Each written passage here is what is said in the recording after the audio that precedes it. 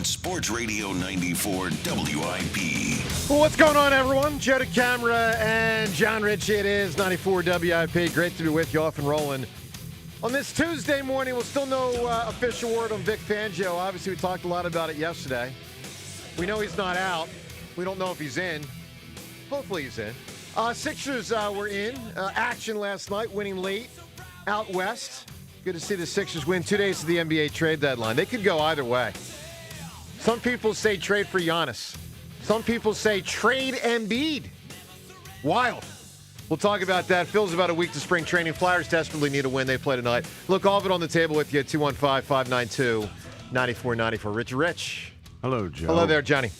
Until 2011, beer that was below 10% alcohol, yeah, sure. was sold as a foodstuff in Russia. A food? What does a food stuff mean? Foodstuff means it's like eggs and bread. Sold in the food area. You can sell it in machines on the streets at all hours. Beer? Good. If it's below 10%. Yes. Average ABV. Yeah. So that can be pretty powerful beer. Dude, yes, and like 9% is like triples or 9%. All the time. Yeah, you can buy it all the time, 24/7. Love it. Just out on the streets in the soda machines. Just like everything I remember else. when I was in college. Till 2011. Yeah, we had this thing called Stop and Shop. That's Connecticut, New England stuff. And I was amazed you could just walk into a supermarket and buy beer. I never like seen Florida. Wow. I mean, like a lot of states. Like a lot of places. Yeah. Once you get out of here and you realize, oh my God, we're the weird ones. I couldn't believe We it. are.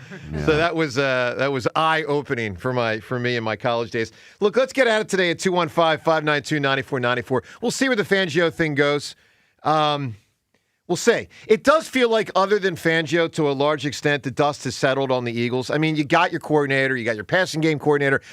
You know, really just got to settle this Fangio thing.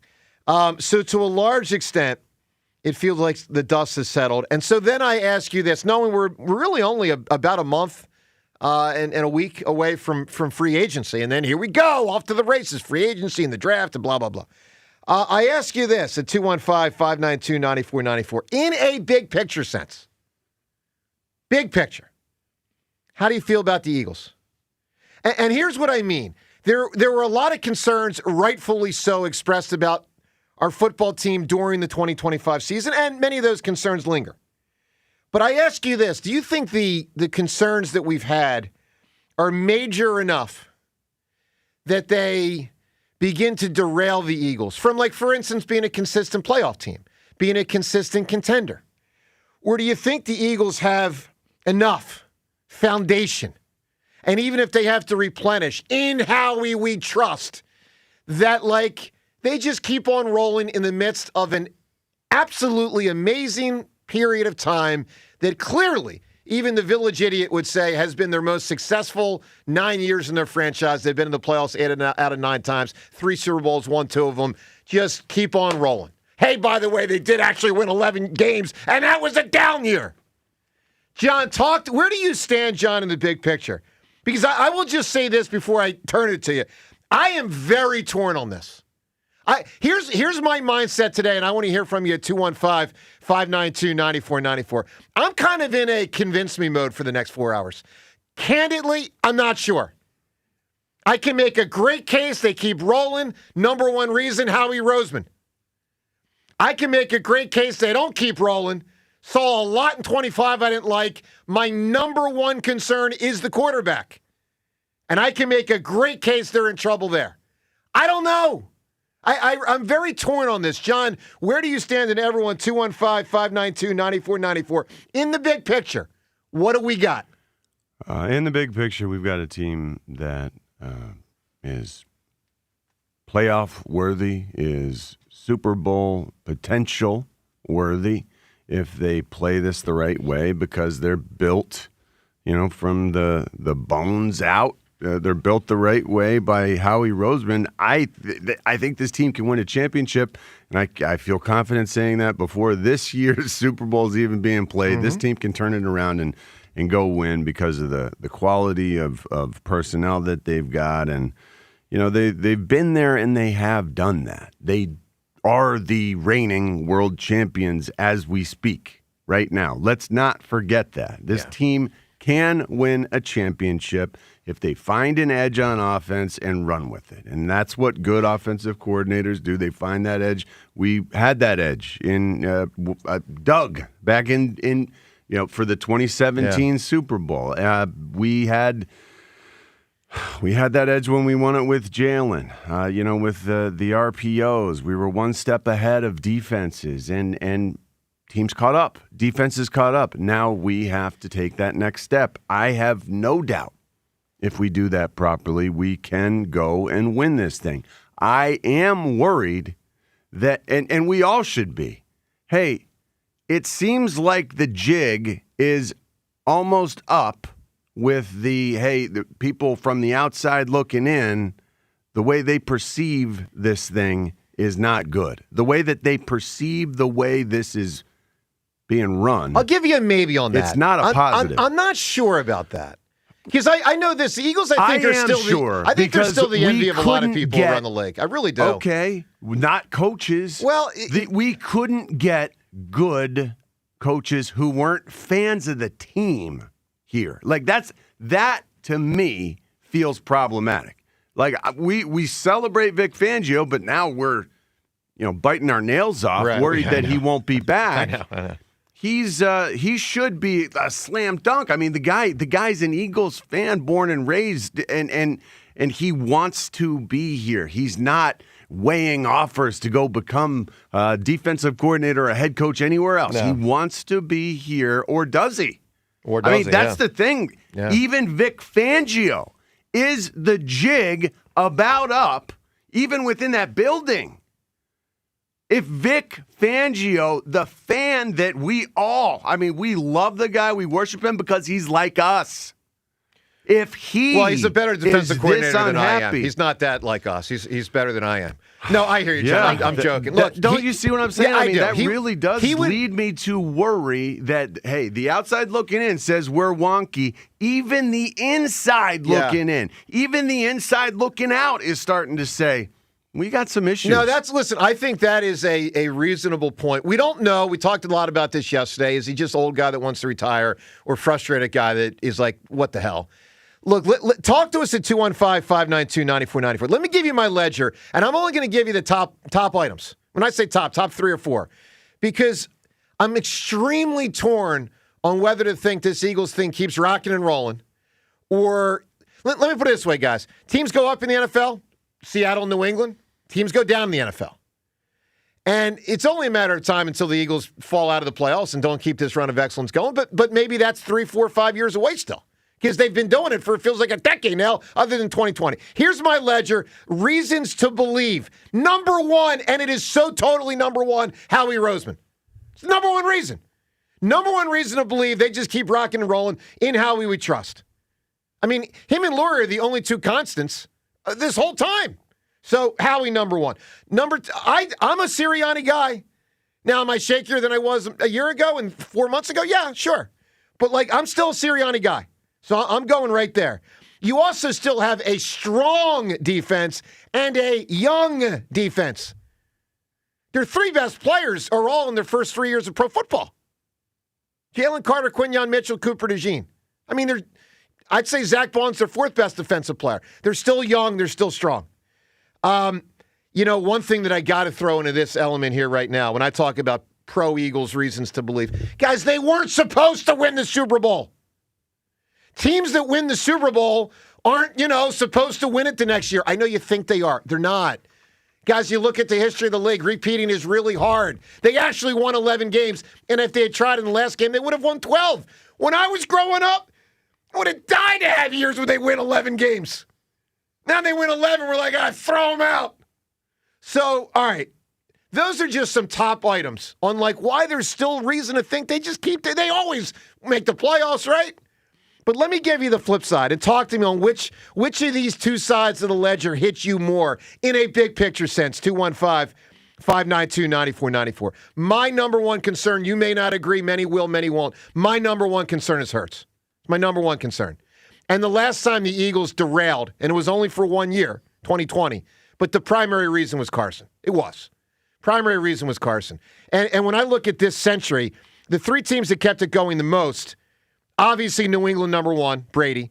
Obviously, the Chiefs number 2, Mahomes. And I would say the Colts number 3. You kind of forget about them because, they only won one Super Bowl, but they had like 10 or 12 years. They were winning 12 games every year. That was Peyton Manning. It normally comes down to the quarterback. I don't feel our quarterback is that. And that's okay. Now, you don't have to be Mahomes, Brady, and Peyton Manning, but I'd like him to be better than average. And this year, I thought he was average to lousy. Got to run, dude. Got to run. So that's my number one concern. Roster advantage at some point is going to coach him better. Maybe.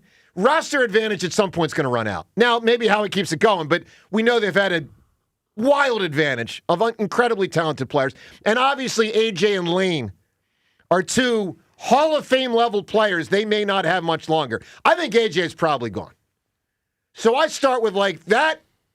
I think we got to get real about the fact that we can't depend on Lane anymore. Either. We love him. Yeah. We've relied on him for what feels like 2 decades. It's incredible. So we need to draft a right tackle. We need to get or bring a right tackle in free agency, but that's just way too expensive. By the way, they're also going to need to draft a wide receiver. They might need to draft an edge rusher. So roster advantage at some point is going to be depleted, and I think those 2 are the main 2 that you really worry about. O-line health, I can't act like that's not a concern. Dickerson, Juergens. Do I have them for the next 8 years and they're going to be, Pro Bowl guys, or are they just so banged up, diminishing returns? I don't know. And then there's I do know it'll probably be better than this year because they were so banged up right at the start of the year. I hope. They're coming back from surgeries right at the start of the year. Well, look, back. I know. You guys tell us when you hear that ledger, and there are other elements. I'm only giving you some top items there.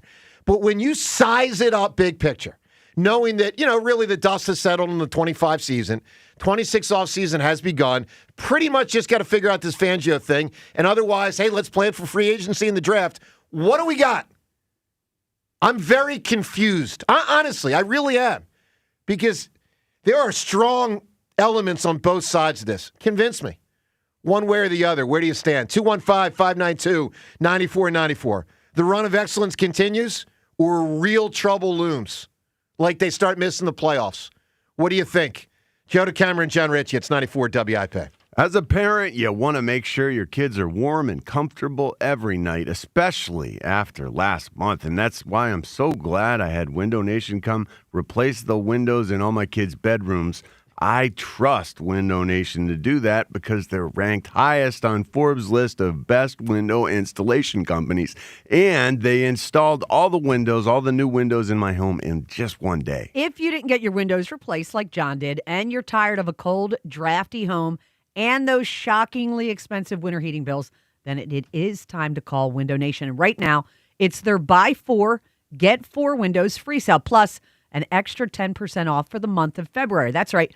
Buy 4, get 4 free, plus an extra 10% off. And you can replace every window in your home with 0 down, 0 interest, and 0 monthly payments for 2 full years. Put an end to your window problems today and save big with the Buy 4, Get 4 sale and enjoy no payments for 2 years and an extra 10% off to boot. This offer ends soon, though, so don't wait. Schedule your fast, free estimate right now by calling 866-90-NATION or visiting windownation.com. That's 866-90-NATION or windownation.com. This is the week. Opinions become decisions. Sean Mannion is the new offensive coordinator. 94 WIP's Decision Week. Every Bird's hot button issue is on the table. Does Jalen Hurts deserve an extension, or do they look to the draft? I love Jalen Hurts. Who to keep on the defense? And he sacks Jalen Carter. Trade A.J. Brown out of town, or is he stage A? There's times we do execute and times we don't. Decision Week, next week, only on Sports Radio 94 WIP.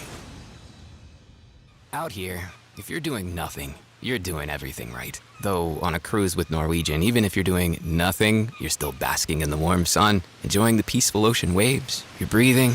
Don't forget about breathing. Definitely need to be breathing. So you get to do nothing or everything, but you still need to be breathing. It's like really important. Experience the difference with cruises to Alaska, the Caribbean, and Europe. Norwegian Cruise Line. It's different out here. Visit ncl.com, call your travel advisor, or 1-888-NCL-CRUISE. Norwegian Cruise Line ships registry, the Bahamas, and USA.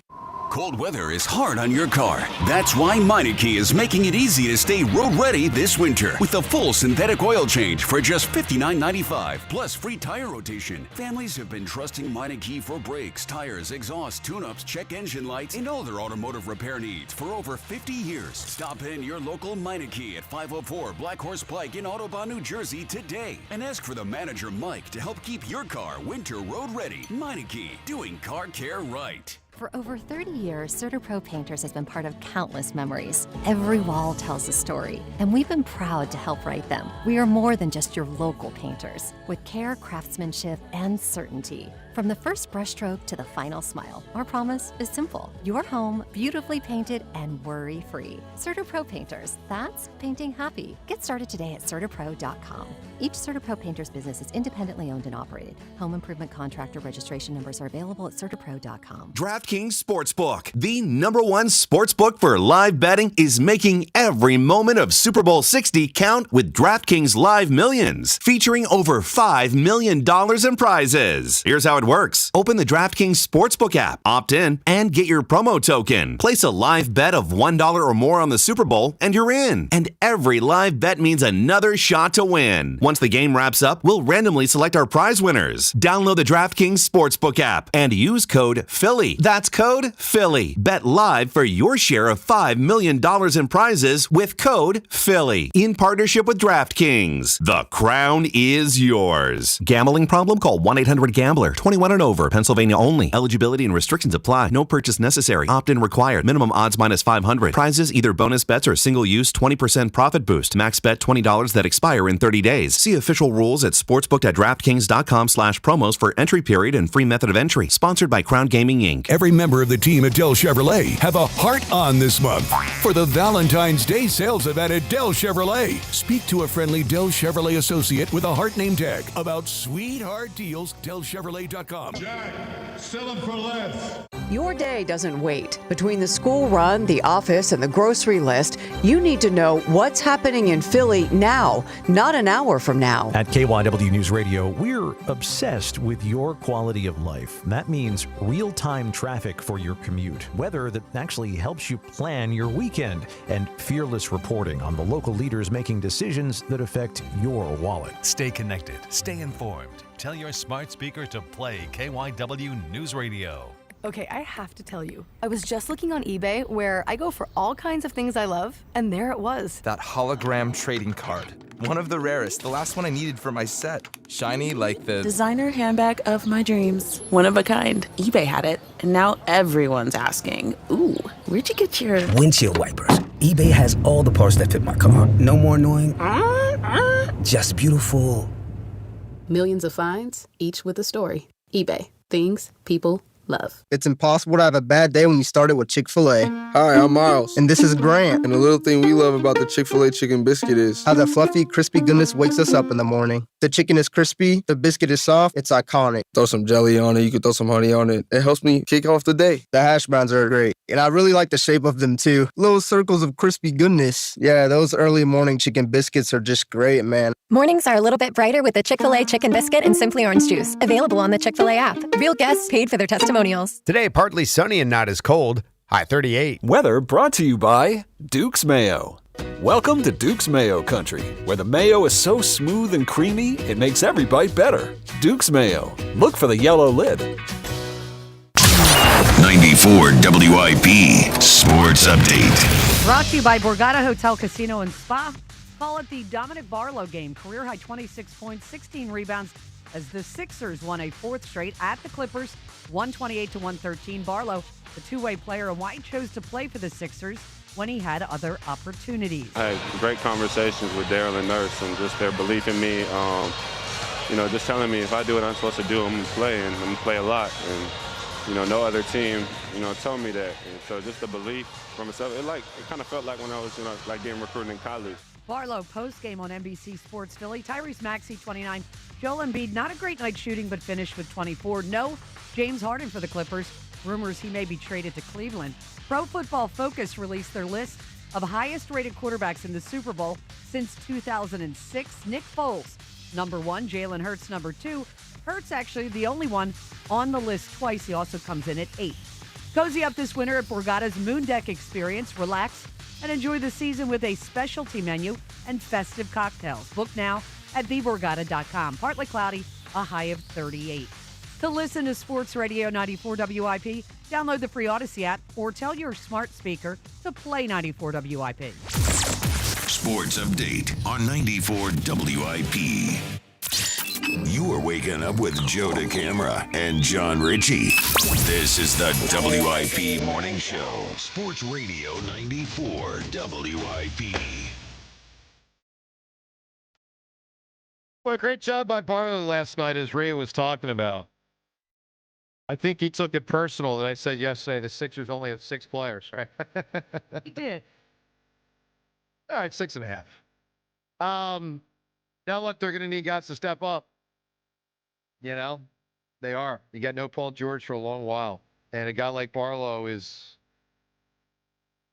I mean, honestly, probably good. The main guy to try to fill that void. So, as You think ridiculous, he's got that as in him? ridiculous as that sounds. I think that he's got Not really. 26 plus in him night to night. No. Ever again? Probably. Yeah. You know what it reminds me of? You guys remember when Reggie Evans had that incredible playoff game against the Pistons? Sure. It's like, all right, my hustle guy just won a playoff game for How me. about Shake Milton? Was he against the Clippers out there? Remember that game? Yeah. Come on. Oh, man.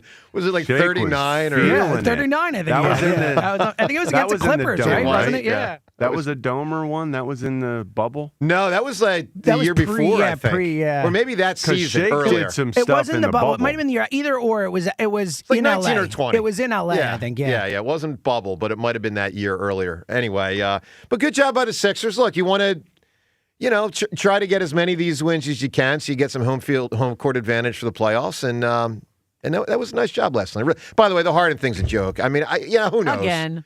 I mean, Rhea, who knows what he's upset with this time? Well, he probably wants another contract. Yes, that is probably it. Rhea's right. I would He's guess that. always looking for it. I hope that he enjoys the nightlife in Cleveland.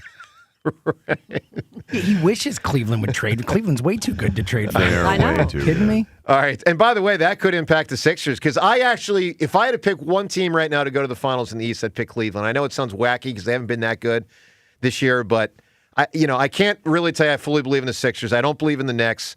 Detroit's been the Pistons best team. feel too young. They do, but they're I know. they're good, man. They're very good. But I feel you. Like, it's like last year's Cleveland when they were a 1 seed and then tapped out But quick. the East is opening up that Detroit could go to the finals. They this year. could. Yeah. They could. There's like 5 or 6 teams that could. And I'm just saying, if James Harden gets to Cleveland, he impacts that whole thing. Yeah, he hurts Cleveland's chances. I agree. That's right. He'll come up small in a big Game 7. Can you imagine the Sixers versus Harden in a Game 7? All right, 215. Would love it. Then I'd actually believe they're going to win one. Yeah, because he doesn't play in Game 7s. 215-592-9494. All right, our Birds, big picture. Are they still right on track in the midst of this epic run of success, or major concerns moving forward? Kenny in West Oak Lane kicking us off. Kenny, good morning. Hey, good morning, guys. How are you? Doing well, Kenny. Excellent. Glad to hear it. So real quick, when you guys were talking about, stuff being in weird places, so I went to Florida for the first time. I went to a gas station, and they had prime cuts of beef in a display at a gas station. That's nasty. Wow. I was like, I do not want 10 on 5 and a sirloin steak. I don't want it. So there was a butcher. Like, there's a butcher Yes. / gas station. Yes. With fresh, like, what other types of beef? They didn't have fish, right? These were primal, like nice primal cuts, like just cut. Like, they were so red. Wow. Burned in my, Was there I a was farm like, out back? Like, could you see the animals nearby? Because I have seen stuff like that. I didn't. It Was there any USDA ratings there? Was this like, Kenny, let me be clear. I'd rather eat a hot dog that fell on the ground at 7-Eleven. He's saying the meat looked really good, though. Like, he's saying it looked so it actually looked like quality. Yeah, the end of the story is best steak I ever had, guys. Yeah. It looked like quality. I mean, this stuff was like, it was prime, man. It was Wow. the strangest thing. Well, it sounds delicious. All right, what do you got for us on the Birds, Kenny? Let's go from the beef to the bird. Yep. So I don't want Vic Fangio to leave at all in any way, shape, or form. I really don't. Ever. I think that would be way too much to overcome in this short amount of time. Like, I really don't want him to leave. I think that he is monumental. He's been monumental for this team. He has been. And I think that he needs to be here. A.J. Brown, to me, has to go. He's too much of a disruptive force. When he does decide to play, he's amazing. But I think he's lost a couple steps, and that's not necessarily a reason to get rid of him. It's his outside antics that, it tore this team apart this year. I think it really hurt them this year, Kenny. I really do. And the irony is I think he went from sympathetic guy, all world, just not getting the ball enough, to guy that just didn't try hard enough and lost the moral high ground at the end with the fans. And by the way, what a shame for... What about with the teammates? Remember, we were told all along that he was well-liked in that locker room. Good point, John. I think by the end of the season, that had to have worn thin. I agree. I mean, with Kenny, the way he was acting. Kenny, I will always be convinced Sirianni was getting on his case in that moment in the playoff game more about other stuff than just get your butt off the field. Yeah. That was the coach to me that was at his wit's end with a player in a playoff game not trying hard enough. Well, a player undermining his authority. Yeah, well, that too. And having an effect. Right. Yeah, but I feel optimistic about this upcoming season. I really do. I don't know what it is, and I can't explain it. But I do feel optimistic about the offense coming together and good. Being I do too. You got some young minds. Good call, Kenny. But we still have a play caller who hasn't called plays, and you're gonna have serious growing pains for that reason. The Grizzard guy, who's our passing game coordinator, has actually called plays in games in the NFL. Which team was that with? With Tampa. Okay, that's right. He was calling third down plays with Tampa, with Baker Mayfield, and then this last season, he was calling plays for what seems like most of the year. Unfortunately, their offense fell off a freaking plateau. Well, their whole team halfway through the year. They were so injured. I mean, they were that too. Yeah. But they were supposed to go to the play. I mean, they got clipped by Carolina. Yes. That's hard to do, to lose out to Carolina. Baker was an MVP candidate He the was. first 5 games of the season. It was incredible. Do you think Grizzard, John, is here because he's got that little bit of experience to, just as Maybe. I mean, it seems like it doesn't hurt to add experience when you have none. I mean, when you have a small amount, and you are an up-and-coming thinker like Grizzard is perceived to be, that's better than none, and that's what Mannion has. So, I think this is more or less, hey, backup type situation that we can't maybe see the end of the tunnel. Feels sort of like I felt when Jalen Hurts was drafted. What the heck are we doing? Yeah, that was. We just hired an offensive coordinator. Now we bring in Grizzard on top of it. Okay, let's take a step back and see if we like. Okay, maybe I do kind of like this. It seems weird, but I like it anyway because it gives us more intelligent, creative minds in that room. Young doesn't hurt either, and I like the fact that he has had some experience calling plays, but this is not much experience. No, it's not. No. 215-592-9494. Coming up, how you can win a cool prize on our show today, and your phone calls on the Birds. Big picture, they okay? Or a real sign of trouble? Let us know. Joe DeCamera and John Ritchie. It's 94 WIP. Pending credit approval, offers cannot be combined. Excludes taxes and tax. Jack Dill and every member of the team at Dell Toyota have a heart on this month for the Valentine's Day sales event at Dell Toyota. All month long, speak to a friendly Dell Toyota associate with a heart name tag about sweetheart deals on a brand new Toyota. Now, we don't want to sound cocky, but while other dealers may tease you with a great deal, Dell makes sure you finish driving home with one. With over 400 cars, trucks, and SUVs in stock. Once you experience Dell Toyota, it's hard to go back to anything smaller. And that's just the tip. If you're ready to go all in, Dell Toyota has a winning threesome. You, Jack Dell, and a new car or truck.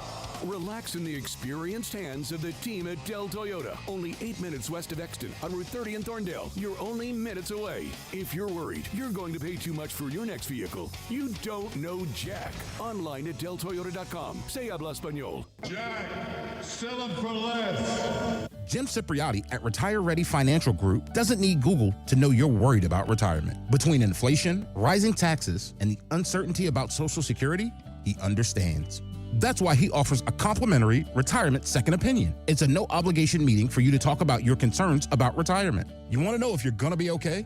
Let's find out. 610-894-7415 or go online, retirereadyfg.com. Insurance and annuities offered through James V. Cipriotti, NPN number 2083768. Is your water heater leaving shower time feeling like a polar plunge? Overloaded electrical panel? Have your lights flickering like a nightclub? Count on Horizon Plumbing and Electrical to be there same day with no emergency service fee and next day installs. Whether your water heater needs repair or replacing, or your electrical panel needs an important safety upgrade, our highly trained specialists will get your issues sorted in no time. And with 0% interest financing on major repairs and installations, Horizon can help you protect your budget too. Book horizonservices.com today. Legendary doesn't happen by chance. It happens because it's what BetMGM does. Sign up for BetMGM and check out all the exciting new ways you can make this football season unforgettable and just in time for the big game. Enjoy BetMGM's all-new app design and same-game parlay builder, which will take your betting experience to a new level.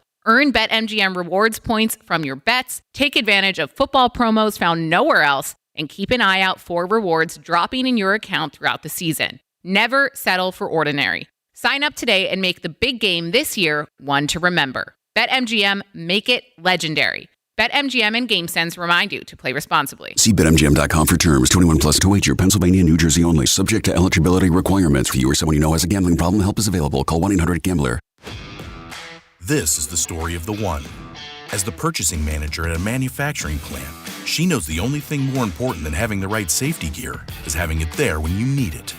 That's why she partners with Grainger for auto reordering, so her team members can count on her to have cut-resistant gloves on hand, and each shift can run safely and efficiently. Call 1-800-GRAINGER, click Grainger.com, or just stop by. Grainger, for the ones who get it done.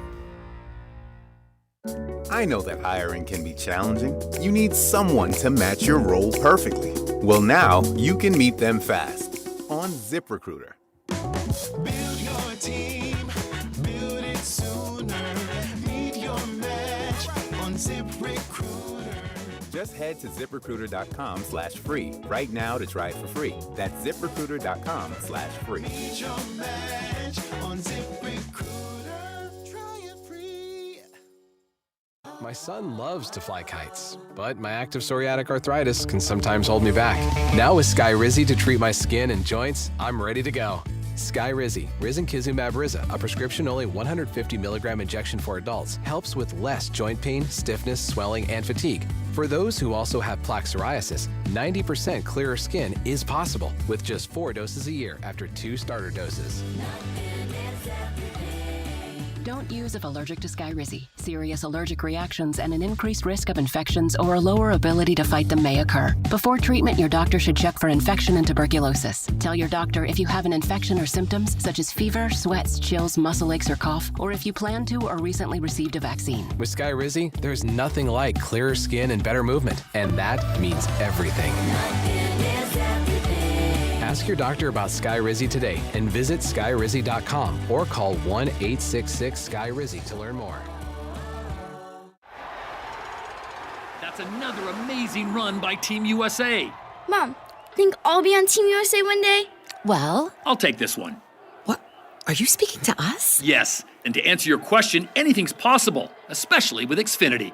So, I can be the best snowboarder ever? Well, I can't guarantee that. But Xfinity can guarantee that your internet price won't change for 5 years. Okay. What if I practice every day? Then maybe you'll be snowboarding for Team USA at the next Olympic Winter Games. And Mom, you'll still be paying the same price for Wi-Fi. Ooh, really stuck the landing there. It's the Xfinity Gold Medal Celebration. Now through February 22nd, get our best price on gig Wi-Fi for 5 years guaranteed, just $50 a month. Plus, get Peacock Premium included for 2 years. That's a $10.99 value per month. Xfinity. Imagine that. Proud partner of Team USA. Restrictions apply. Requires paperless billing and auto pay with stored bank account. Taxes and fees extra. Actual speeds vary. 94 WIP Sports Update. Brought to you by the Philadelphia International Airport. Sixers led wire-to-wire in L.A. with a 128-113 win at the Clippers, their 4th straight. What a night for Dominic Barlow. career high 26 points and 16 rebounds.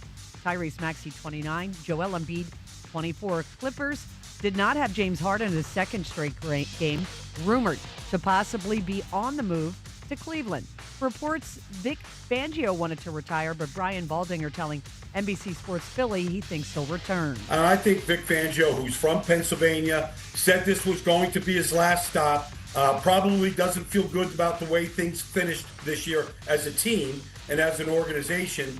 And he knows he's got a good core defensively coming back. I would think Vic, after a little bit of time off and thinking about it, maybe mulling things, I expect Vic to be back. Pro Football Focus lists of top 8 quarterbacks with the highest rating in the Super Bowl since 2006. Atop the list, Nick Foles, followed immediately by Jalen Hurts, who also clocked in with the 8th best rating. Philadelphia International Airport's new Premier Valet Parking Service, managed by the Philadelphia Parking Authority, reserved now at phl.org. Partly cloudy, high 38, currently 26. To listen to Sports Radio 94 WIP, download the free Odyssey app or tell your smart speaker to play 94 WIP. Sports Update on 94.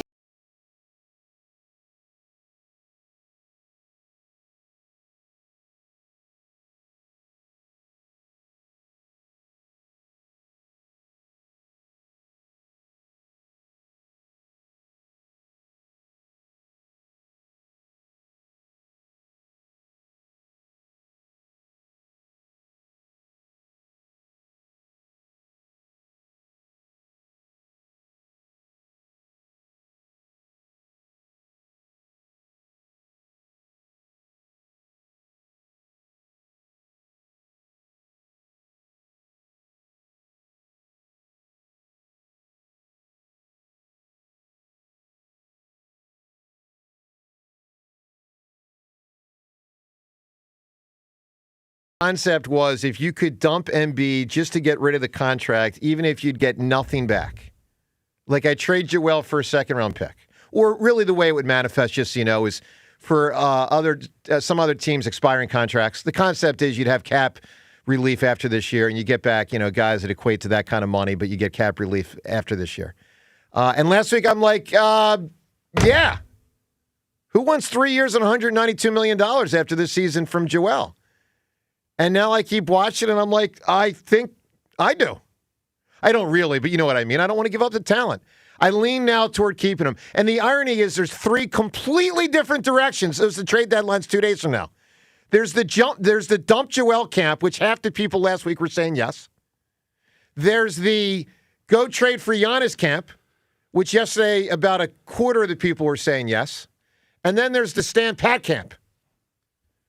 So I ask you, knowing that we're 2 days away from this NBA trade deadline, and it could go in 3 completely different directions. Stand pat, go all in, trade Joel.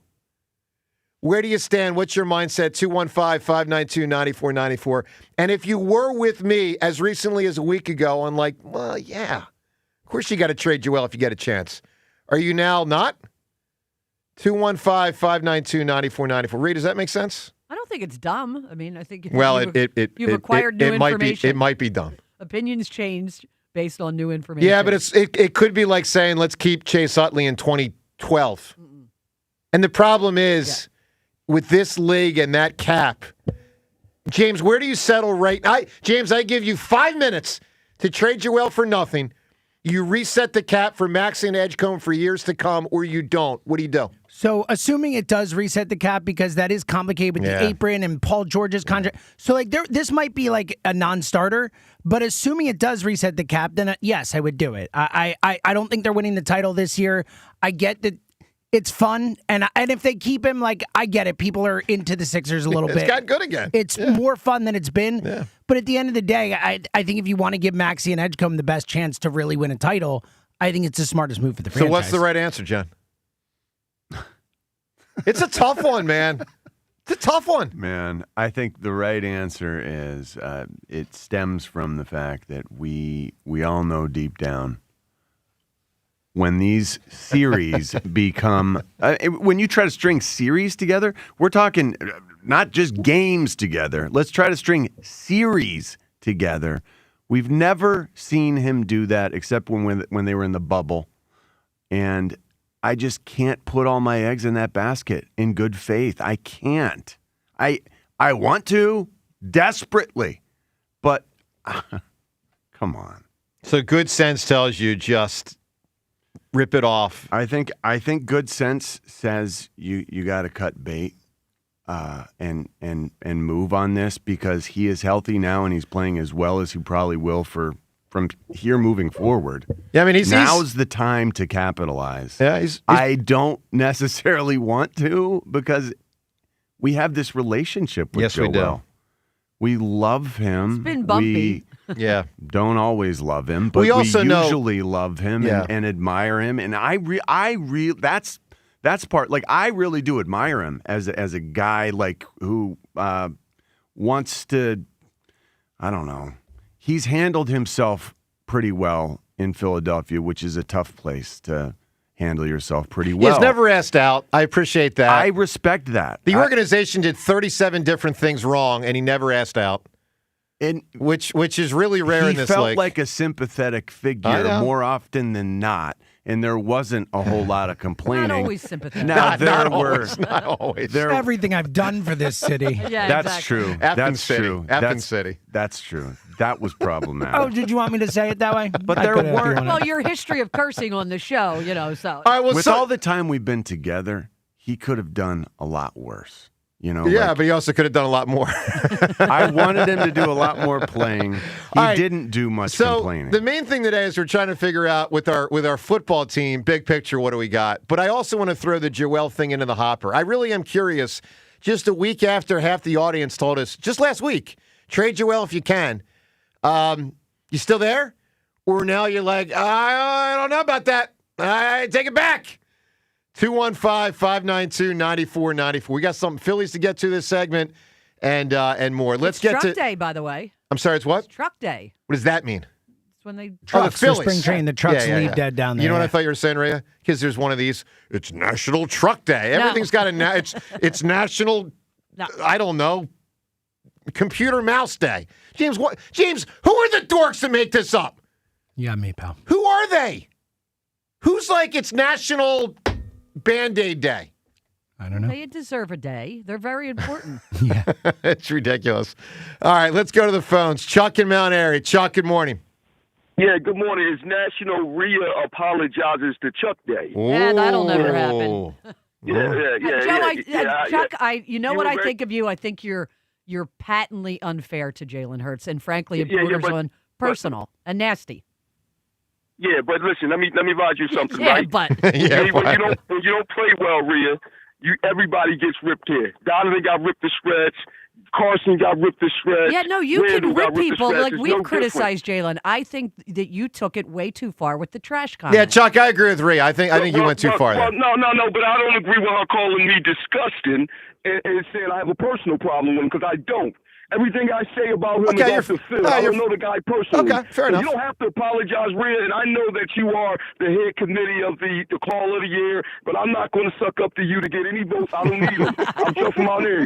I'm calling to let you know that I'm not disgusting. My wife would think differently of me, and that I'm talking about an opinion about a field play. No, the of words Jalen you Hurts. used were That's it. disgusting. So, I'm sorry. I'm not backing down on that. That's your opinion. Not That's your really. It's a opinion. lot I of heard you people's rip people opinion. too.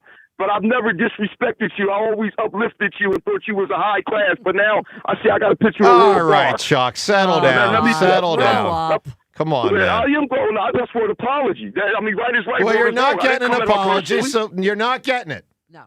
Well, what are you talking about, man? Come I'm on, man. saying, Who do you think you Chuck, are? I You agree with a stepping lot in of like you stepping in like you a referee or something. Well, I am a little bit of a referee. Be An quiet arbiter. and let me talk for a second, okay? Go for it. I can call and address that. You know what I mean? I feel disrespected. Okay. You know what I mean? Off the air. And that's just that. But let me say this, though, right? I'm calling to say this. I'm going to switch the subject. I'm calling to say that, I don't believe in the landscape of the Philadelphia Eagles anymore. You know what I mean? And the thing about it is I have the unpopular decision right now, the unpopular opinion right now. I'm not the nicest man in the city, and I'm not the most popular man in the city, but I don't like the landscape of the Eagles anymore. I think it's outdated, and I don't like the way they run this organization. It's like you come here and you just do as we say, and you don't, and we win because of the GM and the owner. And I don't know if people are on board with that anymore. I think that we need to do some soul searching as an organization in order for us to move forward. Well, Chuck, I will say know this. what I mean? We had a similar conversation 5 years ago when they tailspinned in 2020, and they got right back on track, man. I mean, I think as long as you got Howie, Joe, and Jeffrey, I'm not saying they're not good at their jobs. You know, they're great at their jobs. But what I'm saying is that some things get outdated. And I think that they're so spooked by that Chip Kelly era that they don't want to change how they do things. Probably true. And I think you're going to have to give a little bit more power to certain people that come in here, even Nick included. Nick is a Super Bowl winning coach. He's been to 2 Super Bowls, and I don't think he's shown the respect that he deserves as a Super Bowl winner. And winning with this dreck of a quarterback, a Super Bowl, that's saying something. And he never got a chance to pick his own guy. So I think Nick doesn't get enough respect from supposed to be an A1 organization that he should get. But as far as Joel go, Joe, listen, don't fall for the trap of Joel Embiid. Okay? Hey, Joe, you was just on board last week about trading him. You know, like, come on, stick with your guns, man. This guy, you know, it's not just the fact that he's hurt around that time of year. I remember him walking up the court with James Harden, who's another loser. It was 6 minutes left. I remember him calling out during a playoff game. We could have took a commanding 3-1 lead. I remember the guy, you know, calling being upset because he didn't win MVP. We was in a playoff game against Miami, a very winnable series. So it's not just the injuries, it's the heart posture of Joel Embiid, and he doesn't have it for me. And while he's playing well right now, which I'm glad he is, Daryl Morey, he doesn't foresee things though, so he's not going to trade him. But if Al could trade him, the maximize Maxey and VJH come future, I'll do it in a heartbeat. All right, Chuck. Rhea, I love you. Peace. All right, Chuck, good call, buddy. Really interesting call. Let's get to the Twitter poll question of the day. It's brought to us by Armin Chevrolet. After you visit the Philadelphia Auto Show, make sure you visit Armin Chevrolet for a great deal on a new or pre-owned Chevrolet. Together, let's drive, ArminChevy.com. Poll question. We asked this question during the season, but let's put it out there now that the Eagles season's over and really assess where people stand. Because this could end in a month or two. You think A.J. Brown's going to be on the Eagles next season? Yes or no? I do not. I don't know if that's a March free agency trade type thing or an April NFL draft trade type thing. I do not think on May 1st, A.J. Brown is an Eagle. I will be not shocked, but I will be surprised if he is still here on May 1st. Where do you stand? And then, of course, there's the, like, if you don't have him, like, it's an almost guarantee you're going to have a lesser player. And that's the scary thing when you assess the Eagles moving forward. No, it's guaranteed. That's A.J. Brown. I mean, you can't do better. And you can do worse very easily. You can do a lot worse. Anyone else you put in there, unless it's Justin Jefferson or someone like that, it's going to feel like a step back. And it's probably going to be a rook. Probably. I mean, I could see them taking a first or second round wide receiver. I think that's really possible. I can see them taking offensive line. Well, that too. They need that. Yeah, that too. 215. It's never exciting when they take an offensive No, lineman with but the you first realize pick. when you see the results, it matters. They have to. 215-592-9494. James, how you feeling big picture about our squad? So, look, I understand people are frustrated and all that. I think that if we're talking about the health of the squad and the organization, like, I just go back to Laurie and Howie and the fact that within the last 8 years or whatever, we've won 2 Super Bowls with 2 different head coaches and quarterbacks. Like, they've rebuilt the roster twice to win the Super Bowl. I'm until Howie and Jeffrey give me a reason not to believe in them, I'm going to believe in them, and I'm going to believe that they're going to find a way to right the ship. Like, look, at some point it ends. You're not going to make the playoffs for 100 years in a row. Like, I get it, that at some point it's going to fall apart, but right now in this moment, they've been hitting at a really high level for almost a decade. So until they stop hitting, I'm going to give them the benefit of the doubt that they're going to be able to figure this out. Not unreasonable. 215-592-9494. By the way, James, a couple days ago, Phil's got a player. We haven't talked about him yet. This Dylan Moore guy. Sounds like he might be a minor leaguer, might be a major leaguer. Says he could make upwards of $3 million with the Phils. What do we need to know about this guy? It's a weird contract. Not much, honestly. I would be shocked if he makes $3 million. He is a 33-year-old fringe major leaguer. You know, that's what it is. He is. Okay. He's not particularly good at anything. Like, he's not a great hitter. He's not a great fielder. He's not a great runner. He can play multiple positions, so that helps. But yeah, he is a guy. in the So- biggest definition. Plug him into a bunch of different positions. I think plug him potentially? into AAA most likely, and he's a guy who can come back I think he's Weston Wilson. Got it. I think is what he's So- the new Weston Wilson with a little Joe. more experience. I Your got new you. guy. That's my new. No, I was never a Weston Wilson guy. Although I did want him to start. What was it? Game 4 versus the Mets. Yes, I think. Then he so. I started. think we all did. Yeah, I think that Because was like somebody stunk out there. Who was it? Well, I know Bohm got sat the game before. Yeah, was one but of it. somebody was like, I can't play him anymore. I forget Marsh, who it was. maybe it might have been Marsh. Probably Marsh. It was probably against the left-handed pitcher. I don't know. Who the hell knows? 215-592-9494. By the way, when you call in today, chance to win a cool prize. We got some Eagles gear, and it's a black Eagles quarter zip jacket and beanie hat. I don't know if it's, my paper here says jacket. Normally when I think of quarter zip, I think pullover. Maybe it's a pullover, maybe it's a jacket. Bottom line is you got some good Eagles gear here. Black Eagles jacket or pullover. And you can win it today at 215-592-9494. Here's how. On this NFL Super Bowl Media Day, John, you were part of this. Mm-hmm. I'm guessing they were swarming Jerry Rice and Rich Gannon a little bit more than John Ritchie. But this is cool. I mean, you did it. Mm-hmm. So let's do the ultimate media day. It's not just this year's Super Bowl Media Day. It's the ultimate media day, present or past. You get to ask any athlete, coach, executive, owner, a question, probing question, to try to come up with an answer. And I guess for the purpose of this exercise, let's think in terms of the person will give you an honest answer. I mean, what you're trying to arrive at. Like, I would ask Babe Ruth, Babe, did you call your shot? Wouldn't you say, hey, babe? Babe, Yeah, I would. babe. Hey, yo, babe. Did you call your shot? Like, it's very, like, I know you were waving your bat. People saw you wave your bat. Were you calling your shot or not? Babe Ruth? That's what I would ask him. Now, again, we're going from the idea of you get the truth, the whole truth and nothing but the truth. What question would you ask any sports figure, past or present, to arrive at an answer you'd like to know? The ultimate media day. What question would you ask? Whichever question we think is the most interesting, best question, whoever provides that question is going to win the Eagles gear. 215-592-9494. John Ritchie, what would you ask someone? Hey, Bill Belichick, buddy. Yeah. What was on the tapes that Goodell destroyed? How did you cheat to beat us in that Super Bowl? What was on those tapes? It's a great answer. Super Bowl 39 and really the whole era. What'd you do? Seltzer, talk to me. I'm not going to take a winning answer. I'm going to take a very low-level answer, but I would like to know, Nick Castellanos, what did you say to Rob Thompson in the outfield that game? How mean, how dirty? What did you say, buddy?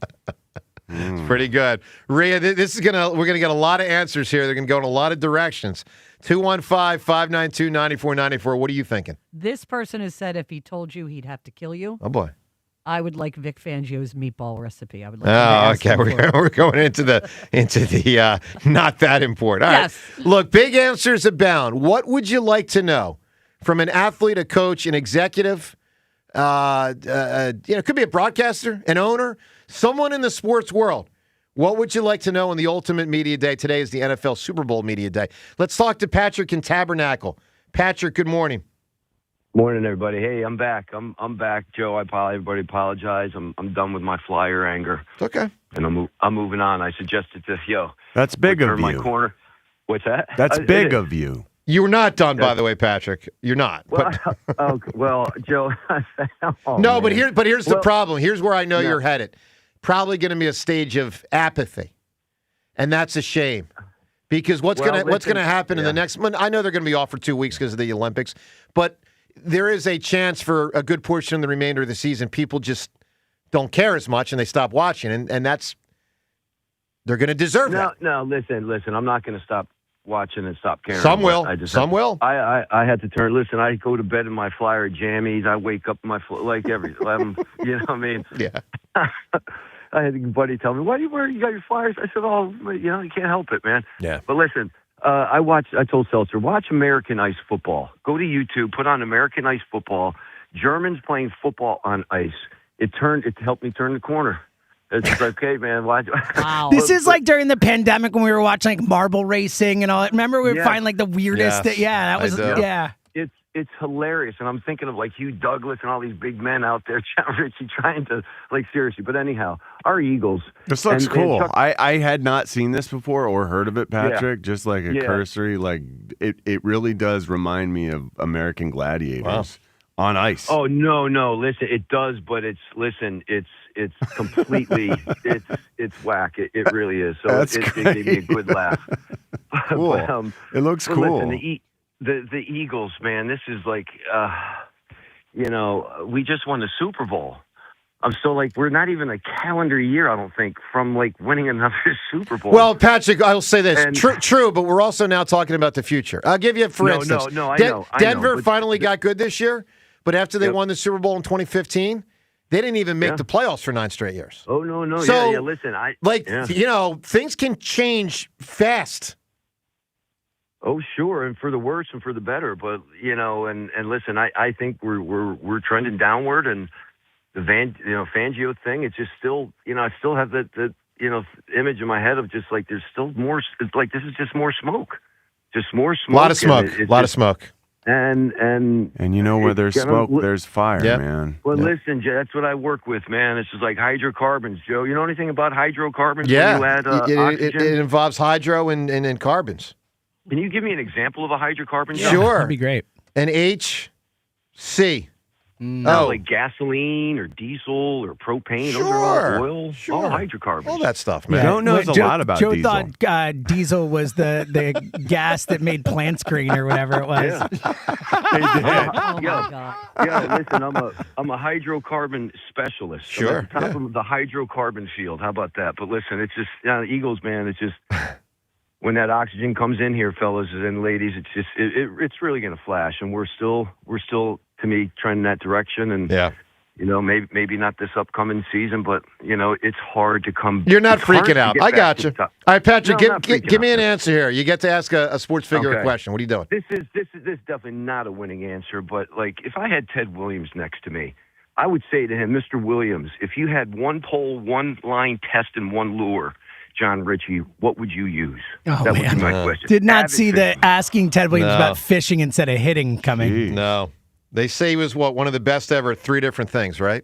Flying, fishing, and hitting. Flying, it. fishing, and hitting. So he was a wingman of John Glenn, I believe, in the war. Correct, yes. Isn't that cool? And I That's think that was... He flew like a bunch of missions, Ted And Williams. I think that might have been the Korean War. He was in both. I believe he was in both, but Yeah. I think the Korean was the one with Glenn. Yeah. And Imagine he's that. considered as I good mean, a fisherman. Who knows? But like he was I don't like know a as much about the professional type fisherman thing. I fisherman? know about the baseball and the flying amazing. more. yeah, I know that people said he was, In order to be great at fishing, that requires so much time invested. Like all of these things, hitting a baseball and flying and fishing and fly fishing, Yep. all these things just require so much time put in. Like golf. Yeah, of like course. people don't get great at golf and other things because golf takes everything. Takes a lot of time. So how in the world did Ted Williams do 3? They're all hand-eye. Yeah. They're that all helps a hand-eye lot. coordination. All right, 215-592-9494. Give us the ultimate question you'd ask a sports figure to try to arrive at, answers. We want to know. Joe DeCamera and John Ritchie, it's 94 WIP. Hey, let me tell you about PI Dental Center, how they've helped me through the years and how they can most certainly help you as well. With their decades of experience in complex dental treatment, they're phenomenal with what they do. I've been a patient at PI Dental now for 25 years under the care of Dr. Glenn Wolfinger and Dr. Robert Slough, both board-certified prosthodontists. They specialize in the restoration and the replacement of teeth. PI Dental Center are also the originators of the Teeth in a Day. That's a revolutionary treatment that delivers fixed teeth and implants placed for a dramatic transformation in a mere one day. Fortunately for me, I've never needed, all that.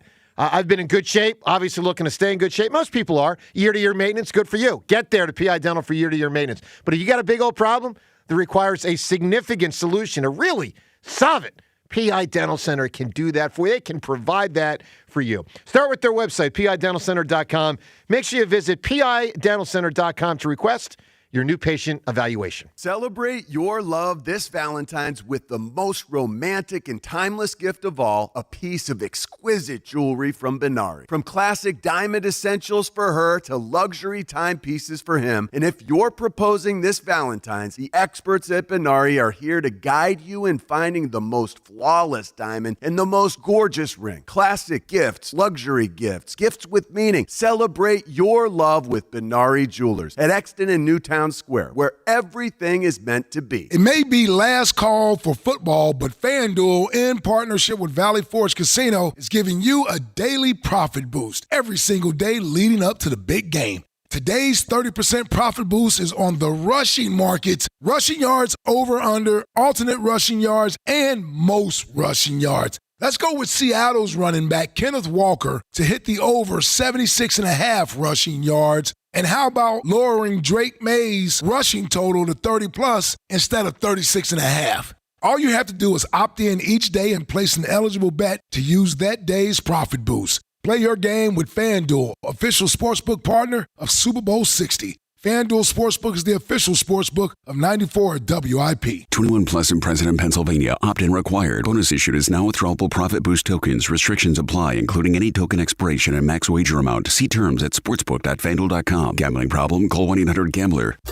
Hey, Dawn Stensland here, introducing the all-new 2026 Honda Prelude Hybrid, redesigned with cutting-edge hybrid performance and head-turning style. Coming soon to a Piazza Honda dealer near you. Discover Honda's complete hybrid lineup while you're there, including the popular Accord, Civic, or CR-V, with financing as low as 3.49% for 60 months. Piazza Honda in Philadelphia, Springfield, Langhorne, Pottstown, or Reading. PiazzaHonda.com. Tell them Dawn sent you. Febreze. New Febreze Air Mist has 50% more odor fighters and up to 30% more fragrance than the old formula. So now you can take on 100% more stinky odors, like sweaty gym bags, greasy cooking smells, and the after effects of the dog rolling around in something. Just spray, and new Febreze Air instantly restores just clean freshness. Smell you later, odor. Breathe happy Febreze, la la la la la. At Uline, they know going the extra mile takes hard work. For companies pushing to go further, Uline will go the distance with you. 24/7, they answer the phone to get you the shipping and industrial supplies you need. Business can move fast. Unexpected large orders, adverse weather, new safety guidelines, and changing economic trends. Uline works hard keeping 41,000 items ready to ship, minimizing detours on your way to the extra mile. Visit uline.com. Welcome back to Winter Hack Radio, the place for clever hacks to survive the season. Icy driveway? Well, try spreading sand or birdseed to help with traction. Snowy puppy paws? Well, grab a whisk, brush it off, done. Catch COVID-19? Well, just get... Actually, there's no hack for COVID-19. But if you test positive, prescription medications for COVID exist. Ask your doctor if they're right for you. Visit PfizerForAll.com to learn more. Sponsored by Pfizer. The working families of La Una Labor's District Council of Pennsylvania, D.C., Maryland, and Virginia are proud contributors to all aspects of growth in this great city. The Labor's District Council provides safe, well-trained, productive workers who enable projects to be done on time and under budget.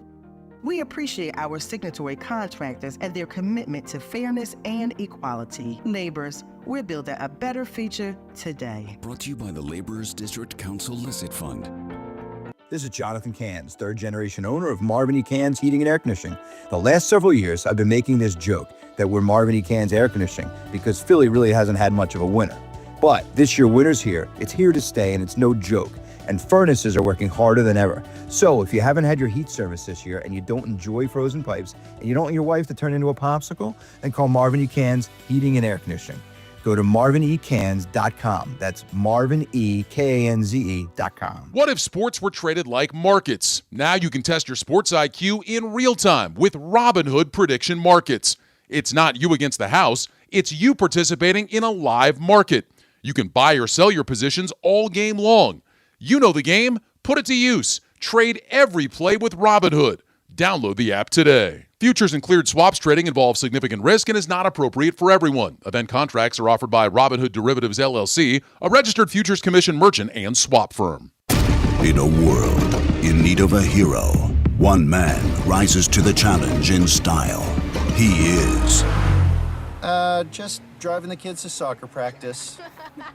Make every day feel epic in the all-new Hyundai Palisade Hybrid with up to an EPA-estimated 619 miles of range on select trims, advanced tech, and class-leading interior space. Visit HyundaiUSA.com or call 562-314-4603 for more details. And hey, come on, no cleats on the seats. This is an Odyssey Sports Minute. Sponsored by Robinhood. Your money, your move. 23 years in, and the Rooney Rule is facing its toughest battle yet, staying alive. Commissioner Roger Goodell calling for a total reevaluation. The focus is shifting from interview quotas to fixing the play caller pipeline at the coordinator level. This is an overhaul, I'm Drake told. 94 WIP HD1 Philadelphia. Powered by the Tasty Cake Studios. Sports Radio 94 WIP. An Odyssey Sports Station. Your exclusive home for the Philadelphia Eagles offseason. Is Sports Radio 94 WIP.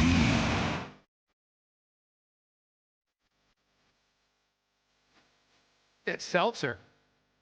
Funking it up a little bit. Like James, man. So the assignment I gave myself yesterday. Love you giving yourself an assignment. I did. Did I do it? What was the assignment? I forget. Do my taxes. Oh, yeah. No. Nah. All right, come on. I got 2 more months. Get my taxes to the tax guy April 14th and say, do them now!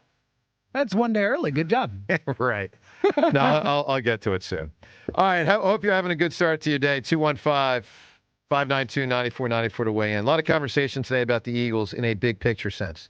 Now that it feels like the dust is largely, really settled on a lot of the, I don't want to say issues, but I'll just say what was the season.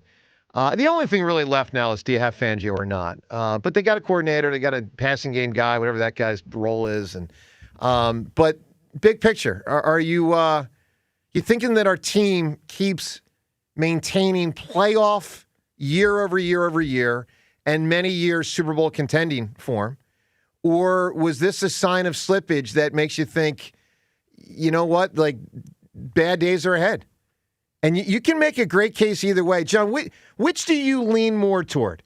They keep it going of playoffs, every year or 2 or 3, they're a Super Bowl contender, or they start missing the playoffs?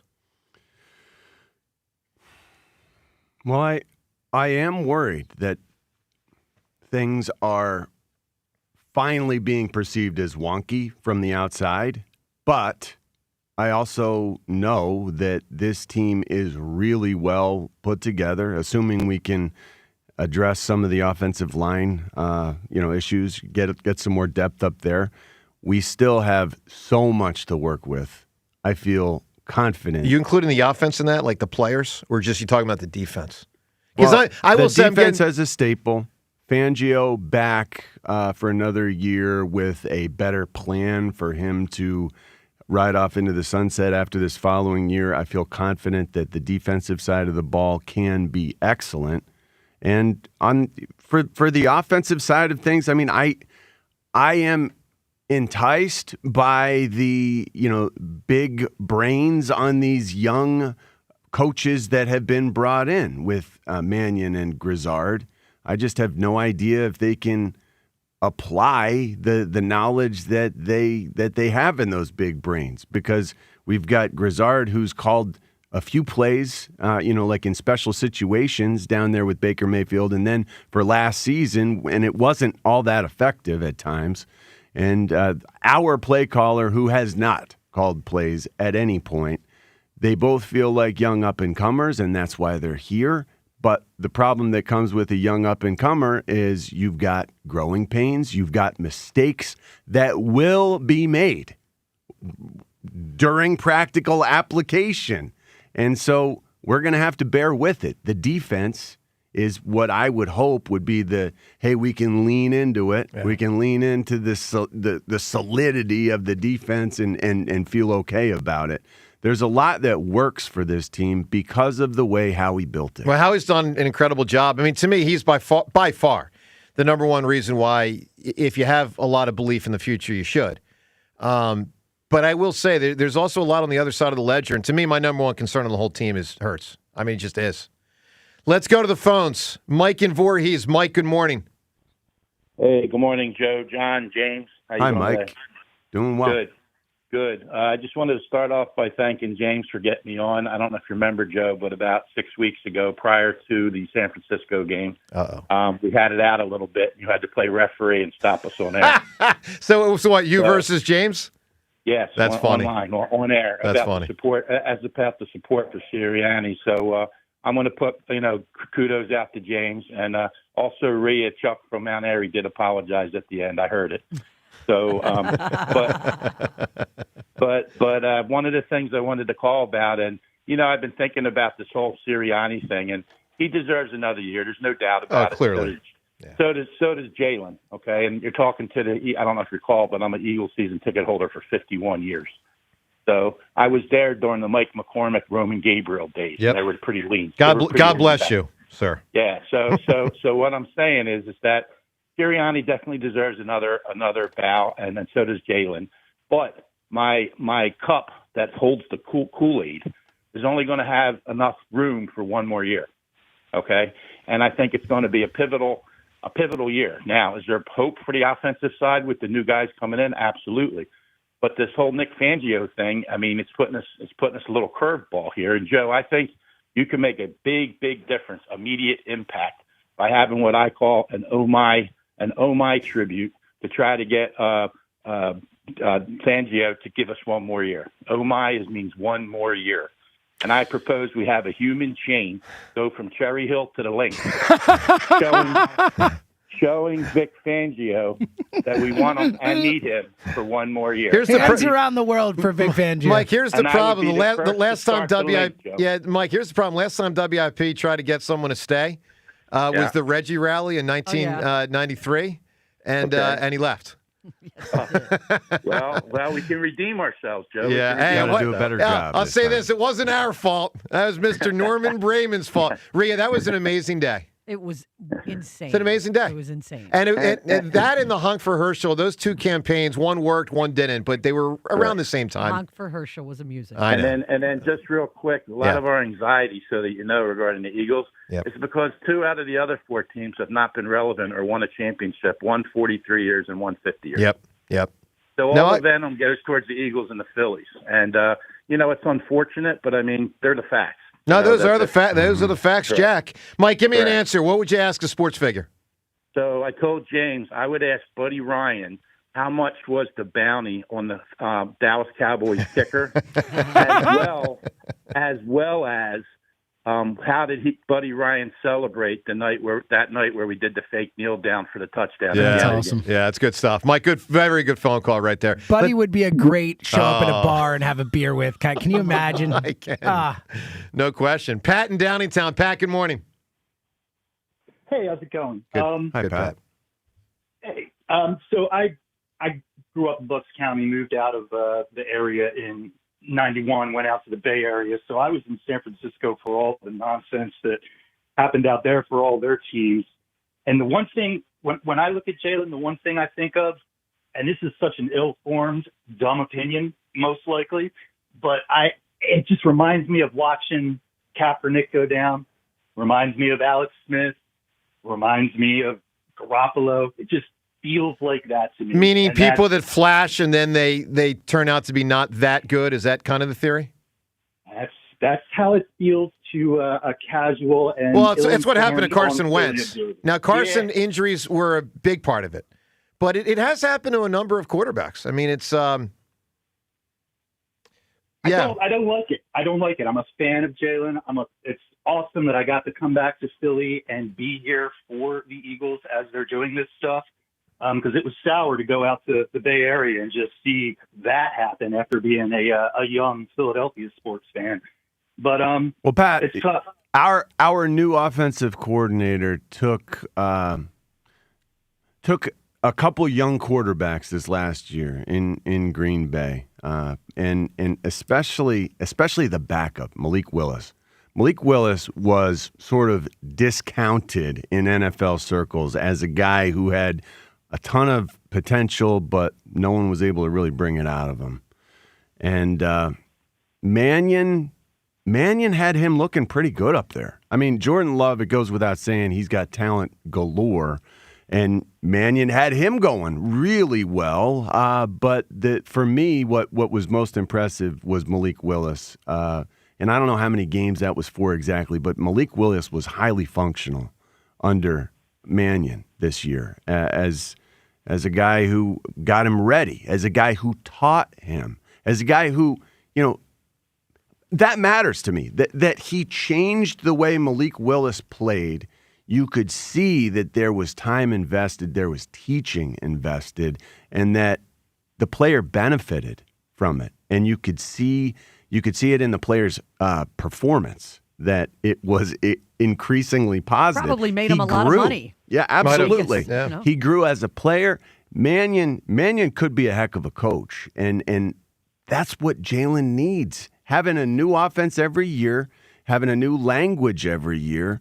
You just need certainty. You need someone to sort of spoon feed it to you and bring you along in it. And it seems like he has the ability to do that, to teach above all else. And I'm excited to see how it applies with Jalen. Well, that's exactly why I really enjoy listening to this show and all the shows on this station, because I don't watch Philly sports. I listen to them. I'm a radio guy, and I'm an all-day kind of listener to what you folks are bantering about. And that's the kind of stuff I come here for, because I'm casual enough that I don't know that depth of knowledge. So it's awesome to get to hear that. Well, thanks for listening to the show, Pat. Thank you very much. All right, Pat, let's get you. Let's get you the Eagles jacket. What question would you ask a sports figure? Well, it's going to be the guy that we missed who went to the Buffalo Bills. It's going to be OJ, and I don't want to hear anything about this. Did you do it? That's the question. Did you do it? Seltzer, I need a ruling. It's a sports figure, but we're going way beyond sports. I think it's more that, I think we already know. Do we really need that answer from OJ? Not everybody agrees with that. I mean, that might be hard to beat. Boys and girls, that might be hard to beat. OJ. Did you read his hypothetical book? If I did it, here's how I would have. Yeah, I did not. I did not. All right, 215-592-9494 with the Vic Fangio thing continuing to linger. Something that Ike Reese said yesterday on the station, plus Ruben Frank on the station, both with big praise of Vic Fangio. We'll get to that. LaShawn McCoy talking about Jalen Hurts for this upcoming season. More in the Joel situation. Should they trade him? Should they not? What do you do there? And your phone calls on all of this. Big picture with the Eagles. Where do you think the Eagles stand? Joe DeCamera and John Ritchie, it's 94 WIP. Horizon Services Plumbing and Electrical is here to keep your home comfortable and safe all winter long with highly trained specialists always ready to help. Are you tired of putting up with cold showers? Horizon's on it. They can replace your old water heater the same day. Horizon Services has 0% interest financing available for system repairs, replacements, and upgrades, so you don't need to worry about your wallet while you're making sure that your home is taken care of. Don't let things like outdated electrical panels, poor water quality, or flickering lights do away with your home comfort, because Horizon, they can contact them for electrical panel upgrades, surge protection packages, and more. Upgrade your home's water quality with an expert consultation and water treatment system installation. Horizon has highly trained specialists. They arrive on time, fully stocked trucks guaranteed. And when you need it most, Horizon Services is there to help with same-day plumbing and electrical service, and this is key, without emergency fees ever. Book with Horizon Services today at horizonservices.com. That's horizonservices.com.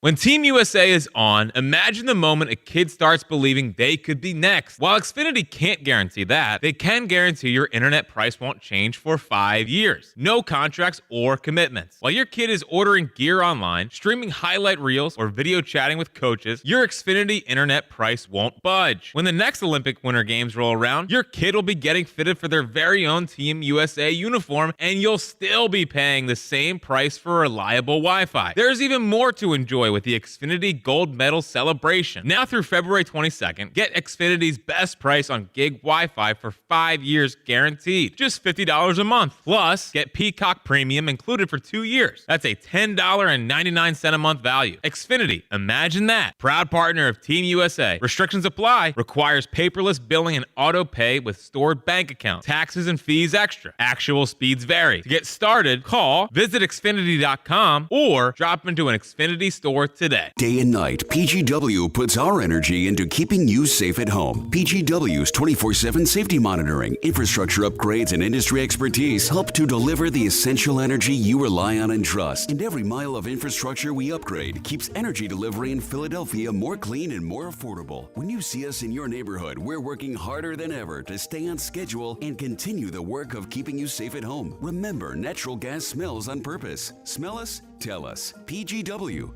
Every member of the team at Del Toyota have a heart on this month for the Valentine's Day sales event at Del Toyota. Speak to a friendly Del Toyota associate with a heart name tag about sweetheart deals. DelToyota.com. Jack, sell them for less. Your day doesn't wait. Between the school run, the office, and the grocery list, you need to know what's happening in Philly now, not an hour from now. At KYW News Radio, we're obsessed with your quality of life. That means real-time traffic for your commute, weather that actually helps you plan your weekend, and fearless reporting on the local leaders making decisions that affect your wallet. Stay connected. Stay informed. Tell your smart speaker to play KYW News Radio. Time is valuable. That's why Lowe's Blueprint Takeoffs turn blueprints into quotes faster. Bring us your plans, and we'll generate itemized material lists to make quoting easier so you can get back to building. Plus, at the Lowe's Pro Desk, you get access to thousands of building materials not sold in store. And when your order's ready, we'll deliver everything to the job site. Improving is easy at Lowe's. Staples presents That Was Easy. So I own a coffee shop, and I wanted to label everything with our logo. That's ambitious. Cups, boxes, bags. Ooh, that'll add up. Not at all, because right now, Staples prints custom labels for 30% off. 30% off? That's shockingly affordable branding. Yep, now our logo and URL are seen all over town. Brand your business for less at Staples. That was easy. Shop Staples in store, online, or in the app by 4/4 to unlock. Exclusions apply. Visit staples.com/print for details. Hey everyone, I'm Josh Radner, and I am so excited to tell you about How We Made Your Mother, a rewatch podcast looking back at How I Met Your Mother. And I'm here with Craig Thomas, who co-created the show along with Carter Bays. Hi, Craig. Hey, Josh. Somehow it has been 20 years since the show premiered. I'm going to check the math on that. 10 years since it went off the air, and we thought that made this a perfect time to look back, see what the hell we did, and why the show still seems to resonate with fans around the world today. Follow and listen to How We Made Your Mother wherever you get your podcasts. At Citizens, we help make sense of your money and all your money questions.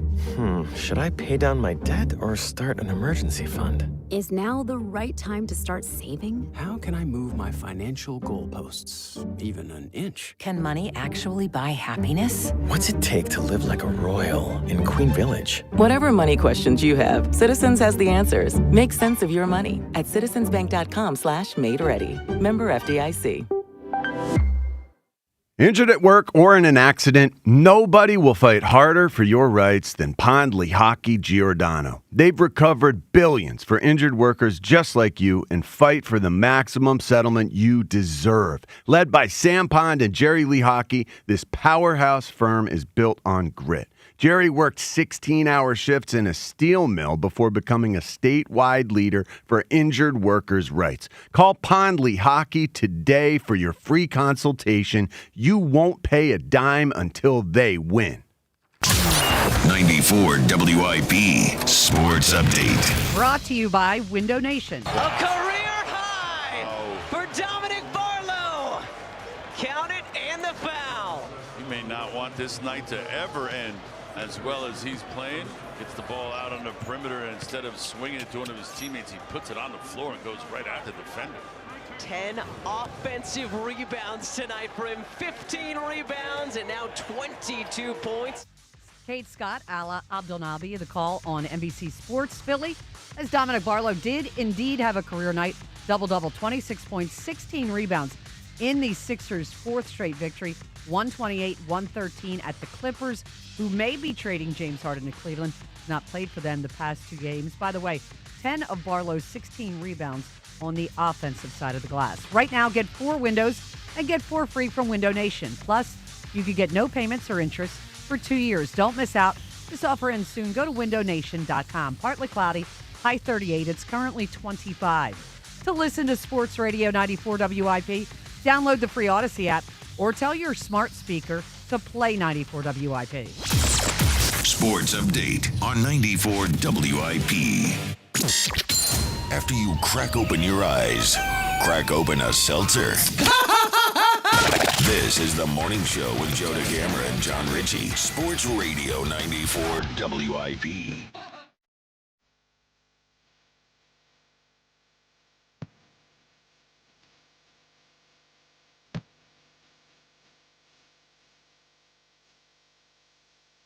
All right, good morning to you.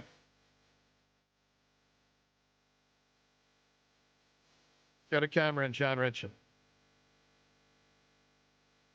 Seltzer and Rhea as well.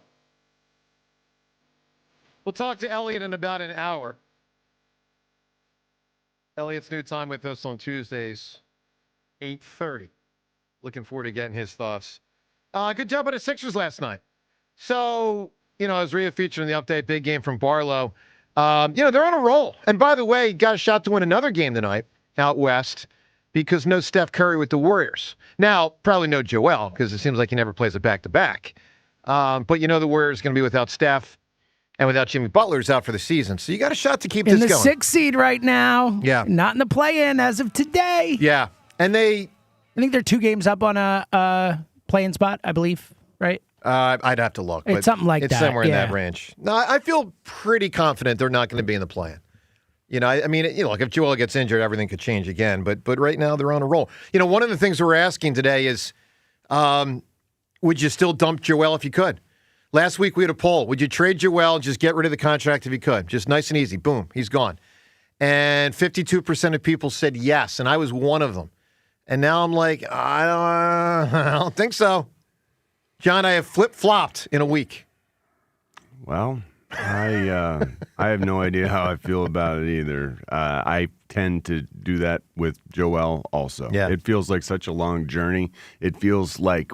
But what if I said to you have 1 minute to make the decision? Yeah, I don't... You get out from 3 years and $188 million. Like, what if I have 1 minute to make this decision, I'm going to hang on. I'm too fearful to let go because he has been everything for so long. 1 minute is not enough to make this. Well, yeah, but you get my point. I mean, if you had to make a call. What does your gut say is what you're trying much. to. It's like flip a coin. What do you want? And then you know what you want by what it comes up. Well, last week, 52% of people were saying dump him if you could for nothing, just to get rid of the contract. And I'm wondering today, if you were thinking that last week, are you less inclined to think that this week? Because he is playing really well. I mean, he really is. 215-592-9494. I want to get to some Vic Fangio stuff coming up shortly. What was said from Ike and Ruben Frank yesterday here on WIP that caught our attention. Also, I was given a gift in the mail by a listener that is freaking offensive. Oh, offensive. Wow. Really? I can't wait to find out what this is. Offensive. What it is, I'll tell you in about 5 or 10 minutes. An offensive gift. Get out of here, Lewis. I told Lewis I'll call him in when I'm ready. Did I call him in? No. Get your ass out, Lewis. Lewis, pull it together. All right? I don't want Rich or Seltzer or Rita to see this Lewis thing. is shook. The Flyers are tanking, and Lewis is taking it very personally. It's tough. It's tough for our guy. I don't want to hear about it. I don't care. I saw Lewis. I saw what he was holding. Damn. 5 or 10 minutes.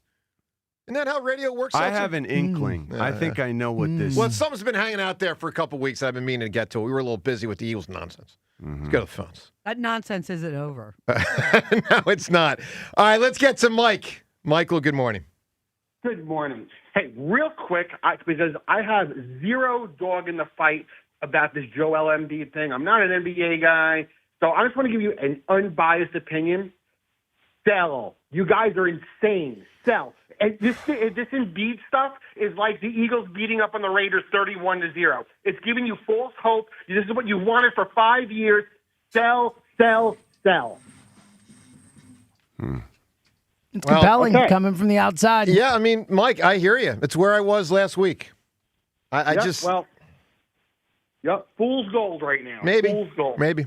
So, all right. More importantly, the Birds, I'm already resigned to them not winning a Super Bowl this year. They will be competitive because that's what they are. Howie is doing something very smart that is happening right in front of our eyes. We're doing like a soft pivot in this year. Bringing in these two young, fresh minds right now is the smartest thing to do because there's just a lot of ifs going into this season. And, agreed with you, Joe, the biggest if is Jalen. Like, is he going to be willing to evolve as a quarterback this year? If he's not, we're out. We got to move forward, and we move forward with a young, fresh offensive I've been line. told that Jalen is willing to do whatever it takes to win. I think he will evolve. But he wasn't. Okay. But he wasn't. And how do we know that's the story? Because we saw him not run. Come on. No, we saw him not run. And we don't know what the plays were. And we don't know what was called, do we? He didn't want to run. He didn't want to run. Yeah. He didn't want to run. We don't know. Well, I'm not sold. Until I actually see it, I'm not sold from him. The other ifs, the big if, the next biggest if is Lane coming back, and is he going to be healthy? Is Landon and Cam going to be healthy? Is Goddard coming back? Is AJ coming back? And personally, I think now is the perfect time to let Goddard go, let AJ go, bring in more assets. We have so much retooling to do for this season. We have so much money to spend on the opposite side of the ball, so we can't be spending money on free agency for the offense because it's going to be all going to the defense. This is the perfect year to do a little bit of a soft reset, a little bit of a retool. Well, this is where sometimes you miss the playoffs. What you're laying out, Mike, is the pathway to miss the playoffs argument. And Joe, honestly, I'm okay with it as long as I'm seeing that there's a plan for the next 5 years ahead. Okay. I'd rather see that than them throwing in a bunch of retread players to try to get over the hump. No. That's not what this team is anymore. All right, Mike, give me an answer I don't know for if it was smart. What? Joe, because it wasn't their original plan. Their original plan was to get Mike McDaniels, to get Dable.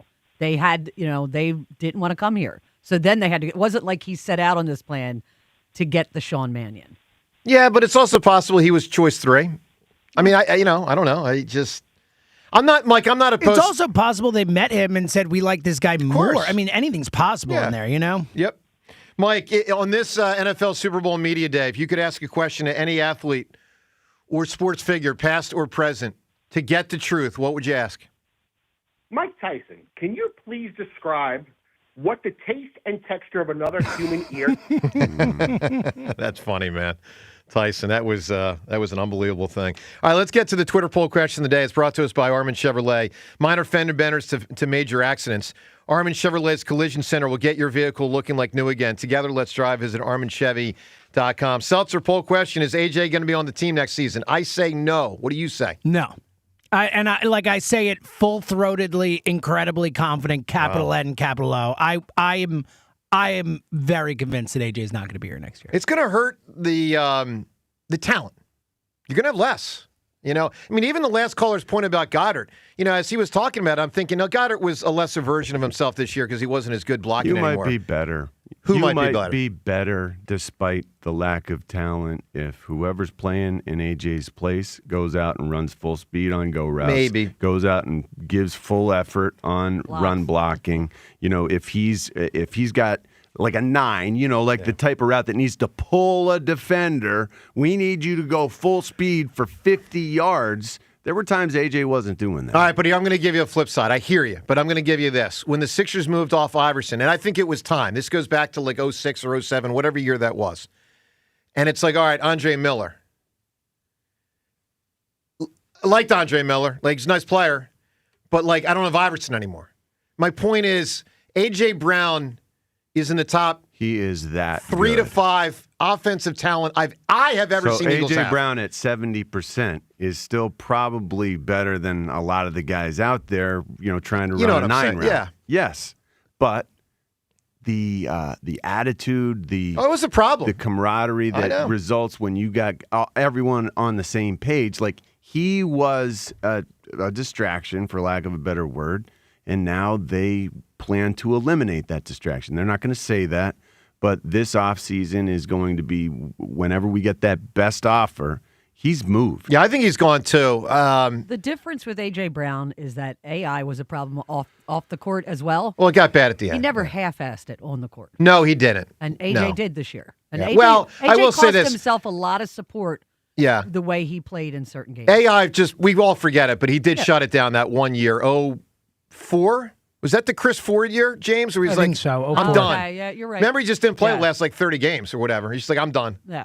So, but I guess with a chance to win. No, I know. In the playoffs, I didn't see a game like that from. No, AI. there wasn't. I guess AJ, here's my yeah. point, and I go back to when I was a kid. I was 11 years old when Mike Schmidt retired. And obviously, Schmidt at the end wasn't as good as Schmidt, even 2 or 3 years before that when he won the MVP in '86. But my point is this, and I saw it with Schmidt. I've seen it with, Jay Wright. Like, when you have a Hall of Fame level guy, and then you don't, you can drop a lot. I mean, you can have a huge drop. And that's one of the things that worries me about Lane and AJ. I mean, we're talking about two guys that, Lane should make the Hall. AJ may make it, and for the first 3 years here, played at a Hall of Fame level. Whether he makes it or not, to be determined, but he played at a Hall of Fame level for a couple of years.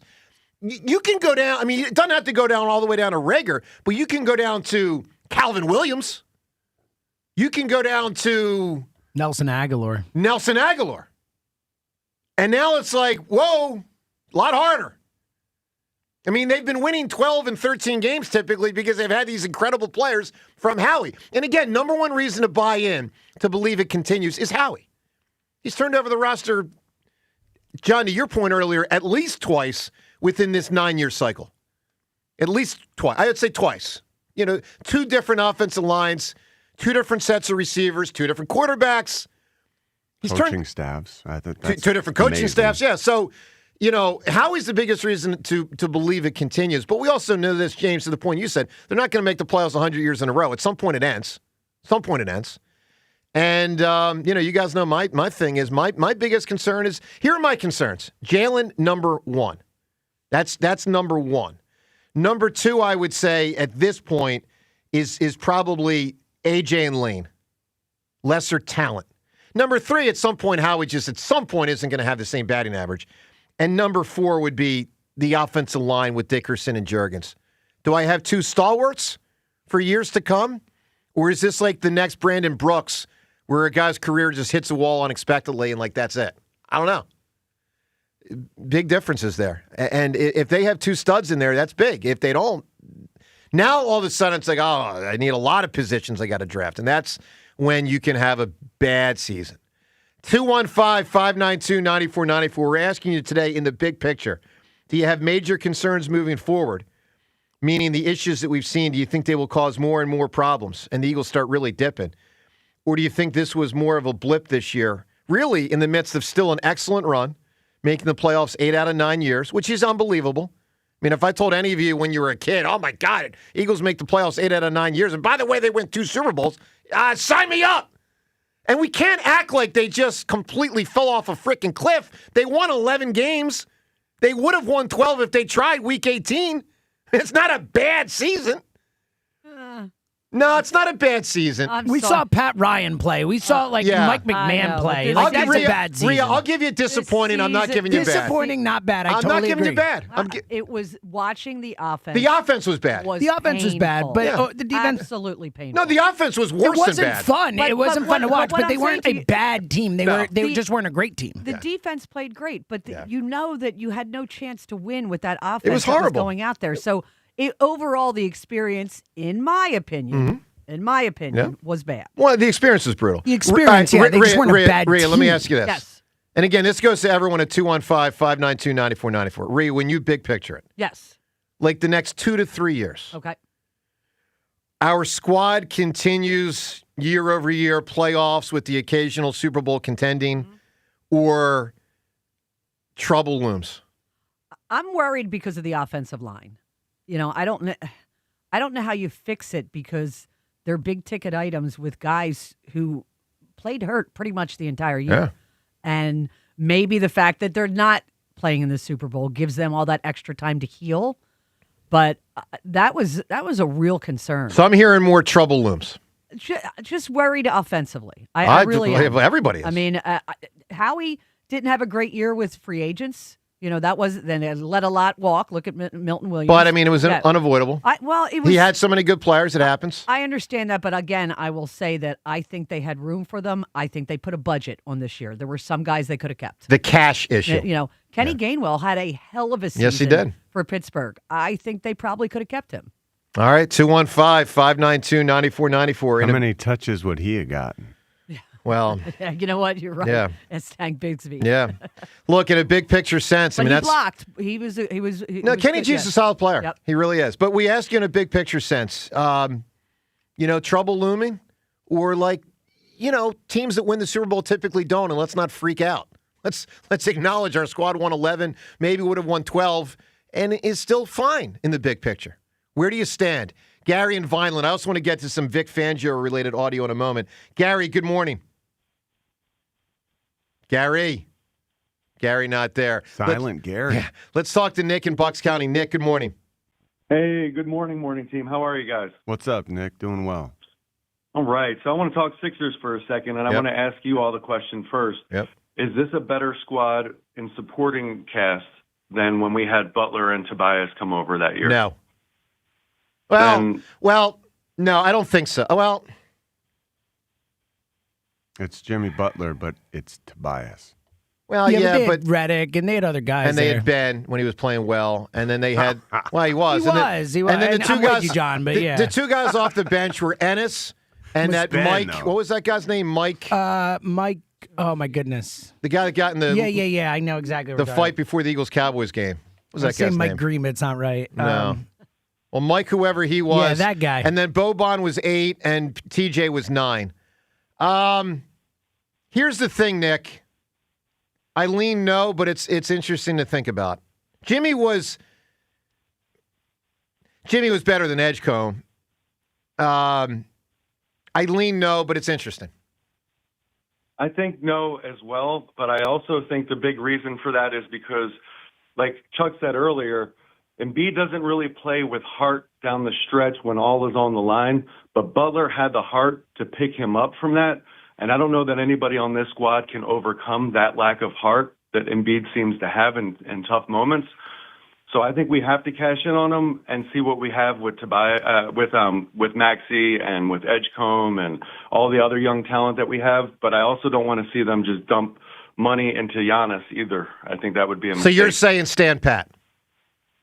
I think we move on him. I think we trade him, Embiid, but I don't want to see them bring in Giannis either. I got you. Yeah, you're saying reset for Maxey and Edgecombe's future. Trade Joel while you can, and reset the salary cap. It's not an unreasonable argument. I've changed my opinion in the last week, but it's not unreasonable. I mean, Nick, it's exactly where I was a week ago. Give me an answer, Bud. You get to ask any sports figure a question. What are you asking?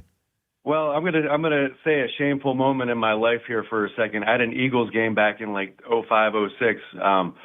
I was waiting for a porta potty inside the area, and Terry Bradshaw was there doing his pregame show. Yep. He comes out of the porta potty, and like a dummy, I just reach my hand right on out. He looks down at his hand. He looks up at me. He gives me a shoulder shrug and shakes my hand. And I realized in that moment what a dum-dum. And then I also, like a dork, asked him, what about the immaculate reception? Did Franco Harris, was that a catch or not? And he just looks at me like, dude, you just shook my hand after I came out of a porta potty. Yeah. So I want to ask Franco Harris. That's I want great closure to this. Was that a catch or not? Well, it's interesting, and good call, Nick. So there's two different elements of it. There's did the ball hit the ground, and then there's who, and the other one is who did the ball hit first on the deflection? Yeah, whether it was a lineman or not. Yeah, because the rules back then, it was not allowed to hit. It was not allowed offensive. to offensive player first was not allowed to deflect. Shout out to Zach in Philly, called in Mike Scott. Mike Scott. We were trying to think of Mike Scott. Yeah, that was their squad. Michael Scott. Yeah, that's Michael right. Scott. Yeah, How about that? exactly All right, Lewis, get in here. So, someone sent me a gift. And now this thing's been lingering out there for a couple weeks. Maybe you guys saw it. This is offensive. Or hilarious. Or both. A listener, no name, by the way. That's perfect. Sends me a walker as I get ready for me and Fritz Get back in shape. That's awesome. Guy sends a walker. Or a girl. You don't know who sent it. Wow, that's a high Could quality be a girl who sent it. gift. Let's cut this thing open. Let's It is nice. Let's get this thing That's ready an for usage. excellent walker. It's a little small. It's a little low for me. I mean, I'm 5'10". It's This adjustable. It's adjustable. Oh, I don't know how it works. Well, you I'm guys know positive walkers? it's adjustable. All right, so They're all, what do you think, crutches come in one size? I did, actually. Oh, my God. Well, what do I know? You adjust them to your height. All right, well, Lewis, figure out how to adjust it. So anyway, I now have, for the YouTube folks, a walker. I won't need it against Fritz. You're going why to do need to you put need it the adjusted? wheels and the bottom. You still got a little more construction By the way- to do. Maybe Lewis could do that. Like this would help you. WIP listeners are very creative, John. I mean, the person, no name, no letter, nothing. And spent money to do Yes. this. Like, it's not like it's nothing. It's a walker. Like, Send it's me not, a walker. I like that walker. Yeah. That feel. That's a good it sturdy looks walker. like a very capable. Do whatever you want walker. with it. Make sure you put that together. That could someone can use this. Yeah, donate it to a nursing home, Lewis. Anyway, thank you. Rhea, am I supposed to say thank you to this person or? I don't know what you're supposed to I don't say. know. I think you should Probably try donate using it. No, I will Maybe say you'll this. like it more. I like the humor. Sir, ma'am, whoever you are, I like the humor. I'm offended, but I like the humor. You'd probably get a little better workout if you'd walk using the walker. When Ran- you go out for your walks to get ready for this big game. I ran yesterday, John. Oh, man. Back on the treadmill again, pumping up Wow. that speed, pumping it up. Can you call it that? No. Speed? No. Pumping up that speed. Yeah, all is relative here. No, but seriously, like if you want a little extra resistance while you're out there training, use the walker. That will resist you. It's got some wheels on Anyway, it. it reminds me of the kind of thing I would have done in high school. I salute whoever sent that to me. That's a good brand of humor. Well done. All right, 215-592. I thought you were offended. Well, yeah, tongue in cheek. 94-94. All right, I want to great play. walker. I want to play some audio from yesterday. Two things that stood out to us. Said on the station about Vic Fangio. Look, situation's still pending. Nothing really yesterday. They didn't say he's our coach. They didn't say he's not our coach. This might be one of those things. Like Sirianni said at one point to us this year in an interview, you know, he was talking from his standpoint. I'm not going to reply to every rumor. And I get it. Like that's, because so much gets said about the Eagles. I don't want to have to put out a statement about this, put out a statement about that. But at some point you would like to hear, even if it's not a statement, just leaked to a media member, like, hey, Vic Fangio is locked in for 2026. And we have not heard that yet. So hopefully we get that news in the next couple of days, but we did not get it yesterday.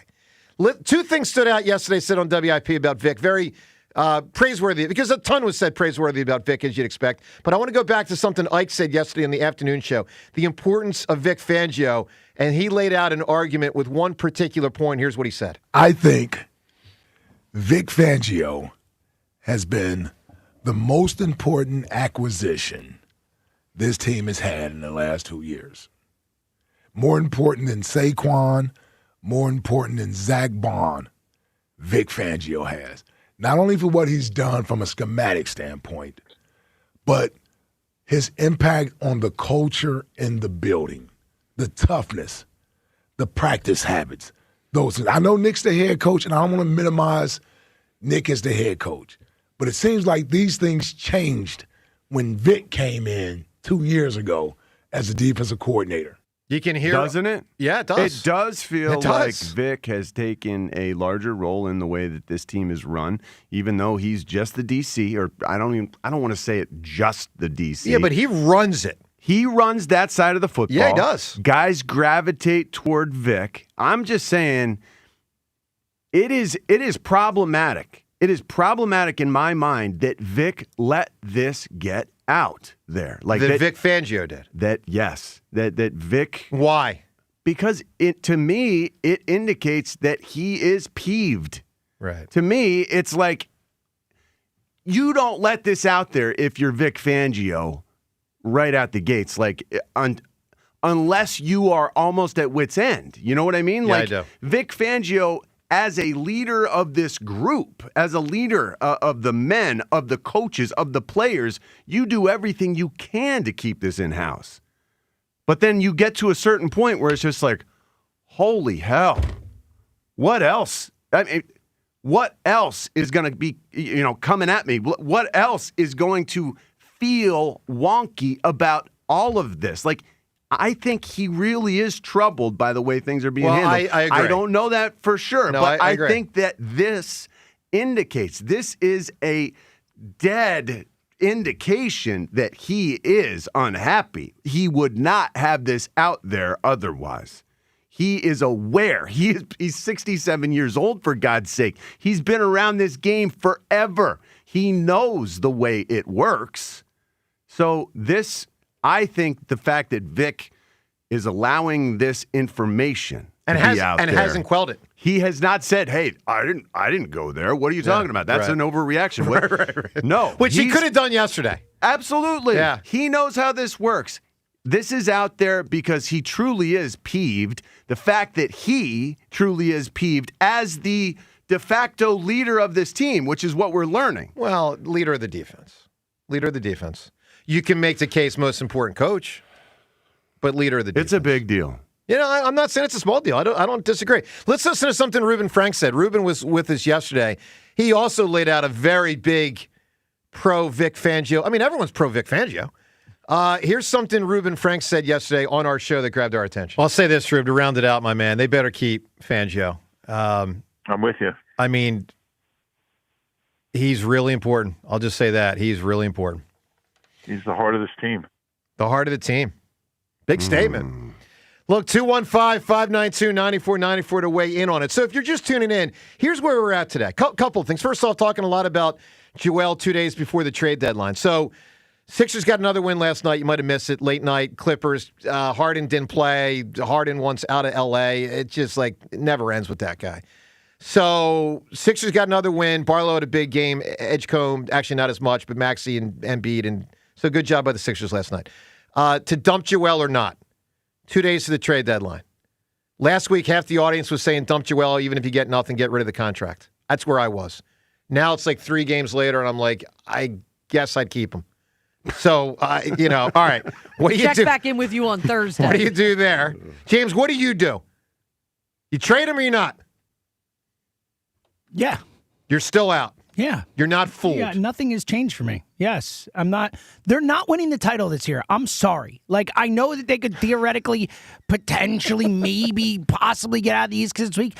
But, honestly, they're not likely to even get out of the East. Let's be honest about this. You were I don't believe in Detroit to win 3 series in a row either. But you know who I believe in them more than the Sixers? I would definitely take Detroit against the Sixers in the playoffs. And there are a bunch of teams I would. So I just, you're not close enough. By the way, it's also maybe not so much about this year. There's an argument if Joel reestablishes and sticks, maybe you got 2 to 3 years. Sure. Well, I mean, maybe okay. as Edgecombe gets better. Look how much better Maxey got by year 3. Imagine Edgecombe in year 3. Edgecombe will get better. That's the point. That's why I want to build with Edgecombe. I don't want to build with Embiid. That's the point. The thing that this is right now, what we're seeing from Embiid is likely the best he'll ever be again, based on his history. Well, that's what I thought last week, and then he got even better this week. All right. So do you think Joel Embiid is going to make it through the playoffs? If they went to the finals, do you think he could play? Probably not. There you go. Discussion over. All right. Someone makes sense of it. You get to trade Joel and dump the contract or not. What do you do? I mean, the value is higher now than we ever thought it would get again. So it is something to be decided on. The other thing is Eagles big picture. How do you feel about the Birds in the big picture? And here's really what we're driving at. Do you have major concerns moving forward to the point where you feel like, this is the kind of squad that's going to start missing the playoffs? Because that's what often happens. I mean, look at the Chiefs. They missed the playoffs. They made the playoffs, made the playoffs, made the playoffs, made the playoffs in the Super Bowl. They were living in the Super Bowl. And then, they had a chance to go to 4 straight Super Bowls this year, theoretically. Sure. Well, we could see when they were playing the Eagles in the Super Bowl, 12 months ago, I thought it was obvious that night the roster isn't what it used to be. Just not. And so, you can't always maintain that elite level. And I ask you at 215-592-9494, do you think the issues that have swirled around the Eagles are the kind of issues that moving forward will cause them to start being a lesser than good team? A lesser than good team? Or do you think that they just keep going? Because it has been 8 out of 9 years in the playoffs. They have been elite for probably, 5 of those 9 years. I mean, the Eagles are on the biggest heater they've ever been on as a franchise. Look, here's my ledger. Concerns, number one for me is Hurts. I think at some point you're going to not have A.J. and Lane, and it might be as soon as this upcoming season. The O-line thing with Dickerson and Juergens really does worry me. NFL teams go up and down. That worries me. I mean, Seattle and New England are about to play in the Super Bowl. I mean, not on the bingo card. Neither of them made the playoffs last year. Correct. 4-13, the Patriots. Yeah, so like the only way a 4-13 team goes up is like a 13-4 team goes down, if you catch my drift. 12-5 at some point becomes 5-12. So those are concerns. But reasons to believe, number one is obviously Howie. In Howie we trust. We've said it thousands of times.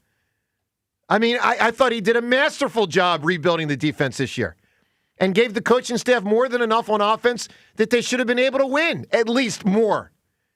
So the players and the coaches screwed it up. I mean, Howie, I still trust just as much as ever. I am a Sirianni guy.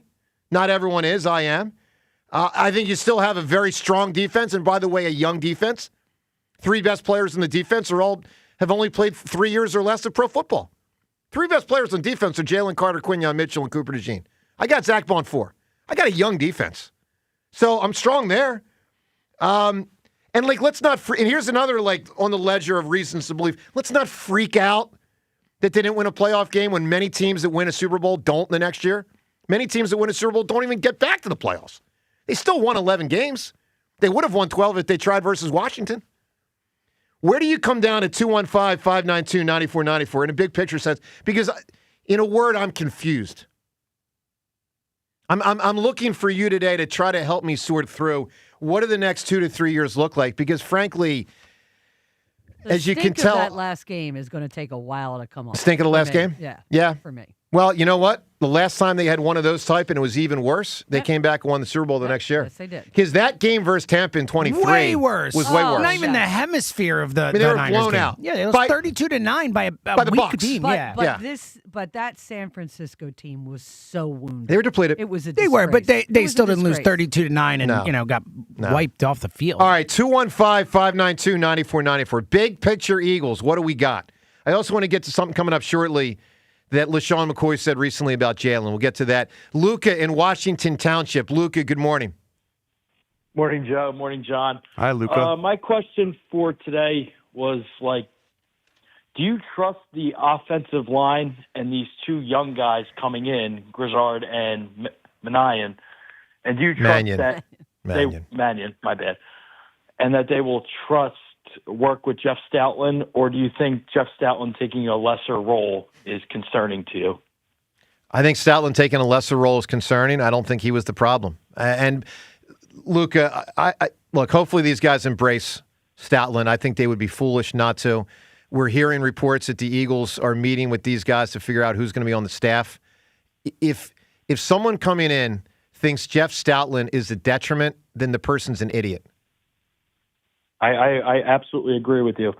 And I'm okay with getting rid of, the wide receivers coach, Aaron Moorhead, but I do think they should keep the QB coach because I do think Hurts likes him. He said he liked him a lot this last year. Which might be a problem because, could be. What that absolutely Brian could Johnson. be.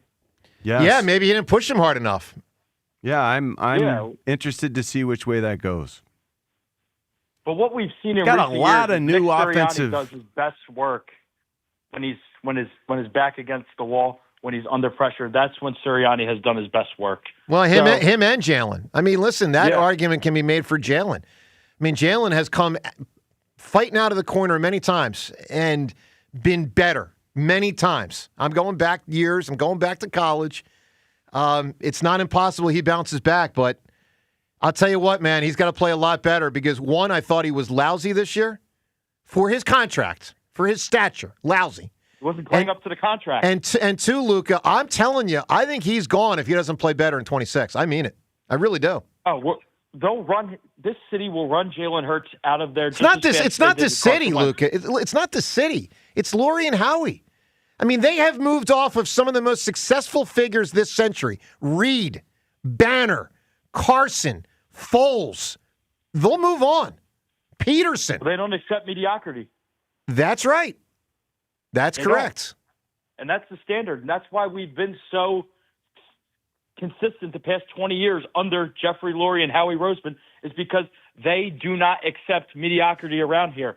There's a standard, and if the standard is not met, you will get replaced. I don't care who you are. That's correct. Luca, give me an answer on this Super Bowl Media Day. If you get to ask any figure, sports figure in history, any question to get the truth, what are you asking? Oh, man. Come on, bud. You can win the Eagles quarter zip jacket. What do you got? 3? 2? I got nothing. All right, Luca. Seltzer, help him out. What could he have said? What would you ask? You got all the sports figures through I said earlier, Babe, did you call your shot? Like, John, the theory here is you get the truth. Mm-hmm. All right. Babe, I just want to know, did you call your shot? Seltzer, what would you ask somebody? I would ask the Russian coach why he pulled his goaltender in the Miracle on Ice game. Wow. That Seriously, documentary's on. It's right one of now. the craziest decisions in the history. I know it's because they had never been losing the whole thing, but it's like one of the craziest decisions in the history of sports when you look back on it. Yeah. It's so not. This guy was like the best goalie on the planet forever, and he had like one bad period, and he's like, "All right, get out." Crazy. It's my favorite line. One of my favorite lines in the movie. You just put the best goaltender on the planet on the bench. Love that. Look, big things are out there that you could. Again, this is a hypothetical sports media day where you got all the figures through the years in front of you. What do you ask? Rhea, what would you ask in Philadelphia sports? I would ask Andy Reid why against Tampa did he stop running the ball after Brian Westbrook and what was it? No, I'm sorry. Deuce and Brian ran all over them, all the way down the field. Beginning of the game. And then you threw it 50 times. Why? I don't remember that. You're saying I don't think that's right. They ran. I don't think he threw it 50 times. I don't think that's right. He threw it 50. He had 51 dropbacks versus the Giants in 2000. I don't think that. I just know he stopped running the ball in that game. I'm pretty sure. It might not have been 50. It may have been close though. Look, there's a lot you'd want to ask Philly sports figures, and there's a lot you'd want to ask. I mean, John, if we really wanted to get to it, and we already know the answer, but I'd ask Ben Simmons. Like, if it was really true serum, were you afraid of shooting free throws when Trae Young was next to you, and is that why you passed the ball? Because you were afraid? I mean, I would want to hear him say, yes, I was afraid. We know the answer. Yeah. But it would be I don't know that I even need to hear him say it because he was. I'd just like to hear him say it. I'd like to ask him, are you really left-handed, man? Like, what hand you write with? All right, Did your dad force you to play basketball with your left hand your whole life so that now you can't switch back when you know you're really right-handed? Yeah. Are you really right-handed, Ben Simmons? Look, there's big questions to be asked. 215-592-9494. Super Bowl Media Day today. The game, obviously, in 5 days. John Chaney, would he have actually killed John Calipari if he got in a room with him? That's very good. Would you have done it, Coach? I think that was figure of speech kill. I think so, too. I think so. Too, yeah. But I'll tell you what, it's a good thing they weren't in a room together for the first minute. Yeah, you're right about that. Joe, you're right. I was wrong about that game. I'm sorry. Donovan only dropped back 49 times. Was it really? Yes. Wow, I didn't realize that. 26 of 49. So I would ask him why he threw the ball 49 That's a huge mess up. Yeah. I didn't know that because all you're throwing to is Pinkston and Thresh anyway. Yeah, and they ran all the way down the field on the first drive. I didn't know that. Well, yeah, I knew that. I didn't know it was 49 dropbacks. That's wild. 215-592-9494. It's 94 WIP HD1 Philadelphia as we broadcast today from the Tasty Cake studio. Let's listen to something LaShawn McCoy said. I thought he really put this well recently on his podcast because, I told you earlier, my number one concern for the Eagles, both for 2026, but also just the future, is Jalen. And LaShawn said something about Jalen I think is just so right on the money. This goes back a week or two ago, and LaShawn had referred to Jalen as a successful quarterback, which he has been. There's no question. But then LaShawn said this, and I thought this really made a lot of sense. Here's the way LaShawn laid it out. I need him to run the ball too, right? Like, just because you heard the people screaming about passing, yeah, you could pass the ball a little better. Yeah, we probably have a better offensive passing schemes a little better, for sure. But what makes him special, he can run. And when he's not running, now he is kind of limited. He is in the box. Same thing if a quarterback can only throw the ball and he can't run, right? He has limitations on him. So when I look at Jalen Hurts, if I'm his coordinator, I'm having him RPOs. I'm having him run quarterback-driven passes. I'm having him take shots deep because he has a really good deep ball. I'm having Jalen Hurts do everything. right? And maybe something that's not comfortable for Jalen, you challenge him because he can do it. It's a good argument. And look, I was the guy saying be conservative with Jalen during the regular season, save him for the playoffs with the running and save his body. But I've seen enough now to know if he's not running more in the regular season, they're going to stall. He needs to do it. He's not good enough in the passing game to just be passing guy. He has to run. And if you risk injury, you risk injury. But it's what it requires. And it's going to be a fascinating thing to find out in 2026 whether he's ready to do that. Let's go to, I think it's necessary. 215-592-9494. Just like everyone else, they need to go out there and play their hardest and put their body on the line and do everything that they're supposed to do within the job description. But it's they all have use what you job have. descriptions. Absolutely. Like take Michael Irvin. Use everything at your disposal to beat everyone you play. That's the goal. The coaches have to help them put together these game plans that take advantage of their abilities. His abilities are running and passing. That balance is what makes him so dangerous. No question. Most quarterbacks don't have the ability to balance it out. We have to figure out a way to bring that back into balance. I'm with you, back man. onto the field, presenting an offense where the defense is always wrong. No matter what they decide, Jalen, can take advantage. That's the way this offense needs to be built. We've seen it built that way before. I believe they can do it again. And I would say with this overabundance of young brain power, I would say we got a good shot moving forward at this thing looking completely different, offensively speaking, in a way that's positive. I'm not saying it's going to be perfect because I think there's going to be mistakes every single step of the way. Imperfect, but explosive.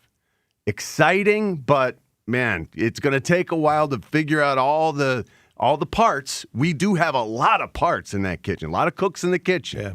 So I'm excited. I'm excited, but man, it's going to take a while to figure out how to make this it's a jalopy. It's a big old frickin' behemoth of a car and family and everything else. We jammed everything into this thing.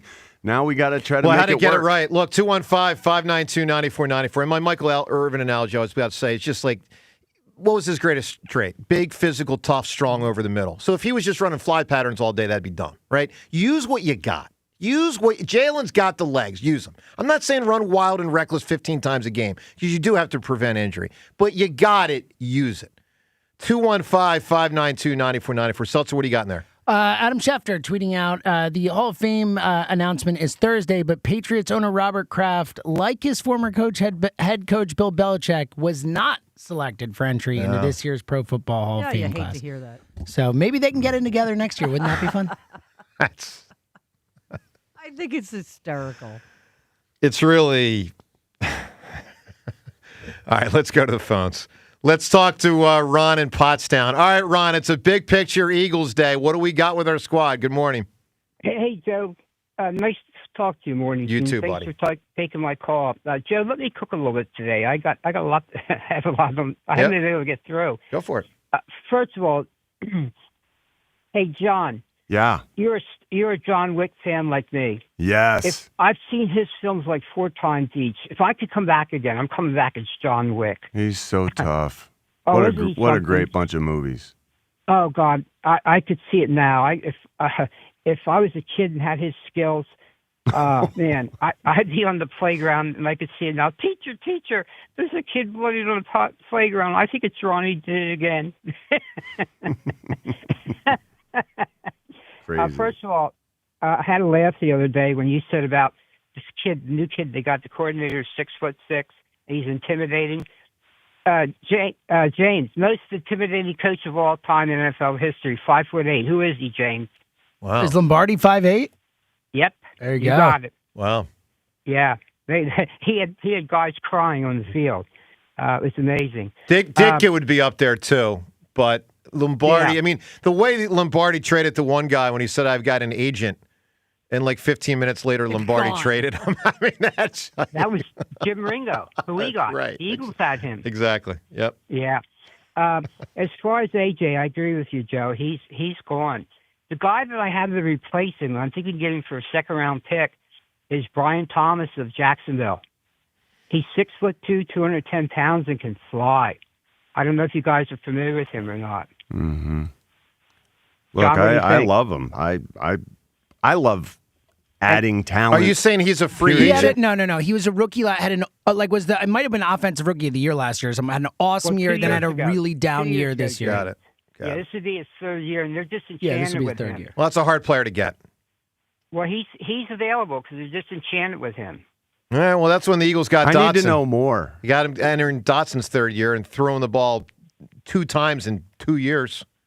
Yeah. Well, Seriously, he'd poor be a Dotson. The guy possibility. runs all these routes. James, what did he I'm going to take a guess. Look up Dotson. I'm going to guess he finished the regular season with 28 catches. I'm going to guess that's high. I'll say 21. Anyone else want to guess before I look? Guess 15. Well, he'd be a good replacement for AJ. Oh, John Dodson finished the regular season with 18 catches. That is that's a starter.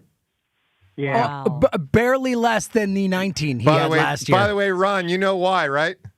Yeah. Because the quarterback doesn't get to the 5th read.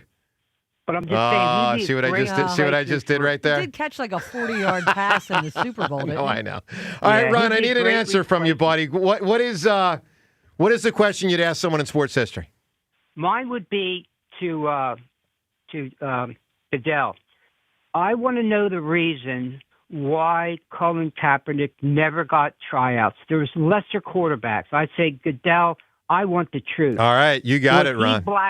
Was he blackballed? That's a good question. Yeah, no, I think the answer I think he's yes. Yeah, I think we know it's the answer. clearly yes. Yeah. I think that's one of those ones we know. Yeah. Let's get to some audio, Spike. Here's a question I asked Spike last week, which was, and Real again, quick, before you get to the Spike thing, the Twitter going wild, What? most people think that it was either Spike or Jack who sent the walker, which would be hilarious. If it was, credit to them.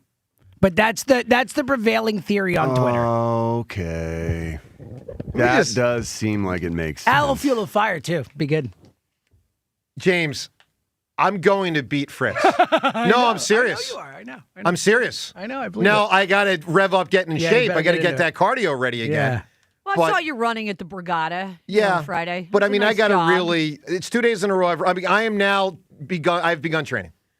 It will be so gratifying when I beat Fritz. God, it'll be great. Anyway, we'll look to do that hopefully in a month or two. All right, Spike. I've changed my opinion in the last week. Now I'm like, keep Joel, I guess. So I put Spike's feet to the fire a week ago. Maybe he's changed his mind in the last week. I don't know. But a week ago, we had this exchange with Spike, getting close to the trade deadline last week. Now we're even closer, 2 days away. Would you trade Joel if you could have just dumped the contract? Here's the exchange. The uncomfortable thing for everybody is if you're going to get off of the Embiid contract, it's going to be at a time like this when he looks good. I think if I were them, I would certainly listen. I would certainly ask questions to see if there's anything out there. You know, Spike, that's the most non-frickin' committal answer I've ever heard from you. Now, you know what, dude? Yeah, okay, I'm asking you. I would do it. I would do it. I would do it. I would do it. I would do it. If you could get me a neutral trade, my head said if I was running the Sixers, I would do it. As a fan of the Sixers, yeah, it hurts. I might just want to see them go down with the ship with them, truthfully. But if I was running the team, I would do it. All right, 215-592-9494 to weigh in. 2 days to the trade deadline. Look, I don't expect Joel to get traded, but you could. It would be the Now, smart thing for the team to do. Would you do it, Rhea? I'm a no. John's a no. James is a yes. I let you reset the salary cap by just dumping the contract. The reset of it, yeah. You have to. It's You're doing the it. smart thing to do. You're sticking in that. You're holding for. It's a head over heart type of thing I'm here. enjoying watching them. I know you trying are. to run a team, trying to win a championship here, Joe. I know. And set a future. Yeah. That's the point, yeah. Yeah. So we're 2-2. Do what's best for the franchise, Two and of us- thus its fan base. Yeah. 2 of us say keep him. 2 of us say dump him, and Seltzer gives us a thus. particularly Can dump someone him. please tell Seltzer he doesn't need to say thus? It was a good We're word. not- we're not in a- It's not like I said, like anthropomorphize No, we're or not in something. AP It's English. thus. Not AP English around Thus here. is a word. Talk radio. You could say thus. You're going a little Talk far. radio. We don't have to. You don't have to sound dumb. What are It's we, okay. NPR? You can sound smart. NPR? Don't And think that our thus. listeners And can't thus. understand smart things because we have smart listeners, Joe. Don't overestimate Joe. He doesn't. You're sound right. smart. It's true. I'm giving our listeners credit, but I'm giving Joe credit I probably shouldn't. All right, is the point. 215-592-9494. Who do you think sent the walker to me at WIP It's great. to scorn me for my bodily breakdowns? Time's yours, 215-238-4500. I mean, really, it is a pretty freaking good gag gift. I'm not going to lie. It's a good gag gift. All right, up ahead, we'll talk to Elliot at 8:30. Something Emmanuel Acho said about the Paul George situation. An interesting perspective. We'll hit that and more. Phone calls on all these topics to dump Joel or not, to trade for Greek Freak or not, and big picture. What do you think we got with the Eagles? Joe DeCamera and John Ritchie, talk to us on 94 WIP. The lead dog at the Dogs and Cats Rule stores, George Parente, knows it's time to assess the health and well-being of our beloved dogs and cats. Maybe your pet has skin or coat issues. Maybe they're carrying around a little bit too much weight, excessively licking or biting their paws. If they are, Dogs and Cats Rule stores are the place for all of your solutions with regards to your pets. Here's why. The staff at Dogs and Cats Rule, they are trained to help you figure out how to best keep your pets happy and, more importantly, healthy. Walk into a Dogs and Cats Rule store. They can recommend a change in your pet's diet that'll help maybe with that extra weight, or an added supplement to improve the quality of your pet's life. Dogs and Cats Rule stores, they've got the largest selection of fresh food, packed with freeze-dried, gently cooked, raw, dehydrated, air-dried, and, of course, premium kibble and cans. With the cold weather, maybe go in and get a nice warm fleece for your dog for walks. Dogs and Cats Rule. They've got 7 convenient neighborhood locations in New Jersey, Princeton and Pennington, in Pennsylvania, Newtown, Doylestown, Maple Glen, New Hope, and Bluebell. For more information, you can reach them online at dogsandcatsrule.pet. That's Dogs and Cats Rule. Shop small, shop local, shop family. This is the week. Opinions become decisions. Sean Mannion is the new offensive coordinator. 94 WIP's Decision Week. Every Bird's hot button issue is on the table. Does Jalen Hurts deserve an extension, or do they look to the draft? I love Jalen Hurts. Who to keep on the defense? And he sacks Jalen Carter. Trade A.J. Brown out of town, or is he stage A? There's times we do execute and times we don't. Decision Week, next week, only on Sports Radio 94 WIP. Shop best of season produce at Whole Foods Market. Save on medium Hass avocados with Prime through February 3rd. Creamy, ripe, and ready for guacamole, savory toast, or topping soup. While supplies last, shop in-store or online. Terms apply. On February 11th, the Chamber of Commerce of Greater Philadelphia will host a mayoral luncheon. Mayor Parker will address our regional business community and lay out her vision to make one Philly a united city. Register now at chamberphl.com. That's chamberphl.com. When Team USA is on, imagine the moment a kid starts believing they could be next. While Xfinity can't guarantee that, they can guarantee your internet price won't change for 5 years. No contracts or commitments. While your kid is ordering gear online, streaming highlight reels, or video chatting with coaches, your Xfinity internet price won't budge. When the next Olympic Winter Games roll around, your kid will be getting fitted for their very own Team USA uniform, and you'll still be paying the same price for reliable Wi-Fi. There's even more to enjoy with the Xfinity Gold Medal celebration. Now through February 22nd, get Xfinity's best price on gig Wi-Fi for 5 years guaranteed. Just $50 a month. Plus, get Peacock Premium included for 2 years. That's a $10.99 a month value. Xfinity, imagine that. Proud partner of Team USA. Restrictions apply. Requires paperless billing and auto pay with stored bank accounts. Taxes and fees extra. Actual speeds vary. To get started, visit Xfinity.com or drop into an Xfinity store today. Pending credit approval, offers cannot be combined. Excludes taxes and tax. Jack Dill and every member of the team at Dell Chevrolet have a heart on this month for the Valentine's Day sales event at Dell Chevrolet. All month long, speak to a friendly Dell Chevrolet associate with a heart name tag about sweetheart deals on a brand new Chevrolet. We don't want to sound cocky, but while other dealers may tease you with a great deal, Dell makes sure you finish driving home with one. With over 400 cars, trucks, and SUVs in stock. Once you experience Del Chevrolet, it's hard to go back to anything smaller. And that's just the tip. If you're ready to go all in, Del Chevy has a winning threesome. You, Jack Del, and a new car or truck.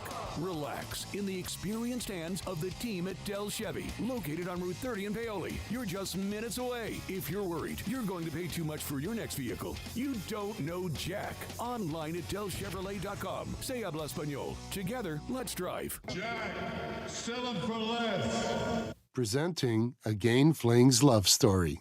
Dear love of my life, we were on the 12B bus this morning when I caught a whiff.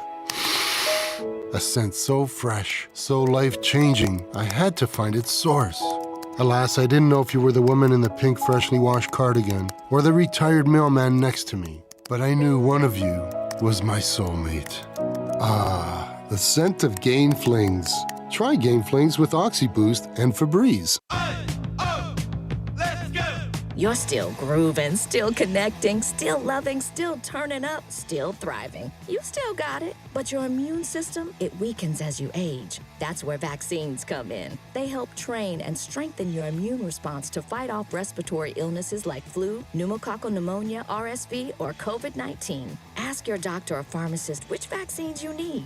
Book in minutes at vaxassist.com. Sponsored by Pfizer.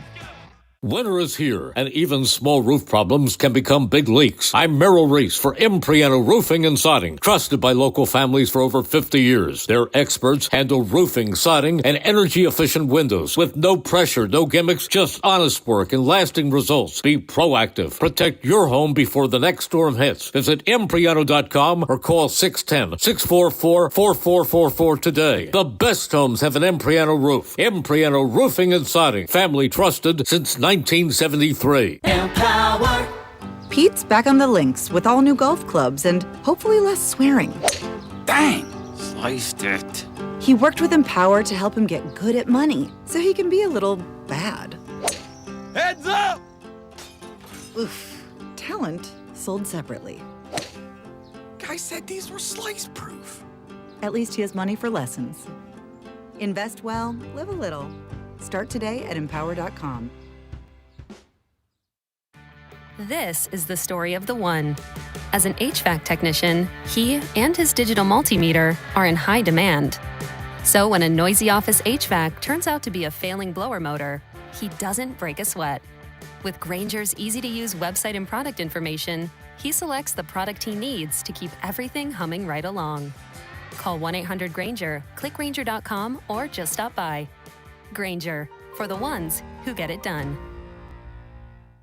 This is an Odyssey Sports Minute. Sponsored by Wrangler. Shop Wrangler.com for new denim styles to kickstart your day. Wrangler for the ride of life. Drake May is throwing. There it is. Yeah, that's what you needed. A quarterback battle between Sam Darnold and Drake May where both guys are banged up. Drake May might be close to 100%. Hey, Philly, you hungry? Good thing Uber Eats has the best deals at all your favorite local restaurants. Like this great deal at Chickies and Pete's. From now until February 15th, if you spend $30, bang, you get 6 wings free just like that, all on the Uber Eats app. So next time you're craving a great meal, don't overthink it. Get it on Uber Eats and save big with a great deal. Order now only on Uber Eats. Terms apply. See app for details. 94 WIP Sports Update. Brought to you by Window Nation. Sixers winners of 4 straight thanks to their 128-113 win over the Clippers in L.A. Career night for Dominic Barlow, 26 points and 16 rebounds, 10 of them offensive boards. To put it in perspective, how great a night Barlow had, he's the first 76ers since Charles Barkley in 1990 to have at least 25 points and 10 offensive rebounds. For ESPN's Adam Schefter, Patriots owner Robert Kraft has something in common with Bill Belichick this year. Kraft will also not be going into the Hall of Fame, was not selected. Right now, get 4 windows and get 4 free from Window Nation. Plus, you could get no payments or interest for 2 years. Don't miss out. This offer ends soon. Go to windownation.com. Partly cloudy today, high 38. It is currently 26. To listen to Sports Radio 94 WIP, download the free Odyssey app or tell your smart speaker to play 94 WIP. Sports Update on 94 WIP. Back to the WIP Morning Show with Joe DeCamara and John Ritchie on Sports Radio 94 WIP.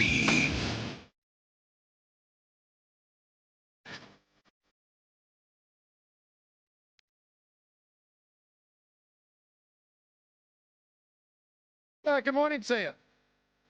Good morning to Barlow. Probably sleeping in L.A. right now, right, Rhea? Probably. 5:20 a.m. All right, so the Sixers maintaining without PG. I never really felt attached enough to Paul George. Yeah, it doesn't feel like he's a Sixer. Like he feels so like separated. Yeah. Yeah, it does. He's not ours. He's not part. Seriously. And yet they could use his help. I know. I mean, that game he had last week with the 9 3-pointers, that was tremendous. Why do you think they drug tested him after? Just saying.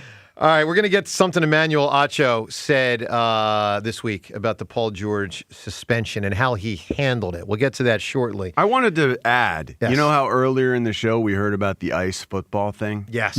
They wear shoes.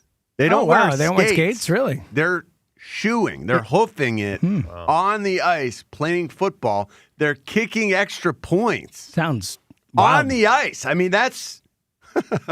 I kind of do want to see this. Well, I will say this. Sounds cool. Hopping to what maybe a lot of kids did in the last week and could still do because the ice hasn't gone anywhere.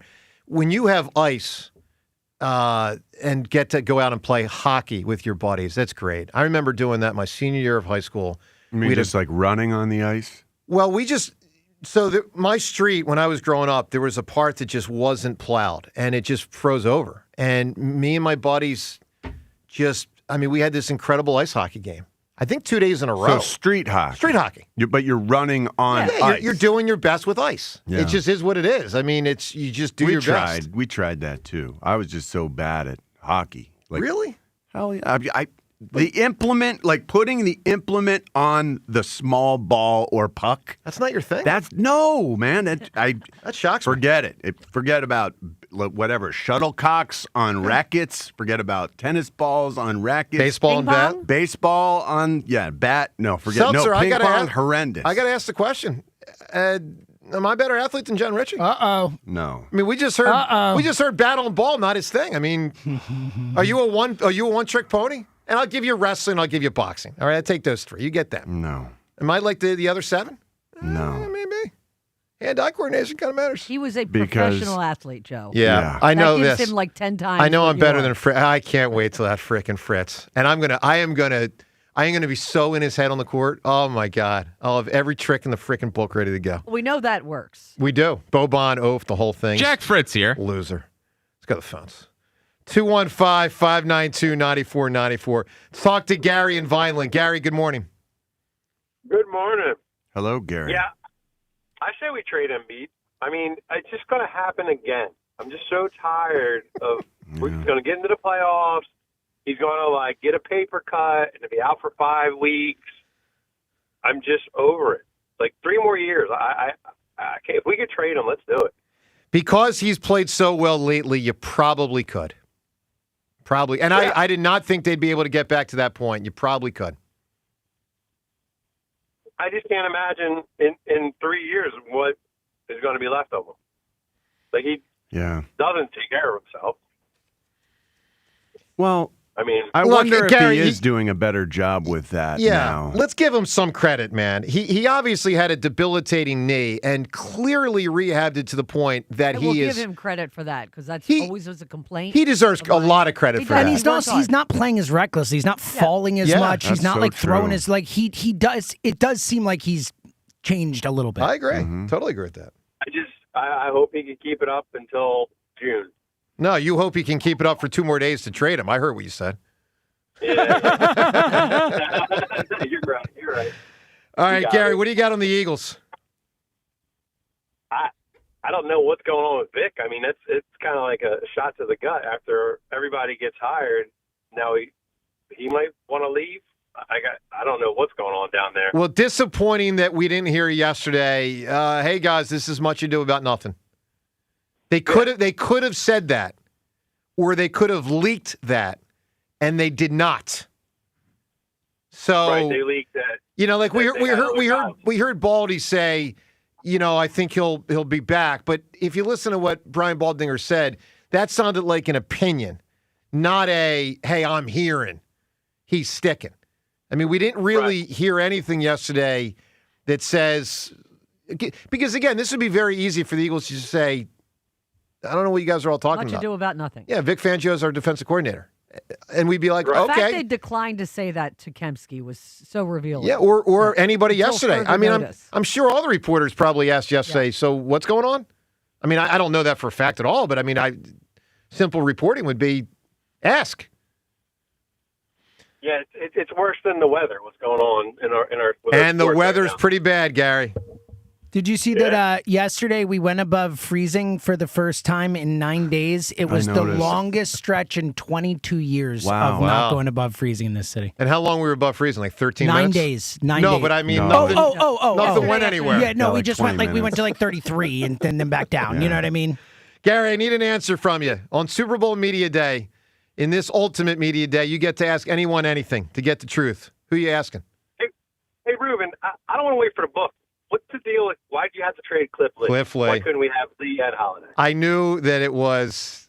Let me ask a question. We've had Ruben on the show for 3 years, and we've batted this time. Have we gotten the answer? He just kind of says it. I was dumb is like his go-to. He just falls on the sword. I don't think we're getting like the true ownership. Probably. Yeah, That's what I let's think. be honest. I think he's covering for the owners because I He think just it was, takes the bullet every time. it was when we bring it money in and money out. Is that your Of course, theory? It has to be. 100%. Yeah. That's what I've always Of thought. course. And he's trying to do well by David Montgomery, who course. probably said, or somebody, Middleton. Frankly, if you're going to do well by anyone, David Montgomery should I always was be And thinking you know Greatest. what, Ruben Greatest. just in general is a take bullets guy. course he is. You know what I mean? Of So course he is. By the way, it takes a lot of Sirianni, man. Now, some of it he deserves, but man, he stands there and like the Seattle game a couple years ago, it was like 2 weeks of AJ and Jalen, and then it's like, oh, by the way, that wasn't his fault. And we're like destroying the guy for 2 weeks. yeah, no, I'm with you, man. That was crazy. All right, I want to play some audio of Emmanuel Acho. Paul George, of course, was suspended a few days ago, and Emmanuel Acho has an interesting point. I want to drill down on whether you agree with him or not. Basically, what he's saying is that if it is as simple as Paul George taking a medication for mental health, and it's not performance enhancing, then he should just say what the medication is. Listen to Emmanuel Acho, then you be the judge. Here's what else runs me hot about the whole Paul George situation. If you actually had to take something legitimate, tell us what it was. As opposed to, over the past few decades, I've discussed the importance of mental health, and in recently seeking treatment for an issue of my own, I made the mistake of taking an improper medication. Paul George, if it was legitimate, the entire world would have grace for you because you deserve that grace. Mental health is just as significant as any other issue plaguing the body. If it's plaguing the mind, it's of more significance, I would suggest. But now, don't get popped for something and then potentially be hiding behind the guise of mental health. When people get popped, stand 10 toes in it. Hey, I took a performance-enhancing drug. My bad. I got caught. John, this one gets sticky. This isn't fun. No one enjoys talking mental health things. Let's put that disclaimer out there to start. I don't know how the NBA works their testing process. But he could say if it was whatever. You could say, I'm taking this antidepressant. exactly. You can look it up. This is what it is. Great point. And it's on the list of don't take it. And I screwed up by taking it. But this is what I was doing. Yes. Yeah, it's a great point. All right. Yeah. Should he? It's a tough one. I mean, it's a tough one. Well, the point, I agree with the point, that the base point, and we all know it, but if it is a real mental health thing, then no one is going to be upset with this guy for doing this. Like, But you there's should still- have been smarter about what you put in your body, but there will be so Sure. much more grace. But the alternative is so much worse because it's not just that he did the PED Right. thing, it's that he's using mental health as a shield. If he is. that's what Yeah. I'm saying. I'm saying the yeah. alternative is much worse. So it's a, I you know. The thing is that there's still stigmas, which is sad, but there are. You hear certain medications like, whoa, that medication? It's just like what hard. was Tony Soprano on? Because remember, he wanted to keep it quiet in Soprano. What was that? I think it was just was that like Prozac? Yeah, or it was something? it was Prozac. I think it was Very antidepressant. little That was stigma to it early anymore. on. Too. I know, Yeah. I know, but I'm just saying, like Rhea, make some sense to this. If you were Paul George, I would And it's absolutely not use the mental health thing because Here's the thing, but it might be true. Prozac, but it could be true. But I doubt something like Prozac is going to be on the banned list. Like, what are we talking about here?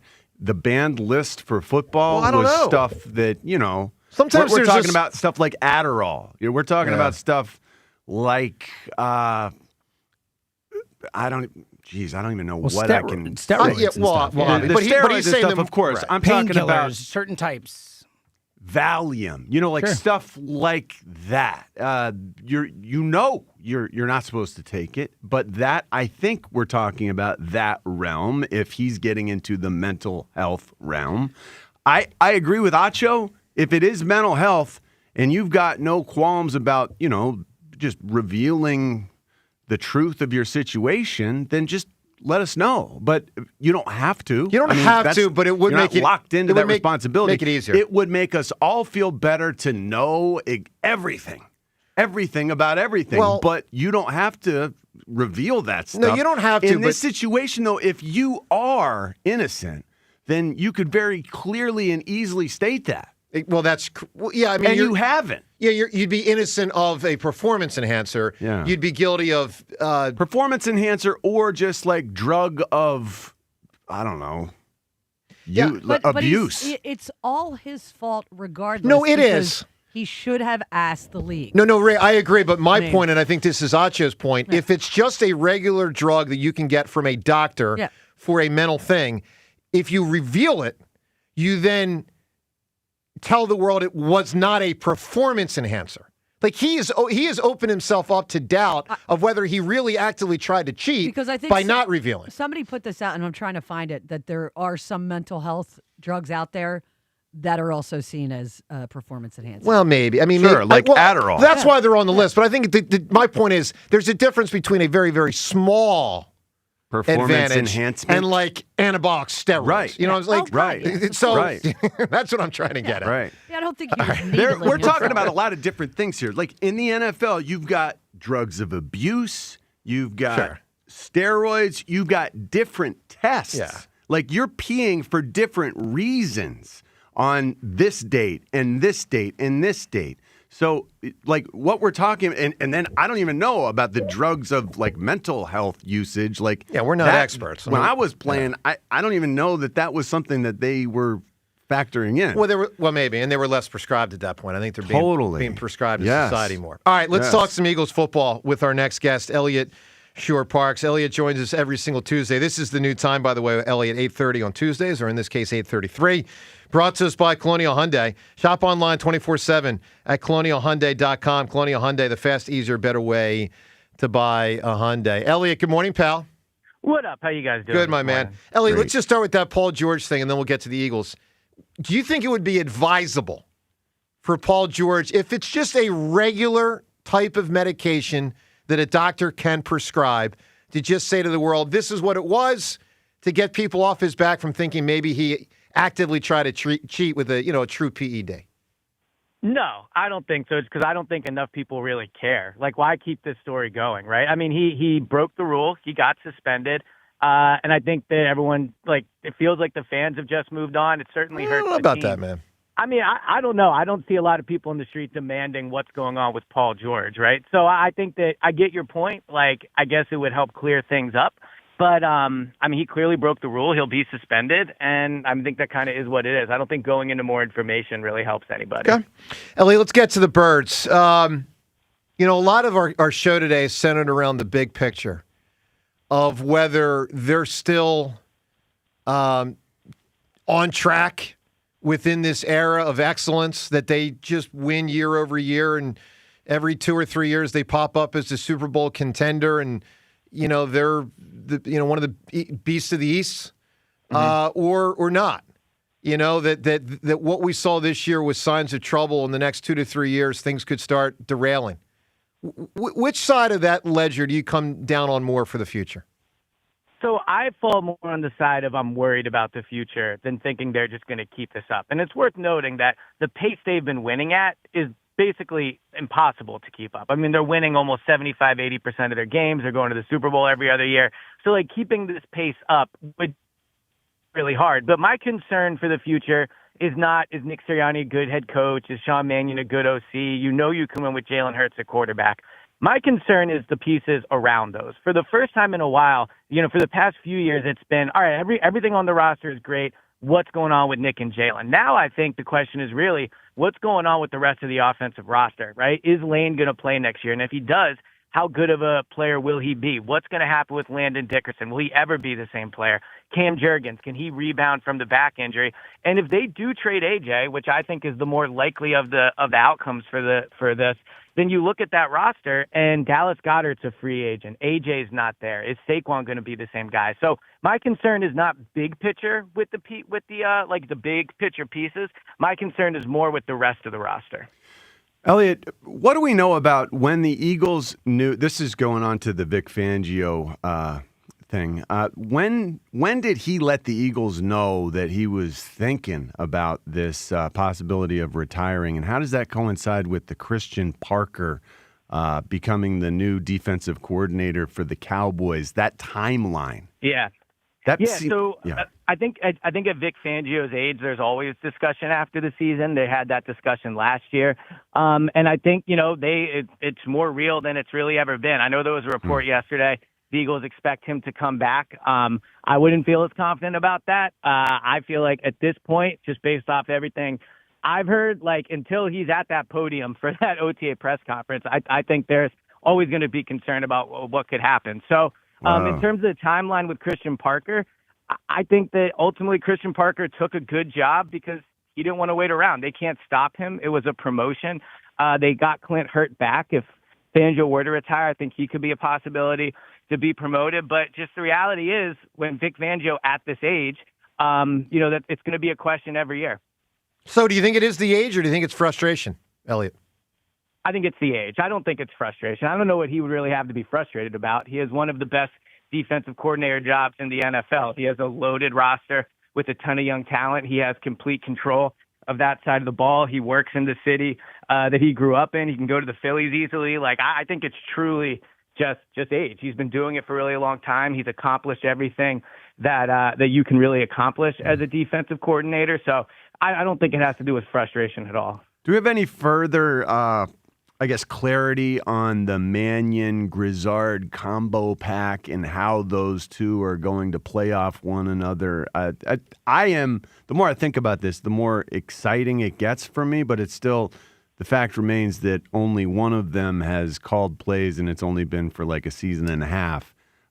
It does feel like they can put their brains together, though, and I'm wondering if that's part of what the Eagles had expected, if this is a 2-for-1 combo pack offensive coordinator.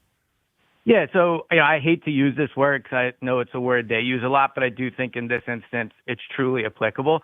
It is collaborative. I think that with the offensive side of the ball, we always want to do he made that call. This is in because of him. And there is instances where that's true. But the offense is built by Nick for Jalen with last year Kevin Patullo and the other coaches involved, with Stoutland, designing the run. I thought earlier this week, Jason Kelsey made a good point, or I guess it would have been last week actually, about how, when he was there, it truly was everybody doing a little bit of piece of everything. And there's some negatives to that, but that's how they've done things, right? So I think going into next year, yes, Mannion will call plays. Grizzard will be the pass game coordinator. But I don't think there's going to be a true chain of command outside of the fact that Nick is the head coach and the most important voice on the offensive side of the ball. I think outside of that, it'll be pretty collaborative.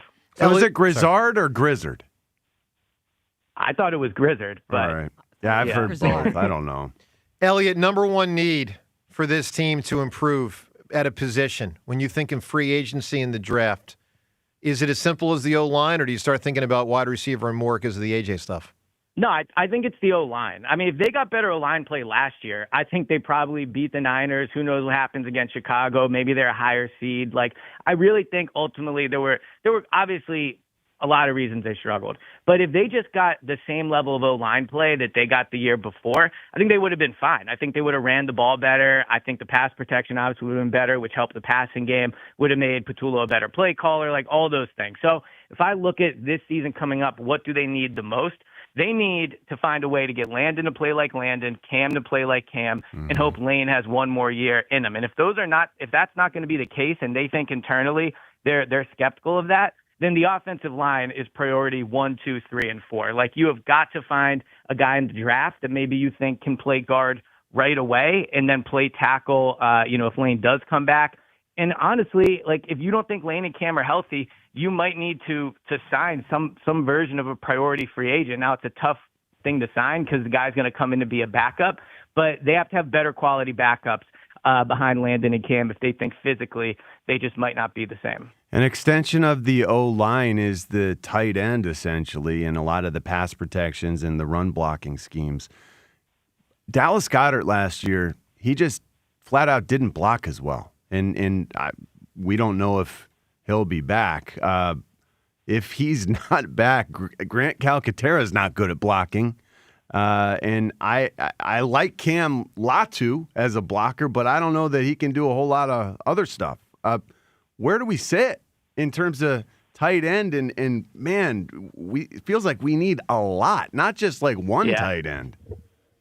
Well, I mean, there's a chance it's a completely new tight end room. We'll see if the tight end coach, Jason Michael, is brought back. I know they're going through the process now of deciding which of those offensive coaches will be brought back. But if he's not back, you then go down the tight end depth chart. Dallas Goedert's a free agent. Grant Calcaterra is a free agent. Kylan Granson's a free agent. E.J. Jenkins is basically a free agent every week of his career. So, like, they could be an entirely new room. I think last year in the draft, especially in the second round, they really wanted to draft a tight end. The draft did not fall the way where they were able to do it. I think that will be a priority this offseason. And Goddard's an interesting question because he couldn't have had a much better free agency year, right? Like, going into that final year of his contract, he was maybe the best player on the whole offensive side of the ball. So will they pay money for him? I mean, you might have to. And if you don't, then I think you really have to prioritize it in the draft, or you go out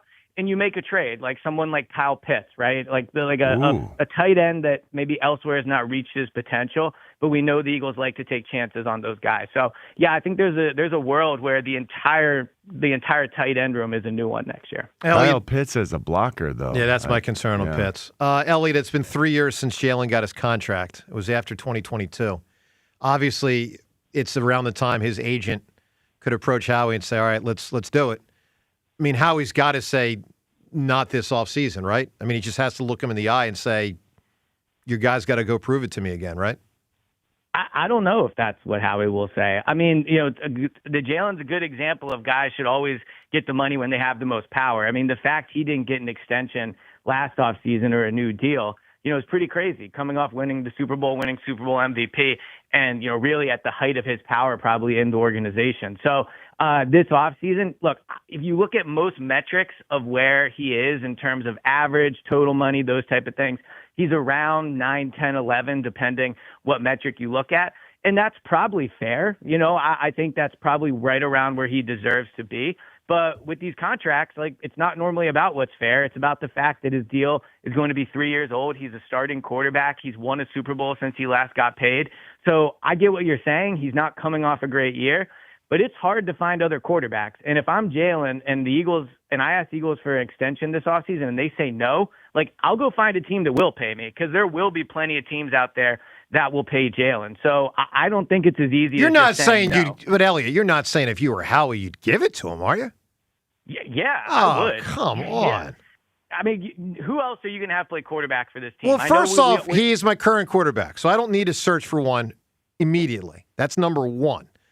Like, tough cookies, buddy. I got you under contract for 2 years. Deal with it. That's number one. I think the way to win is not having your franchise most important player upset with his contract. This is not the way to win. Well, anyway. All right, Elliot, final thing. Let's go back to the Sixers for a sec. Trade deadline's in 2 days. I'm going to give you 3 absolutely different paths. Tell me which one you would endorse. Path 1 is you go all in, you trade Edgecombe for Maxey. Edgecombe for Giannis. Path 2 is you sit tight. You got what you got. You stand pat. You take your chances with this squad this year. Path 3 is you trade Joel to try to get out from that contract, and you get back expiring contracts, and you reset the salary cap for years to come. Which of those 3 would you endorse? So I'm closer to 3 than I am 1 if I had to pick. I'm not trading VJ Edgecombe. I'm just not doing it. But if I had to pick and I'm Daryl, I'm number 2. Like, this is the most normal, fun, good the Sixers have been in a really long time. Like, I know they're not the best team in the East, but they're also not, like, dealing with tons of controversy, dealing with all types of things. I know Paul George is dealing with the suspension, but he'll be back for the playoffs. I think they have a good thing going. The vibes seem high. Fans seem to actually like the team right now, and that's no small thing after what they've gone through the past few years. I think holding on to VJ and Maxey is the biggest priority. And then with Joel, look, I mean, we're watching a literal medical miracle before our eyes. Like, maybe he will just be okay. And if he is, then he's one of the best players in the NBA. So I wouldn't trade him. I wouldn't trade VJ. I would just ride it out with this team. Yeah, that's exactly where I've netted out. Last week I was trade Joel, and now I'm like, you know what? Just stand pat and let's see what you can do here. All right, Elliot, good work, pal. We'll talk to you later in the week. Thanks, man. Yep, sounds good. All right, Elliot Shore Parks. Twitter poll question of the day. It's brought to us by Armin Chevrolet. After you visit the Philadelphia Auto Show, make sure you visit Armin Chevrolet for a great deal on a new or pre-owned Chevrolet. Together, let's drive. ArminChevy.com. Poll question: do you think A.J. Brown's going to be on the team next season? A, yes. B, no. You can vote at Sports Radio WIP on Twitter. The 4 of us here, does anyone think he's on the team? I'm a no. James, you're a no. Rhea? No. John? No. Yeah. Very unlikely. Very unlikely. I mean, just could happen, but very unlikely. A cap hit's brutal. It's too big. It is brutal. Well, Rhea, that's what might keep him. Yeah. That's what might keep him, is that you do take a cap hit for getting rid of him. Now, 40-something million, right? well, and you hope the other team negotiates a contract, and, we're going to have to talk to Elliot at some point about what does that cap number really become if there's a new deal. You just get into wonky money territory. James, we ever going to understand the salary cap? No. I mean, every pre-June 1, post-June 1. Howie will figure it out. Like, he'll if there's a cap hit, you know what? Howie will find a way to make it work. Well, the one time they took they've had one massive cap the hit. Wentz thing. And they made the playoffs anyway. Yeah. They weren't great, but they made the playoffs unexpectedly in 9-8 in Jalen and Nick's. That was about the same size cap hit, right? That was $34 million when the salary cap was lower, so it was probably a bigger percentage. So it is about the same. Thereabout, but we don't know this year how big that the cap will be. It came out. Really? I think it came out a day or two ago. Yeah. It goes, And it went up a lot. Yeah, it does went go up a up a lot. Yeah. Yeah. So that's what they. You know why, factor Rick? in. Because we all watch pro football. You think? I got to tell you though, this Super Bowl, helps us. I'm really bored. I know we're 5 days away. There's no personalities. Yeah, I will no say juice. that. There's nothing. No juice. I don't even know where I'm watching the game. Like, I got nothing on the Seattle and New England. I mean, 10 years ago, that was awesome. 10 years ago, that was Brady versus that freaking Seahawks defense. That was a showdown. Well, you had personalities. Well, yeah, but you also had 2, really great teams. This one, honestly, this is about as bored entering a Super Bowl as I can remember maybe my whole life. Could you pick out Seattle's coach walking down the street? No. Yeah, I didn't think so. I don't even know his name. McDonald. I don't know. What do I know? Old McDonald? Young McDonald? Yes, he's old. He's young. What do I McDonald. care about McDonald? I would tell you That's unbelievable. 80% He's of really good. 80% of Eagles fans probably don't know the name of Seattle's head coach. Yeah, that's probably true. I mean, I'm just I being. was calling him Mike Montgomery for a couple weeks. Just Mike That's how McDonald. bad it is, John. Yeah, I mean, there was a Mike Montgomery who was the coach at A&M and at the Packers and all that, but yeah. Anyway, Mike McDonald Who are you is rooting this one. for?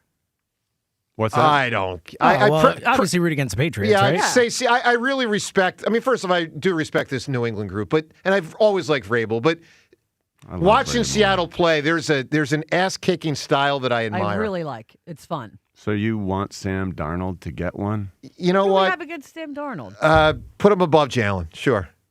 Oh boy. Let's get some sanity to this conversation. James, Jalen's going to come in 12 in the national. That's my prediction of the averages. He'll net out to 12. He'll be as high as 8 or 9 in some. He'll be down in 15 or 16 in others. 12. I think that's probably right.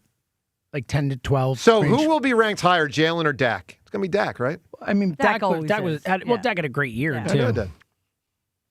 Did you see the list that Pro Football Focus put out? They put out their top 8 quarterbacks. Yeah. With the highest rated Super Bowl since 2006. And Jalen's was second, right? He was second and 8th. He made the list twice. I actually thought his 2022 Super Bowl, he was better than last year's. I really did. And Nick Foles was number 1. Nick Foles was number 1. Yeah. Makes sense. And this is since As 06? he should be. 06. So you had Mahomes, you had Aaron Rodgers. Yeah. I mean, Russell Brady Wilson. against us should be pretty high, too, even though they lost. Yeah. Yeah. 505. Didn't feel Brandon Graham coming around the edge, That's though. right. That's why he's not number 1. That's why Nick Foles is number 1. Yeah. He wasn't coming around the edge. Oh, you're right. Coming from the middle, buddy. My fault. You're right. Best ever, and this goes before 06, probably Steve Young. Well, Montana Well, in Montana was Montana perfect, in wasn't 90. he? Yeah, Montana in 89. I mean, Sims was 22 for 25. Yeah, but not all the yards. I Yeah, mean, but he didn't have the Steve touchdowns. Young had, I think, 6 touchdowns. I think He did. And Montana against the Broncos, It was 4, I think. Yeah, they just pulled him off the field in the fourth 55 quarter. to 10. And the game was just completely over. I mean, 55 to 10. I mean, my God. We had Super Bowls some of those years that were Oh, so it was bad. crazy. At He had a halftime, run you're forever. Like, Yeah. other than the Norwood game, they were all bad for a long stretch. And it was here. always the NFC. It was before the salary cap. I was in college and there was a blowout so bad, I watching and went out with my friends. Sure. A week later, I found out I won $500 Wow. on block pool. Yeah. I mean, $500 for a college kid back then was like $1 million. You report that to the IRS? No, I wasn't working. Keep it down. Yeah. I don't think you have to for 500, do you? I don't know. Isn't there a number? I don't know the rules. Like 1,000,000 years ago, I think I'll Go be to your excused. taxes, right? Yeah. All right, let's get to Violet right now. Violet, good morning. Hi, good morning, guys. Hi, Sorry, I Vi. don't have a lot of time. I just got to work. I'm really, really hopeful for the Eagles. I am really, really excited about next year. But I mean, Vic's got to stay. That is like going to be the glue that holds everything together. But I guess, we'll find out. Yeah. And I have my question. Sure. Okay, I know you guys are going to think I'm crazy, but I would ask Donovan McNabb if he played concussed in that Super Bowl against the Patriots. Because of the dry heave throw up thing, you think that could be a sign of a concussion? I don't know if you remember this, but he took a pretty damn. Sorry, That's he okay. took a You're allowed to say damn. Violet. You're It's allowed to okay. say damn. He took a really good hit Huh. to the chin at one point in that game, and it was really weird because everything kind of switched after that. Huh. I don't and remember I know y'all that. think I'm it was crazy, but Brewski. I always thought about that. I don't remember that. That's interesting. Violet, give me an answer. Oh, you already did. I appreciate it. The Donovan question. All right. Never heard that theory before. Don't know. It's been mentioned that he did take a pretty brutal hit, and I just seem to remember that it was. Well, Brewski sacked him up the middle, but I thought it was more like he whirled him down, kind of got up there and kind of spun him down. John, I've always thought you guys might have won the game if you hadn't gotten injured, because a lot of that pressure was right up the middle, and that's where you would have been. You would have been stepping up to block. I vividly remember it was right up the middle. Yeah. It was confusion. It was free blitzers and like they did, yeah. You would. I don't want to go back and dig into all that. Yep. I never did. I never went back and watched that game. Really? Well, let me tell you this. I've watched it about 5 or 10 times. Why? Why? I never watched it again. I have. I've watched it many that times. sounds horrible. Let me tell you something. Other than the Donovan interceptions, this isn't breaking news. The Eagles dramatically outplayed the Patriots. Oh, I know. They really did. I mean, by the way, Donovan had 348 yards passing. So yeah, it was. And then Patriots defense was at the height of its power. He had 348 yards passing, but he turns it over. Well, that's why we think they repeatedly were cheating, that they knew what was coming. Yeah, Brewski hit him, had a hit that had Donovan gasping for air as they were about to go in their hurry-up offense. Oh, I don't remember He that. was hit in the back by Brewski as he fell forward. Okay.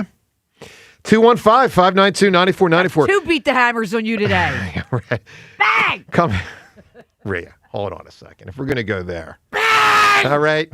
Bang! I just like doing that. No, that's pretty Your good. face is funny. All right, coming up, a tweet from yesterday. A little bit of a spike weighing in, something I put up on social media. We'll get to that. And phone calls on all this on a Tuesday morning. It's still cold out there, boys and girls.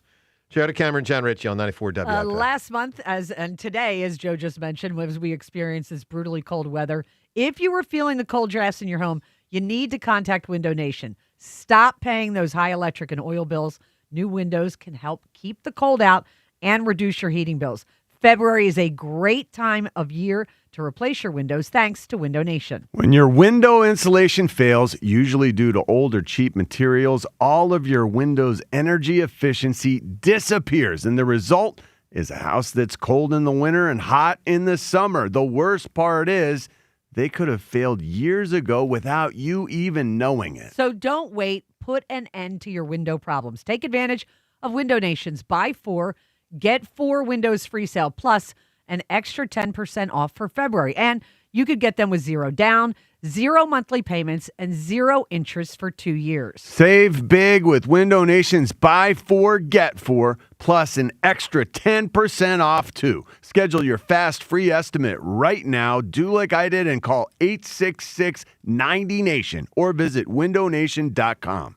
Hi, I'm Steven Singer. Yep, that's me, the I Hate Steven Singer guy. People ask, what does this mean, I hate Steven Singer? Well, it's mostly other jewelers that hate me. Why? Because we make the best Valentine's Day gift ever. It's a real long stem American Beauty rose, lavishly and deeply dipped in pure 24 karat gold. And they last forever. Can you imagine a beautiful flower, a real rose that is preserved forever in 24 karat pure gold? Our famous gold dip roses start at just $69. They arrive to your door in a magnificent gift box with your own personalized love note. There must be a catch, right? Nope, that includes free shipping, free personalized love note, all guaranteed for life. For only $69. Go now to IHateStevenSinger.com or call 888-I-HATE-STEVEN-SINGER. Visit us at the other corner of 8th and Walnut. If this is your first Steven Singer rose, I suggest the red. If you're a returning collector, check out our newest premium color. Only available at IHateStevenSinger.com. This is a gift she'll cherish forever.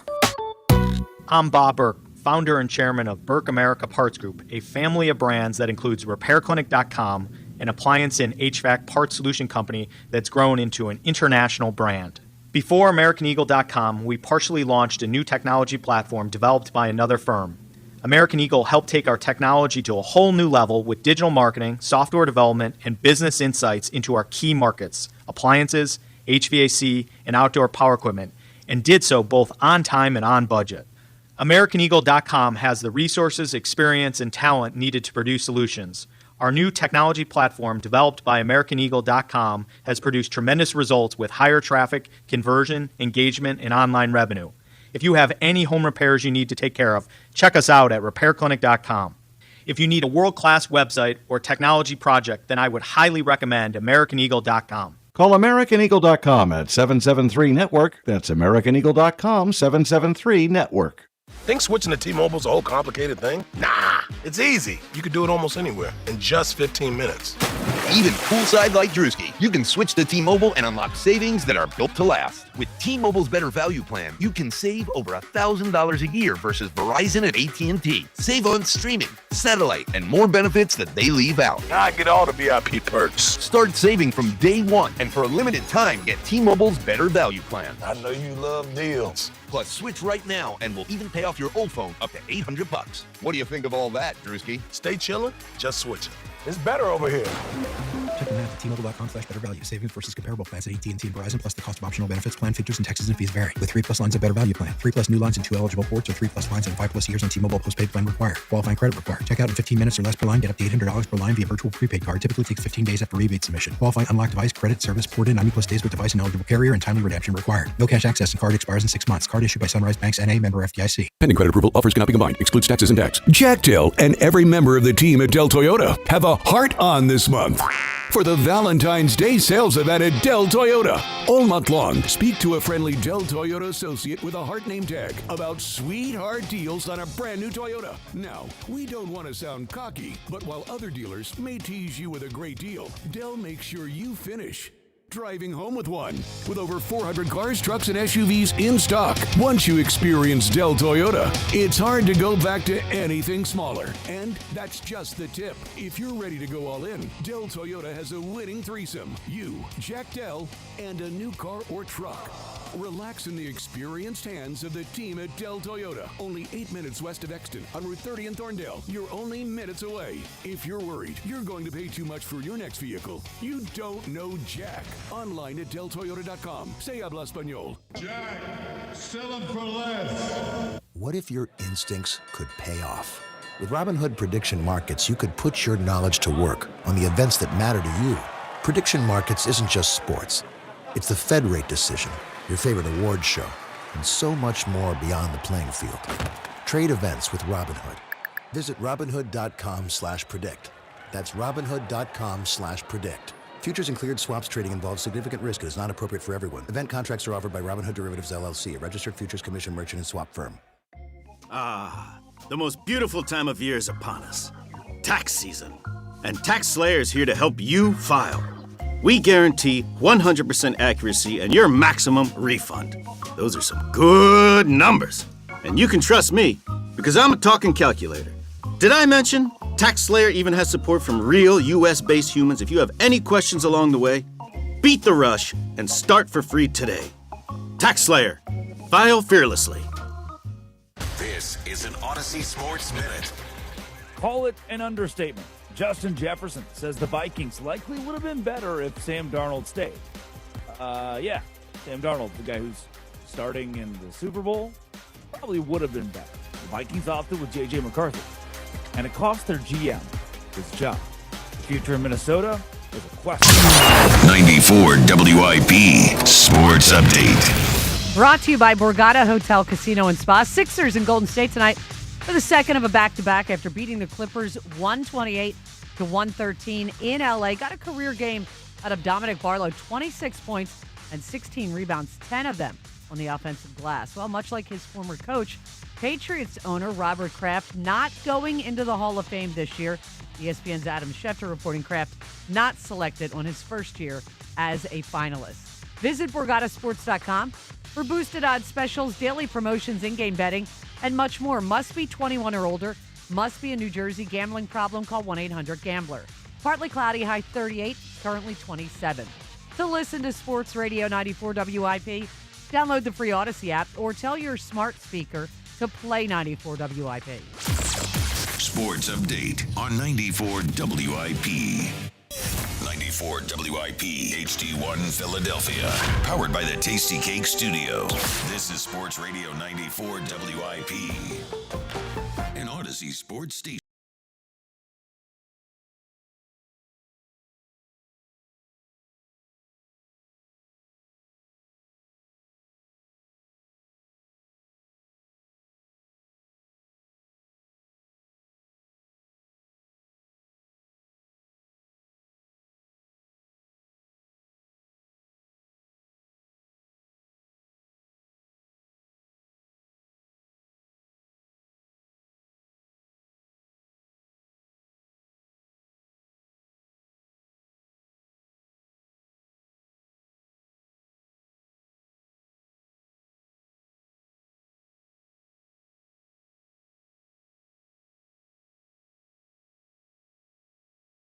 Apparently, according to the tweet, you'll see. Sort of. So I turn as a good citizen to society to, ask for some help. I'm met with just nothing but a barrage of criticism. Derision. Total derision. What was your query? All right, here's my query. Here's my tweet yesterday. Does it really matter to preheat an oven? Wow. I have long been skeptical. Doesn't matter, right? Yeah, it does. Why does it matter? Why does it matter? Well, because it's you have precision. You have to get something up to a if you're baking, you absolutely have to bake at the exact. Yeah, it really depends on what you're making. Like if you're heating up a slice of pizza, you don't necessarily have to. Making chicken or it was pork a frozen pizza yesterday. Does it matter? Not as much, no. It doesn't. As long as you keep an eye on it. It won't match the timing. Like, it won't say it cooks in 8 minutes. It might take longer. You'd have to keep an eye on it. But yeah, that's what I do. I keep an eye on it.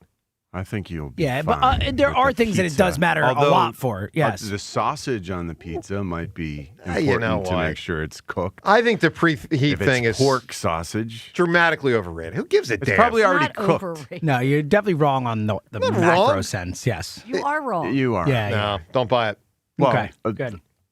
How? That's why no one's coming over your Because house. to eat people just dinner. want to wait. Like, they just want to have to preheat an oven. It's like, Well, I that's want to the- wait yeah. 20 minutes to make my food. Yeah, that's it. Don't you think that if you didn't have to do it, people wouldn't do it? Yeah, me. You're ignorance is the reason you're doing it, so. No, it's laziness. What? No, ignorance. He's saying he doesn't even believe it matters. He's like, I don't know. So You don't wanna he's wait for it ignorant to to why it I don't matters. want to wait. That's what it is. You're too lazy to Don't wait. care. You're impatient. Okay. Someone out there tell me I'm right. Yeah, for a frozen pizza, it's probably not a big deal. But like when you're Think about what we're saying. It's a cooking other frozen pizza. Well, other I stuff, mean- the eye test.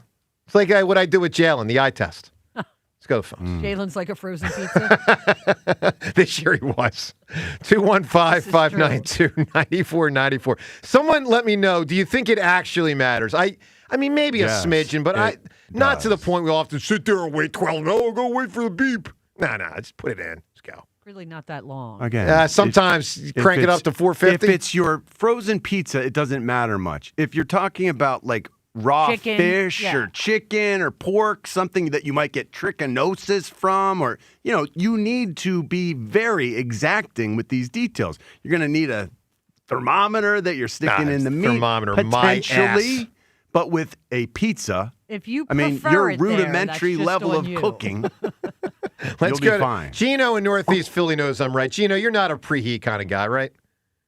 Nah, Joe, you got to preheat it. No, up, you but- don't. I mean, I don't know about like if I'm cooking stuff. I mean, I don't stick a thermometer. Of course in there at all. not. Like, if it's done, it's done. You know what I mean? But I mean, Gino, you just look at it, you figure it out, you go on with your day. I don't need to sit there in 10 minutes of preheat. But I do preheat the oven, though, Joe. You're a dork. Wow. First of all, I wanted to say that calling this morning. I mean, he hasn't been listening to the show for 25 years. If he thought Rhea was going to apologize, especially about something she was right about, by the way. Thank you. On both levels, I appreciate that comment. Yep. And Joe, here's my thing is, you take little digs at Jalen, like, but you're joking and all. The thing is, though, Joe, and I've said this to you before, I don't think it's personal with you with Jalen. I just think you don't think he's that good, which you're wrong about. But I think some of these people, it is a Yeah, some of it is personal. for people. Yeah. It becomes personal, and I don't understand that. Like, what has he done other than win a Super Bowl? Well, I think for us? I think there's two things. Watching the offense has been rough, but I think his personality, it's just boring. And I like his personality. His personality is a little boring. It's very boring. But So- the only thing is like, yeah. But he doesn't get in trouble. He represents a franchise. I know. Right? He always Criticize- says things right. He doesn't I ever know. take Sure. shots at people. And Like his play on the there are all field those things that are real is freaking he's a positive. He's a coach's son, though. He does coach speak. Well, yeah, it could be that, and it could be Saban. To me, sport. Look, I think it's a combination of the two. You're right. Gino, here's what I'll say, man. The number one thing, of course, is to win, but I think the number two thing is to have fun. And there's a lot of athletes that have been less successful that I've had a lot more fun as a fan watching. A lot. I can understand that. And my Sixers point, Joe, I'm kind of like where you are. Like, the Sixers have just been so annoying and frustrating to watch for the last couple of years. Yep. That this year's team's actually fun to watch. That it's like it does make it a hard decision for me because, like, is it better for long term? Probably trade them. Yes, you know what I mean. But I'm actually enjoying watching the Sixers I know you for are. the first time. Well, here's the little. And you got to give Joel credit. I mean, the guys out there. You can say whatever you want. There's no way he's magically just 100%. It's that you know what I mean? He's had all these knee things and this and that. The guys out there playing. Gino, let me put it this way. Here's what Joel could have done. He could have shut it down the way 10 years ago, the way Cliff Lee shut it down. Cliff Lee had a similar kind of contract and just like, that's it. And we're all like, that's it? And then he just disappeared. And he collects all his money. Like, Joel could have collected all the money, not tried, and just shut it down. He busted his ass, Joe, man. I don't know about you, Joe, but he actually really looks invested. Like, even if he doesn't play, you could see he really likes these young guys. he look. He hasn't always had the right methodology of how to win and how to train. No, I agree. But But he has always wanted to win. There are some athletes that I don't know. he has. He's wanted to win. He hasn't had the right methodology of how to do it. Not that Celtics game where he said nobody would give him the ball in the last 3 minutes. You're the MVP. He didn't want to win that hard. You demand the ball. That's a different issue. That's how you go about it. It's wanting to win. I saw the guy walk off the court crying because his heart was broken. I see Josh Allen cry. I see a lot of guys. Well, he cry. wanted to win too. Yeah. So, but I don't think he always wanted to win. because he didn't try hard enough. All right, Gino, give me an It's answer. going to take wanting to win to another level where you actually apply that to the way you live your life. Well, listen, you this know, is like off the court, the way you eat, the way you sleep, the way you prepare. All of that stuff is what we're waiting for Joel to get great at. Well, and I think he's taken a step in that regard. Big step. And you can see the results. Yeah. Now, will he continue to step in the right direction with the off the court stuff and just doing this the and right have way? good luck, because he's still going to need good luck. And he has not. Because his knee can buckle at any moment, and then the whole thing can go off the rails again. Gino, give me a question you'd ask someone at a media day. Sports figure all time. Okay. Well, my favorite athlete ever is Michael Jordan. Yep. So I would definitely ask him if he really had the flu. Oh, okay. Yeah, sure. I don't think that's the best question of Jordan. Yeah, it's not. Did you have the flu? All right. Well, why did you go play baseball? Exactly. I that's think we all the know that question. one, too. That is the question. Let's go to Hassan right now, Strawberry Mansion. What's going on, Hassan? Not much. Top of the morning, everybody. Good morning. Top of the morning. And the rest of the day to yourself, Hassan. Thank you for you know your answers. It's very official. How's everything? I called up because basically I'm tired of this city not being loyal to anybody or anything. Wow. I don't feel like we've won enough championships as a city in the professional realm to throw away players the way we do. Like Jalen Hurts and Nick Sirianni together has been to more Super Bowls than any quarterback coach duo in this franchise's history. That's right. But all I hear is, let's get rid of these guys. Like, it's crazy to me. Like, I just don't understand it. Joel, no, he hasn't won a championship. But as a person who's recently gone through some physical trials that I didn't expect to have, and I have a new sympathy towards Joel. So, and to see him work as hard as he is to get back, like, I feel like he deserves to finish his career here and try to win a championship with him here. I can't go that far because with the contract, look, there's some athletes that deserved to finish here. Dr. J was one. Brian Dawkins was another. I would not put Joel in that category. That's just me. But I think your first point, Hassan, is an interesting one. But here's where the rubber meets the road on your first point. Because you do bring up a good point. I think there are times, clearly, where a lot of people don't have what I'll call proper appreciation for Jalen and Nick.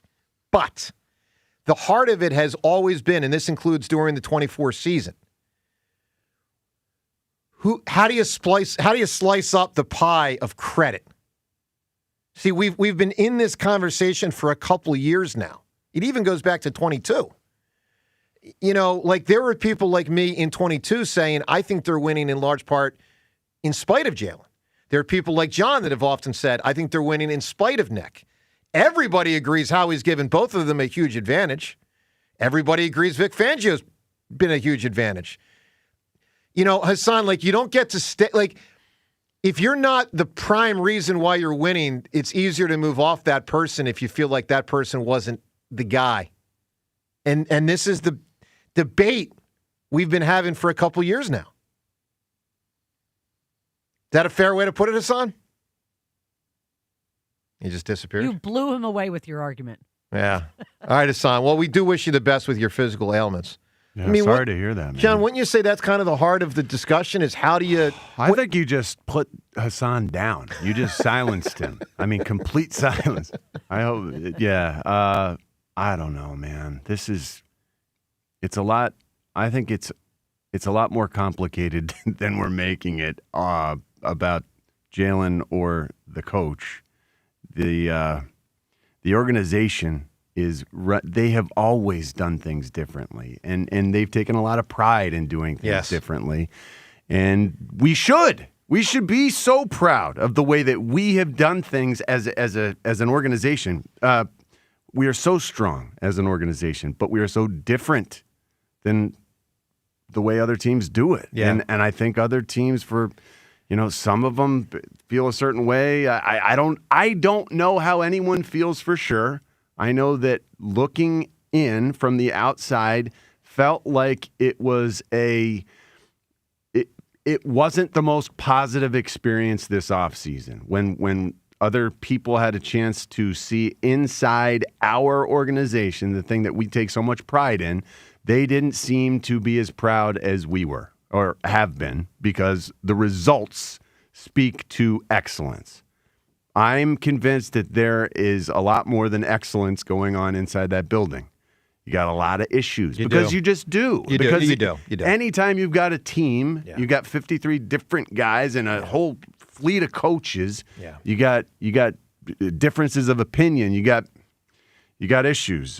We now have an opportunity to fix some of the issues from last year. I think they're getting to work with all that. Yep. That's a real positive thing. But the root of it all, with these leaders, with Nick Sirianni as our head coach, our CEO head coach, and with Jalen Hurts as our quarterback who can do it all, run and pass, do we have what it takes with our defense, with Vic Fangio hopefully coming back, because I'm going to count on that for at least one more year. For at least one more week until you find out otherwise. Who knows?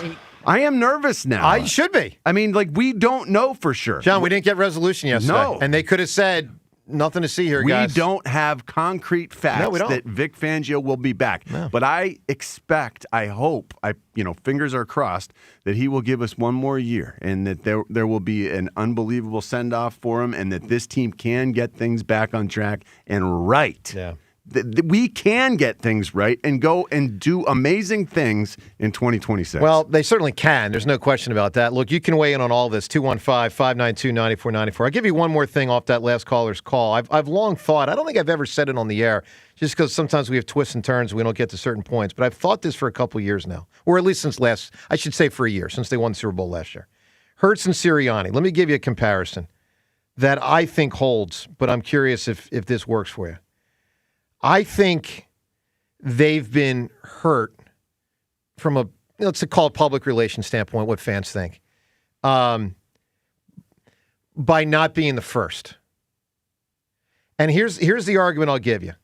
Doug and Nick Foles, when they won, I mean, it was such monumental doesn't even begin to describe the breakthrough for Philadelphia sports and for us as fans and our psyche. Our whole freaking existence, that the Eagles won a Super Bowl. It was so monumental that there was no shade on anything about it because they freaking won a Super Bowl 8 years ago. So, like St. Nick and St. Doug and all that kind of stuff. All right. So, Hurts and Sirianni don't get that because they're not the first. I'll put it another way. Most sports fans, at least if you're old enough, know Roger Bannister was the first person to run the 4-minute mile. Does anybody know the second person? No. Nobody knows the second person to run a 4-minute mile. Okay? But you know what I also think hurt Sirianni and Jalen Hurts was the notion to overpraise Howie Roseman so much. And I know that it's going to sound weird, but I just remember it was like the day after the Super Bowl, and it was like, who cares? Eagles are losing 5. Who cares? Yeah. Josh Sweat. Who cares? Oren Burks will win a Super Bowl without. I don't think people savored that Super Bowl enough. I agree with you. I mean, I agree with that. The next day, it was a discussion on whether or not Jalen Hurts was elite. So, and I think that's on all of us. I'm not just saying, I agree with that. Like everybody, I think we all jumped into what's next year and that nobody actually enjoyed it. I think that's what we're doing with this season. I've been saying that. I feel like we had this expectation that this season, and we didn't win another Super Bowl, so it's a disaster. When in actuality, 11-win season and winning the division off of the Super Bowl is better than most teams do. No, I agree. The offense was a offensively. Yeah, the offense was a disaster, but the team wasn't. Anyway, here's my other point. When I think of Nick and Jalen as it relates to Doug and Nick Sirianni and Jalen Hurts as it relates to Doug Peterson and Nick Foles. 2 Nicks in there. The other aspect that I think hurts and Sirianni is that history. So this goes to the last caller's point. It's like, you can't get rid of these guys. They've won the Super Bowl. Hold on a second. History has proven, Philadelphia Eagles history has proven, you can get rid of them and win another Super Bowl with other people. It's been proven. So that's where it gets more complicated. Let's go to the phones. Ken and Cinnaminson. Ken, good morning. Good morning, friends. How are you today? Doing right, Ken. Doing all right. Hey, Rhea, I know you have a young man at home, and Yes. I have a book suggestion for you by a guy, he's a professor at NYU named Scott Galloway. Okay. And it's called Notes on Being a Man. And it's really interesting read about a topic that really doesn't get discussed much, and it's how young guys in our country are just getting the short end of the stick in so many ways. Wow. Well, I will say this, and Joe knows this from having attended the prep.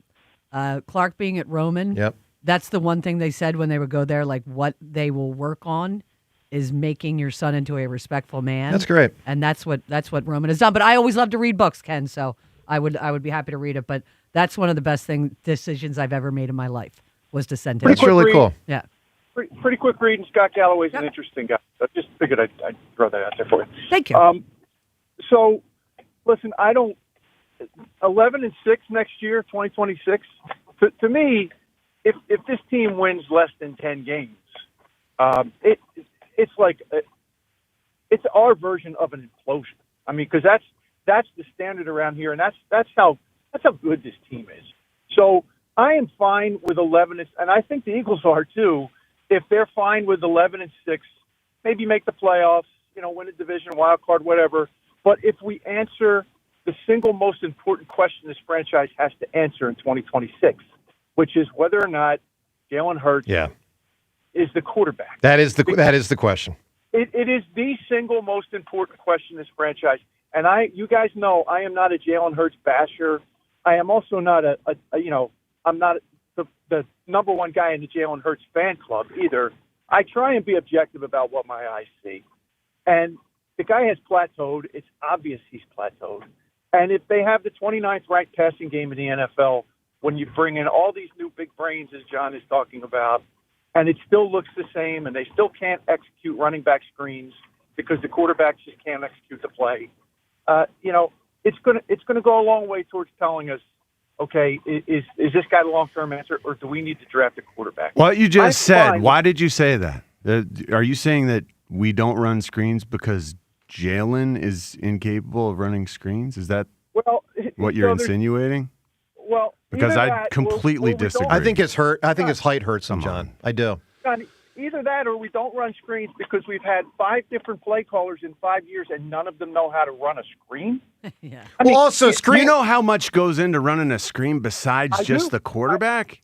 You got offensive linemen running out to the numbers and creating a yellow brick road down the numbers. You got the back who has to act like he's blocking. Like there's an art to that part. The timing of it all, like the timing of those offensive linemen. When do they take off? There's a lot that goes into that. I'm aware of that. And we just haven't run it for years. It's a quarterback that has to get the ball out on time, or you lead the league in ineligible man downfield penalties. And it's not like we've never seen that before. That's on the quarterback to you? Well, that is not on the quarterback. Illegal man downfield penalties? Well, if he holds it too long. But, Ken, I think there's Ken, hang on. I think you and I are largely on the same page here, but I'm going to take it in a sort of different direction. I think a lot of it is just born out of screens as we tend to think of them as. Dump off to the left or right to the running back, timing the whole thing you guys are going back and forth on, is normally predicated on being under center. Until around halfway through this year, they were barely under center. I mean, for years. I think they need to do more and more and more and more of that in order to develop those parts of the playbook. Because the whole ride and decide, the screen just doesn't apply when the running back runs toward the quarterback to have the ball in his belly for the quarterback to figure out, am I giving you the ball or not? Like, that's a totally different type. And I hope they'd start doing that. To John's point, it's complicated. Ken, to your point, they haven't done it. I hope they lean into that. I do think Jalen's height hurts him. I think the fact he hasn't been under center that much in the last 10 years hurts. Hopefully they do more. And I'm going back to college and high school. Like, he's just been shotgun guy for the most part. And we're talking about a play that's basically an under center play. And just to be clear, I do not want Jalen to fail. Of course you don't. Of course. I have a rooting interest in Jalen being the best quarterback in the NFL. But, I do think that his development, oddly, was stifled when they went from 9-7 right to the Super Bowl. He's got to use his legs, Ken. He's got to use his legs. That's how he's at his best. His development has been stifled by those teaching him to some degree. Maybe. It's my opinion. Maybe. I know you feel strong on that. I don't know. All right, Ken, I got to move. Give me what would you ask a sports figure? I would ask Sonny Liston if he actually took a dive. Great answer. Yeah. Don't we know, though? We think so, yeah. I don't blame Ali, because isn't that the night he won the title? Yeah, yeah. Or was that the second fight? Oh, it might have been. That was the second fight. I think it was the second I think he beat Liston to win the title, and then this Yeah. was the rematch.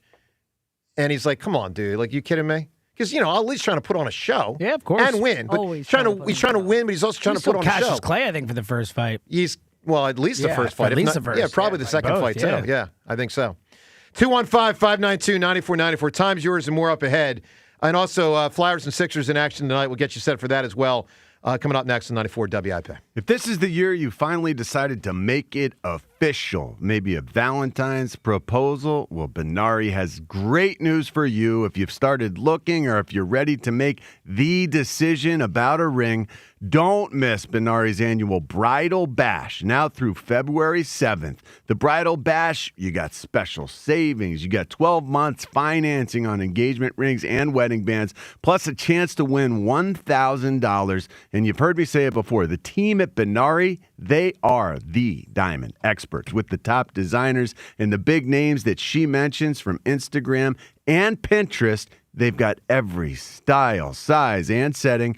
Benari has you covered with choices in rose, white, yellow, gold, and of course, platinum. And if you can't find the perfect ring for you, for her, you can build it. You can design it. You can draw it up. And they will, Yoni will send off for the wax mold. You can try it on. You can see how it looks on your hand, whatever your design is. It's such a fascinating process, and they take you by the hand. They walk you through it step by step. And during Benari's Bridal Bash, they'll make sure you save more and even give you 1 year to finance based on approval. That's Benari's Bridal Bash, now through February 7th at 2 locations in Exton and Newtown Square. Go to BenariJewelers.com. It's that playoff atmosphere right here, boy. The NFL plays on Sports Radio 94 WIP. Sunday, Super Bowl 60. The New England Patriots face off against the Seattle Seahawks in Santa Clara. Coverage starts at 4. Your home for the Philadelphia Eagles and the NFL playoffs from Westwood One. Sports Radio 94 WIP. Brad Evans here to help you beat the Bulls with Westwood One Sports. Smack that booty. Today's big game prop is tied to New England's most effective field stretcher. 13 times this season, Kayshon Boutte has held the ground for at least 18 yards. Against the Seattle secondary that's given up 57 pass plays of 20-plus yards, the 8th most in the NFL. Give me the over. 17.5 yards on Boutte's longest catch at -120. Bet smarter, beat the books. Download the BetMGM app today. This new year, get started on your next success with University of Maryland Global Campus. Apply now and save with no application fee. Classes start February 11th. An accredited state university, UMGC offers online and hybrid classes while giving you a head start on 2026. Earn up to 90 credits toward a bachelor's for prior learning and experience, or transfer up to 12 credits toward a master's. Learn more at umgc.edu. Certified to operate in Virginia by Chev. Pending credit approval, offers cannot be combined. Excludes taxes and tax. Jack Dill and every member of the team at Dell Chevrolet have a heart on this month for the Valentine's Day sales event at Dell Chevrolet. All month long, speak to a friendly Dell Chevrolet associate with a heart name tag about sweetheart deals on a brand new Chevrolet. We don't want to sound cocky, but while other dealers may tease you with a great deal, Dell makes sure you finish driving home with one. With over 400 cars, trucks, and SUVs in stock. Once you experience Dell Chevrolet, it's hard to go back to anything smaller. And that's just the tip. If you're ready to go all in, Dell Chevy has a winning threesome. You, Jack Dell, and a new car or truck. Relax in the experienced hands of the team at Dell Chevy, located on Route 30 in Paoli. You're just minutes away. If you're worried you're going to pay too much for your next vehicle, you don't know Jack. Online at DellChevrolet.com. Say habla español. Together, let's drive. Jack, sell them for less. Jim Cipriotti at Retire Ready Financial Group doesn't need Google to know you're worried about retirement. Between inflation, rising taxes, and the uncertainty about Social Security, he understands. That's why he offers a complimentary retirement second opinion. It's a no-obligation meeting for you to talk about your concerns about retirement. You want to know if you're going to be okay? Let's find out. 610-894-7415 or go online, retirereadyfg.com. Insurance and annuities offered through James V. Cipriotti, NPN number 2083768. Hey everybody, this is Hugh Douglas, and I'll say it, Tastykake doesn't miss. They're always rolling out amazing treats. For a limited time, you can get your hands on the salted caramel baked pie. Oh, that sounds tasty. It's a graham cracker crust caramel cheesecake flavor. That's the problem in the best way. And the mint chocolate candy cakes family pack means you're covered all week unless your family finds them first. Maybe one of those will become your new favorite. Classic snacks, new favorites, same great Tastykake, except no substitutes. Why does it matter to members that Aetna was named a Best Medicare Advantage company by U.S. News & World Report? Because they chose a plan that gives them real support, real people, and real care. We show up on calls with members and doctors' offices when needed. We show up with access to convenient care options and coverage that fits everyday life. We don't show up for awards. We show up for you. And showing up for you is how healthier happens together. I'm Piera Palazzolo, VP of Digital Marketing for the American Management Association, a company focused on the management training skills needed to enhance the careers of business professionals. We did our research when it came to the best companies for website development and chose AmericanEagle.com. And we couldn't be happier. AmericanEagle.com worked closely with us to understand the front and back end requirements needed to launch an e-commerce website that could handle the complexities of running thousands of seminars nationwide. Our robust new website and improved SEO saw immediate increases in site traffic and web revenue. If you're in need of managerial effectiveness and success, visit our website at amanet.org. If you're in need of a website that provides an unparalleled consumer experience, I highly recommend AmericanEagle.com. Transform your business today. Dial 877-WebNow1 for a free digital consultation with AmericanEagle.com. I checked Allstate first and saved hundreds on my car insurance. Really smart. Unfortunately, I didn't check if I took the gas hose out of my car's tank. Ooh, not smart. And I drove off while still attached to pump number 3. Yeah, checking first is smart. So check Allstate first for a quote that could save you hundreds. Potential savings vary, subject to terms, conditions, and availability. Allstate North American Insurance Company and affiliates, Northbrook, Illinois. Carrier has the home comfort you need and financing options to fit any budget. Right now, you can enjoy 60 months financing on a new home comfort system. Turn to your local Carrier home comfort expert for efficient heating and cooling performance, healthier indoor air, and convenient monthly payments for qualified buyers. Visit nopaycarrier.com. That's nopaycarrier.com. Hey, Philly, you hungry? Good thing Uber Eats has the best deals at all your favorite local restaurants, like this great deal at La Catrachita Food Truck. From now until June 30th, get a buy one, get one deal on select items all on the Uber Eats app. So next time you're craving a great deal, don't overthink it. Get it on Uber Eats and save big with a great deal. Order now only on Uber Eats. Terms apply. See app for details. 94 WIP Sports Update. Brought to you by the Special Olympics PA. Sixers at Golden State tonight. No Steph Curry. Sixers on a second half of a back-to-back. It is they won their fourth in a row last night at the Clippers, 128-113. A career night for Dominic Barlow, playing on a two-way contract, outplaying that contract pretty much. 26 points, 16 rebounds, 10 of them on the offensive glass. Pretty wild stat. The last 76er to have at least 25 points and 10 offensive rebounds. Well, that would be Charles Barkley back in 1990. Plunge or donate to the 2026 Philadelphia Polar Plunge, February 21st at Citizens Bank Park. It's the coolest event. For info, visit phillyplunge.org. Partly cloudy, high of 38. It is currently 27. To listen to Sports Radio 94 WIP, download the free Odyssey app or tell your smart speaker to play 94 WIP.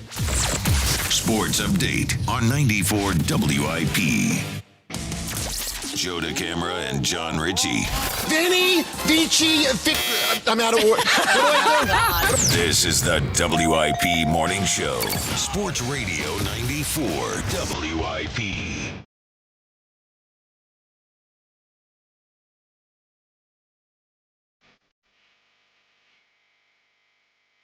You know, Green Day's playing in the pregame for Yeah, the I saw Super that. Bowl. Yeah, it's Oh, awesome. really? Yeah.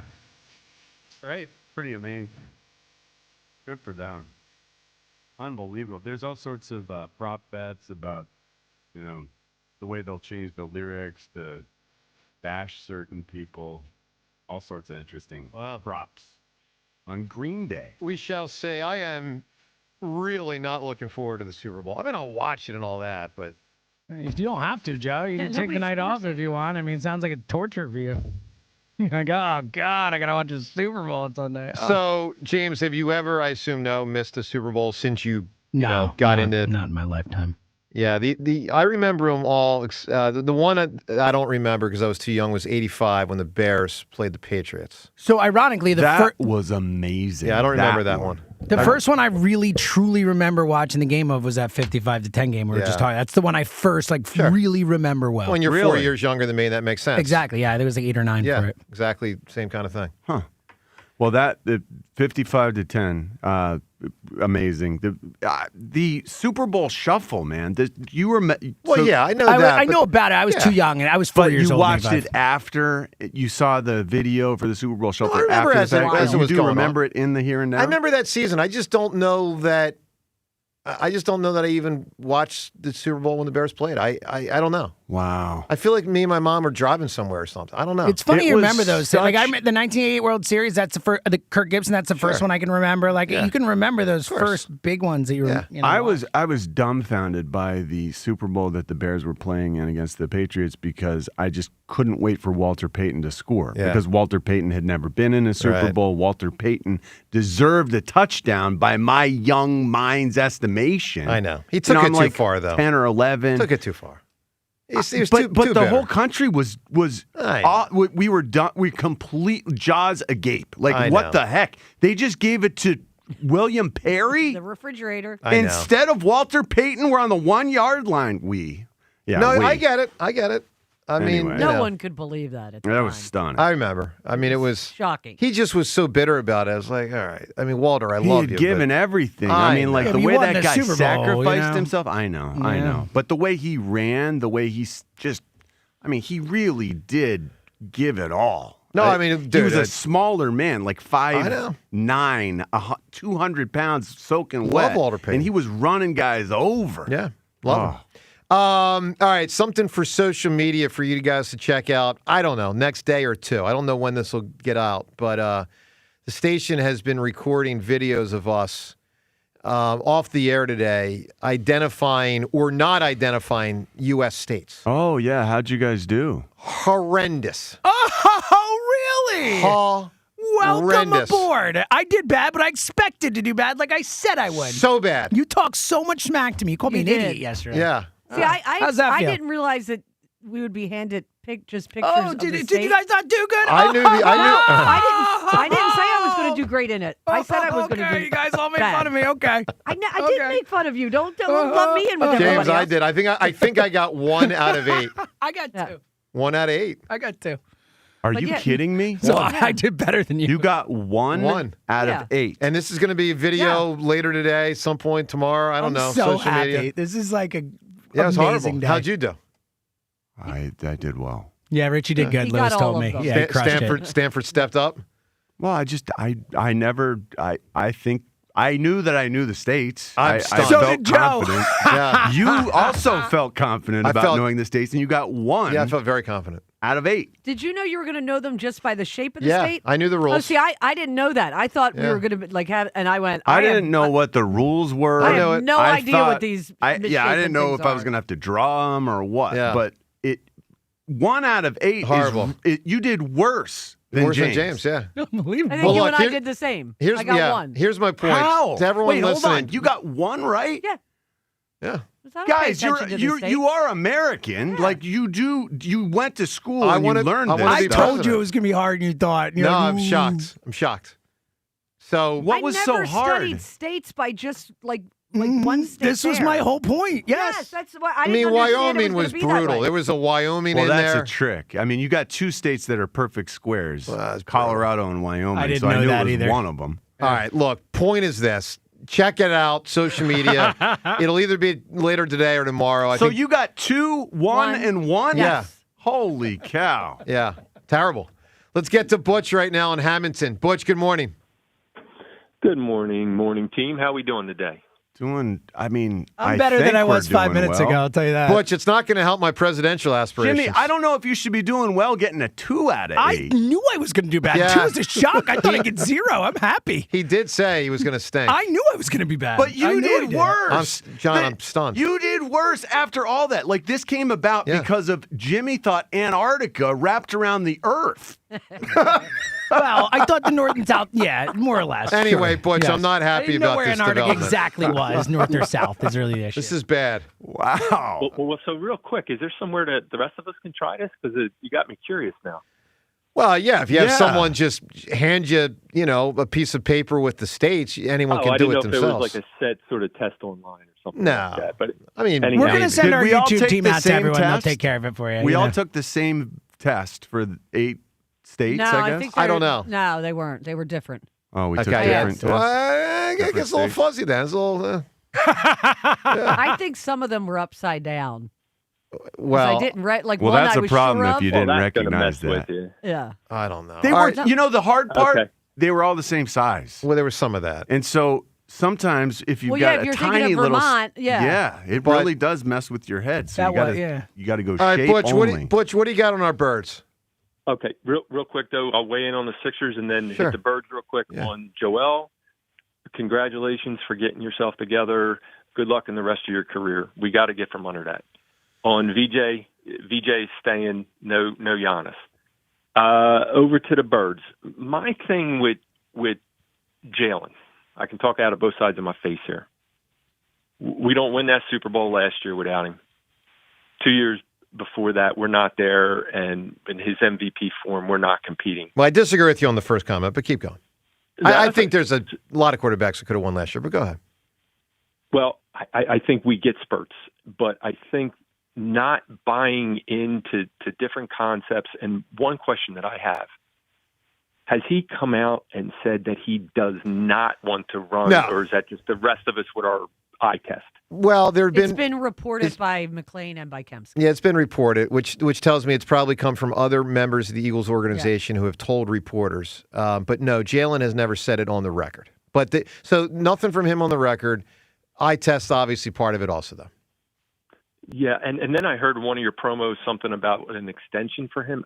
No way. I'm sorry, I'm not ready for that. I can't. I honestly, and you're probably going to slam me for this, but there was a couple times this year I was calling for McKee. I said we just need to change. I was it getting up. close. I wasn't there, but I was within about 2 or 3 games in early December. It was getting close. And I'll tell you, Butch, if he doesn't pick it up, I do not think he'll be the quarterback after next season. And they could even make a change in season. Like, he's got to play better, man. This is it's not a lifetime appointment. He can't say I don't want to do that. Yeah. I mean, Do we you can't have the entertain same offers offense. for Tanner? Well, I'm if not it's trading the right McKay. draft? I'm not trading I McKay. can't. Can't do I it. can't either. Man, Not doing it. stop. He's with a free the agent hanging after this on year. to You're the not gonna, like, backup franchise him. quarterback Like, thing. No, You're I'm not. actually going to pay Tanner McKee. For one more year, I I don't get have- it. I I don't get have to having a decide backup yet. This quarterback, is just but I would crazy, trade man. him now. Draft a new So you're gonna quarterback. keep him? Butch, here's my Eagles quarterback strategy. It's threefold, 3-pronged. 1, Jalen Hurts. Hope he plays better. 2, keep Tanner McKay. Go to him if I need to. Tanner McKee, you remember what Tanner McKee looked like Yeah, when but he played, But I right? don't base it all on that. I remember other games he's played. And 3, in the preseason. and then Butch, 3 is I've got 2 off seasons. This one with the draft and next one with the draft to draft and develop. If you got an offer for 2 for Tanner, I wouldn't do take it. I would not. Oh, that's tough, Rhea. That's a good one. I might have to think about No, it. I You'd be understand. nuts to turn that down. I would not do it. Yeah, that's a tough one. So, hey, on my who I want to talk to, I want to Yeah. ask a question. I want to say, excuse me, Pete, did you bet on the Reds to lose? It's a great question. Rose That's bet to lose. my- That's a great question, Butch. It's one thing to win. It's one thing betting on the Reds. Yeah. Did he bet it to lose? Because then Was he manipulating things because of It's a his great head question. rather than When winning he the started game? with Pete, I was like, all right, we Great already know question. the answer, and that was really good. Yeah, bet to lose. And, of course, not just the Reds when he was a manager, but even as a player. I mean, it was their one game. It was their one game. I'm going to guess he didn't just start gambling when he got older. I'm going to think I know the answer to You think? Just a guess. You think, James? All right, Sixers tonight, no Steph. Let me ask you this.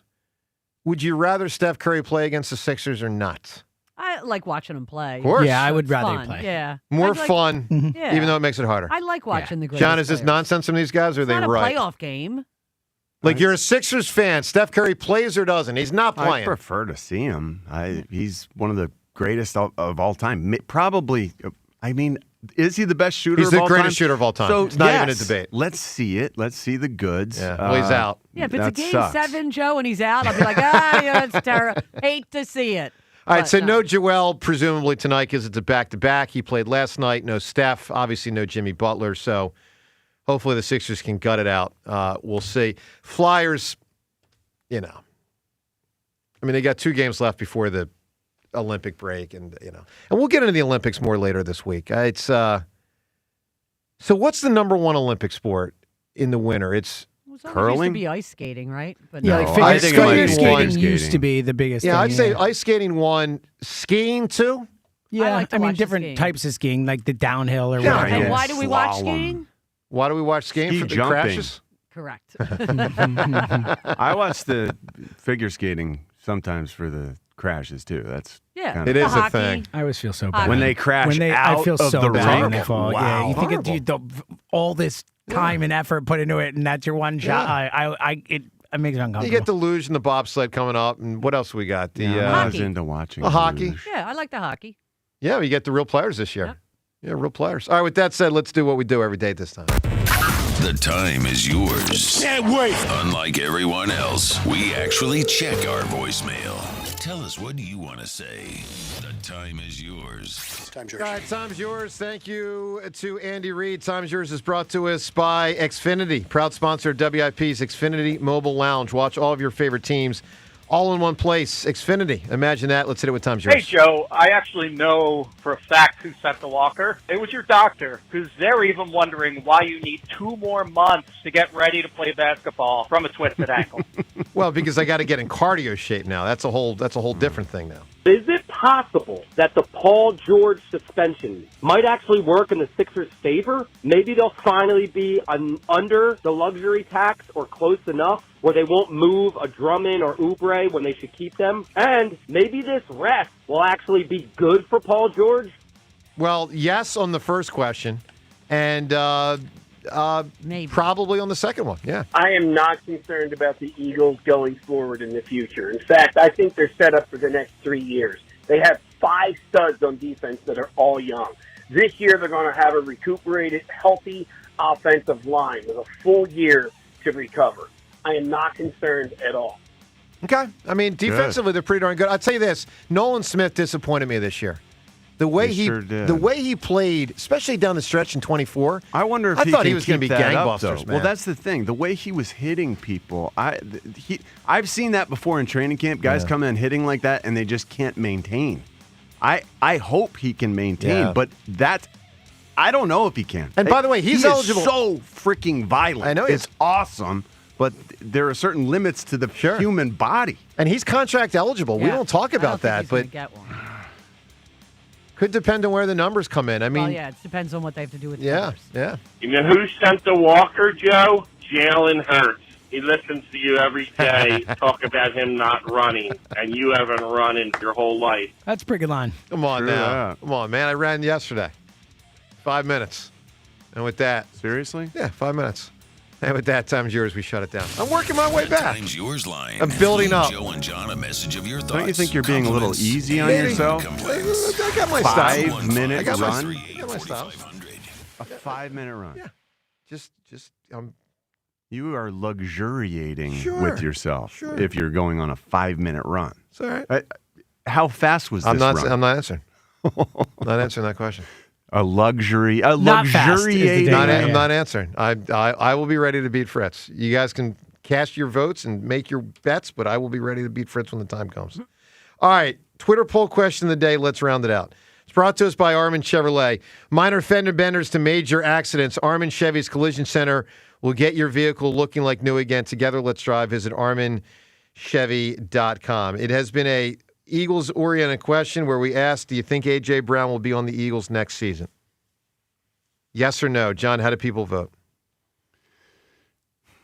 74% say no. 51% say yes. I was Holy shocked. cow. Shocked by that. I Shocked. don't think So. it's likely, but hey, I hope I think I people hope- are being hopeful, maybe. we're a better bit. team if Well, the he's cap playing hit's and part of happy. it. It is. It's part of it. I mean, it's a big... I will be shocked if he's not gone. I will not be shocked. I will be surprised. All right, let's talk to Scott. He's calling from King of Prussia. Scott, good morning. Greetings, morning team. Hi, Scott. So I wrote down a few reasons why I think Vic is going to walk. I don't think he's going to be coming back. Okay. As you get older, major lack of patience for nonsense. That's true, actually. Very true. Yeah. He watched his protege walk out the door. He watched the team lessen Stoutland's role and power during a terrible offensive season. Yeah. He sees the quarterback that's reluctant towards change and has major on-field limitations. And he sees an offense that's in total disarray, that's being rebuilt with an unexperienced OC. And he has the ability to go fishing now and watch the Phillies or stay for this offensive rebuild. And I think he was going to go fishing, personally. So that's what I got. Hey, look, you could be right, man. Scott, I'll use the word, dismayed's a little strong, but disappointed that we did not get anything from the Eagles yesterday to say, hey, guys, he's staying. I think he's leaving. I really do. Wow. I do. Yeah. I think he's out. Well, Time to fish. It's time to fish and watch the Phillies. Scott, give me an answer. Let's start turning to right now. A sports figure you'd ask a question to. What's the question? I'd ask Hoodie, why was Butler benched? That's a big answer, too. Mm-hmm. Wow. That's a big answer. I was waiting for it. Yeah, I forgot about that one. All right, we're turning to, we're moving fast. Give me an answer. Juice in South Philly. Juice, what would you ask? I'd ask Greg Anderson. Spill the beans. What do you know? Greg Anderson, help me out. Oh, Balco. Yeah. Oh, okay, sure. I think we kind of Yeah, know. we get the idea. Kind of know on that one. Will in Northeast Philly. Will, give me a question you'd ask someone. I would ask Sirianni and Howie Roseman, why would you tell the coach to pick a offensive coordinator when you took his rights to call plays? Why would you tell him to pick an offensive coordinator? I don't know that they did. They didn't. He gave it up. My guess is that All right, Howie Will. hired Sean Mannion. All right, so we got to come up with an answer here. Is it as simple as OJ, did you do it? I think it has to be, right? Really? I don't know. No. Like, I don't it feels know. like Because I you know feel like that. you know yeah, that? I Everybody know knows. that. Everybody knows. Like, he did it. I don't have to ask him. Well, I Good. can't now. Like, if it were 5 years later with DNA evidence, he would have been convicted. Yeah. Okay, you guys say no. So Yeah, then- I don't think it's that. So MJ, did you have the flu? Sonny listens, you take a dive. I liked Pete Rose. Did you bet against the Did Reds? you bet against the Reds? Good. That was pretty good. That's very good. Especially because I didn't expect it to be good when he went Pete Rose. And The he one turned that it would have around. been the winner would have been Jordan, but he asked Yep. the wrong question. Wrong question. Goodell and Kaepernick, Cliff Lee and Rubin. Why'd you trade him? Donovan, do you have a concussion? Donovan might not even know if he had a concussion. Yeah. So Pete Rose? I'm going Pete Rose. I like the Pete Pete Rose. Rose is good. All right, Butch. Congratulations. Butch, you win an Eagles quarter zip jacket. Courtesy of the question. Pete Rose, did you ever bet against your team? Pretty good. All right, everyone, have a spectacular rest of the day. Of course, as always, Joe and Hugh, they're going to be up next. Reminder, check out sometime on social media, probably today or tomorrow, I don't know which day, the release of the ridiculous footage of us trying to identify states. I was a disaster. I think it'll entertain you with how horrendous I was. I'm embarrassed. It wasn't just you that was horrendous. Yeah. Rhea was horrendous, and Jimmy dominated both of you. Terrible. Strong. And Terrible. then I was better than You. All right, Joe Oh. and Hugh, they are up next. Have a great rest of the day. Every member of the team at Del Toyota have a heart on this month for the Valentine's Day sales event at Del Toyota. Speak to a friendly Del Toyota associate with a heart name tag about sweetheart deals. DelToyota.com. Jack, sell them for less. For over 30 years, CertaPro Painters has been part of countless memories. Every wall tells a story, and we've been proud to help write them. We are more than just your local painters, with care, craftsmanship, and certainty. From the first brushstroke to the final smile, our promise is simple. Your home, beautifully painted and worry-free. CertaPro Painters, that's painting happy. Get started today at CertaPro.com. Each CertaPro Painters business is independently owned and operated. Home improvement contractor registration numbers are available at CertaPro.com. For all station contest rules, go to 94WIP.com/rules. Joe Conklin hosts comedy nights at Parks Casino every month in 360 Lounge. For full schedule, go to JoeConklin.com. JoeConklin.com! The $5 Big Breakfast Deal is back at Wawa. Get any sizzly, any size hot or iced coffee, and a crispy hash brown, all for just $5. And if your morning calls for something sweet, try our new caramel and chocolate craze flavors. Choose caramel, go chocolate, or swirl the two into your perfect cup. Some deals promise value. Wawa delivers it. The $5 Big Breakfast Deal is back. Gotta have a Wawa. DraftKings Sportsbook, the #1 sportsbook for live betting, is making every moment of Super Bowl 60 count with DraftKings Live Millions, featuring over $5 million in prizes. Here's how it works. Open the DraftKings Sportsbook app, opt in, and get your promo token. Place a live bet of $1 or more on the Super Bowl, and you're in. And every live bet means another shot to win. Once the game wraps up, we'll randomly select our prize winners. Download the DraftKings Sportsbook app and use code Philly. That's code Philly. Bet live for your share of $5 million in prizes with code Philly. In partnership with DraftKings. The crown is yours. Gambling problem? Call 1-800-GAMBLER. 21 and over. Pennsylvania only. Eligibility and restrictions apply. No purchase necessary. Opt-in required. Minimum odds minus 500. Prizes either bonus bets or single use 20% profit boost. Max bet $20 that expire in 30 days. See official rules at sportsbook.draftkings.com/promos for entry period and free method of entry. Sponsored by Crown Gaming, Inc. Breaking news! TurnersvilleJeep.com is now the #1 volume Jeep, Dodge, Ram dealer in South Jersey. Come see why more customers trust TurnersvilleJeep.com for the best inventory and the best prices in the tri-state area. With over 400 new Jeeps, Dodges, and Ram trucks to choose from, there has truly never been a better time to get the vehicle of your dreams and at payments anyone can afford.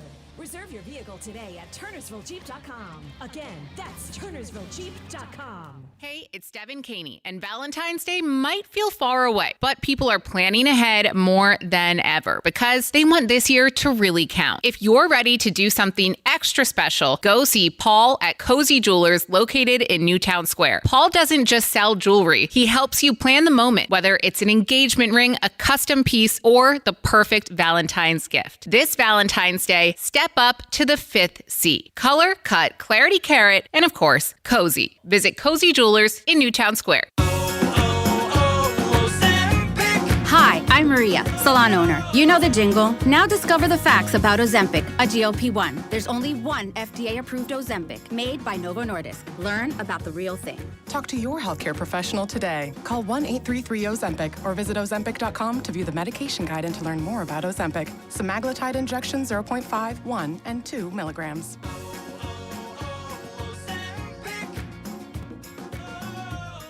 If you own a small business, the pressure never lets up. Cash flow, tariffs, payroll, taxes, every day starts with a full plate. So you got ahead of it. Had to. That's why I checked out Linseek. How was the process? It was simple. Linseek's AI platform showed me real funding options. Fast, clear, and no games. Any upfront costs? None. Zero out of pocket. No prepayment penalties either. Up to $5 million with funding in as fast as 24 hours. Start ready, stay ready. Lenseek.com. LENDSEEK.com. This is the story of the one. As the purchasing manager at a manufacturing plant, she knows the only thing more important than having the right safety gear is having it there when you need it. That's why she partners with Grainger for auto reordering, so her team members can count on her to have cut-resistant gloves on hand, and each shift can run safely and efficiently. Call 1-800-GRAINGER, click Grainger.com, or just stop by. Grainger, for the ones who get it done. What if your instincts could pay off? With Robinhood Prediction Markets, you could put your sports IQ to work on the games you know best. It's not you against the house. It's you participating in a live market. Buy or sell your predictions all game long. Trade every play with Robinhood. Visit Robinhood.com/predict. That's Robinhood.com/predict. Futures and cleared swaps trading involves significant risk and is not appropriate for everyone. Event contracts are offered by Robinhood Derivatives LLC, a registered futures commission merchant and swap firm. This is an Odyssey Sports Minute. Sponsored by Robinhood. Your money, your move. Are we seeing the final days of Giannis Antetokounmpo and the Milwaukee Bucks' marriage? The Bucks have submitted counteroffers to teams for the two-time MVP. After 12-plus years together, it seems as though the two are in agreement to part ways. Good for Giannis.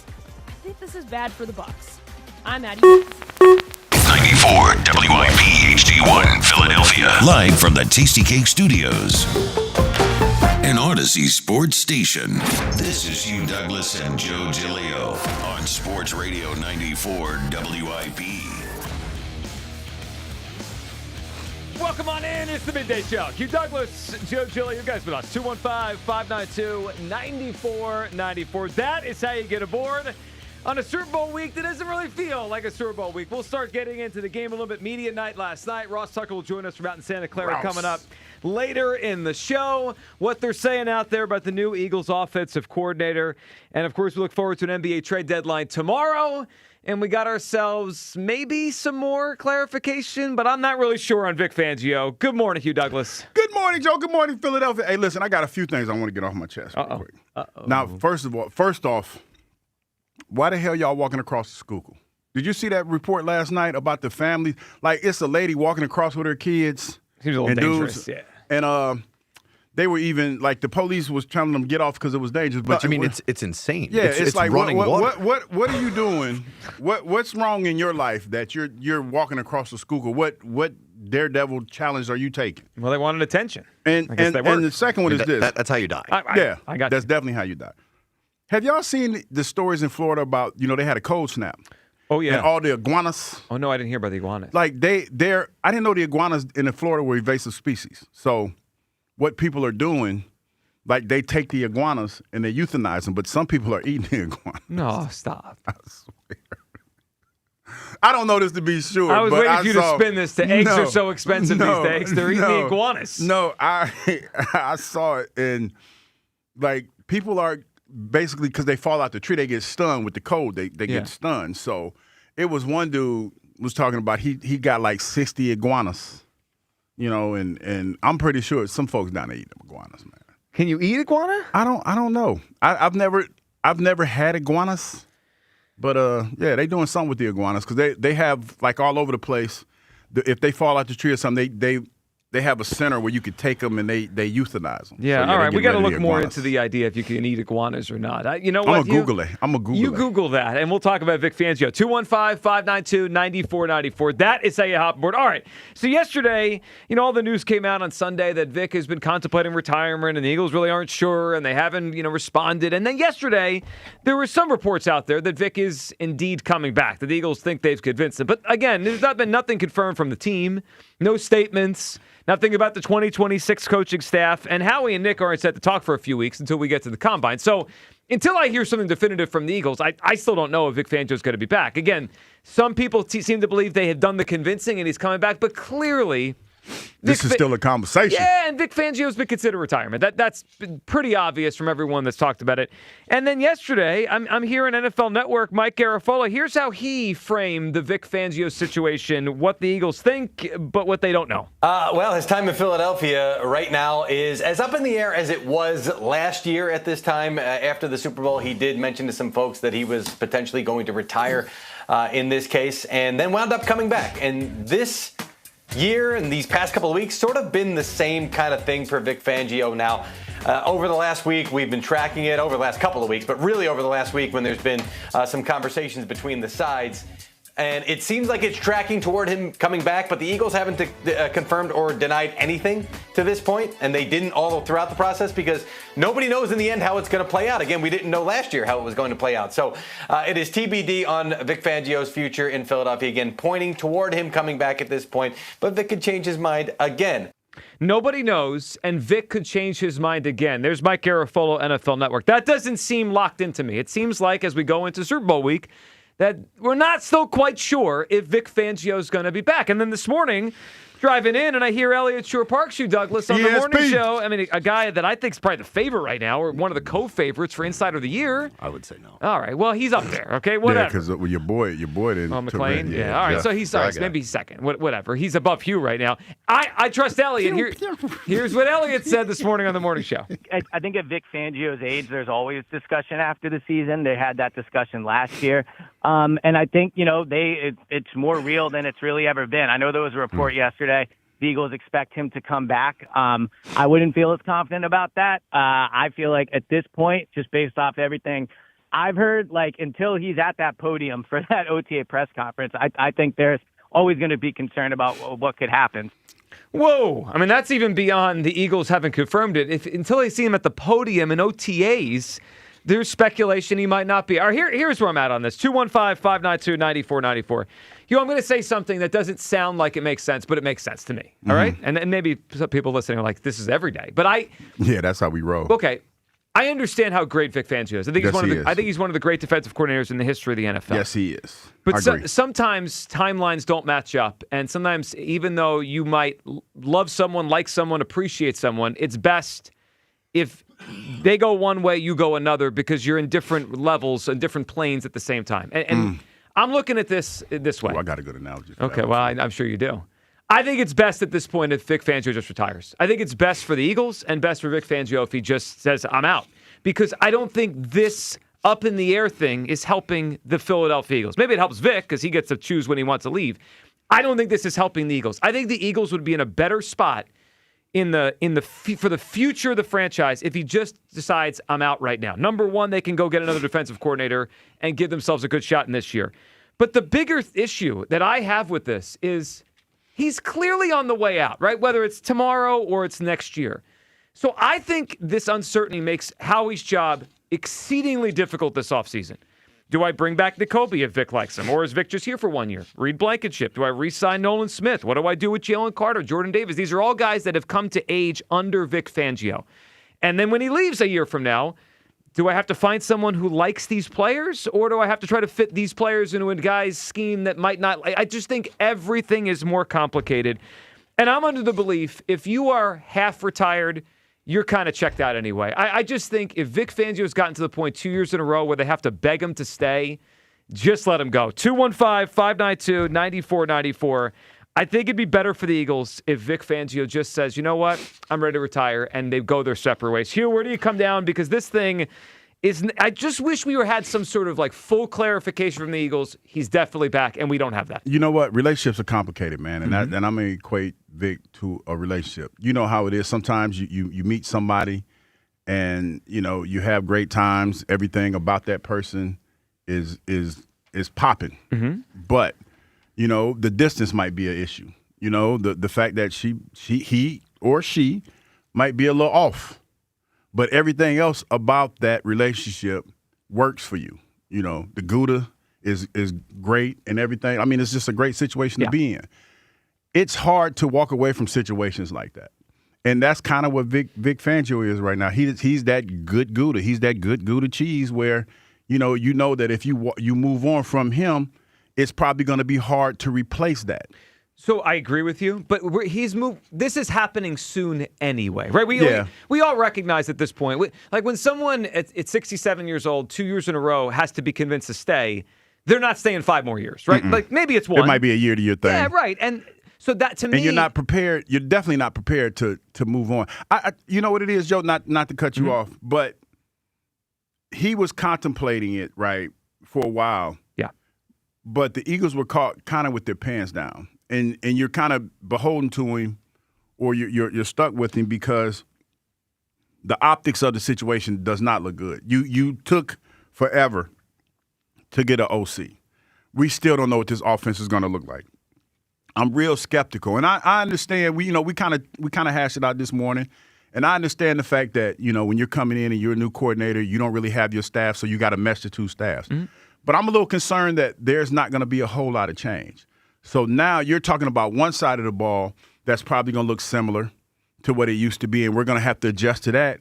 And then to lose your OC all in the same offseason, that's a lot. Well, it would be a lot. I agree with that. Here's one more thing I'll throw into why I think it just would be best. I'm not pushing him away. And if I'm the Eagles, it's hard because, of course, you want him, right? He's better than any other option for 2026. I know this. They know this. Everyone in the football knows this. So it's like if he wants to stay, they're going to let him stay. I just think if the news came down during our show today, he has informed the Eagles he is retiring. I think this would actually be best for everyone involved because he doesn't have to pretend one more year. He doesn't be talked into it, coerced, whatever. And the Eagles could start planning who's our next coordinator, how we're going to build that defense, and are we getting players for that guy, or are we just getting players for the Eagles? But the other thing, Hugh, I'm starting to believe, and you hit the offensive coordinator thing, right, with Sean Mannion? Mm-hmm. First-year coordinator, never called plays before. We also have a team right now on the offensive side that has some question marks on the O-line for the first time in a long time. We have a wide receiver in A.J. Brown that I feel like most people do not think will be back. Like, maybe he will, but most people don't believe he's going to be back. I feel like 2026 might end up being a transition year anyway, where we're transitioning from an unbelievable all-time great 2024 Eagles team to a pretty good 2025 Eagles team that had flaws to maybe a similar year in 26, like pretty good but not great, and then we kind of bounce back up again in 27, 28, 29. So if we're in a transition anyway, let's rip the Band-Aid off, and let's get this thing ready for the next Eagles run. 215-592-9494. Where do you come down on this? I mean, it feels like if Vic is back, it's for one more year. And that's great. I just feel like when you add everything together, it'd be better if he just said, all right, you know what? You convinced me last year. You kind of convinced me again, but my heart's not in it, and I'm out. I think that'd actually be better for the Eagles long-term if Vic just retires. I mean, this is a year-to-year thing anyway. You're trying to push the OG out, man. No, what you doing, that's not man? what I said. I mean, it kind of sounds like that. I didn't say that. You was like, hey, you just leave. Well, they kind of sound like that. If you have one foot out the door, you're kind of out the door anyway. Maybe it's time for us to fly, Hugh. What? No, I mean, wasn't that the argument we had with him like last week? now it's like about Sirianni. It's time for him to fly. You can repurpose the argument. You can repurpose the argument. Well, like I mean, if I'm in a relationship, my heart's fully in it and hers isn't. Best to just move on. We gonna like, especially if it's going well, we gonna hold out as long as. I got to tell you, what bothers me? I can go get some Gouda elsewhere. Yeah, what bothers me is the reports. Not no good Gouda though. You can find Gouda here. Good enough Gouda. The report that bothers me, Kyle, before you give your take on this fully, is that they have to convince him. Like, if you have to convince someone to do something, baby, please. Then you don't really want to be there. Wait a minute, but look how great we were together. We won the Super Bowl. Just give me one more season. That's it. Just give me one more chance. But the clock's ticking on you. When the clock ticking, give me the chance to at least put myself in a better situation. You're not going to be as attractive in about 2 hours. You know what this is? I picked up on this. Hugh's afraid he won't find someone else. Meanwhile, the Eagles will find someone else. It's hard out here. Maybe for you. Kyle, what do you feel on this? I mean, this is kind of I was circling around this yesterday. Yeah. Like, I don't want. What's the point of having I don't know this about Vic, but if it's the case, what's the point of having a half checked out Vic Fangio next season in a year that I think I'm kind of with you, like, at least from this point in the offseason, I don't know what this looks like next season. Mm-hmm. To me, it's starting to shape up as though it's going to be a kind of a transition year.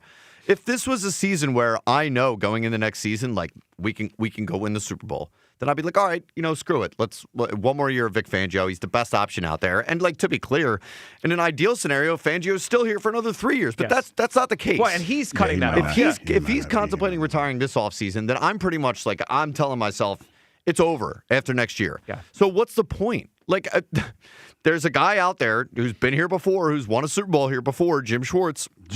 Who has a job, by the way. Well, sure. Soft for now. Soft job. But we can just start this clock now. Like, if it's going to take a year for this defense under Jim Schwartz to come together, I'm thinking it's going to be the same thing with the offense. It's probably going to take a year for this thing to really come together. So, like, I can I can just start this clock now, and then next year, not this coming season when the new league year starts, but the year after that, then we'll really be ready to go for it. We'll have a DC in his second year who's now had a chance to bring his guys in via the draft, via free agency. And then the same thing with the offense. Like, this thing really starts to take shape. And we're sitting here going into the next season is like, we should be the favorites to win the Super Bowl. Yeah, I agree with that. And look, I'm not trying to push Vic out. If Vic would be willing to sign a 5-year contract today, I would give him a 5-year contract today. I'd love Vic Fangio to be here until his 70s coaching the defense. I think he's one of the great defensive coordinators ever. I think he's great. But if we're doing this year-to-year dance, then it tells me he's half out anyway. He'll be a pro and he'll have the defense good next year. But what's the point? Especially when I think about how we're trying to build the team. And like they're having those meetings in the offseason, and Vic's like, yeah, I really like Nakobe. And I'm at Howie, I'm like, all right, well, I got to give him a 3-year deal, and Vic's only going to be here for 1 year. Does my next coordinator like Nakobe as much? Am I willing to invest all this in a guy for this coordinator when he's half out the door anyway? I think it makes the whole thing complicated when you know a coach is halfway out. 215-592-9494. Where do you come down? Would it be best for the Eagles if Vic Fangio just says, you know what? You did good convincing, but I'm out. I want to go retire now. Chris in Middletown starts us off on WIP. Hey, Chris. Hey, guys. Hey, Chris. What's up, Chris? Joe, I'm starting to really get worried about you. You must have really hit your head yesterday hard. I'm feeling great. Still talking like complete stupid nonsense today again. Yeah. Just because I vibrate on a different frequency than you and Hugh, it's not a big deal. Hugh, look out for your partner. Drop him off. I got him. All right. He doesn't have anything. He's just been for 2 days. He has to convince me that anything that he's been saying. Well, listen here. I mean, we got to keep Coach Vic. I mean, if you get rid of Vic, you are just hitting a detonator on that entire defense because it is a completely different style, which means Howie's got to start, bringing in different players. You got to bring them up to speed. So stop with the nonsense because here's what is really going on. We know they're running it back this year because this is the last year. Nick Sirianni's on the hot seat, and they brought in, his, heir apparent in Mannion, and we got the manly men out there waiting for him to take over. Jalen Wentz is fully on watch, and they're looking to trade him to the Colts after next season if he doesn't work out. The Jalenites out there that keep saying that he's going to get a new contract, you are delusional beyond delusion. It's not happening this year. They're basically doing what the Phillies have done. And again, they're running it back, and I don't see it working, but I understand where they're coming from. And Hugh, you can relate to what's going on with Coach Fangio here and why he's contemplating this retirement. You mean one leg in, one leg out? Well, I think what it is kicked out though. He's old school, and he's tired of this nonsense. He's tired of dealing with this soft generation of players that get all up in their feelings, and you can't teach them, coach them hard like men. You got to just dance around them with bubble wrap on you. He's got to deal. Speaking of bubble wrap, he's got to deal with Coach Bubblehead Nick, who just melts down like a child on the sidelines and acts like a fake tough guy. You got Howie, who brings in players that just don't work. He doesn't consult them. He just brings in Uche and Devin White and, Huff from the Jets and brings these guys in that just don't work. They're not his kind of Why guy. would I bring in people for him when he's telling me I'm leaving soon anyway? Yeah, I'm out. Because you're trying to win one this year. Hugh, I'm sorry, Joe. You really did hit your head hard. Are you listening? Listen, I am. I don't think anyone's thinking clearly here. Nobody's thinking clearly. Hold on. Let's play this out. Let's play this out. Let's play it out. Let's play it out. Nakobe Dean is a free agent, and Vic says, you know what? I love Nakobe. I need him. And Nakobe requires a 4-year contract. If I'm Howie Roseman and I don't love Nakobe as much as Vic does, and Vic's told me he's leaving soon, why the hell am I getting a guy for this coach who's leaving? Joe, because you're just making up total hypotheticals. No, this is very realistic. I let you speak. Listen, I let you speak. Oh, Chris, that was crazy. You felt threatened. I let you speak, Chris. Now you stay on hold. Raymond in Atlanta's up. What's up, Raymond? You put him in timeout. Time out for Chris. He needs a timeout. Go ahead, Raymond. That's Hey great. guys, I immensely and always enjoy your show. But thank you. Listen, I was sharing. Was that who answered the phone? That would be Kyle. Kyle answered the phone, Raymond. Kyle always answers the I phone. love to hear Kyle when Kyle is so mellifluous and so cerebral. But listen, I'm 70 years old. I retired psychologist, and they tried to get me to stay. And I stayed, and it didn't work out so well because my heart simply was not in it. They need to let Fangio go and move on. They really do. Now, Hugh. Yes. I don't know if a lot of people know this, man, but they need to. At one time, for 3, maybe 4 years, you were the best defensive end in the entire NFL. Kudos to you. You're so benevolent. You're just a down-to-earth dude. Well, thank you. Thank you very much. You're welcome. I love the show. But, Hugh, I have to ask a question. And every time, and I don't call any of these shows with any frequency, maybe once a year. My question, and I call every February, and everybody obfuscates, Hugh, you're not afraid, so you'll give me the answer. Hugh, how can it be, with this being Black History Month and the contributions of African Americans, that there will be no mention of that whatsoever on this station? None other than Sunny Hill. None. Well, Why? you just did it, Raymond. So now it's out there, which is good on you. I'm glad you said it. To be honest, Raymond, it's a lot of times we get to talking about so much other stuff. That's on me. I forget to mention it on this platform. But Happy Black History Month. You brought me back to that reality. Happy Black History Month. Thank you, guys. You're great. Raymond, Bye-bye. appreciate the phone call. Thank you for listening and calling. You know what? Because sometimes I have so much stuff that I want to get to, like the iguanas, and I did find out that they eat iguanas. Really? Somebody sent me a picture of somebody making iguana tacos. So back when I would eat meat, right? I used to try all sorts of like exotic meats. I've had yak, I've had ostrich, all sorts of stuff. I never got to iguana. I'm not an exotic meat eater. That's not what I'm trying to do. You won't even eat a hot dog whole. The most exotic meat that I've had is bison. I've had, bison's not that exotic. But that's what I'm trying to tell you. It's bison. Yes. Couple things from Raymond. I'm sure Kyle's cutting the audio of him basically calling Kyle a genius back there. Yes, he did. He used some big old words too, man. I don't want the real message of his call to go away. I'm glad he likes the show, and I'm glad he mentioned Black History Month, which deserves a mention. He's recently retired, 70 years old, and he said his company tried to convince him to stay, and he did, and it didn't work out. His heart wasn't in it. Look, I don't know how many people out there have gone through where Raymond has, right? If you're at that age where you either are about to retire, you've retired. To me, I'm not saying I'm not there, but I got to think that's a hard thing to just convince yourself you want to keep working when you don't. Well, if your heart's not in it. Right. But I think for Vic, he wants to. I think he wants to coach. I think that. I don't think he does. You get to a point where, and I'm recklessly speculating. I don't know, because when you talk about you ready to retire, that's one thing you never say. It's almost like saying you're ready for a divorce, but you're not really ready for one. You know what I mean? So I don't know where that comes from. Maybe he wants more money. Maybe he's looking for a financial apology. Well, all right.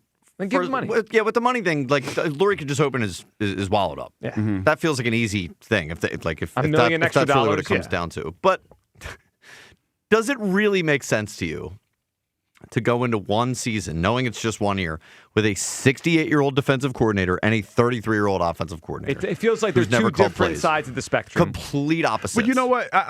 When Belichick was coaching for the Patriots, he did a great job. And I used to hear stories about how he had his son on his coaching staff and a bunch of younger people so that he could kind of bridge that age gap between the players and himself. And when I look at this coaching staff, for the most part, outside of Coach Parker leaving, going to Dallas, he kind of did that. Yeah, so I don't think it's about enjoyment. I don't think it's about like age thing. I just think he's just doesn't want to work anymore. Chris is still there. Oh, I'm sorry. Chris had a timeout. Go ahead, Chris. Just, filibustering, Joe. That's all you're doing. So let's talk facts. Like I was saying, the fact is he brought in Uche last year. Look, Paxton is he brought in Uche last year, who did not really see the field, and he didn't fit what he wanted to do. He brought in Devin White a few years ago. Oh, no. We must be some static with Chris's phone. Well, I see y'all are in rare form today. When you can't hear the phone call, we Y'all- owe it to the audience to not do that to them. Y'all in rare form today, so this is what we do. 215-592-9494. That is how you hop aboard. This how we acting? We're censoring disagreements today. No, we're not censoring disagreements. We're like saying the idea that he let me talk. No. That's not the way this works. That's crazy. Not the way it works. 215-592-9494. All right, that's how you hop aboard here. Would it be better for the Eagles if Vic Fangio just retires? I think it would. Would it hurt the 2026 team? Sure. I mean, I recognize that. But I think it'd make them better for 27 and beyond if they get all their ducks in a row here. This feels like a lone duck trying to figure out if he wants to coach anymore. 215-592-9494. All right. Your phone calls. Plus, hypothetical we want to throw out there about the next few years of Eagles football. One or the other. What will be better for the defensive side of the ball? It's the Midday Show on Sports Radio 94 WIP. 94 WIP's big game coverage presented nationally by Tide. If it's got to be clean, it's got to be Tide. It may be last call for football, but FanDuel, in partnership with Valley Forge Casino, is giving you a daily profit boost every single day leading up to the big game. Today's 30% profit boost is on the rushing markets, rushing yards over under, alternate rushing yards, and most rushing yards. Let's go with Seattle's running back, Kenneth Walker, to hit the over 76.5 rushing yards. And how about lowering Drake May's rushing total to 30-plus instead of 36.5? All you have to do is opt in each day and place an eligible bet to use that day's profit boost. Play your game with FanDuel, official sportsbook partner of Super Bowl 60. FanDuel Sportsbook is the official sportsbook of 94 WIP. 21 plus in President, Pennsylvania. Opt-in required. Bonus issued is now withdrawable profit boost tokens. Restrictions apply, including any token expiration and max wager amount. See terms at sportsbook.fanduel.com. Gambling problem? Call 1-800-GAMBLER. Ring pull, ring pull, ring pull. Club Risque, where the tradition continues. Wing Pull 26, Friday, February 6th. Doors open at 8 a.m. Philly's largest wing eating contest. Thousands in cash prizes. Alexis, Texas, and madness all day. Club Risque Philly. ClubRisque.com. Buy 4 windows and get 4 free plus an extra 10% off in February with Window Nation. Wesley is a truck driver. I drive a truck and I love what I do. A truck driver with IRS troubles. They told me I owed them $43,000. It got really bad. Quite a few letters in the mail. They were talking about wage garnishment, coming after my house, my car. Yeah, they don't play around. I seriously thought that I was going to lose everything. One sleepless night, Wesley finally made a call to Optima Tax Relief at 2 a.m. Kind of figured I'd get a machine, but I didn't. I actually got to talk to an actual person in the middle of the night. He found just what he was looking for. Oh, they were great people. You need a team of people that know what they're doing. Optima Tax, they know what they're doing. Optima Tax Relief came through with flying colors. I saved an incredible amount of money. Happy don't even come close. I was absolutely overjoyed. Take Wesley's advice. If you're in any kind of trouble with the IRS, call Optima Tax Relief.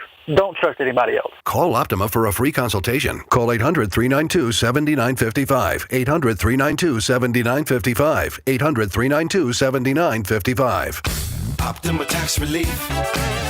Some restrictions apply. For complete details, please visit OptimaTaxRelief.com. Your day doesn't wait. Between the school run, the office, and the grocery list, you need to know what's happening in Philly now, not an hour from now. At KYW News Radio, we're obsessed with your quality of life. That means real-time traffic for your commute, weather that actually helps you plan your weekend, and fearless reporting on the local leaders making decisions that affect your wallet. Stay connected. Stay informed. Tell your smart speaker to play KYW News Radio. Hi, I'm James Seltzer. Philly, you hungry?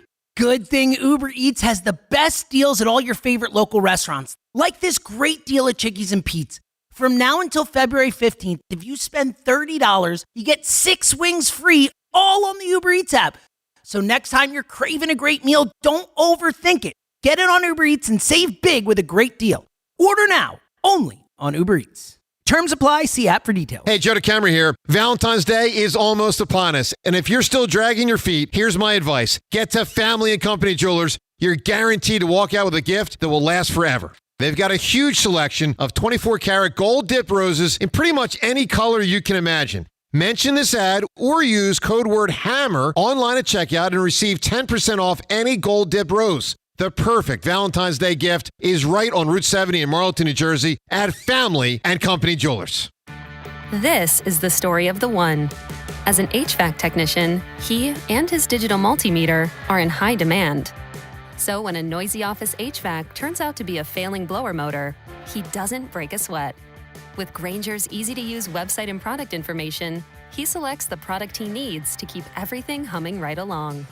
Call 1-800-GRAINGER, click Grainger.com, or just stop by. Grainger, for the ones who get it done.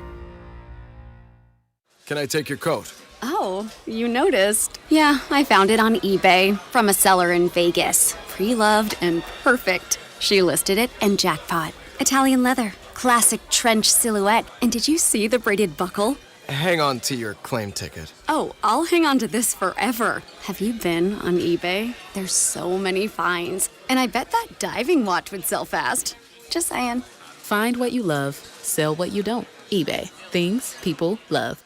Think switching to T-Mobile's a whole complicated thing? Nah, it's easy. You could do it almost anywhere in just 15 minutes. Even poolside like Drewski, you can switch to T-Mobile and unlock savings that are built to last. With T-Mobile's Better Value Plan, you can save over $1,000 a year versus Verizon and AT&T. Save on streaming, satellite, and more benefits that they leave out. Now I get all the VIP perks. Start saving from day one, and for a limited time, get T-Mobile's Better Value Plan. I know you love deals. Plus, switch right now, and we'll even pay off your old phone up to $800. What do you think of all that, Drewski? Stay chillin', just switching.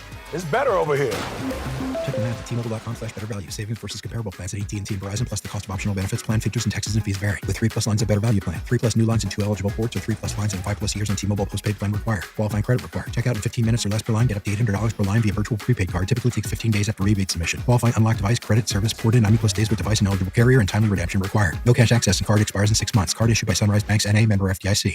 You know your customers. Ralph likes his coffee black on Fridays, but Mondays he takes a little cream. Jennifer comes in every 3 years when her lease is up to get the newer and better model. And for some reason, pepperoni pizza sells like crazy on Friday nights. Who knew? At Odyssey, we have the expertise to get your media plan done right. With ads like you're hearing right now, to targeted social media campaigns, search engine optimization, and location-based advertising. Advertise with Odyssey and help us grow your business. Visit ads.odyssey.com. Back to Hugh Douglas and Joe Giglio on Sports Radio 94 WIP.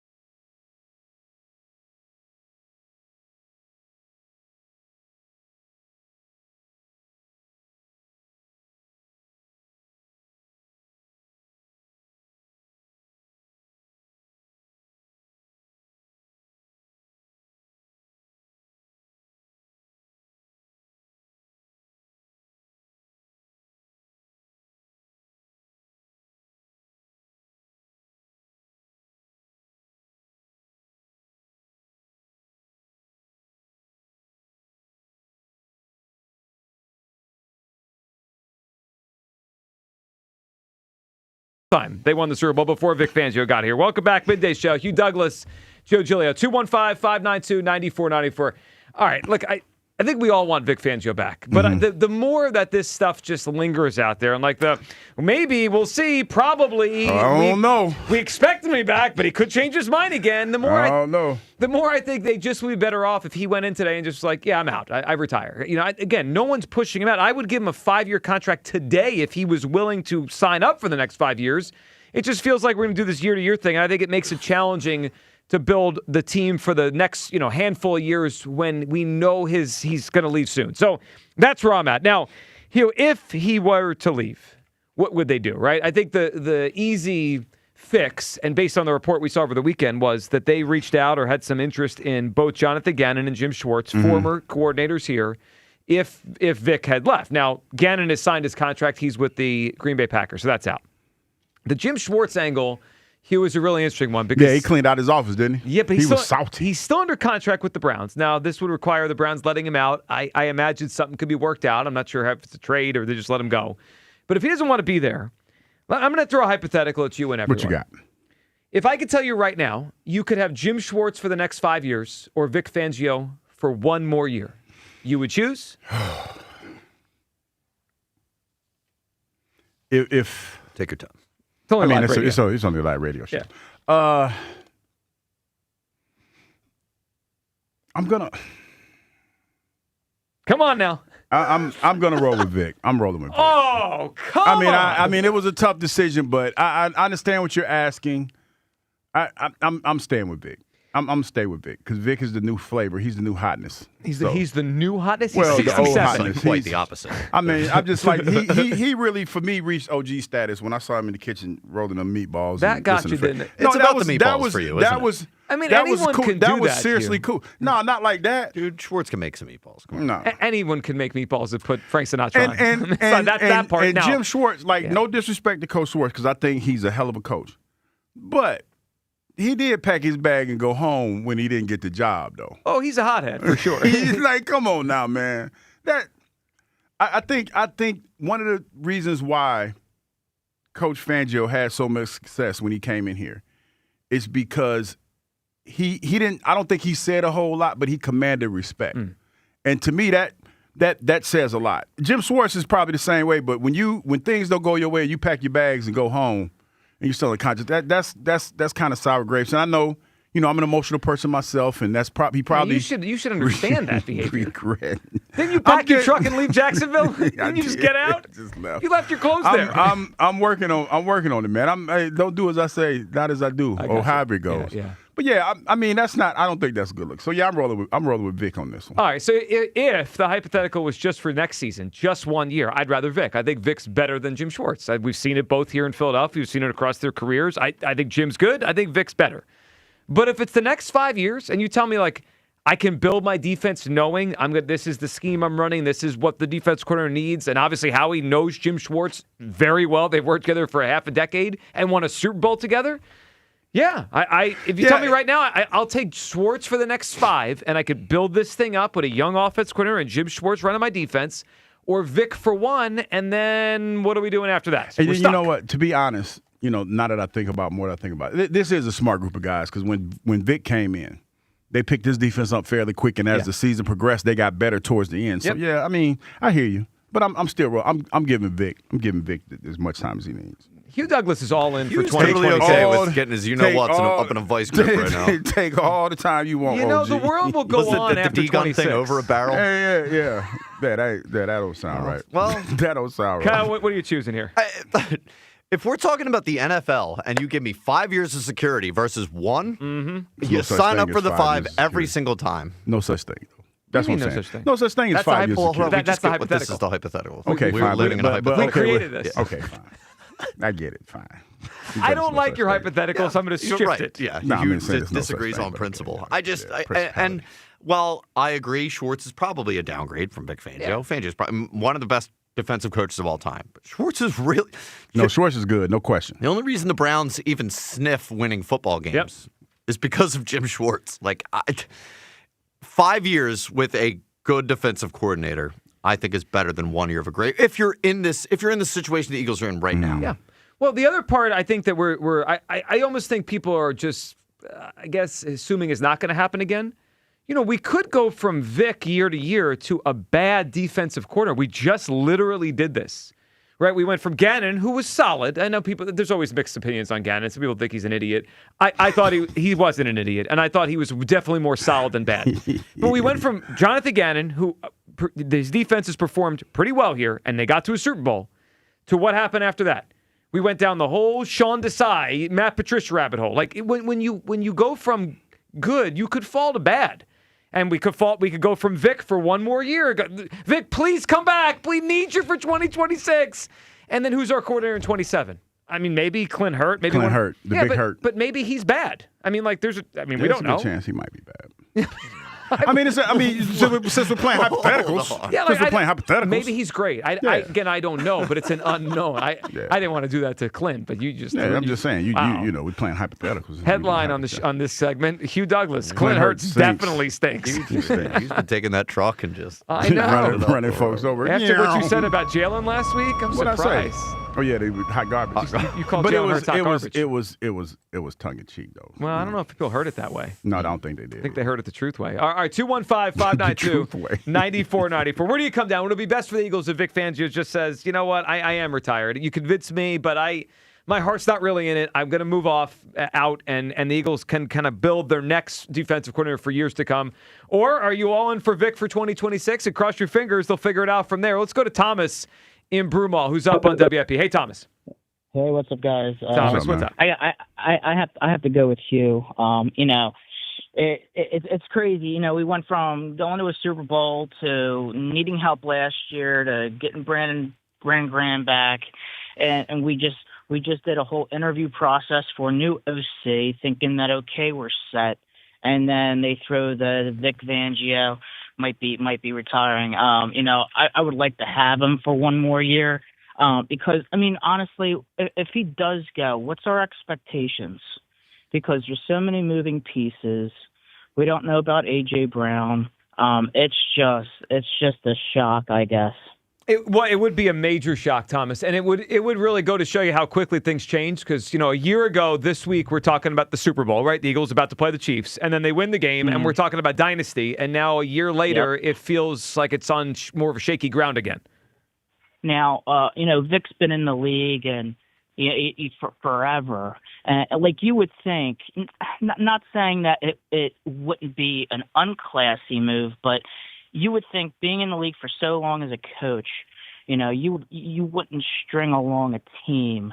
And then I get that we have a long off season, but I would think that he would be at least respectful to stay one more year, and then we know right after the Super Bowl or right after now we need somebody, because what's the options besides Jim Schwartz and. I feel like the candidates next year may be better. Well, so there'll be more people to choose from. It is.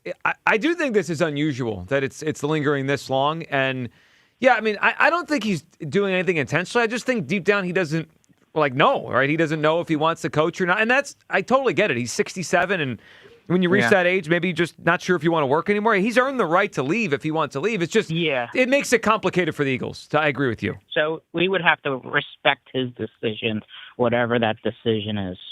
Well, yeah, I mean, of course. And Thomas, I respect his, and good phone call. I respect his decision either way. I just. You just wish he would. You just wish you'd make it quicker. Well, and I wish he would make it. Yeah. It doesn't. I don't know. When I heard Mike Garafolo on NFL Network say he could change his mind again. Yeah. What do you mean he could change his mind again? What are you doing? What are we doing? What are we doing here? What are we doing? You're either in or you're out. Doesn't it make you wonder if he really wants to do this? That's the more this stuff comes out, I'm wondering if he really is fully into coaching another year, or he just. I don't know. Does he feel bad? Does he feel like, all right, you convinced me? Sure. I think I'll give you one more, guys. I think that Coach Fangio is a complicated individual, and when you have guys like that, man, that have accomplished what they've accomplished. I mean, he did come in here, and he kind of threw his weight around and got you to the Super Bowl. Yeah. One of the boldest things he did was, Hassan, well, not Hassan Reddick, but the guy from the Jets, Bryce Huff, just was like, can't play him. He doesn't do what I want him to do, and you paid him all that money and then shipped him out of here. I think that was a bold movement, and you benefited tremendously for it. So I think that when you have a guy that has that type of vision, you give him as much time as he needs. Now, that's not saying that you sit back and not have any contingencies, but if in a perfect world, you would love for him to be that coach. Sure. But at the same time, I know what you're saying. You got a CYA in this situation as well. Yeah, and I just, long term, even if he comes back for this year, he's not staying much longer. I just think this now becomes way more complicated to build the future of the Eagles than than it has been in a while. Yeah. Like, it's one thing if you have to fire a coach or you have to move on, but that you're not planning to do that, right? Like, the Eagles are, I would think, planning that Sean Mannion's going to be here a while. Now, if he stinks and they got to move on, then they'll deal with that then. But they already know that Fangio's probably not going to be here next year. To Hugh's point, Vic Fangio clearly has a very specific vision for how certain players fit into his defense. Yes. Like, very specific. I mean, he had talked about the Zach Bond thing, how he brought him in to do this, but I decided he was going to do this. Bryce Huff. So, like, when we're going out and getting players this offseason, or whether it's free agency or the draft, like, are we going to get guys that are in Vic Fangio's image for 1 year? I mean, especially the draft. You're supposed to draft the draft is supposed to be about the future. Yep. So, what's the point of drafting a guy if you're not even sure beyond one season that he's going to fit into your defense? Well, I mean, that hurts. Let's go off that because I think that's maybe the most interesting one. Hugh, let's go to the first round of the draft. Mm-hmm. The best player on the board is an edge rusher. Mm-hmm. And Vic has said, he doesn't really fit the way he's Bryce Huffish. Let's just use he's a player that's similar to Bryce Huff. Huffish. Okay. And he tells Howie, I don't know how he's going to work this year in my defense.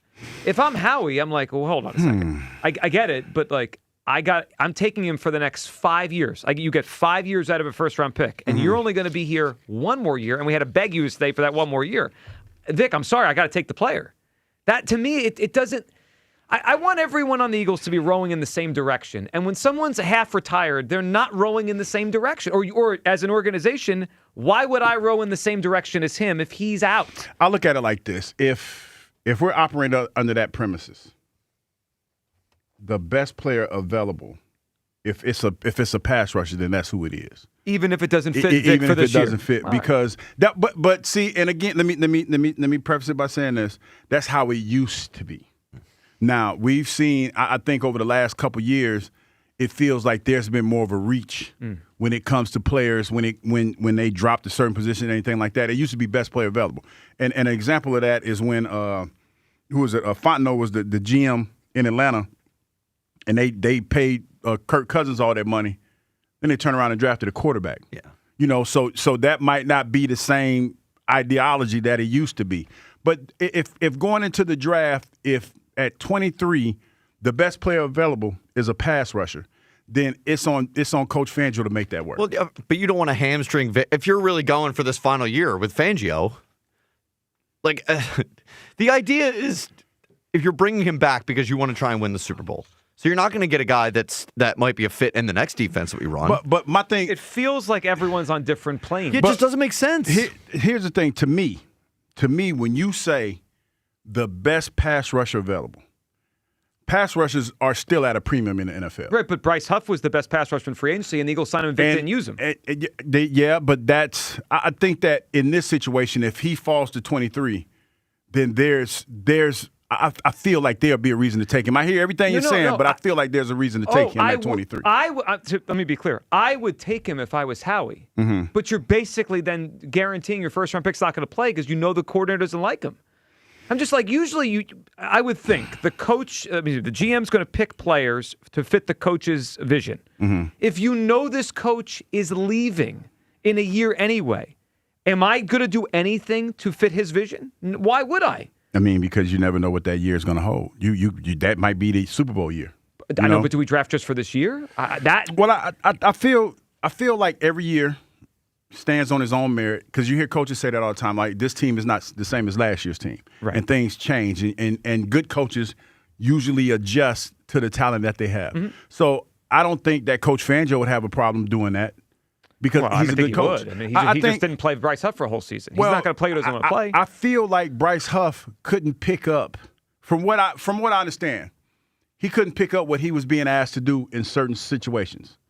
Like, he didn't understand the concepts of playing defensive end and setting yourself up to play the pass. Yeah. He had trouble at the point of attack. For what I can remember, he had trouble setting the edge, things of that nature. So that'll kind of put you behind the 8 ball, because I was always told, if you want to rush the passer, you got to play those first and second downs. You got to be able to stop the run to put them in a passing situation.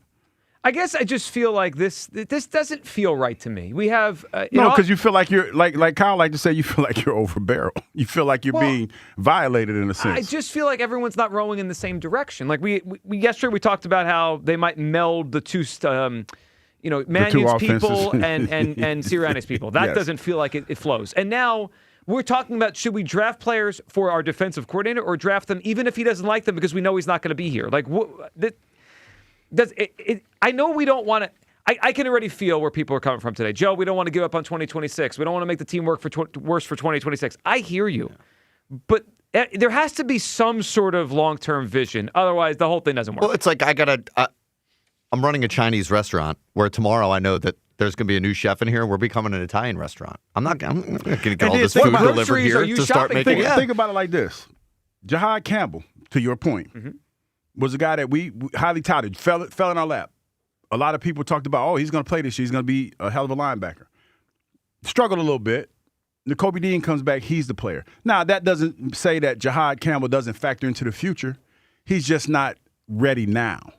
You know what I mean? Yeah. But he just wasn't ready now. Absolutely. But when you know the future doesn't include Vic, if I'm Howie, why would I draft a single player that fits Vic Fangio's scheme when I know, like, Vic Fangio got you to the Super because Vic Fangio won you a Super Bowl. But draft picks are investments. They're 4 or 5 year investments. If Vic's telling me I'm year to year, I just think it makes the whole thing hard. I think it'd be better if he just said I'm retiring. Jeff is up on WIP. Hey, Jeff.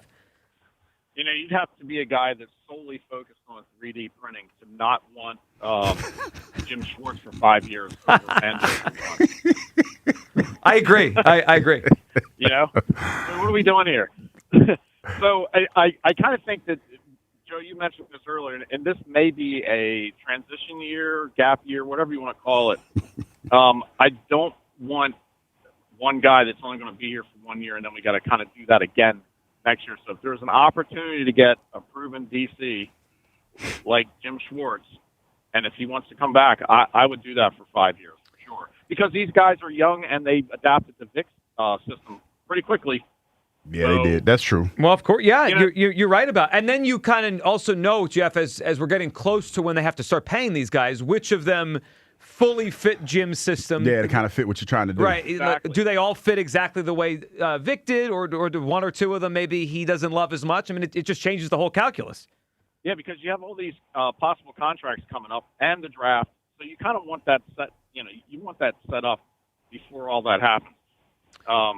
So I just think, look, I don't want to push Vic out at all. I'm not saying that. If he says, yes, I'm in for 2 more years, then sign him up.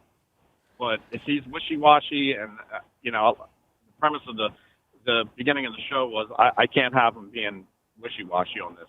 Yeah, it does feel wishy-washy, and it feels like... See, we don't know if he's wishy-washy. We're just going off through... You think he's being wishy-washy? Yeah, we're recklessly speculating.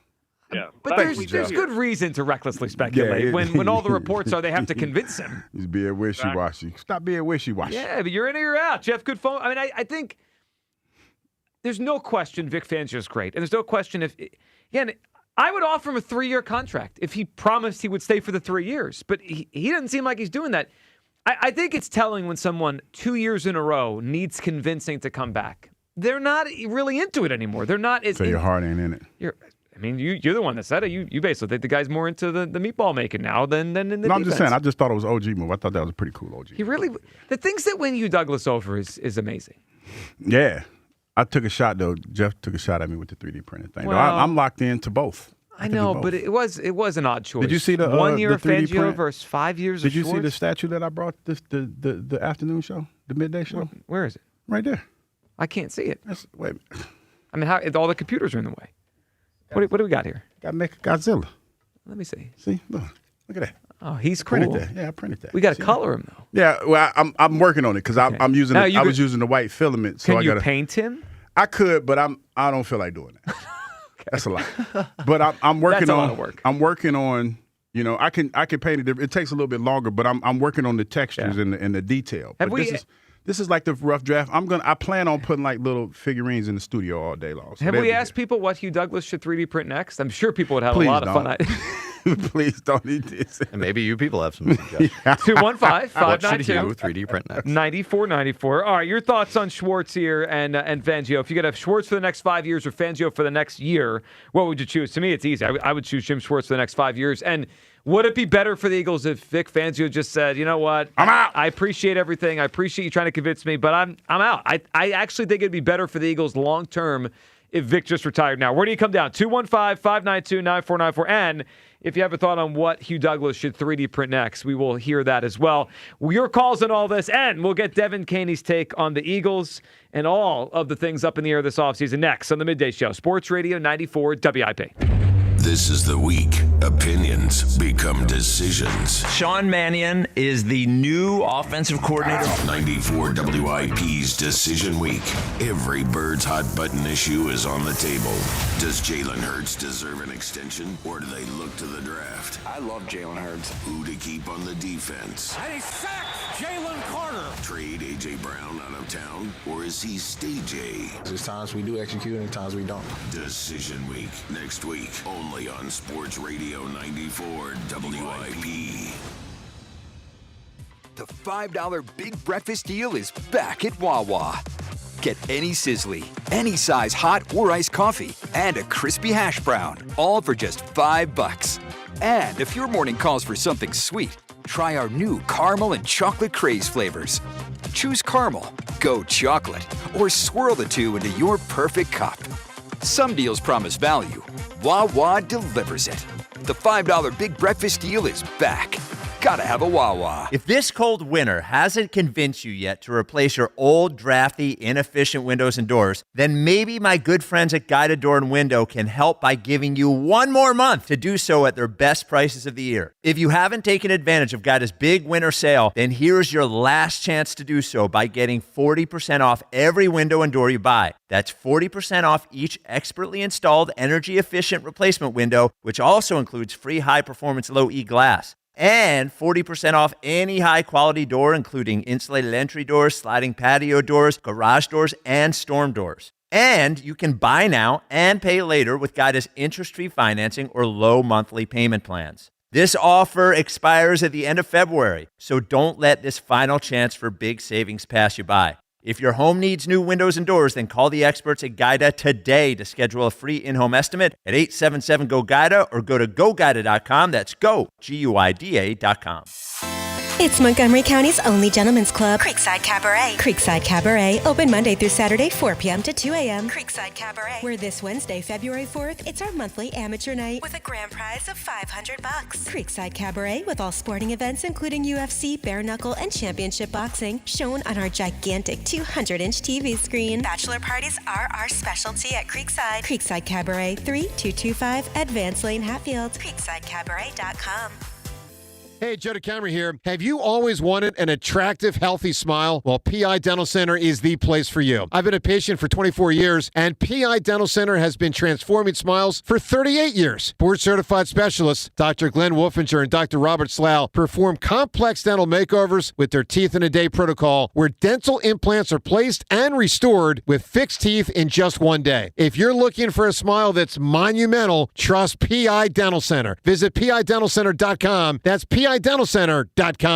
Hello, this is Jimmy Joyce, co-owner and operator at Slices Pizza in East Falls. We've served our customers fresh, delicious sandwiches, steaks, salads, and pizza for more than 20 years and are proud to use PDQ POS as our point of sale. PDQ makes processing orders a breeze, and their support is unmatched, so our customers know we're always open and available to take their orders. If you're in the market for a point of sale system, you need to call the guys at PDQ POS. Visit their website at pdqpos.com and tell them Jimmy sent you. Spreadsheets, clunky software, 100 different logins just to run your business? There's a better way. Odoo. One simple, connected platform that handles sales, inventory, accounting, and more, so you can focus on growing, not juggling. Make the switch today at odoo.com. That's ODOO.com. Real sports talk for real sports fans. What's up, everybody? I'm Nick Costos, and you can catch You Better You Bet with me weekday mornings 9 to noon Eastern on the new Westwood One Sports. From being live from Radio Row for the big game to being joined by the biggest names in sports and entertainment, it's sports talk for people that love sports. Download the Odyssey app and listen from anywhere. It's You Better You Bet with me, Nick Costos, live and interactive Monday through Friday, 9 to noon Eastern, presented by BetMGM on Westwood One Sports. Hey, can you blow up some balloons for Jack's party? I can't. I'm so congested. You need Sinex Saline from Vicks. Sinex Saline Nasal Spray? Yeah, just Sinex. Breathe. Sinex Saline instantly clears everyday congestion associated with colds and year-round allergies with a gentle, ultra-fine mist that's no mess and easy to control. Daddy, we need more balloons. On it. Enjoy life's important moments without congestion. Try Sinex Saline from Vicks. Just Sinex. Breathe. Use as directed. I checked Allstate first and saved hundreds on my car insurance. Really smart. Unfortunately, I didn't check if I left the pizza box on top of my car before driving home. Not smart. Oh, and a semi just turned my deep dish into a thin crust. Yeah, checking first is smart. So check Allstate first for a quote that could save you hundreds. Potential savings vary, subject to terms, conditions, and availability. Allstate North American Insurance Company and affiliates, Northbrook, Illinois. This is an Odyssey Sports Minute. Sponsored by AutoZone. Get in the zone, AutoZone. New England, we no longer have a problem. Drake May took the podium on Monday and said his shoulder is feeling good. 94 WIP HD1 Philadelphia. Live from the Tasty Cake Studio. Sports Radio 94 WIP. An Odyssey Sports Station. Your exclusive home for the Philadelphia Eagles offseason is Sports Radio 94 WIP.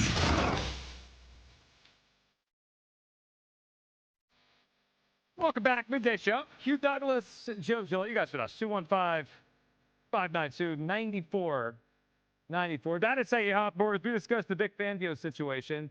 And would it be better if Vic just said, yep, I'm retiring, instead of the Eagles having to convince him for one more year? Where do you come down? And Jim Schwartz for the next 5 or Fangio for the next year? Only Hugh Douglas is on the side of Fangio for one more versus Schwartz for 5. I mean, Fangio, not Jim. I like Jim, though. I like him, but... For 5 years, though?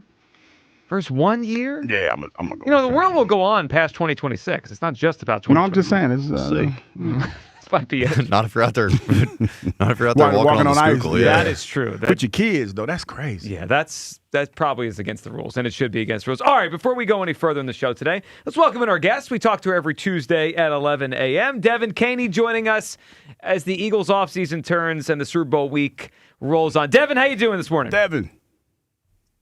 I'm doing well, guys. How are you? It's always something new and exciting with the Eagles in the offseason. Always. Every week, even when we think we have one thing settled, we have a new thing. All right, so let's work our way from the end of last week to where we are now. Devin, what was your reaction to the hiring of Sean Mannion as the new Eagles offensive coordinator? I mean, I want to say I was surprised, but I guess deep down I wasn't, because he does fit the kind of unknown young offensive mind that the Eagles have tended to hire, recently.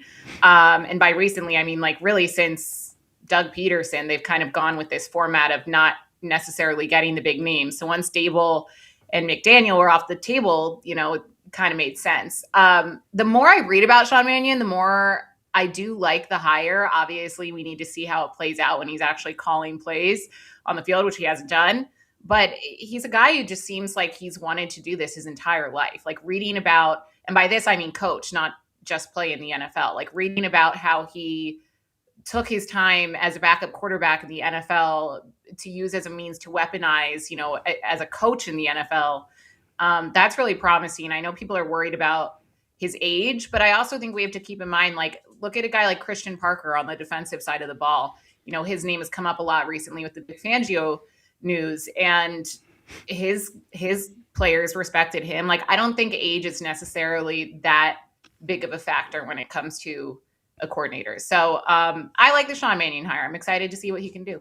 Yeah, I agree with you on the age. I mean, look, the Eagles were interested and want to interview Declan Doyle. He's 29. I mean, Sean McVay got a job at 30 as a head coach. He was a coordinator at 28. Young, innovative. Yeah, if you're good, you're good. I agree with you on that. If he's good, and I do think there's a real chance they found something here, maybe a year ahead of everyone. So Mannion locked in now, offensive coordinator, but all of a sudden, Devin, out of nowhere the last week or so, all these Vic Fangio rumors. And the weird part for me is no one really is fully sure that he's back. I mean, I heard Mike Garafolo, NFL Network, saying, he could change his mind. Elliott this morning with the morning show saying until he sees him out there coaching in the spring, not fully sure. It's a very odd thing where it seems like they've convinced him to come back, but nobody's quite sure. What is your take on Fangio and kind of where the Eagles are at with this now?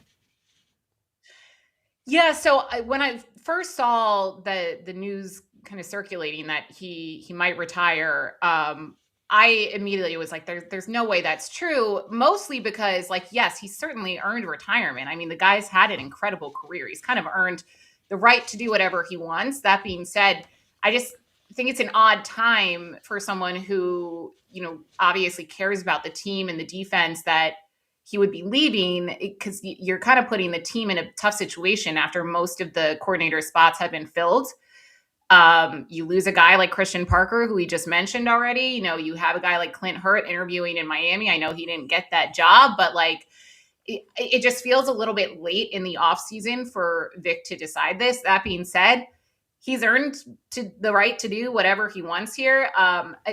I personally haven't heard any confirmation either way that he's staying or going. I just think if he was definitively going and it was likely that it was going to happen, we would have heard about it by now. So for me, that tells me that they'll at least get one more season out of Vic. Yeah, and I hope you're right in terms of, because he gives them their best chance next year. What's now complicated for me, Devin, is he's clearly got one foot out the door, right? Like whether he's going to give them one more year or not, this is happening soon. He's probably not going to coach 3, 4, or 5 more years. It's maybe one more year. So we were having the discussion earlier, Devin. I'm curious your thought on it.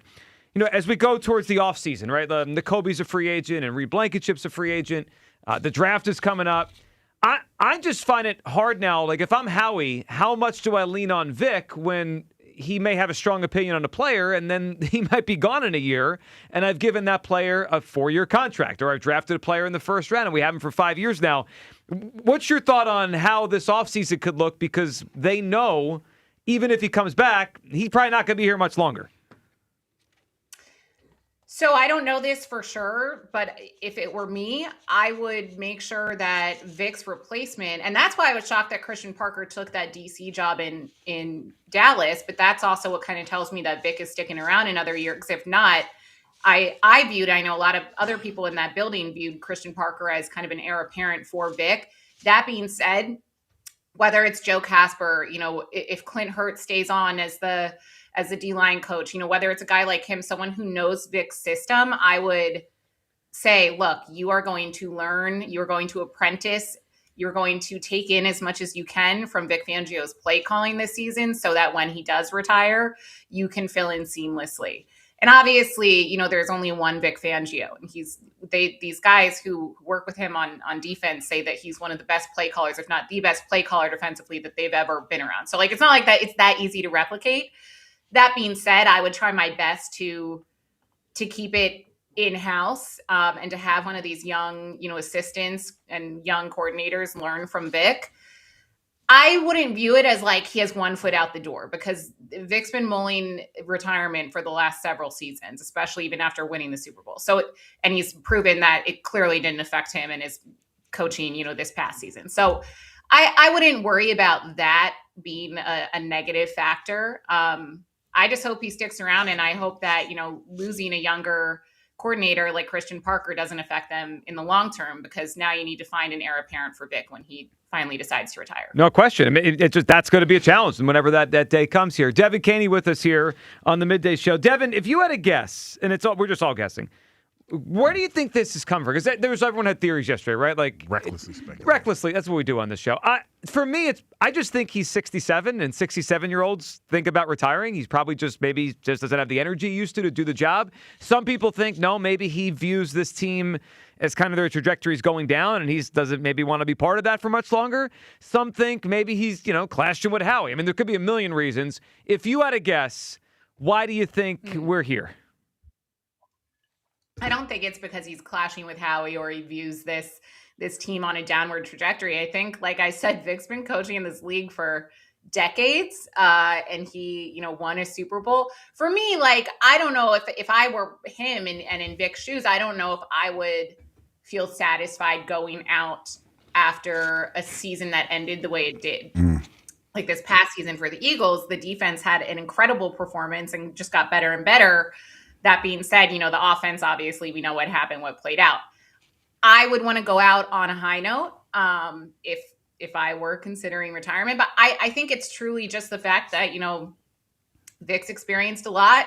He's coached a lot, and he might be tired. Like, it might be time to hang up the sweatpants in 100 degrees in August every year. Oh, yeah. So, hot-ass sweatpants. And if that's the case, then that's the case. That being said, like, I just don't think it's a vindictive move, because if you were to decide to retire now, he would be putting the team in a really tough spot. Yeah, there's no question that they would be behind the 8 ball trying to find someone. Devin, last night was media night out in, I guess, Santa Clara, San Francisco, wherever they had it, for the Super Bowl. We were talking about this before the show today. Are you excited for this game? Like, are you into the Super Bowl this year? And clearly there's a different feeling here because last year we were there, like we were in it. And so no matter what, if the Eagles were going to be there was going to be a little bit different feeling this year. But I get the sense a lot of people are not into this Super Bowl. It's like a blah. Yeah. What's your excitement level for Sunday night, the Seahawks and the Patriots? I mean, obviously we're biased, but I feel like what Hugh just said. It's like, Like, I just don't, it feels very anticlimactic. Like, I guess, like, the most compelling storyline for me to watch is Sam Darnold and what he's been able to do with Seattle this season, and, like, love that comeback story for him. But otherwise, like, I personally don't really care for the Patriots. I think a lot of Eagles fans, a lot of NFL fans will agree with me on that. Like, Tom Brady and the Belichick dynasty kind of soured the Patriots forever for me. Still, like, respect Drake May and Mike Vrabel, but I'm not, like, super excited to watch this game. I feel like it might be just a really I mean, I think Seattle actually might blow out the Patriots. I was going to say it might be a low-scoring game, but that would have been, maybe if it was, like, a different team in the NFC. But I think Seattle is probably going to roll to do some work on this Patriots defense. Yeah, I think a lot of people feel that way, and it could be a game that's not particularly compelling. Devin, we appreciate you hopping on. Have a great rest of your week, and hopefully Vic Fangio is still around next time we talk to you. Have a good one. Yeah, fingers crossed. Thanks, guys. There she goes. Devin Caney there, covering the Eagles here at WIP. I don't think Devin's the only one, Hugh, that feels that way about Super Bowl 60. It just like last night was media night, and I did not get the sense that it was like a buzzworthy thing. Only thing I saw the Nike Tech suits that they all got. I think they got the shoes, the Patriots that is, and then Buddy that didn't have on the shoes. Yeah. That was about it. Oh, Matt Collins. Yeah, that is. Well, he never wears shoes. Yes. I mean, he walked into the AFC title game without shoes. Yes. Quick question about Vic Fangio sweatpants in the summer. More crazy, blue jeans in 100-degree weather or sweatpants? Ooh, sweatpants. Yeah. Ooh, yeah. Man, I don't know. The blue jeans sweatpants can are be more tight. breathable. Yeah. You still, either way, you still cooking the stew. Oh, of course. Well, like yeah, you cooking the stew. So if you had to pick terrible. one, if you had to wear one in the summer, like 100 degrees, like I think blue jeans or sweatpants. Well, see, the blue jeans I feel keep the soup in place. With the sweatpants, with them being a little bit more stretchy, it's like soup juice all over the place. It's like soup juice. Yeah, it's kind of like what all are you over doing to the audience. I'm giving them a visual. No. Some things. Theater of the mind, Hugh Douglas over here. I mean, but then it's a certain. You could stick to the jeans though, Well, like your legs. That's what I'm saying. But when you have on sweatpants though, if at certain angles you can get a little breeze. If the breeze is coming, yes. you can hit. You get a little breeze. So I wouldn't. To me, the sweatpants sound better. Well, boy, I tell you, when you get done for the day, you gotta go straight to the shower. You got to go straight. Well, I think in 100-degree weather, you're going straight to the shower anyway. I don't know what you're thinking about walking around with blue jeans on when it's hot. Well, we've been wondering that around here for about 7 or 8 months now. Who would ever do that? 215-592-9494. Funny. All right, so blue jeans. Yeah, that one will last a long time. All right, here's where I'm at on this Fangio thing. And Devin, again, she's in the same camp as a lot of people that nobody can confirm or deny that Vic Fangio is clearly going to be the Eagles' defense coordinator next year, which tells me there's still some question of if he's going to. And I just think, and I know this probably it hurts to say it because you don't want to lose a coordinator as good as Vic Fangio. I just think it'd be better for the Eagles if he just retired. If you're half out, what are we doing? What is the future of the Eagles? I can't believe we've gotten here 1 year after the Super Bowl, but I do think they're at a weird point. Like, are the Eagles still gunning to win the Super Bowl next year, or is a transition already begun? Well, and I don't know the answer fully. I think, number one, in order to be in a position to win the Super Bowl, you have to stay relevant. I think the Eagles are number one, trying to stay relevant. That's what they're doing. And then you put yourself in position. Because, like I said, a great example is the two teams that are playing in the Super Bowl this weekend. Seattle Seahawks, the New England Patriots. They were irrelevant a year ago, the Patriots. Won 4 games. Now they're playing in the Super Bowl. Everybody's talking about they're ahead of schedule. Who knows if that's the case? Don't know, but they're playing well now. And I think that's what the Eagles want. If you're in the forefront, if you're one of those teams that has a shot, and when the season progresses, if you put yourself in a position to make that happen, I think you can go to the Super Bowl. And I think that's what the Eagles did the year they went to the Super Bowl. Well, they could. But wouldn't you agree there are all-in years and then there are not all-in years? And when you go sign Saquon Barkley, you're back to going all-in, right? Like that was the year they went to the Super Bowl and won it. When they got to the Super Bowl in 2022, they traded for A.J. Brown. They pushed their chips in. In 2017, they signed a lot of free agents. They pushed their chips in because they had a young quarterback on a rookie deal.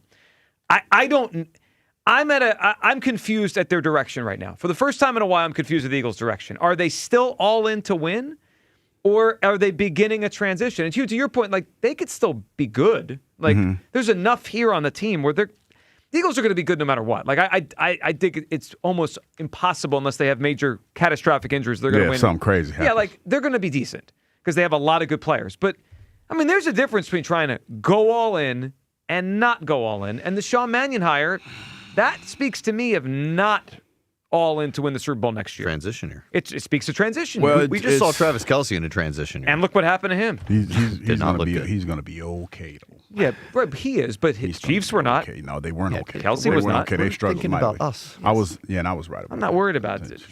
What were you? I'm not making a playoff. Yeah, but I mean, I'm just saying I was right.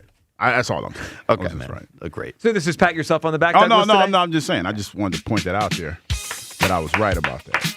You know, for all y'all that want to make jokes about me not being right about it. I was right about that. Well, that's going to continue. Yeah, I mean, you also were wrong about the biggest thing with the defense in 2 years. Yeah, no, I was definitely. That was spot on. Anyway, that was spot on.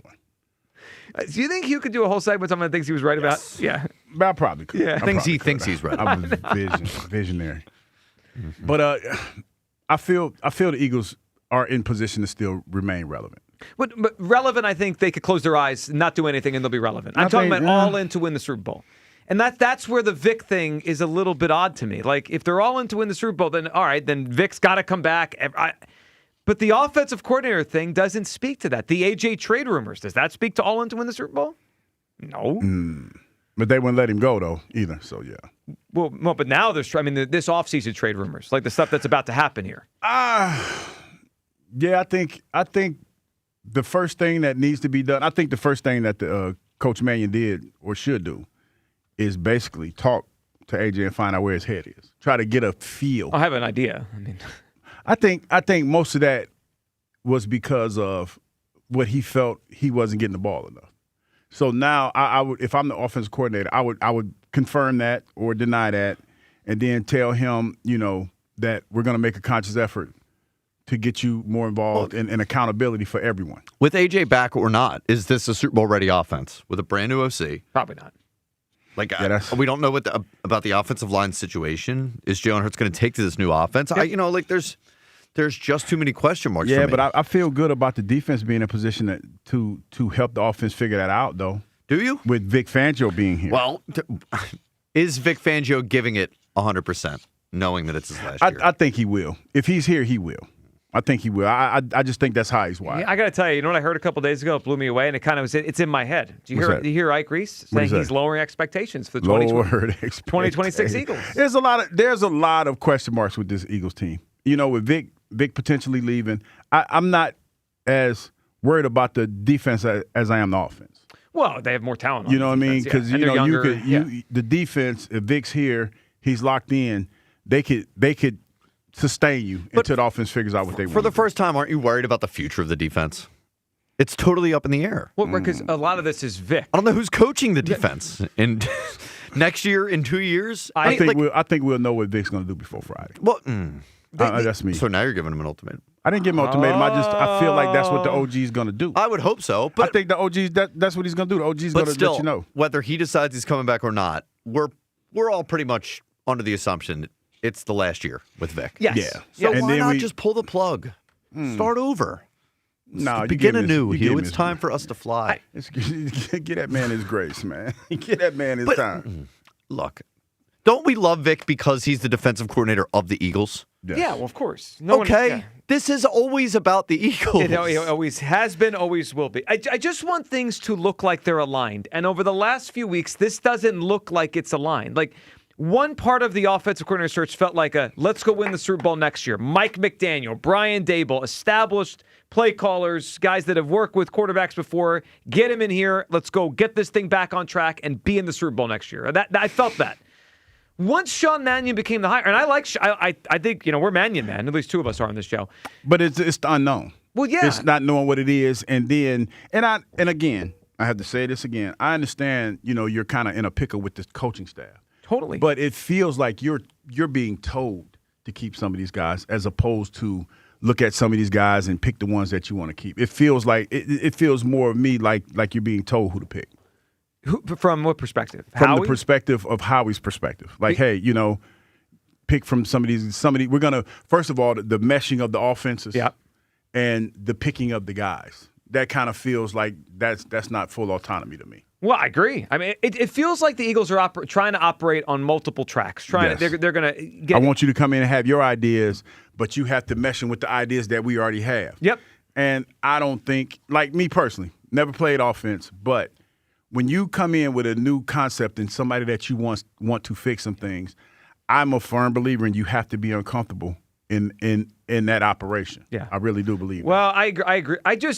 The more this offseason plays out, I know it's early. It feels to me like the Eagles are caught between what they have been and trying to extend the window of, hey, we won a championship. Yeah. We went to the Super Bowl in 22. We went back in 24. We have the bones of that team versus, okay, we got to turn this over. What's the future of the coaching staff look like? And now the Vic Fangio thing, again, I think he's an awesome coordinator. And if he was willing to sign up for 3 more years, 4 more years, and give us certainty on that side of the ball, I would be so into that. He's not. He's telling them twice in 2 years. I don't know. I might be out. I don't know. I might want to go home and make some meatballs. I don't know. I'm going to watch the Phillies all summer. I don't know. If you don't know, then Vic, I don't know anymore. And I would rather – I just think it'd be better for the team if Vic Fangio said, you know what? I'm out. And then the Eagles could find their next coordinator to lead them into the next few years. On one side of the ball, that guy. On the other side of the ball, Sean Mannion. And away we go. 215-592-9494. That's how you hop around. Let's grab a phone call here. Russell is up on WIP. Russell, what's up? Hey, guys. Hey, so I'm a recently retired guy. Not football, but big consulting firm. And here's what I did. I picked my replacement. He shadowed me for a year. I loved it because I got to pick, my guy. And after a year, I left. He came in. He knew my system. He added his own little flavor to it, and we moved on. I think someone would die to shadow Vic for a year and then get the job. So, Russell, just based on your idea, I think that would be the best transition, kind of plan for the Eagles, because then, like, what's concerning to me the most is that, let's say he stays, right? Let's say he told them he'll stay for 1 more year. They convince him. Okay. What concerns me is if they draft players or sign players specifically for his scheme, and then a year from now he retires anyway, and if we don't have that contingency in place, right, does the next person even think these players fit his scheme, and then the whole thing doesn't work into the future? Like, your way, at least, all right, that gives me some certainty this is going to work for a few years. Yeah, you get the continuity, but it would have to happen right away. I mean, this obviously before draft day comes. Well, of course. I mean, really, I think before free agency. I mean, because, Nick Kobe's a free agent and Reed's a free agent. And even, Jalen Phillips and Russell good phone call. I mean, that's a big one. Jalen Phillips is his guy from Miami. They traded for him. He's going to cost a lot of money. Yeah. If Vic wants him, are they going to re-sign him or are they going to say, Vic, you're out of here? That's why I think that, even though there's been reports out there, I feel like this is one of those situations where we're making more of it, or it's being made more of than it really is, because I just don't see Vic hold him over the barrel like that. But then why is no one saying he's back for sure? Because I guess, like I said, they're probably trying to figure out exactly what's the contingency or who you feel is going to be your heir apparent, or who, like he just said, who you want to shadow you. Yeah. Who do you want to bring in here that you feel is going to help usher this defense into the next era where you want it to be? Yeah. Maybe. I mean, that all could be happening. But none of that to me would stop someone from just saying Vic's back. But the Eagles do play it real close to the vest, and they're not. Sometimes they take too long to make these kind of decisions. Yeah. Well, I don't think this is them. I mean, this is. I just think it's as simple as they are begging him to come back. Please come back. And I think at this moment, they probably feel like they got it locked in a little bit, like he's going to come back. But boy, no pressure. Yeah. When I hear Mike Garafolo say, "Yeah, he could change his mind at any time," I'm like, "Oh, well, what?" Yeah, what you doing? Then maybe it's best if he just goes home. 215-592-9494. That's how you hop aboard. All right, lot to discuss here on the show.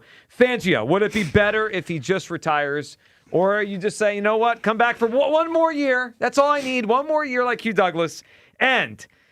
If you could have Jim Schwartz for the next 5 years or Vic Fangio for one more, which would you choose? I'd rather Schwartz for the next 5. If I could have the next in D.C., who was the old D.C., back, locked in, under contract. One more year. Hugh Douglas is all in about 2026. One more year. Mm-hmm. That's my chant. Yeah. I'm the only one doing it, though. Yeah, well, because I think the rest of us kind of see the writing on the wall here. Yeah, chance usually need one more year. We usually need a lot of people to participate. Also, you have some nerve. We tried to do the whole Mannion Man thing for all of Friday, and you wouldn't participate. I have a lot of nerve. You do. Yes, I do.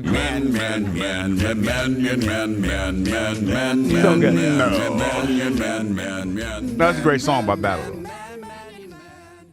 It is some nerve. He was proud of that one. Yeah. Join my chant, but I won't join your whole thing on Friday. All right.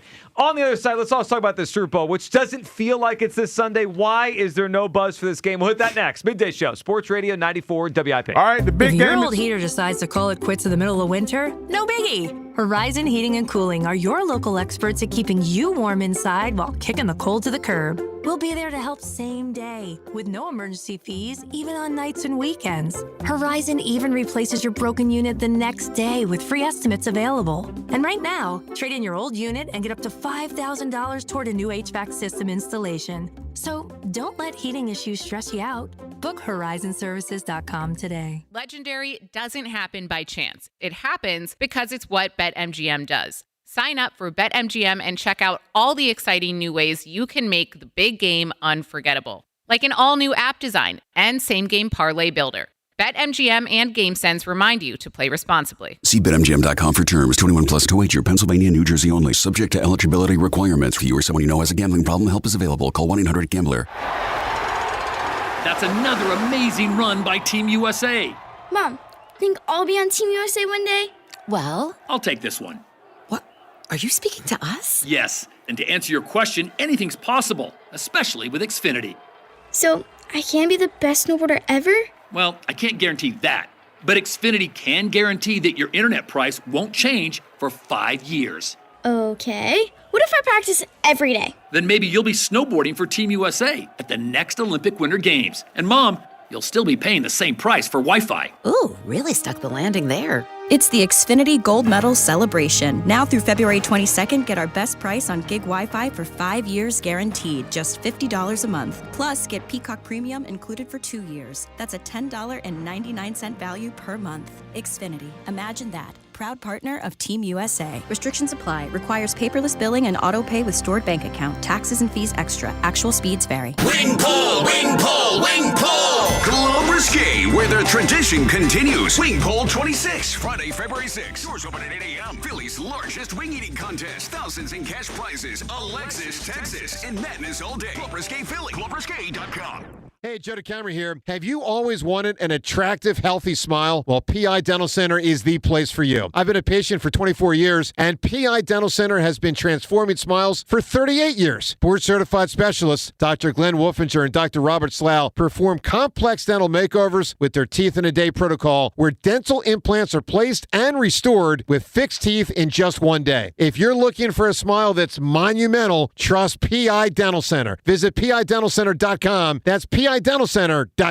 Kia of CherryHill.com is the destination for the hottest brand in automotive today. Come pick out the gas-sipping Kia of your dreams. With payments anyone can afford. They have over 100 brand new Kias with MSRPs under $30,000 and over 400 new Kias to choose from, all of which come with the best powertrain warranty in the automotive business. 10 years, 100,000 miles. Go to KiaofCherryHill.com today and lock in your savings. Kia of CherryHill.com. This is the story of the one. As the purchasing manager at a manufacturing plant, she knows the only thing more important than having the right safety gear is having it there when you need it. That's why she partners with Grainger for auto reordering, so her team members can count on her to have cut-resistant gloves on hand, and each shift can run safely and efficiently. Call 1-800-GRAINGER, click Grainger.com, or just stop by. Grainger, for the ones who get it done. It all comes down to this, folks. Yep, the entire season is on the line. But my throat has officially thrown in the towel. Sounds like you need Vicks VapoCool drops. They're max strength and vaporize sore throat pain. Whoa! These VapoCool drops hit fast. Speaking of fast, did you just see that play? Yeah, he vaporized that ball. That pun should have come with a penalty. Vaporize sore throat pain with Vicks VapoCool drops. Use as directed. Some sunshine and not as cold through the afternoon. High 38. Weather brought to you by Staples. From posters and presentations to labels and loyalty cards, Staples has all the print to boost your brand. Shop now in-store and online. Staples. That was easy. Straight Talk Wireless presents Pickup Truck Wisdom. Trust is earned. That's why I've stuck with Straight Talk. Same price since 2009 on Verizon's 5G network. Cause shoot, anyone can make a promise. Keeping it for years, that means something. Now plans starting at $25 a month with 4 lines. Find us at straighttalk.com and Walmart. Straight Talk Wireless. Straightforward. Always. Same price claim applies only to the base monthly price of our $45 plan from October 2009 to present. Hey, Joy. Oh, you are glowing. Oh, hey. More like Mira joyed that Miralax helped me go. I was so backed up. Tried mega coffees, prune juice, everything. Then Miralax. And hello, gentle relief without the harsh side effects. Ooh, how does it work? It works naturally with the water in your body for constipation relief. Find Miralax today at your local retailer. Use as directed for occasional constipation. This is Hugh Douglas and Joe Giglio on Sports Radio 94 WIP.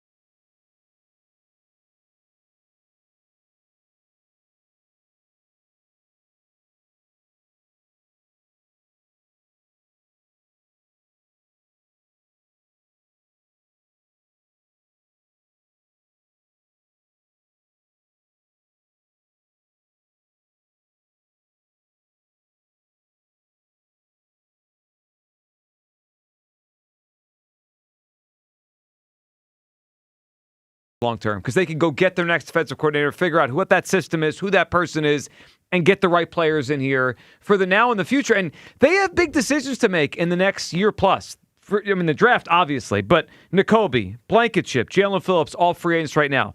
Jalen Carter due for a contract this offseason. Jordan Davis can get a contract this offseason.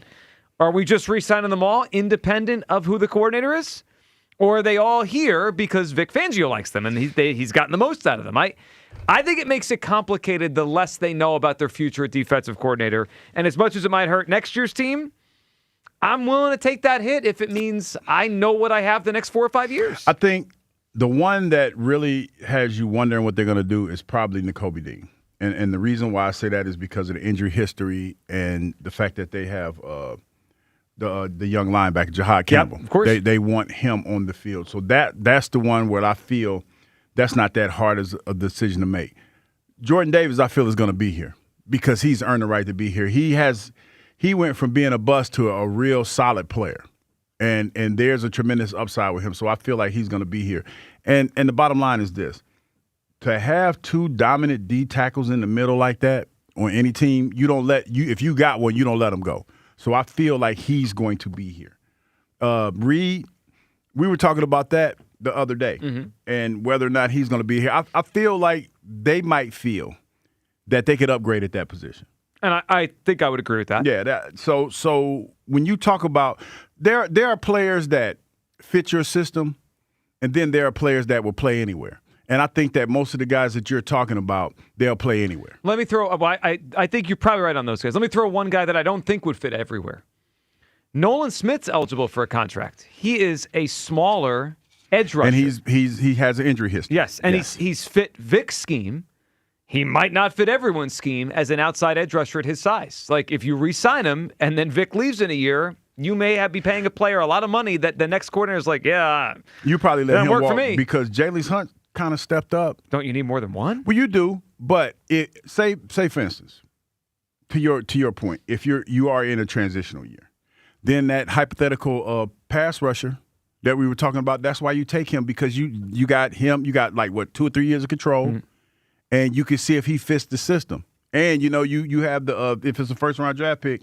Where you have that tender year that you have, you could potentially do that. So yeah, Nolan will probably be gone. Yeah, well, I mean he's going to be here because he's still under contract, but he's eligible. Like that's what I'm saying. He'll probably be gone. Yeah. Like if you're looking at it that way, he'll probably be gone. I feel like the Fangio thing. The first reaction is, oh, he's probably back, cool. And I think when you kind of think deeper, it's like, wait a second, but he's going to be gone a year from now, and then what are we doing on defense? 215-592-9494. Where do you come down on Fangio? Would it be better if he just retired? I know that feels like you're probably hearing like, what? Yeah, it's kind of disrespectful the way you say just retire. It's not disrespectful. It's not disrespectful. I'm trying to plan the future of the Eagles here. Disrespectful. No, I mean it's just. I'm just saying it sounds like it. For the guy who played the game, he forget it's business. Oh yeah, they kicked me out. Get out. Get out. I got to tell you, not just you saying it. We had some people yesterday talking about respect and elders. I'm tired of the respect the elders. I'm tired of the disrespectful thing. This is a and the elders. But you got to respect your elders, man. Well, yes, in real life. We got a walker in the studio now, by the way. That's not mine. Are you sure? I'm positive. Just asking. You did fall in the studio once. He was pretty defensive. I still walk up and down the steps. I don't take the elevator unless I have to. And you said that with such pride. Yeah. I still walk up and down the steps. No, because a couple months ago, so he knows he doesn't have much more time left. A couple months ago, boy, those steps was kicking my ass. So I started running up and down the steps every day. The ones to the parking garage. Yeah. You know what? Those are not easy steps. No, but it was to the point where I'm like, man, we're even kind of heavy. Walking up them 5 flights, so I made it my point to run up and down those steps every day. Well, you know what? I'm glad you did. And look at you now. Look at me now. Look at you now. Let's go to the phone lines here. I'm getting ready for the summer. Is it shredding season? No, you know it is. You know it is. Well, we go to spring training in a few weeks. Ooh, so. Yeah, I'm gonna wear my little Bucky shirt that Blue Jeans significant other got me for Valentine's Day. I'm gonna wear that. We'll be doing it big. Are you gonna wear it for Valentine's Day? Because it has a heart on it. Yeah, it does. Okay. Put it out there, see what happens. All right, Beth in Newtown Square is up on WIP. Hey, Beth. Hi, how are you guys? Hey, Beth, what's up? So I think we should keep Vic, and reason being is you're assuming Schwartz would stay for 5 years. He's leaving because they didn't make him the head coach, so he clearly wants to be a head coach somewhere. And I think we already lost our DB coach, and I think we're going to lose Clint Hurt. Maybe we make him heir apparent. Vic stays a year, trains him up, and we kind of have the same system. So I think that would be the that might be the plan. Yeah, it feels like a seamless way to do it. But my only question with the Clint Hurt thing is, and I don't know whether he'd be great or bad or anything in between. Right. When the news came out that Fangio was considering retirement, the Eagles seemed like they were reaching out to Jonathan Gannon and/or Schwartz it makes me wonder if they think the people under Vic are as ready to do this as we are assuming. Yeah. Right. It's got to get better than Gannon, though. I can't believe they would bring him back. That would be crazy. You know what? My first thought was the same thing as you, Beth. Like, wow, I guess bygones be bygones. Let's all forgive and forget. But he runs a similar system. I think it would be a thing like, hey, just plug him in and we'd be able to go with these players. But, Beth, I agree with you. The Gannon thing, I was like, wow, I guess they don't care about how this ended here. Wasn't as bad as we thought it was. A little crazy. Yeah, I mean, right. look, and Beth could fall. I mean, look, they did get a draft pick from the Cardinals. Like, that whole thing was awkward and weird. No harm, no foul. Well, I guess maybe time heals all wounds. That's it's supposed to. Well, I mean, I not for the you think people would be happy if Gannon was back? I don't. I think the fan base would be annoyed. I think they'll be happy if he's winning games or helping win games. Yeah, but he wasn't loved, and they were winning a lot of games when he was here. No, that's because he was fake good. Yeah, well, fake good. Yeah. Regardless, they were winning. Like Hugh's like, well, if they're winning, people like him. I don't know. They won a lot when he was here, and nobody liked him. I mean, Schwartz got a lot of crap from fans too. The Pickett thing. You're right. I mean, it's just crazy to me that Schwartz has gotten to the point where, he didn't get the job, so he cleaned out his office like he about to leave, like he gone. Like the players were petitioning for him, but he got mad and cleaned out his office like he was about to leave. Well, I think he feels a little slighted there. He's been around a while. When you interview isn't it similar to Deuce in a way? Like when you interview someone on your own staff to be a head coach, and then you don't give them the job, and you say, well, you just stick around as an assistant. They interviewed him? Who? Schwartz. For the head job for Cleveland. They interviewed him. I thought it was more driven by the players. No. They interviewed him to be their head coach, and then they gave the job to Todd Monken. Okay, well, that's something different. So, see, that I was operating under the premise of the players wanted him, and they just kind of dismissed it. And they gave him a real shot, and then they just didn't pick him. But I kind of understand the awkwardness of that, right? Like, you interviewed me to be the head coach. You didn't give me the job, but you want me to stick around under the guy that... Yeah. I get that point. Yeah, the whole that's thing a tough one. It's awkward. All right, Hugh, before we go any further, we'll go back to phone lines here. Question for you. I asked Devin this a few minutes ago. Are you excited for the Super Bowl on Sunday? No. Like, compare, forget, obviously the Eagles Super Bowls are different, like last year and a few years ago. This has to be one of the least compelling ones, like in terms of excitement. Last night was media night, right? Usually I'll watch some of it. I didn't really watch any. I just saw some of the clips out there. I don't feel like there's any buzz whatsoever on the Tuesday of Super Bowl week compared to, I'm trying to think of one this reminds me of. Yeah. I'm thinking of the ones in recent years or in the last 15 years that didn't include Mahomes or Tom Brady. That's the only ones I could exciting storylines, Joe. That's what it doesn't feel like we have that many exciting storylines. That's what it is. Yeah, I think Rams-Bengals wasn't that. Wasn't it was exciting because it was Joe Burrow. That's like this. Yeah. But Drake May and Joe Burrow. Drake May. Yeah. We didn't I think this is similar to Rams and Bengals. No, but I feel like Joe Burrow came in with a bunch of hype in the league when he transferred from Ohio State. Yeah. The whole storyline, the whole LSU thing, I'm the with whole you. being like, who did he sit behind? Was it C.J. Stroud? Or was it he sat behind somebody at Ohio State? And that's why he had to transfer to LSU. I think it was Justin Fields. And then he did that, but won the Natty. But this was Burrow's second year in the league, right? Similar story.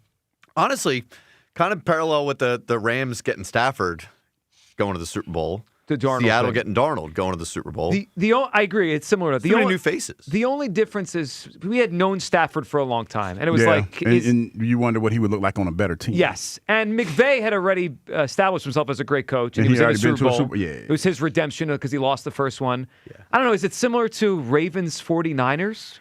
With Joe Flacco and Colin Kaepernick? No, that was pretty exciting. That was pretty exciting. Fun. Yeah. Well, it was the brother versus brother. Right. That was an interesting.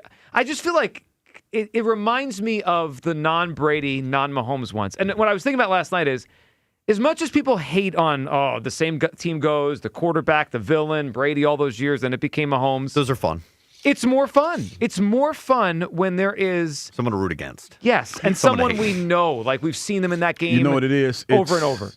It doesn't feel for me like it's one of those games where you want to go out and be amongst the people to watch. This is one where you'll sit at home and watch. Because a lot of times, no matter if your team's not playing, you'll probably go, somebody will have a Super Bowl party. Yeah. And you'll want to go to the party and just hang out just to socialize. This don't feel like that. You know what else I think hurts it? is that everyone expects this to kind of be an ass kicking. Yeah. Well, that's true. Yeah. So there's no established great quarterback that's been there, and we expect an ass kicking. And I think most people still have residual dislike of the Patriots. Even if you don't like this particular group, we just didn't like them for 20 years. I don't give a crap about the May Vrabel Patriots. Yeah, I don't either. But you see the logo, and I don't know. I think a lot of people still see the logo and like, I think I'm far enough removed to where I'm over, especially since we got our get back. Well, that's true. Nationally, though, not everyone got their get back. Most people did not. Hugh did not. No, he didn't get any get back. 215-592-9494. Are you excited for the Super Bowl? I mean, it feels totally different than last year, and I know most of that's because we are not there. But it just feels like, I guess we could. There is no one to hate in this one going into this one. We could look back in 5 years from now. If Vrabel and May are back in another, this becomes another iteration of a dynasty with the Patriots, then that would change things. Yeah, we would look back. But totally going different. into this one, it's. I also think what's your emotion towards the Seahawks? Is there any emotion? Not. They've been there before, but not this team. Right, this group's totally different. Yeah. I mean, does anyone dislike Sam Darnold? No, it's just a question of do you believe he's this good or not? Yeah. And our other team a fun team to watch? Not in Jackson Smith-Njigba is awesome. Yeah, sure. But other than that, it's Seahawks win with defense. At least the Eagles last year had the Saquon thing. Yeah. I also think, and they had the buzz of the league. Yes, they did. We're the Eagles. Jalen was the heartthrob.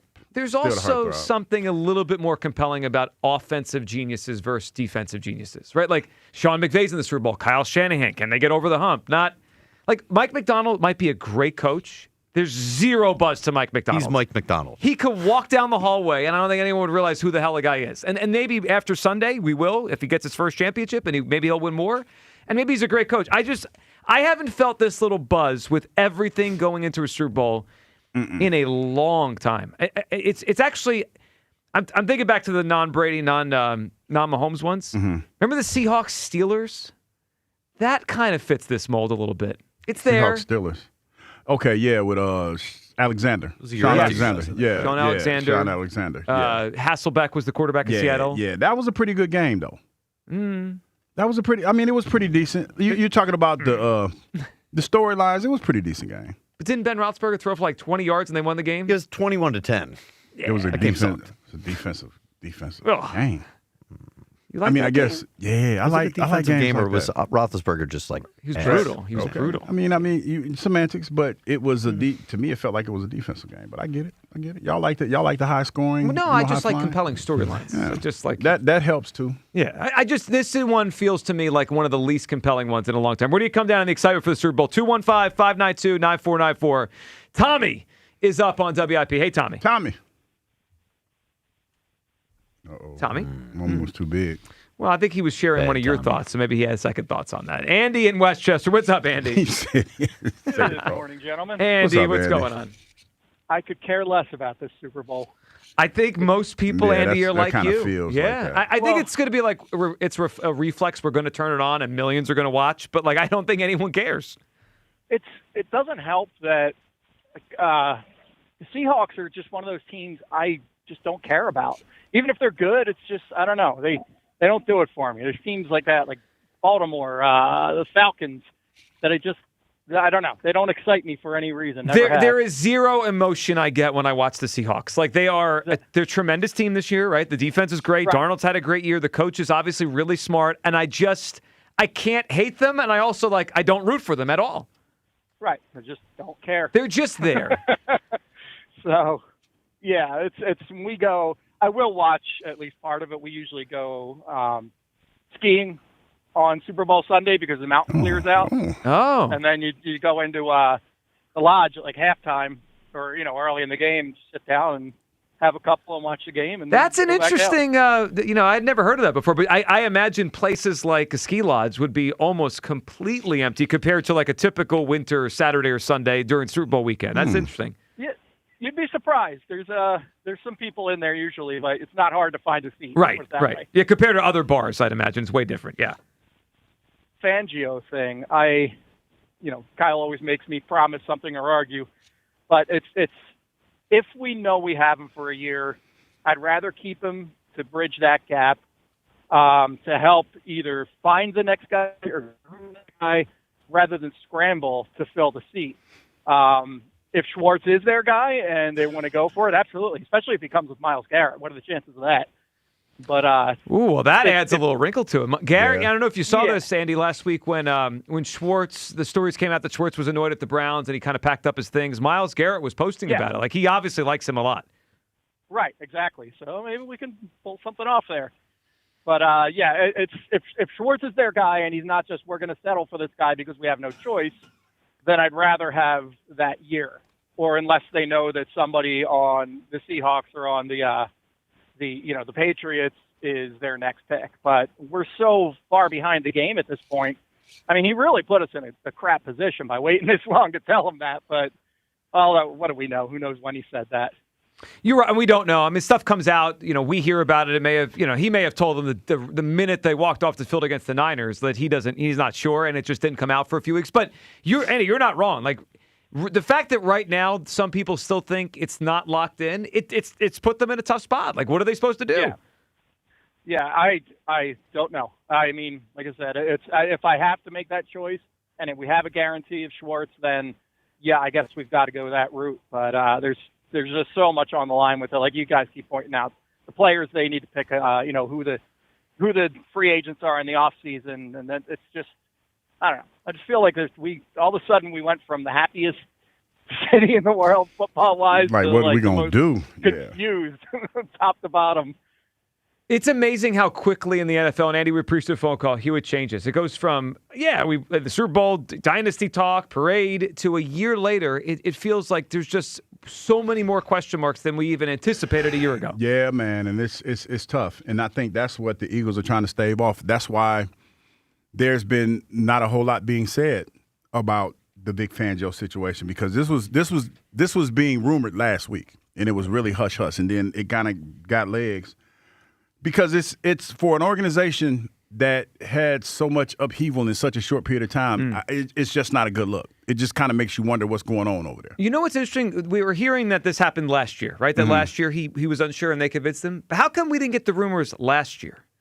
Right? Like if it's the same thing, if it's Vic takes a few weeks to decide. I don't remember any of this last year, post Super Bowl.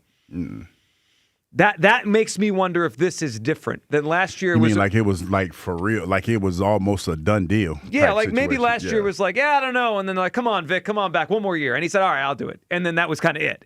And this year I wonder if it was more like, no, I really don't know. And I need a few weeks to think about it. And that kind of led to everything else. It's not a typical thing when you look across the NFL for teams not to know fully if they've got the coordinator locked in. And it does throw everything off. I mean, Hugh, if you had told me when the season was going on that we'd have this much uncertainty on both sides of the ball as we enter the offseason, you'd be like, you're crazy. Yeah, I'd be like, all right, I get the offense, right? There's a lot of question marks there. But the defense, like we got Vic, we got all these young guys. That should be the part of the team that's easy to predict next season. Yeah, and it's not because there's so much stuff that happened in this offseason that we don't know about and that we're starting to hear about that I'm pretty sure for them it was a little unsettling. Because it was not certain things Kevin Patullo was going to probably be out, but other things were, you just weren't accounting for. Yeah. And the fact that Vic, he felt like leaving.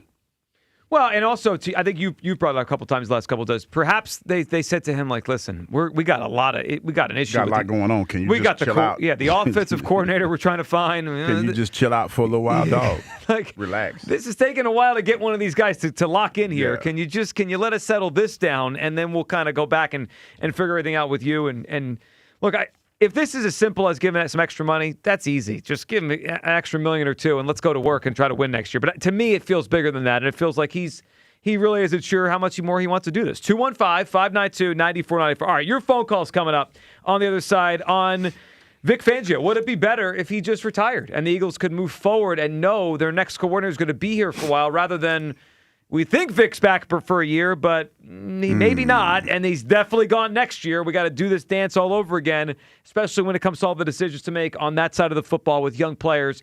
Is it best if Vic Fangio retires now? And we'll hear from some coaches in Santa Clara on the hiring of Sean Mannion. A little buzz out there last night. People being asked about Sean Mannion, what kind of coach he is, what we should expect here in Philadelphia. Plus, I hear we have an insider buzzing in after the break. Yeah, we have a massive scoop. Do we have a scoop here? Oh, wow. All right, so stay tuned for this. I actually have no idea what Kyle's talking about, but he's hearing we have a scoop from an insider coming up on the other side. 215-592-9494. That's coming up. We'll talk to Ross Tucker from out in Santa Clara coming up at 12:30. All your phone calls. Midday Show. Sports Radio 94 WIP. All right, it's big game week, and Fanatics is officially cooking. They've teamed up with Kendall Jenner to deliver fans 100% moneyline profit boost on the big game. All you have to do is decide whether you're riding with Kendall or betting against her in the Kardashian curse. And when it comes to big moments like the big game, fair play makes all the difference. Fanatics protects all your player prop bets from the first half injuries, plus with hundreds of markets, live betting options all game long, and every prop you care about. Passing yards, rushing yards, and receiving yards.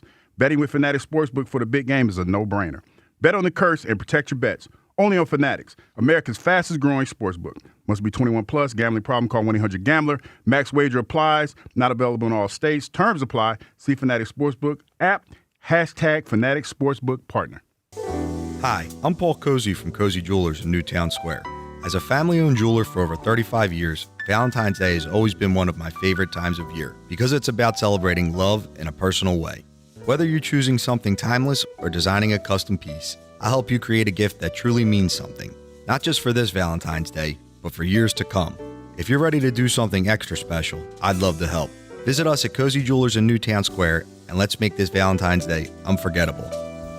For 50 years, drivers have trusted Meineke to take care of their cars and their budgets. Because real value isn't just about price, it's about honest recommendations, quality work, and service done right the first time. From routine maintenance to major repairs, Meineke delivers dependable car care from experienced technicians you can count on. That's why generation after generation continues to choose Meineke. 50 years of trust, 50 years of value. Meineke. Doing car care right. If you owe back taxes, listen carefully to rule number 1. Never go up against the IRS alone. They're cracking down, freezing bank accounts, garnishing paychecks, canceling passports. Even your home or business could be at risk. But here's what they don't tell you. The IRS has powerful tax relief programs that could save you thousands if you qualify. That's why smart people call Optima Tax Relief, America's #1 tax resolution firm. Nobody knows these programs like the experts at Optima. Their team of tax attorneys and licensed professionals have resolved over $2 billion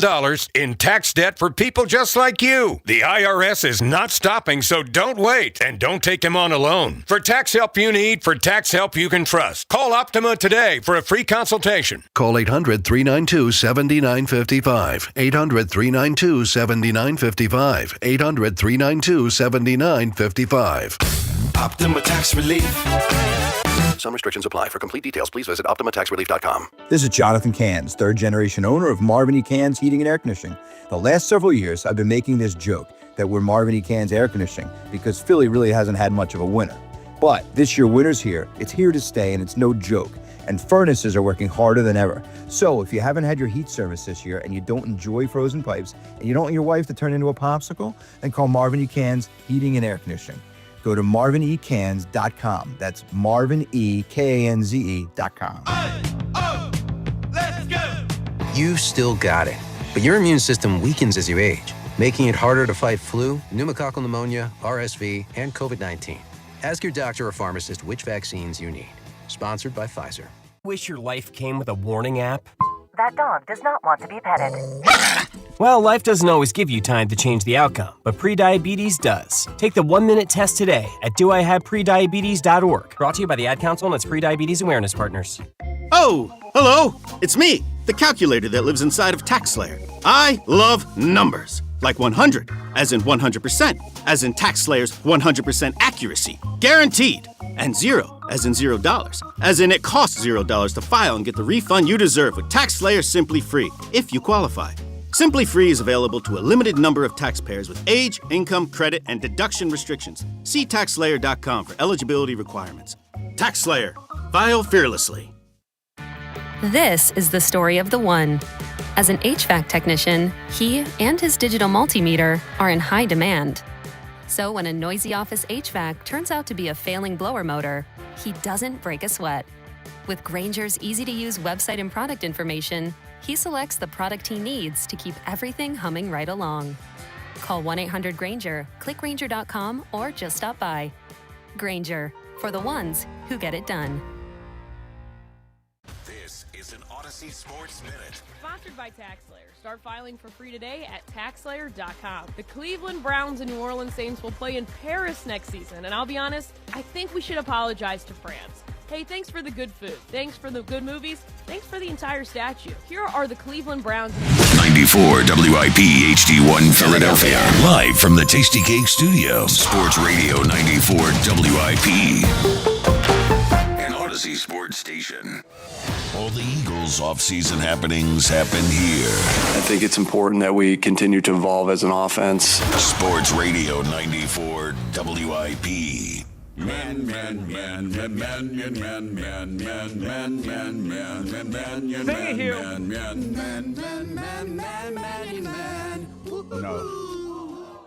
Trying to get my thingy stuck underneath there. Your thingy stuck? Excuse me? What are we doing? What are we doing? This is a professional show. You can't get your thingy stuck. No, my You're wearing sweatpants, right? My cord. There you go. I got it. Okay, we did just have we had a break. Nothing but professional. No, I didn't, because I didn't realize it until after we came out. It's never good when you don't realize your thingy's stuck. That's never my cord. Yeah, but you didn't say that. No, I did not. Your cord's stuck. Yeah. Okay. Are we ready for the segment or? Yes. We're on a good run last 2 weeks. Of as soon as we come back, we talk about the issue we could have settled down during the break. Yes. I get it though; it happens. All right, 215-592-9494. All right, we are going to talk about Sean Mannion and what was said about him last night. Media night, whatever you call it, out in Santa Clara for the Super Bowl. Some offensive coaches around the league asked about Sean and what he's going to bring to Eagles. We're going to get that, but we have something huge. We have huge stuff. Yep. So Kyle is telling me we have breaking news, or is that our insider? Breaking news. The whole world is watching. Breaking news. Breaking news with Buzz. Not Heartthrob. Heartthrob Buzz with some breaking news buzzing in with us. Buzz, what do you got? Yeah, so I've been monitoring this situation all morning long, hitting up my sources up and down the Eagles organization. And guys, Vic Fangio, now legendary NFL defensive coordinator, largely responsible for the Eagles winning Super Bowl 59, obviously largely responsible for keeping this team afloat this past season. Guys, he's contemplating retirement. He may not be back next year. And this guy, I mean, it would be huge if he is not back with the Eagles next year. Guys, just wanted to chime in with this. This is absolutely something you should be monitoring. Go, Buzz. And Buzz, this is breaking news, right? This is breaking news. Okay. I have not seen this anywhere. I can't believe that I'm the first one on this. I mean, this might send me up the Eagles Insider of the Year rankings on the afternoon show. This is a huge scoop, and I'm pretty sure I'm on this one. Multiple sources confirming it. Vic Fangio may not be with the Eagles next season because he is contemplating retirement. This is a big one. You know Holy what? Crap. Hugh, I think we have to change the whole topic of the show because it sounds like, according to Buzz, who's just breaking in with us, Hugh, that we could be losing Fangio here. We've been talking about that for like the last couple of days. No. This is I'm stunned by the news too. I can't believe this is just hitting the airwaves. But frankly, this would be massive, guys. How are you not more stunned? Well, I know I'm blown away. I mean, so we should keep an eye on this, is what you're saying. Keep an eye on it. Okay. Absolutely monitor this situation. We kind of talk about it. So it sounds like the Eagles don't have confirmation one way or the other, Buzz. Are you hearing the same thing? They don't know yet? They don't have confirmation one way. I mean, as of now, he is under contract for next year. Let's make that clear. They're not actively searching for new defensive coordinators. He is under contract. He's expected to be back.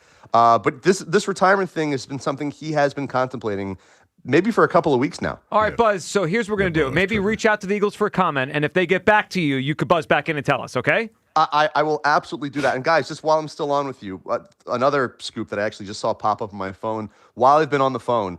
Guys, the Eagles have a new offensive coordinator, Sean Mannion, quarterbacks coach from Green Bay. Yeah, not a name that a ton of people knew ahead of time, but Sean Mannion will be the new OC of the Eagles in 2026. All right. Holy cow. Always on top of things. Dan Buzz Wilson. Buzz, we appreciate it, and get back to work because we know you're working those sources. Yeah, I'm here to help. All right, Buzz, we appreciate it. There he is, Dan Buzz Wilson. Buzz tripping. Buzzing in. What if he's tripping? He's giving us breaking news. We've kind of been talking about that for a while. Huh? Wow. You know what? What a team. That was not on my radar. No, and good on us to get that up as soon as possible. You know what I sense a little bit here? Hater. Well, I sense obviously you're jealous, you're clearly. insecure that you're not going to win Eagles inside of the year. I'm definitely not going to win. Buzz comes in here and breaks some news, and you just like throw dirt on immediately it. ahead of you. By the way, no, I'm just saying. He just got the OC scoop.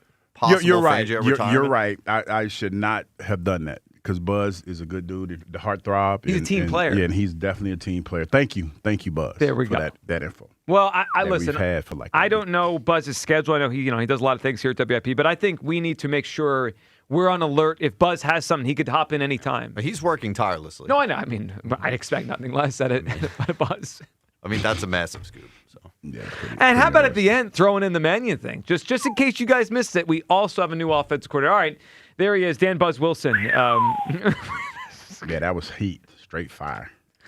What else do we have here besides heat and straight fire? All right, speaking of bringing the heat, straight fire, we hope that is our new offensive coordinator, Sean Mannion. By the way, Buzz breaking the news there that last night out at media night, both the offensive coordinators that will participate in the Super Bowl, they chimed in. They were asked about Sean Mannion. Let's start with Clint Kubiak. So Kubiak actually knows him.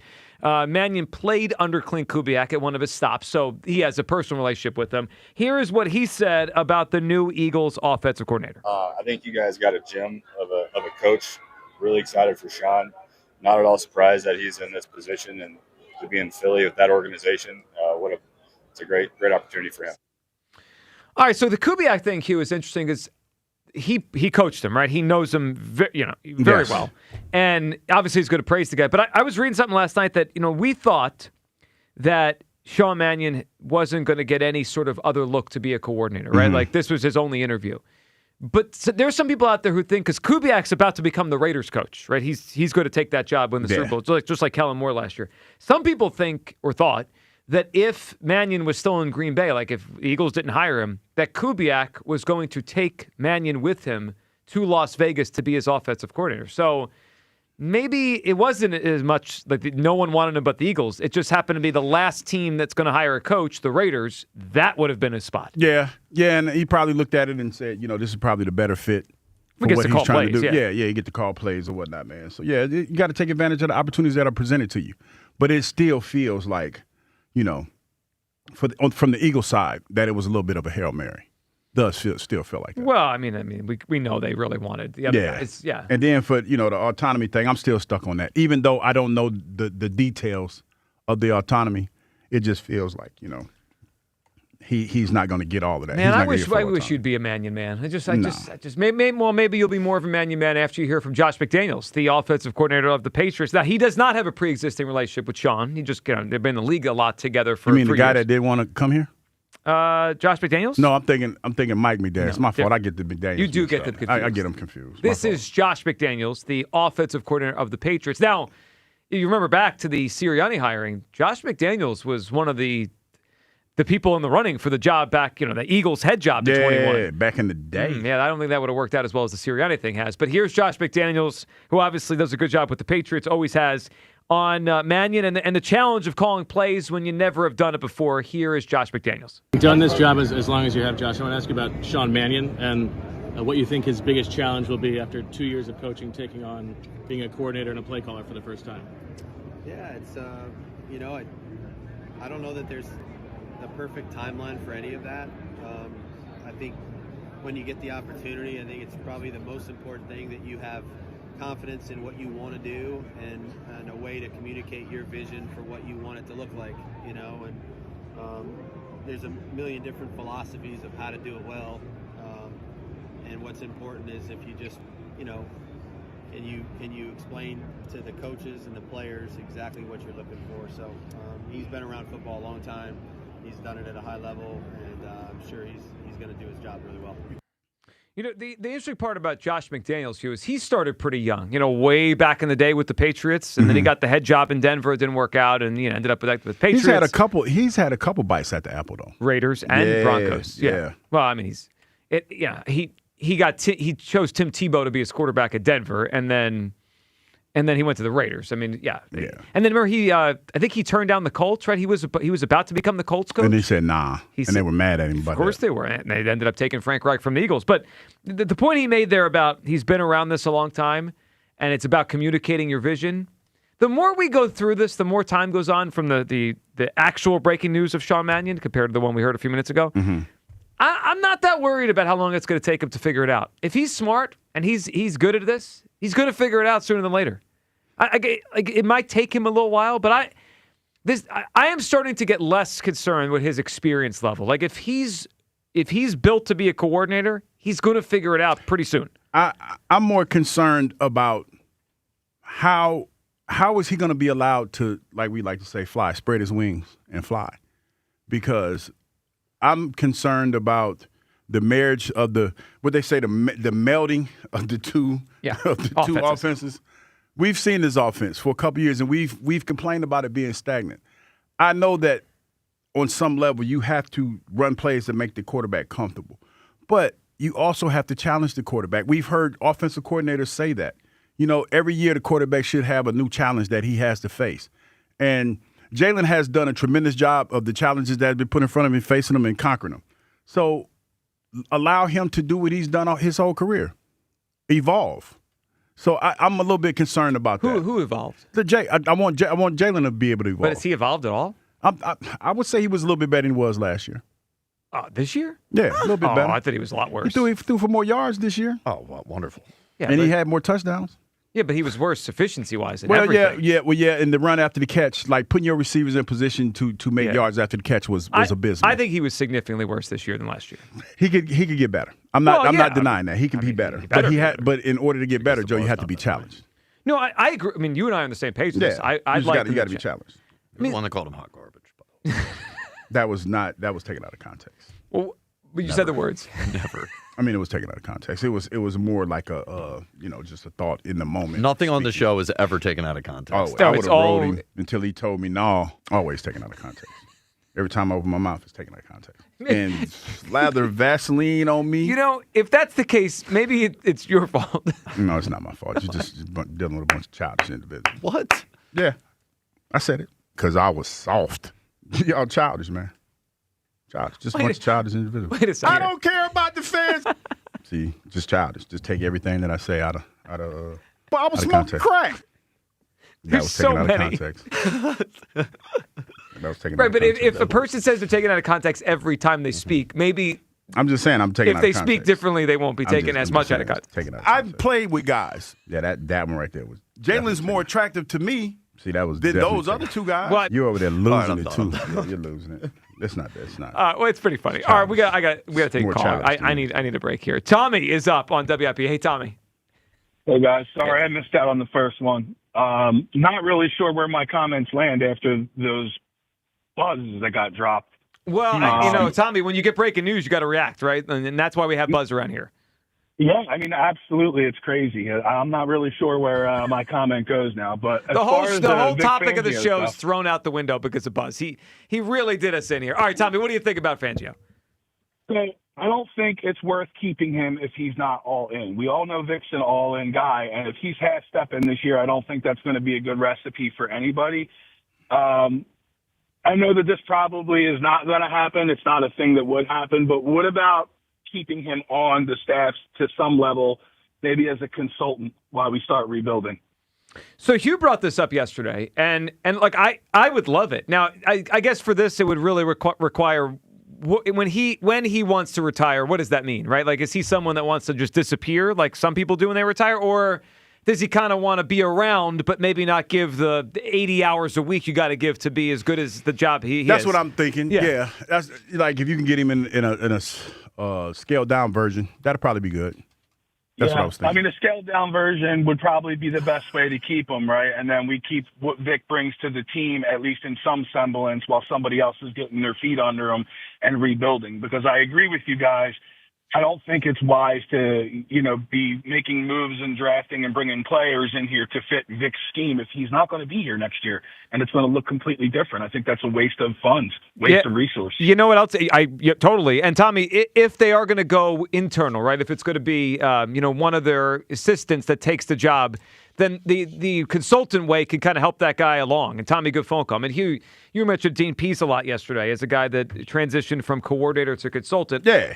But I'm in. I mean, I love the idea. It's a matter of the part of this that we don't know is what is pushing Vic to think about retire. Is it maybe he's wants out, right? Like he just wants to go to. He's probably tired of the rat race. Right. Maybe he want to go to Phillies games. Exactly. So if he still loves football, but he doesn't love the 80 hours a week, then your idea I think has a lot of merit. If he also just says, "Hey, I want to go travel 8 months out of the year with my wife. I've been in football for 30 years." Then that doesn't work as a consultant. You're busy. Yeah. I mean, Tommy Brazier did it. I don't know exactly what his schedule was, but I know that they would send him tape of the D-line practices and stuff, and he would have his input. So I don't exactly know what that entails for Coach Fangio. But I could see them trying to work something out with him where he does something like that. Yeah. I mean, I think that's a future scenario where, that's a kind of way to keep him around, but he's not fully in. And I'm good with all that. I just think now, in the moment, if he's still contemplating retirement and he has to give them his word, I just think it's better if he just says, "Yeah, I'm probably going to retire." Chuck in Tampa's up. Hey, Chuck. Hey, Joe. The Fangio thing, I mean, just answer me this question. That San Francisco game, their offense was depleted. They lost Kittle. And what did he do? Nothing was done. We lost that game. I thought the defense would carry us in that game. I mean, you better hope that we don't ever lose Howie Roseman. That's the biggest thing, worrying about that. Because to me, they should have fired Sirianni, too, at the end of the year. I mean, they didn't fire him because they're not going to pay all these salaries. They just re-upped him, didn't they? Sirianni? Yeah, they gave him a new contract last summer. Yep. So wait a minute. Am I to get this straight, Chuck? You're blaming the defense for that loss in the last game? Well, I mean, they were against San Fran? Yes. I'm about results, and they're paying these coaches and these players how many points an did the awful offense lot of score? Money, and they didn't perform. Let me look at so that if this last guy wants to retire, and I get it, he's answer me this, he was in Chicago. Mm-hmm. He left there. Then he went to Denver. Mm-hmm. He left there. I don't know whether he got. I didn't follow the whole guy's career. He left Chicago to become a head coach in Denver. He got fired in Denver and then went to Miami and then here. And he got fired in Miami or he left there. So, I mean, Roseman's the one that's bringing in all these players and we just better hope that we don't ever lose Roseman. That's all I can say. Well, Chuck, I agree with that. I mean, the most important person in the organization is Howie Roseman. I mean, it's Jeff Fleury, obviously, as the person who signs the checks and lets Howie spend the money the way he spends it. But, Chuck, I tend to agree with you. Howie is the straw that stirs this whole drink, and then everything goes off of that. How about that take? Blame Fangio for the playoff loss. Yeah, that's a lot. I mean, it's only a defense can only do so much, man, when you talk about offense sputtering the way that it did, only putting up 19 points the whole game, and the quarterback going, not blaming it all on him, but throwing for one touchdown against a depleted defense. Yeah, he stunk that night. Yeah, it's. I mean, hey, live your truth, Chuck. I mean, I don't know what to tell you, but I didn't see it that way. When you talk about, we had the ball the most, and we only got 19 points out of that game. So I don't think the defense is the reason they lost the game. I mean, but. Is it maybe fair to say if it was like the blame scale? No, it's not. They're not absolved. I'm not doing that. But is it 70-30? Is it 80-20? Or towards the offense? But the defense did allow an opening drive touchdown down the field, and they had the lead in the fourth quarter, and the 49ers walked right down the field and scored a touchdown. And they all, like I said, I'm not absolved. But when you talk about the time of possession and the fact that you had the ball for 35 minutes and you only can muster up 19 points, that to me sticks out. When that has been your Achilles heel the whole season. Yeah. Well, and I know we all love him, but Quinyon was getting cooked up and down the field first few drives. Now, he made some plays later. Sure. But that, to me, the opening drive, I don't really blame on Fangio. Quinyon very uncharacteristically got smoked by DeMarcus Robinson. I know. The one thing I think that played out as the playoffs are now pretty much finished, we tried to put this year's Eagles defense in the same category as the best defense in the NFL. I think they were one notch below. Last year, they were the best defense. Hugh, Seattle's defense is better than ours this year. Right? They got to play the Niners the next week, and they took them apart. Mm-hmm. We played the Niners, and the Niners had 360 yards at 23 points. I don't blame Fangio or the defense for losing the game, but I think it was pretty clear at the end. The defense this year was very good. It wasn't as great as last year. I see, and I look at it more so, Joe, that there was a lot of games where the defense bailed you out, or they allowed you to find your footing. And it's not an excuse, but sometimes when you're playing like that and you've played a high volume of games, or a lot of time, it kind of catches up with you. That is, you're right. I mean, they played a lot of minutes on the field. Yeah, they had a lot of minutes, man. They had a lot of minutes. Snaps, and that's not an excuse because, like I said, there's a lot of blame to go around. But 35 minutes, you got the ball for 35 minutes, you only scored 19 points. Yeah, I think we all agree on this. Yeah. Most of the reason, the biggest reason that the Eagles did not get out of the first round this year is the offense, right? That's why we want Fangio back. That's why everyone is hoping he comes back. And couldn't wait to get Petulo out. I mean, it's pretty clear. Terrence in Springfield is up. Hey, Terrence. Huge Kyle, what's up, man? Terrence, what's up? First of all, this is going to be the lowest rated Super Bowl in history. I know you compared it to the Seattle Pittsburgh Super Bowl. Yep. But I'm going to compare it to the Cardinals when they played Pittsburgh. That was kind of a lackluster Super Bowl also. Terrence, that's an interesting comparison. Now, sometimes those games turn into exciting games. Like you don't feel it all week. And that game you're talking about, Pittsburgh, Arizona, was an awesome game. Right? It had that James Harrison return. It had the touchdown at the end where Roethlisberger threw to win it. But you're right. Heading into that week, it was like, really, the Cardinals? Yeah, and I don't even know if I'm going to watch it. Quite frankly, I might take a couple look at. If the Eagles were playing, we'll be locked in. Or if it was two teams that had great storylines or great teams that we would be locked in. This reminds me of a Super Bowl that we're probably going to have. It's probably going to have low views. People are probably going to take a peek at it. They're probably going to be socializing and eating and drinking. Pretty much what I think. But as far as the Fangio thing, like guys, to me, yesterday I had a different aspect on this, but now I don't want to be held hostage because we already have enough to worry about. Enough turmoil. Like I'm watching Jalen Hurts at the Pro Bowl, smiling and being all chipper. Man, you need to get your ass. You need to get some reps in. You need to work on your game, Jalen. Because I heard this little the reporter asked him, Jalen, do you like the trend? 1 year you're in the Pro Bowl, next year you're in the Super Bowl. Well, you're an ass this year, Jalen. The team was ass. The offense was ass. That you need to rubbed work him the on wrong your way. game. I saw that one. That rubbed Terrence the you saw that, too? Yeah, I saw that. I didn't think nothing of it, but it definitely rubbed Terrence the wrong way. Man, I didn't like that. I didn't like how chipper he was. And to me, that speaks volumes. Because if I was Jalen, I wouldn't even want to go to the damn Pro Bowl. I would have stayed my ass home. And the way the Eagles won out, I would have stayed home as defending champions. No, I would have stayed home. I'm with you, Terrence. If I was Jalen, I wouldn't have gone to the Pro Bowl this year. Why not? Because he didn't play like a Pro Bowler. It's a no one else wants to come. Will you come?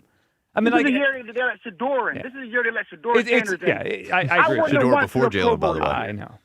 I mean, let's be real. I get it. We could see what's next to his name on Pro Football Reference. Was Jalen Hurts a Pro Bowler this year? No. I mean, that's it. Okay, I get it. I respect that. I'm not going. No pushback. I mean, it is a joke.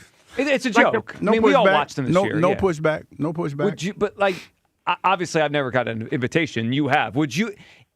Would I go to the Pro Bowl if you felt like I didn't deserve to go? If you had a 4-sack season and they invited you, would you go? No.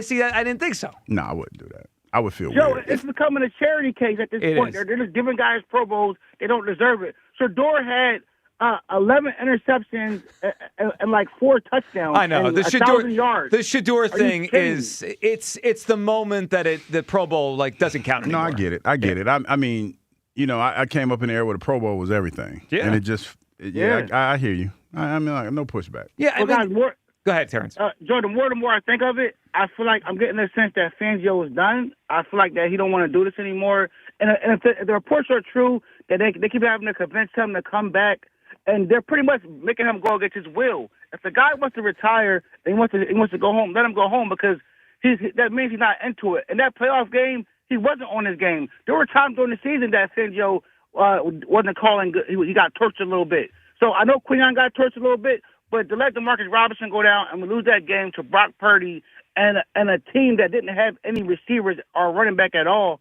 they had McCaffrey, but they had no receivers or tight end, it speaks volumes. And I think for Fangio, his heart might not be in it, guys. And if he wants to go, it's time to let the old fella go. Well, Terrence, I agree with you on that. And to almost beg him doesn't feel like you're doing the best for the organization, short term or long term. Yeah, the Pro Bowl thing it's a joke. I mean, it's tonight. Is the actual game tonight on a Tuesday? The game? Yeah, it is. The flag football thing is tonight, I think. Today's Tuesday, right? I just assumed it was on Sunday because that's when the game. Yeah, that's what it used to be. But now it's tonight. They've stretched it out into the week of the Super Bowl, I guess. Yeah. I'll tell you one thing I did notice. What's that? Jalen a little buddy with CeeDee Lamb down there? I saw the video, yeah. That's a problem. Well, he's a Cowboy. It's less so that, but I think I saw more interaction with Jalen and CeeDee Lamb right there than I have with him and AJ. I know. In 2 years. And to be fair, that's his former Oklahoma teammate, right? Like they're buddies. Like that's. But this is what AJ and we're Jalen are supposed to be best buds. This is what. That's exactly what I'm doing right now. What did you think when you saw buddy with CeeDee Lamb? I didn't think nothing of it. But I think you need to start thinking again. You're right. I apologize. My petty meter was not up, but it should have been. I apologize. Yeah. Y'all, wow. You can't be speaking to the Cowboys. Well, I was kidding about that. I know you were. To Kyle's point, it is. How come we don't see him with his teammates, especially AJ, with that kind of fervor? Yeah. No, I get it. It makes you wonder. I mean, it just makes you wonder. I get it. It's a little buddy with other receivers, and you're not even that chummy with your own. And with your own, AJ, you used to be really good friends with, and then obviously whatever happened has happened over the past few years. And as far as the Pro Bowl thing goes, it's a joke. I mean, the whole Pro Bowl thing is a joke. It's not just Jalen. It's Shadur. It's Jalen. The fact that, and it's not even about them, right? Every year, just pick out people that really didn't earn a spot, but nobody wants to go. So they're like, well, you're our fifth alternate. Do you want to come? We need someone to come. You bet. You're in. We know you didn't have a great year, but the six other people that were supposed to be here, they're either hurt or they're in the Super Bowl, or this six people said they didn't want to come. Please come to the game. It doesn't resonate. It just, you're right, Hugh. When you played and you said a player was a 3 or 4 or 5 or 6 time Pro Bowler, it meant hit. something, yeah. Now it's like, okay, I mean, I guess they went because why? All right, and then that makes you wonder what it really means. 215-592-9494. Ross Tucker's going to join us next. He is in Santa Clara for Media Week at the Super Bowl. What's the buzz like down there? Different buzz than the buzz that buzzed in earlier today. Heartthrob buzz. We love Heartthrob buzz, and that report he gave us. We'll get Ross Tucker's take on the Eagles, Fangio, and Super Bowl 60 all up next on Sports Radio 94 WIP. Shop snack favorites at Whole Foods Market. Get 30% off select snacks like Kettle, Late July, and more with Prime through February 3rd. Perfect for movie nights and game day watch parties. While supplies last, shop in-store or online. Terms apply. For over 30 years, CertaPro Painters has been part of countless memories. Every wall tells a story, and we've been proud to help write them. We are more than just your local painters, with care, craftsmanship, and certainty. From the first brushstroke to the final smile, our promise is simple. Your home, beautifully painted and worry-free. CertaPro Painters, that's painting happy. Get started today at CertaPro.com. Each CertaPro Painters business is independently owned and operated. Home improvement contractor registration numbers are available at CertaPro.com. Wing Pole, Wing Pole, Wing Pole! Club Risque, where the tradition continues. Wing Pole 26, Friday, February 6th. Doors open at 8 a.m. Philly's largest wing eating contest. Thousands in cash prizes. Alexis, Texas, and madness all day. Club Risque Philly. ClubRisque.com. Day and night, PGW puts our energy into keeping you safe at home. PGW's 24/7 safety monitoring, infrastructure upgrades, and industry expertise help to deliver the essential energy you rely on and trust. And every mile of infrastructure we upgrade keeps energy delivery in Philadelphia more clean and more affordable. When you see us in your neighborhood, we're working harder than ever to stay on schedule and continue the work of keeping you safe at home. Remember, natural gas smells on purpose. Smell us? Tell us. PGW. Why does it matter to members that Aetna was named a Best Medicare Advantage company by U.S. News & World Report? Because they chose a plan that gives them real support, real people, and real care. We show up with care management that ensures doctors work together on complicated conditions. We show up with the latest in online tools to make healthcare easier to use anytime. We don't show up for awards. We show up for you. And showing up for you is how healthier happens together. Imagine you're on vacation with your sweetheart. You gaze into her eyes and you see a beautiful sunset. You're in love. What if you could feel that way every day, or at least be reminded of that in love sunset vacation feeling? You can. with my brand new Sunset 24 karat gold dip rose. Picture it, a rose that perfectly captures the sunset hues, going from deep purple to vibrant pink to soft orange. It's nothing like you've ever seen before. In my opinion, this is one of the most special roses we've ever produced in the last 45 years. Hi, it's me, your pal, Steven Singer. Yeah, the I Hate Steven Singer guy. I'm here to make your Valentine's Day romantic, unforgettable, easy, and fantastic. Gift her the colors of the setting sun with my new Sunset 24 karat gold dip rose for just $89. Free shipping, personalized love note from you, guaranteed for life. Visit me at the other corner of 8th and Walnut in Philly, the village of Newtown, Bucks County, or at IHateStevenSinger.com. Shopping with your parents can be embarrassing. Why would they sell jeans with holes in them? I'm going to speak to the manager. Mom! That hoodie is giving. You should get it. YOLO. Thanks to the Chase mobile app, your kid can shop independently while you keep an eye on their spending. So you can go from... We can be twinsies. ...to... How was shopping? Saw you stayed on budget. Thanks, Mom. Freedom for kids, control for parents. That's family banking from Chase. Account subject to approval. Chase mobile app is available for select mobile devices. Message and data rates may apply. JP Morgan Chase Bank N.A. Member FDIC. This is the story of the one. As an HVAC technician, he and his digital multimeter are in high demand.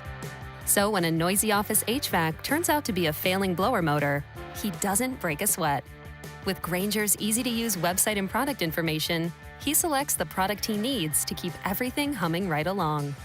Call 1-800-GRAINGER, click Grainger.com, or just stop by. Grainger, for the ones who get it done. This is the Game of the Week report, brought to you by Hyundai. Sunday night showdown between New England and Seattle is shaping up as one of the most compelling championship matchups in years, as both franchises look to cap their seasons with a statement on football's biggest night. New England is looking to earn their 7th title, while Seattle hopes for their 2nd. The Game of the Week report is brought to you by the all-new Hyundai Palisade Hybrid. Learn how it's so much more than just another SUV at HyundaiUSA.com. This isn't just how you get there, it's how you arrive. Whatever the day brings, make it epic in the all-new Hyundai Palisade Hybrid. A sleek exterior, premium interior, and class-leading space for up to 8 with available third-row power seats that recline to give you room to live big. Make every day feel epic in the all-new Hyundai Palisade Hybrid with up to an EPA-estimated 619 miles of range on select trims, advanced tech, and class-leading interior space. Visit HyundaiUSA.com or call 562-314-4603 for more details. Back to Hugh Douglas and Joe Giglio on Sports Radio 94 WIP.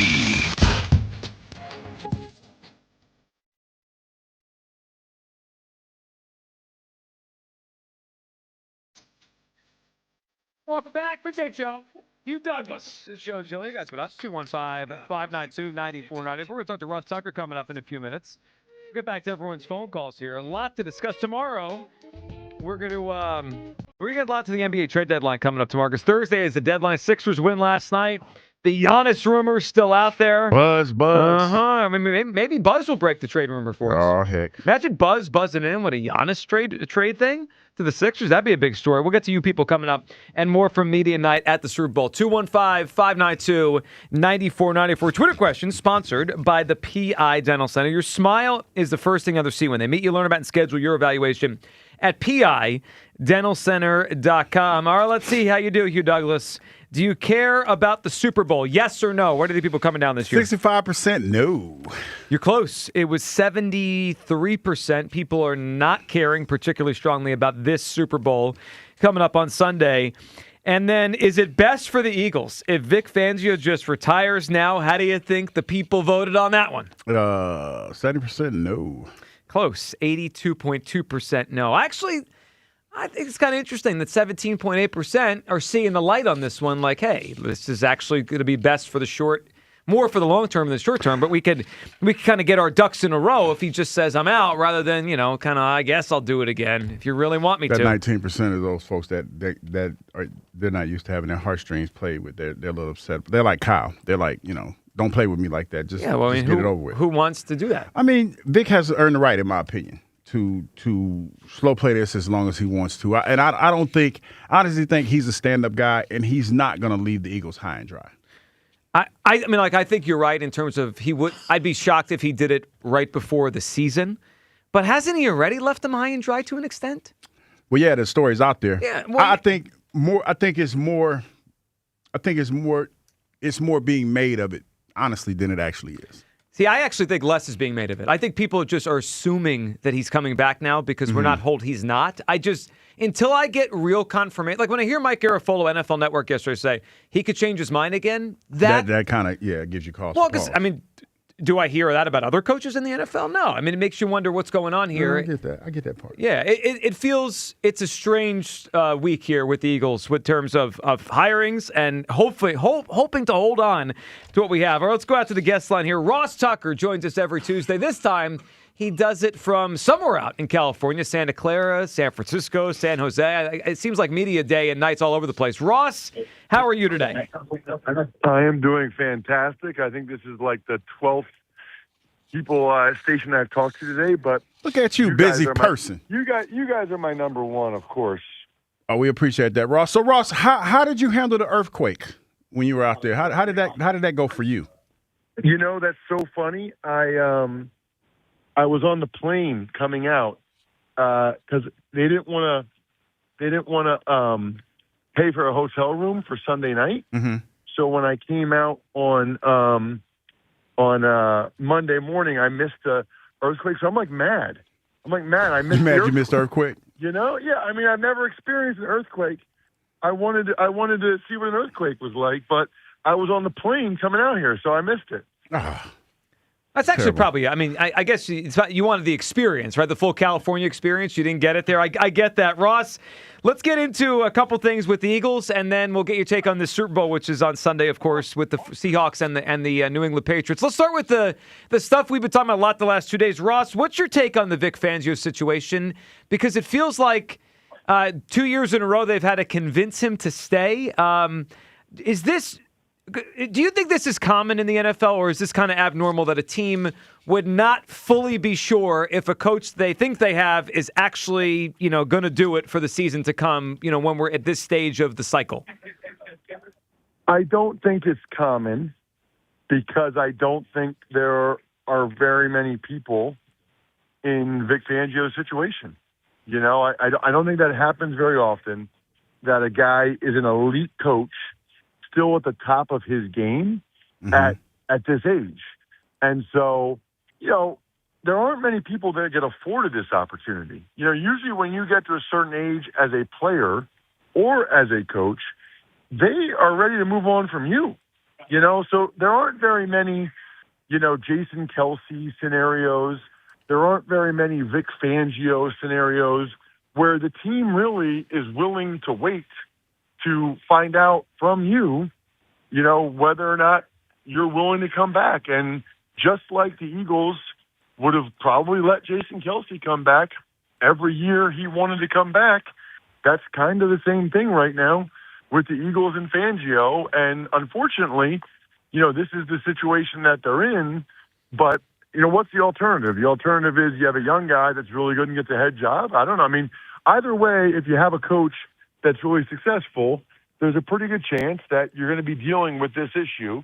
It sounds like they feel like he really wants to do it and that they are able to convince him to come back, but that maybe every year there's some hemming and hawing. But certainly they should be preparing for life after Fangio. So I'm glad that last part I want to jump off of, life after Fangio. And Ross, let's just say he's in for this year, but maybe this is probably the last one.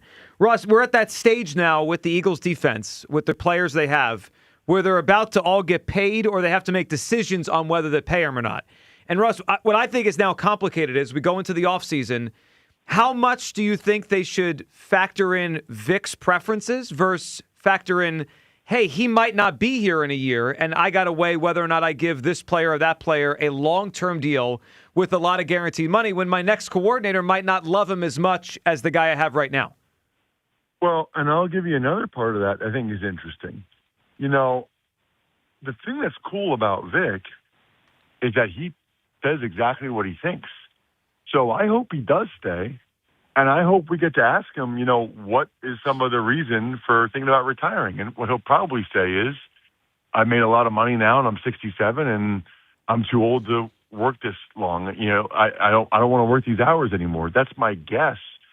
But, from his standpoint, Joe, maybe he doesn't want to be there when they have to pick and choose who to pay and who not to pay. Maybe he doesn't want to coach them, when, they're no longer guys on rookie contracts hungry for that second deal. And instead, they're making $30-40 million a year, whatever some of these guys, Quinyon Mitchell and Jalen Carter and some of these guys are going to make. I find the whole situation fascinating. My guess, by the way, is that it's really just about his age and whether or not he wants to keep, working these kind of hours. And I totally get that. But, it's a different coaching system. Remember the Dolphins players? They were so happy that Fangio left. I wonder what it's like. It's one thing to have Vic as a coach and maybe his hard edge or whatever you want to call it when you're a young guy.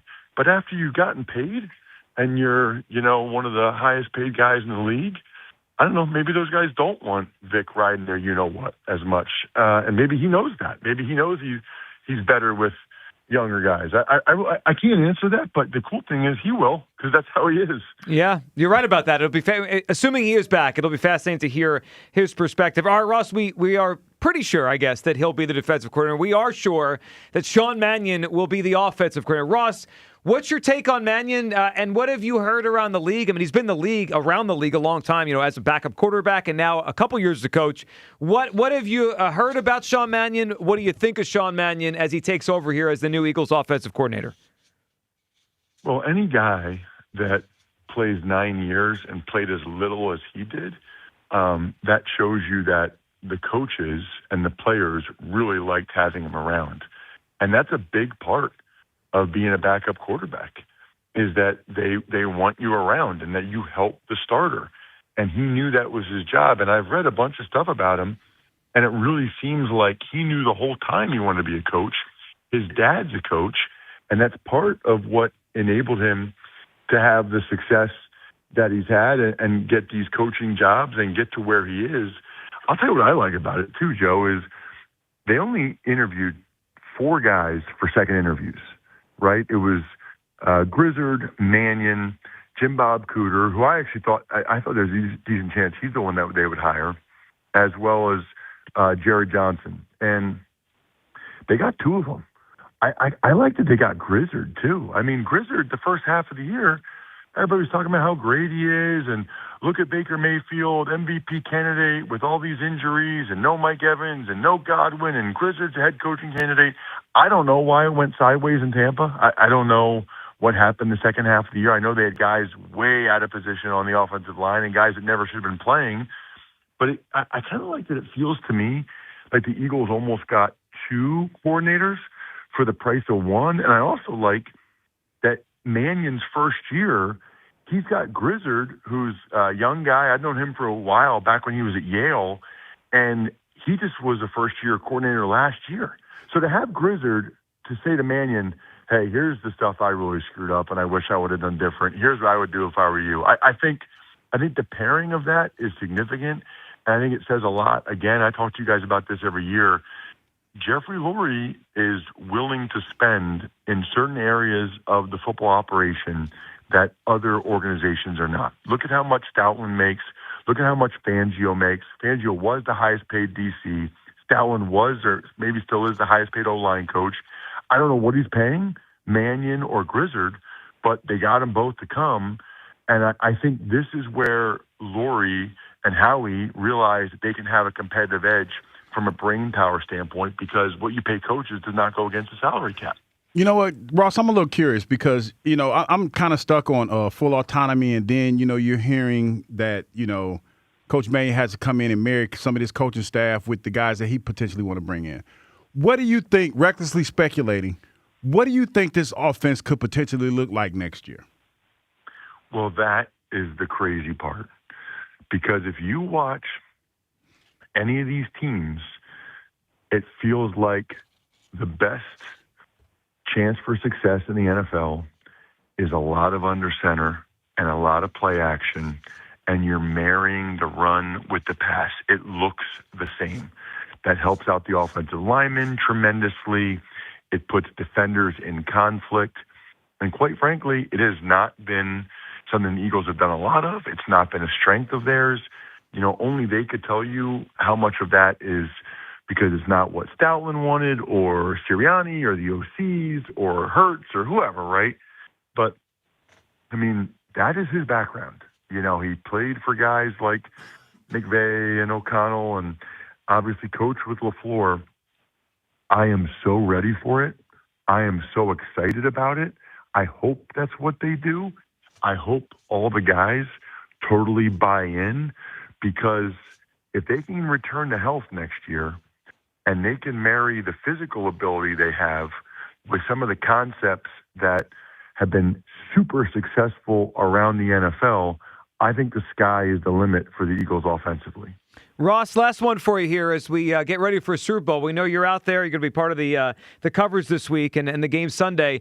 Ross, it's an interesting game from the perspective of it's different than most Super Bowls. We were going through some of the different ones over the years, in the last 20 or so years, and most of them have a very compelling quarterback that everyone knows about, whether it be Patrick Mahomes or Tom Brady or Peyton Manning. This one doesn't. Now, maybe Darnold and May turn into that as the years go on, but like today, neither of them are there yet. But it's the Darnold story, May in his second year. Of all the storylines and the things you're thinking about heading into the game, what's the most compelling thing as you go into this Super Bowl, Seahawks, Patriots?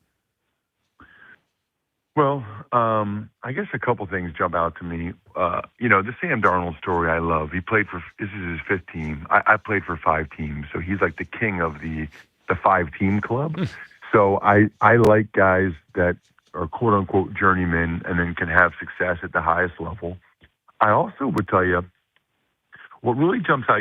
Everything went well for the Eagles last year. You look at these two teams, it's like both GMs had the Midas touch. Every guy they drafted, it seemed like. The Bills bring in Stephon Diggs or Morgan Moses, or they got Spillane at linebacker, and all these guys are playing their butts off. And the same with the Seahawks. They bring in DeMarcus Lawrence. They draft Grays Abel and Nick Eamon-Worry.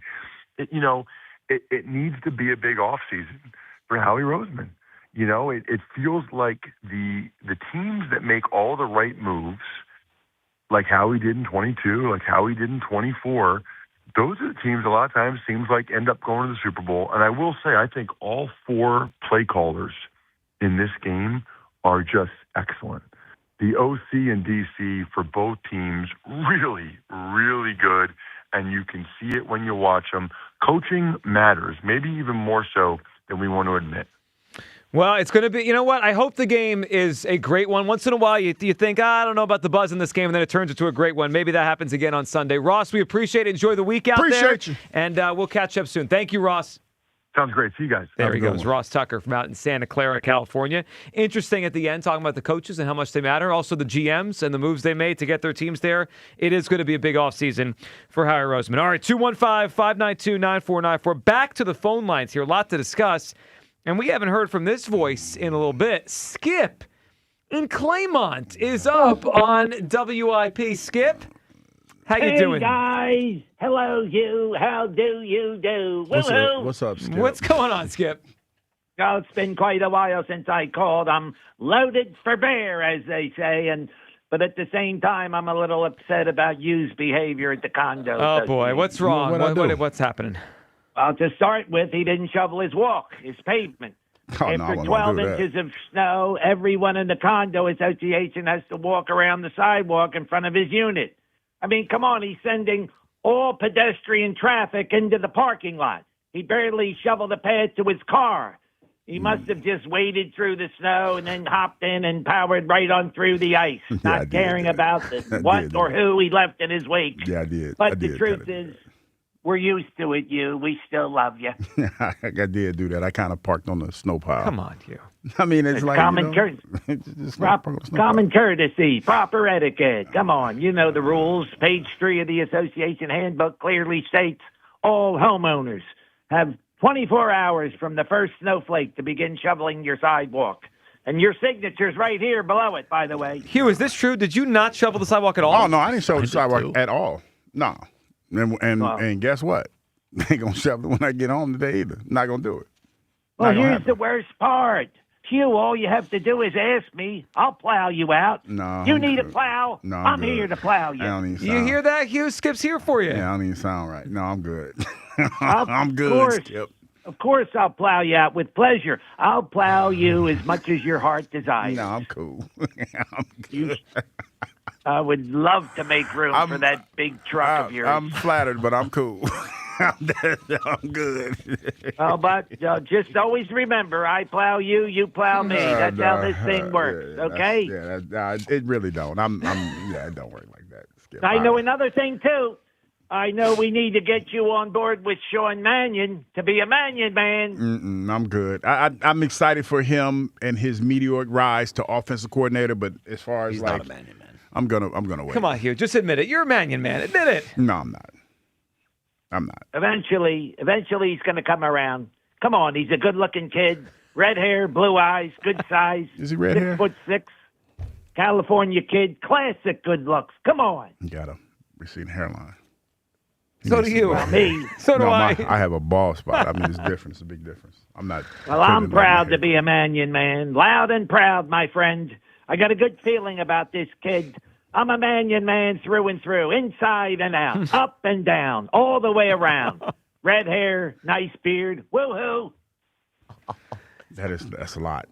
We're gonna get you. We're gonna get you to jump on that Mannion train. You'll be a Mannion man eventually. Just you wait and see. No, I'm good. Come on, you. I want some. No, I'm good. Sing us a song. You're the Mannion man. Sing us a song tonight. I hear you. We're all Skip, in but the I'm mood for a victory. Sean's got us feeling all right. No, I'm good. Not the Mannion man. I almost Not forgot. Billy I'm Joel. almost forget Billy Joel. I'm excited about your 3D printer. I want you to print something out Wait a minute, for how me. you know I got a 3D printer? He hears you talk about it all You the time. talk about it every damn day. I don't know. I forgot. heard- I thought you might have been in the house or something. Get out my Not this time. Yeah, I got a 3D I printer, heard- man. I've been printing like I printed a statue for the show. It's I left it in the studio. It's a statue of Godzilla. I like a statue. I heard you printed a lightsaber. I like a lightsaber. It's like I printed one for the Blue saber's like- Jeans. Blue Jeans Lakin wanted one, so I printed one. It's like a magic sword, right? It's a sword. I would love for you to make me a magic sword. Oh no, I'm good. If Skip, you I make appreciate me you, a but no, sword. I'm good. I would love it. I would play with it, believe me, and make sure it has some girth. Oh boy. Yeah, we not about to do it. Rare girth. Yeah, that's it. All right, what color do you want the sword to be, Skip? Maybe he'll make it. Hey, I don't care as long as it glows in the dark so I can find it. That's a lot. That's so much.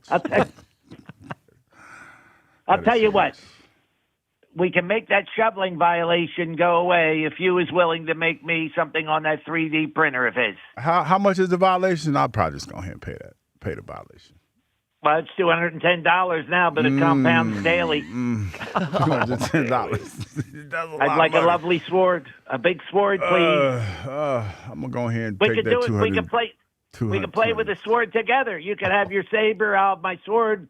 When was the last time we had a good old-fashioned sword fight? Oh boy, that's we're getting close to the end here. Yep. It'd be like the Trojan War. I'm gonna go Make ahead. me a shield too, a layer of protection for a good old-fashioned fight. I'm gonna go ahead and pay the fine, dog. I'm gonna go ahead and just pay that fine. I'm gonna let that fine compound, and I'm gonna go ahead and just pay that But fine. better get it done before the next snow, which could be any day now. Yeah, could be I'm gonna later get this that. week. Yeah, I'm gonna get that. Woohoo! All right, Skip. That's more than enough. Thank you, Skip. We appreciate it. Yeah, that $200 thing. You don't all like spend money, but in this case, I'm gonna go ahead and break bread. You can't just print in the sword? No, I'm not doing that. I'm not giving Skip nothing. I wondered when you kept saying that you weren't shoveling the snow if everyone in the community was okay with that. Obviously, you've rubbed some the wrong way. I went to the gas station this morning, right? And I guess it was one of the neighbors. She said, I see you ain't plowing no snow. And I was like, no. Like she's talking about, you drive that big old truck. You ain't plowing no snow. I'm like, no. Oh, wow. So you're really upsetting the neighbors. Oh, no, listen. What are you doing? It's like they have a snow embankment. Because like, of you. know. Because of you. Well, you know how they push the snow into a corner. Yeah. I park on the embankment. You're parking on an embankment of snow? Yeah. Well, there's an easy solution. That's how Skip I roll. plows you out, you plow Skip out. No, I'm not gonna do that. I don't need to be plowed out, dog. As long as you 3D print some protection. I drive a truck. I drive a truck. I don't drive no, I don't drive no Chevy Love. I How drive high like a is real the truck. embankment of snow that you're parking on? It's not that high, but it's pretty high. Like 3 feet? Yeah, probably Okay. that. Probably 3 or 4 feet. Have you thought about a day soon where it's like it warms up as the day goes on and your truck just slams to the ground when it melts? When it melts, it'll settle. Okay. Yes, You're not worried about this? No, I'm not worried about that. Okay. I think you should pay the fine or just print the sword. Yeah, I'm gonna pay the fine. I'm definitely not printing the sword. Definitely not printing the sword. Definitely. Not I think it says something. You won't print the guy's sword. He's in your HOA. He's in the community. He calls the show. Listens a lot. He just wants to play with swords with you. I know. Give the guy a No, break. I'm not gonna do that. I'm not gonna do that. I'm flattered that he's such a zealous individual. No, I'm not.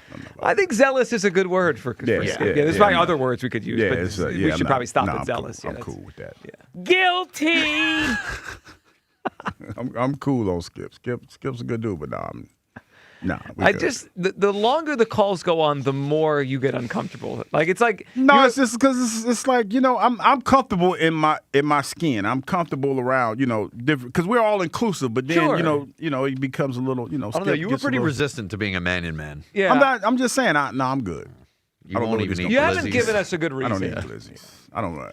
That doesn't sound like a man who's comfortable. Nobody's I'm not talking about eating hot dogs whole or not. No, I'm not eating a glizzy You hole. are Definitely not eating a glizzy hole. It's not happening.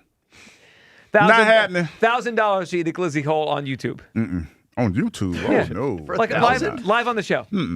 Not doing that. $10,000 to eat a hot dog whole on the show. No. $50,000 to eat a hot dog whole on the show. I got to tell you couldn't sound less comfortable in your skin if you won't eat a damn hot dog on YouTube. I just don't eat. I just don't eat the glizzies whole. I just don't. $1 million cash to eat a hot dog whole on YouTube. We found the number. We found the number. All right. 215-592-9494. A mil. I might.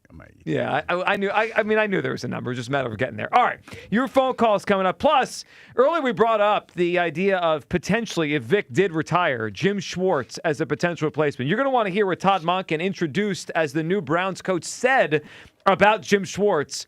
And you remember Schwartz wanted that job, and then he kind of packed his office. The coaches wanted the players. Wanted him. You're going to want to hear what Todd Monken said about that, potentially impacting Schwartz and where he goes next. Your phone calls on all this between Vic Fangio, the Super Bowl, and of course you can also comment on Skip and Claymont if you want on the Midday Show, Sports Radio 94 WIP. February's cold. The wind is biting. It's chilly weather, people. And great chili starts with Hatfield Recipe Essentials Chorizo. It's bold, perfectly seasoned, and brings that deep, smoky heat that takes a pot of chili to a championship level. No extra spices, no extra work, just serious flavor that warms you up fast. So when it's freezing outside, put pork on your fork with Hatfield Chorizo. Visit simplyhatfield.com for retail partner locations. Hatfield, better care, better pork. This is the week opinions become decisions. Sean Mannion is the new offensive coordinator. 94 WIP's Decision Week. Every Bird's hot button issue is on the table. Does Jalen Hurts deserve an extension, or do they look to the draft? I love Jalen Hurts. Who to keep on the defense? And he sacks Jalen Carter. Trade A.J. Brown out of town, or is he stage A? There's times we do execute and times we don't. Decision Week, next week, only on Sports Radio 94 WIP. It's time to get focused on improving the lives of our beloved pets by feeding them the most nutritious pet food on the planet. With 2 decades of experience, the Dogs and Cats Rules stores can guide you in the right direction to meet your pet's needs. Fads come and go, but there's no substitute for premium meat inclusive food for your pets. If you changed your pet's food lately and they're starting to look like a shaggy dog, smelly ears and biting their feet all the time, you need to come into one of our 7 very convenient locations or visit dogsandcatsrule.pet. DraftKings Sportsbook, the #1 sportsbook for live betting, is making every moment of Super Bowl 60 count with DraftKings Live Millions, featuring over $5 million in prizes. Here's how it works. Open the DraftKings Sportsbook app, opt in, and get your promo token. Place a live bet of $1 or more on the Super Bowl, and you're in. And every live bet means another shot to win. Once the game wraps up, we'll randomly select our prize winners. Download the DraftKings Sportsbook app and use code Philly Philly. That's code Philly. Bet live for your share of $5 million in prizes with code Philly. In partnership with DraftKings. The crown is yours. Gambling problem? Call 1-800-GAMBLER. 21 and over. Pennsylvania only. Eligibility and restrictions apply. No purchase necessary. Opt-in required. Minimum odds minus 500. Prizes either bonus bets or single use 20% profit boost. Max bet $20 that expire in 30 days. See official rules at sportsbook.draftkings.com/promos for entry period and free method of entry. Sponsored by Crown Gaming Inc. Does your home never seem to have enough hot water? With a Bradford White Infinity Tankless Water Heater, you'll never run out. The Infinity Tankless heats as much water as you need, whenever you need it. Plus, they're super efficient to save you energy and money. And like all Bradford White water heaters, they're built to be the best for years of reliable performance. So ask your plumbing professional about going tankless with a Bradford White Infinity Series Tankless Water Heater. Visit BradfordWhite.com today to learn more. Hey, it's Ike Reese. Tackle your playoff menu with Dietz & Watson. Fire up that grill with perfectly smoked premium franks and sausages from Dietz & Watson. Game day parties are always better with condiments, freshly sliced meats, and artisan cheeses from Dietz & Watson. Don't forget about Dietz Nuts Meat Snacks for a high-protein snack on the go. Head to DietzandWatson.com to find the local retailer near you and game day grilling ideas. Dietz & Watson, it's a family thing. It's Montgomery County's only gentlemen's club, Creekside Cabaret. Creekside Cabaret, open Monday through Saturday, 4 p.m. to 2 a.m. Creekside Cabaret. Where this Wednesday, February 4th, it's our monthly amateur night with a grand prize of $500. Creekside Cabaret with all sporting events, including UFC, bare knuckle, and championship boxing, shown on our gigantic 200-inch TV screen. Bachelor parties are our specialty at Creekside. Creekside Cabaret, 3225 Advance Lane, Hatfield. CreeksideCabaret.com. Never have I ever called my sister from the finish line of my first marathon.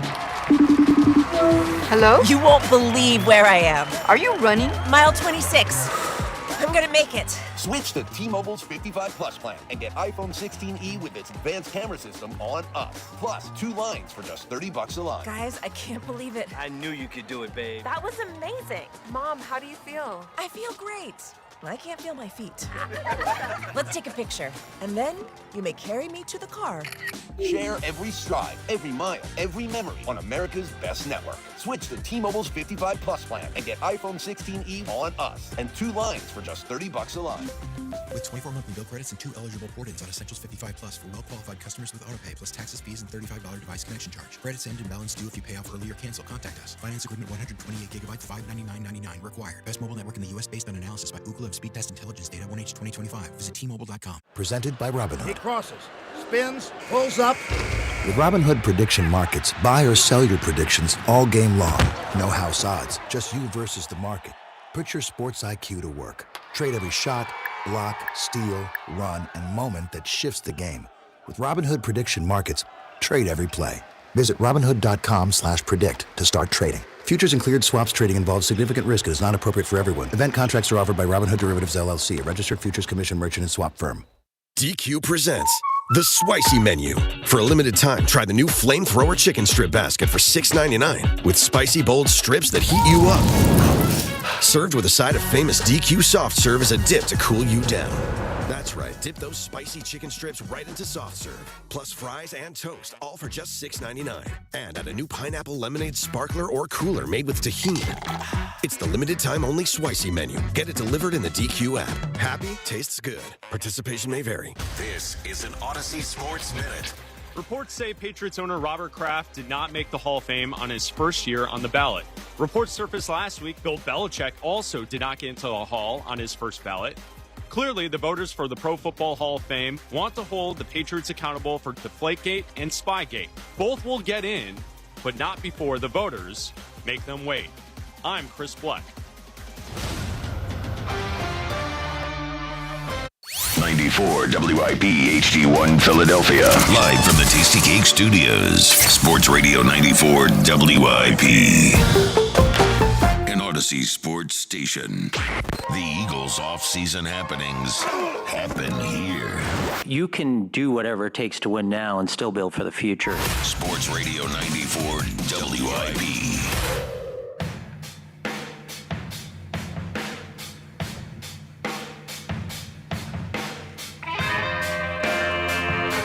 Welcome back. Midday Show. Hugh Douglas. Joe Giglio, you guys with us. 215-592-9494. All right. Hugh, of course, who played in the 90s and 2000s.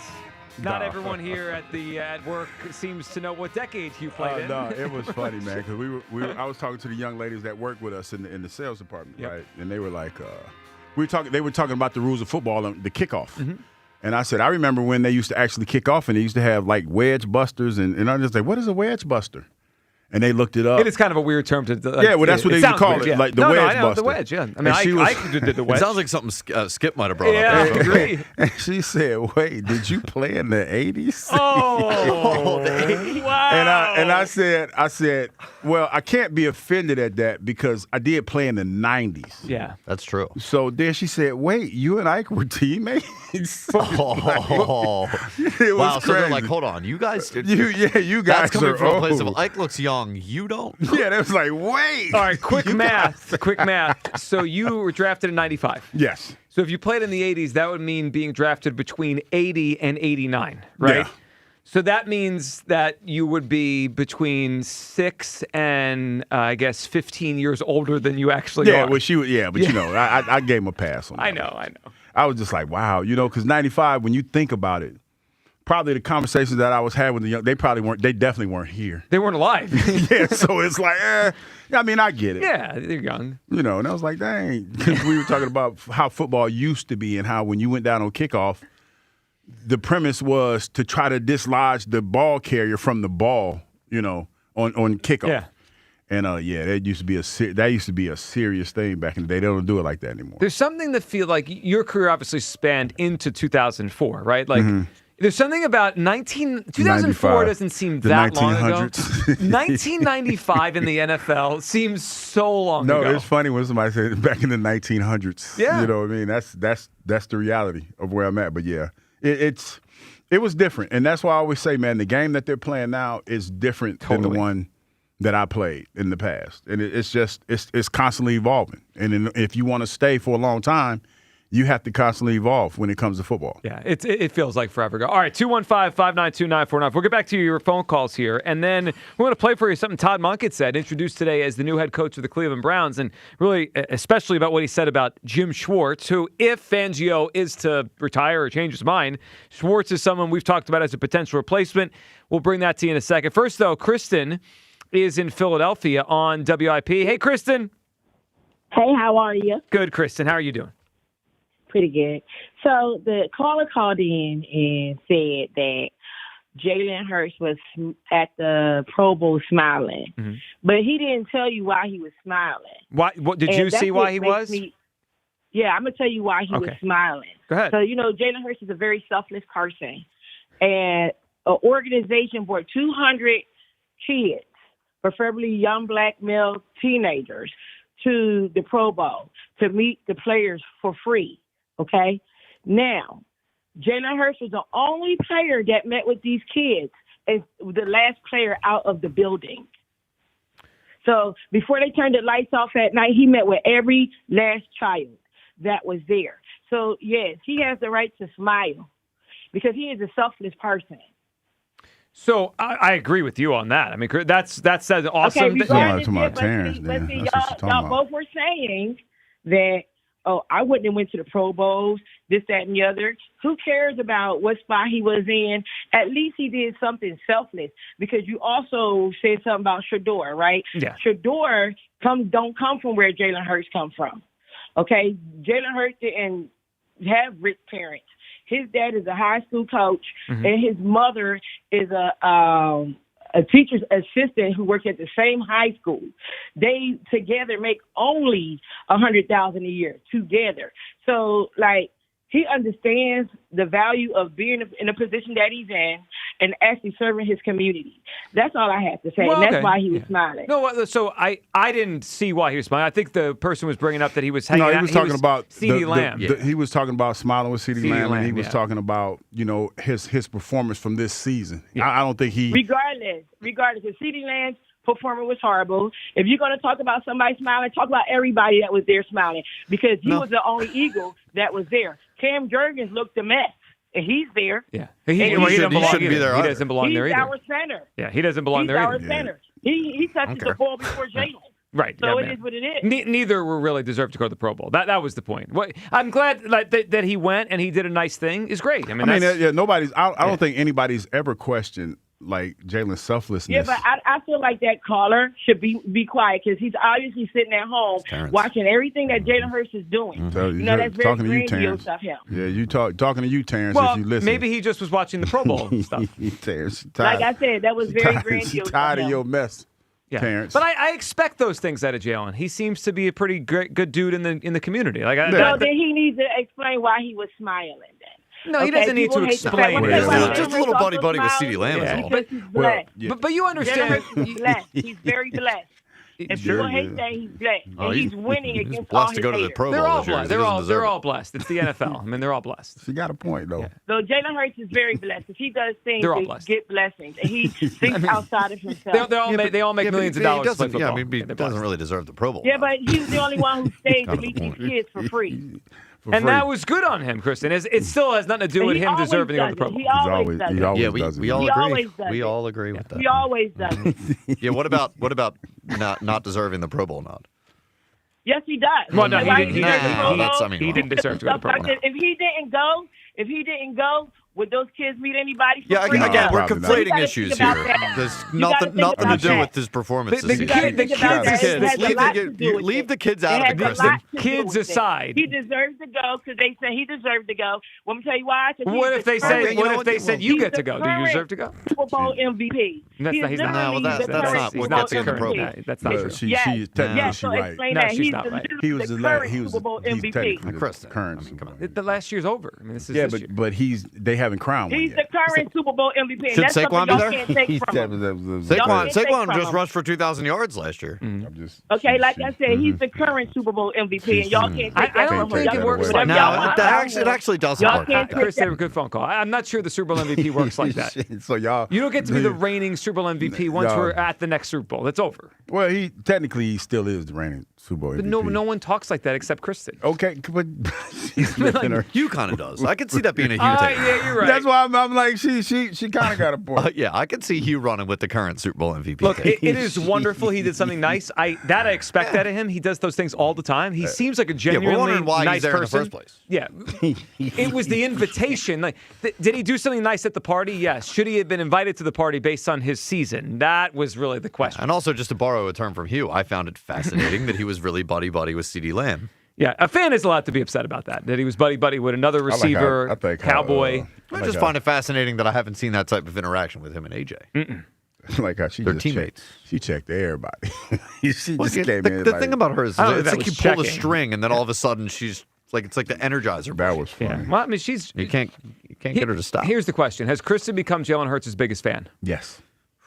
I don't know. Think she's outdoing OG Wade. Oh, yeah. OG Wade. I heard at times this year OG say things like he didn't play well enough. He needs to play better. And Kristen's the type, like, she immediately comes to his defense on anything.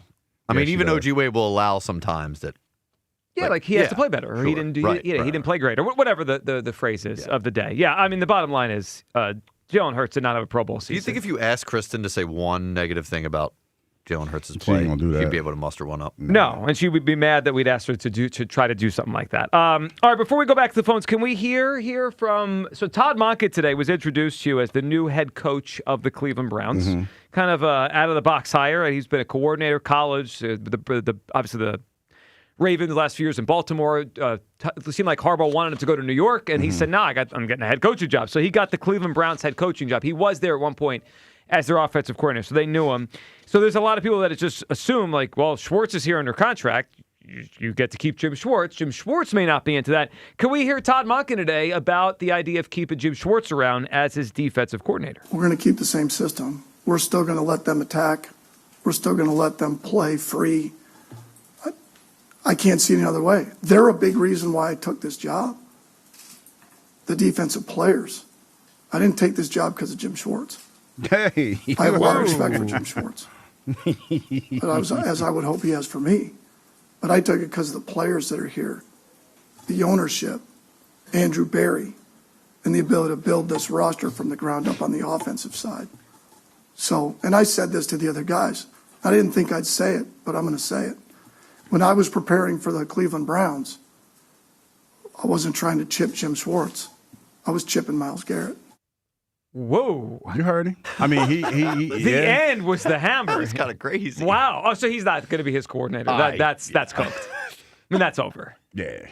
I did not take this job for Jim Schwartz. When I was preparing, I wasn't preparing for Jim Schwartz. Wow.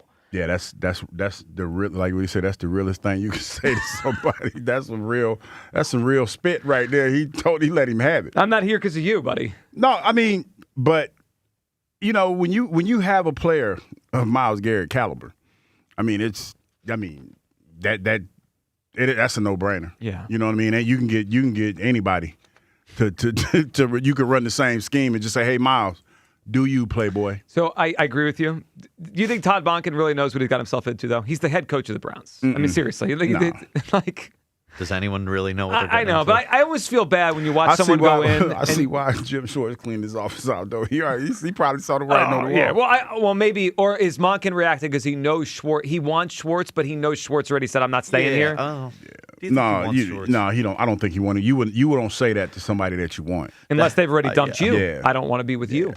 I mean, that's obviously part of the reason why if Fangio left, the Eagles probably think they have a chance to get Schwartz. I mean, that sounds like a whole mess over there. Crazy. Yep. All right, let's grab Mark in Jersey, who's up here on WIP talking about Fangio and Jalen Hurts. Hey, Mark. Yes, gentlemen. Mark. All right. Now, has Hurts had a good season? I think he did. Under the circumstances. Under the circumstances, he deserves a Nobel Prize under the circumstances. O-line was trash this year. Lack of running game. The penalties. 1st and 10 becomes 1st and 20 all year long. And still with that, he was able to have a career high in touchdown passes. I mean, passing is a stat, right? Yeah, he didn't have a good season compared to other quarterbacks in the NFL. I mean, come on, Mark, come on. Now, here's another thing. He has had a substitute teacher as a coach for this will be the 7th year in a row that he's had a substitute teacher. Now, all you guys say, how he has to evolve. He's not. How are you supposed to evolve when you have a substitute teacher every year? I mean, that's almost impossible. But not really. The Nobel Prize for him to overcome that and still put. Is Sirianni the substitute teacher? What's that? Are you saying Sirianni's the substitute teacher? No, he's saying the coordinators. The coordinator. Every year he's got a different. It's like learning a new language. Yeah. Do you know how hard that is? It's the same system every year. And though. he still produces. Both teams. Yes, it is. It's a different terminology. It's different verbiage. Come on, Kyle. It actually is the same both system. Teams in the Super Bowl. Both teams in this Super Bowl are with their first year with this coordinator. Both quarterbacks in the Super Bowl this year have a new coordinator this season. Yes. Yes. And not only that, do you know he's only one of 3 quarterbacks that had 2 receivers to go for 1,000? All these other great quarterbacks, so-called, none of them did it. The only 2 that did it was Dak and Goff. The offense must have been really good this year, then. But that's not totally true. The Arizona Cardinals had 2,000-yard receivers. Yeah, but they did it with 2 quarterbacks. 2 different quarterbacks. Mark, and they're both 2 different quarterbacks. Got him. Mark, hold on. Mark, hold on. Are either of those quarterbacks good? No, that's not the point. Oh, okay. There not we go. The point, Joe. So 2 bad quarterbacks got the Cardinals guys to 1,000 receivers, but it's a good. That's a good thing. The point is, I got you. Even in a so-called down year, he was still able to have 2 guys. It's not go so-called. Over 1,000. It's not so-called. Mark, he was 30th in success rate. He was 21st in completion percentage. He was 20th in. He was 20th. You don't see the wins. You're seeing what you want to see. He was 20th in yards per attempt. 20th in yards per attempt. 22nd in QBR. He was a bottom half of the league quarterback by anyone with eyes.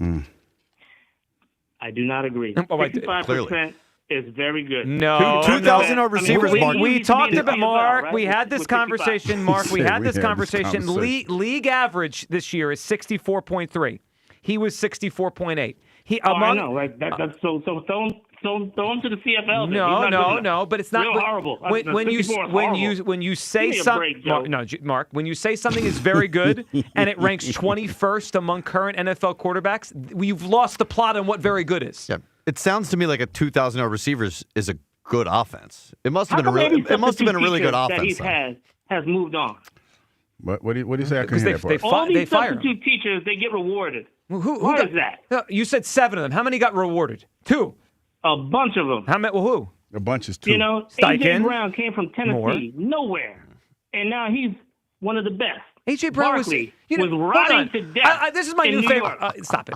My new favorite thing is A.J. was a bum before he got here. You know, the Eagles traded a first-round pick for him. Saquon stunk too. By the Yeah, way. like these guys were great players. What are you talking about? Didn't Saquon go Why to the is Pro Bowl that? as a Giant? Barkley was rotting to death in New York. Yeah, didn't he have Comes over here 1,800 with yards Hurts. as a rookie? Look at him now. Yeah. You Kellen realize, Moore was a nobody. Nobody. Wins the Super Bowl. Kellen and Moore he gets was a rewarded. nobody. Kellen Moore was a coordinator at 29 years old. Nobody. And he won Nobody. nothing. He's a Won nobody. nothing. Oh my gosh. He I won mean, nothing, Jalen won Bill. nothing Come before on. Kellen Moore got here. You That's heard it. fair. True. This is Now, all Kellen as Moore. far thing. as the Fangio Yeah, what do you thing, got on that? Yep. Let's move on. I got a scene from Casino. Okay. All right? It was a scene where the bosses had enough, and they wanted De Niro to stop doing what he was doing out there. So they sent the runner, and he said, hey, man, the bosses think maybe you should quit. When the bosses say maybe you should quit, that means you should run, okay? And that's the same thing that's happening with Fangio. When he starts thinking about quitting, he's already quit, so let him go.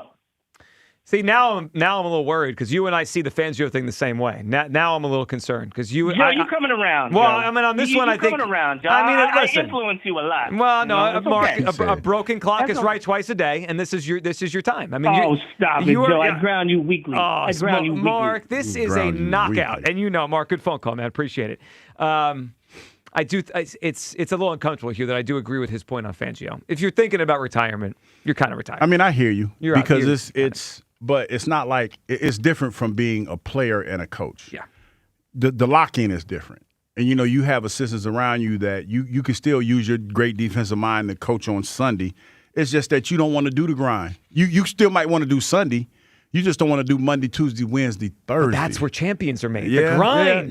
Yeah. But I'm pretty sure that if he decides that he wants to stay there, they'll probably have some compensation for him, like maybe a couple of days off, and maybe they'll elevate Coach Hurt to what the defense. Hold on a second. What? Are you okay with Fangio come back with a few days off a week? Yeah. Oh my God. He's probably forgotten more football than any of us know. If he's not all in, then he can get all out. I think he can be all in, but he might want to. I know I've been talking about this analogy a lot. He might just want to go home and make meatballs every Tuesday night. Give him Tuesday to go make meatballs with the wife. We're going to give him Tuesdays off. Or how about this? He's a defensive How about this, coordinator. Joe? Maybe instead of working 15-hour shifts, maybe he only works 8 hours. No, well then I don't want him. Okay, I mean, again, either you're all in or you're not. That's all. I think he's earned the right to figure out how he wants to handle this moving forward. Well, That's but all. haven't the Eagles earned the right to want their top people all in? They have, but Okay. didn't Vic Fangio ride here on the white steed and save your squad? Like, wasn't he your first choice? He went somewhere else, And he was didn't work out. He was compensated well. Yeah. But you don't just get to just like half-ass your last year because we like you. I don't think it's going to be a half-ass. Well, though. I 15 hear how you're hours looking compared at to 8 is half-assing things. But I you're mean, going to still be up to speed to what's actually going on the squad, though. In my opinion, I think so. How do you think the town would handle if Vic Fangio worked part-time? I don't think if that was the case, we would know. I mean, we'd find out. Everything down there leaks. Yeah, you know what? You're this right. is pure nonsense. Yeah, you're right. I mean, you're right. My whole thing is I that put I that don't out want a there. half in, half out Vic Fangio. Part-time defensive coordinator is like the definition of half in, half out. Yeah, I think I kind of didn't workshop that one. No, I said it. I didn't workshop that one. Good. like, dude. What you talking about, man? Yeah, I was tripping on that one.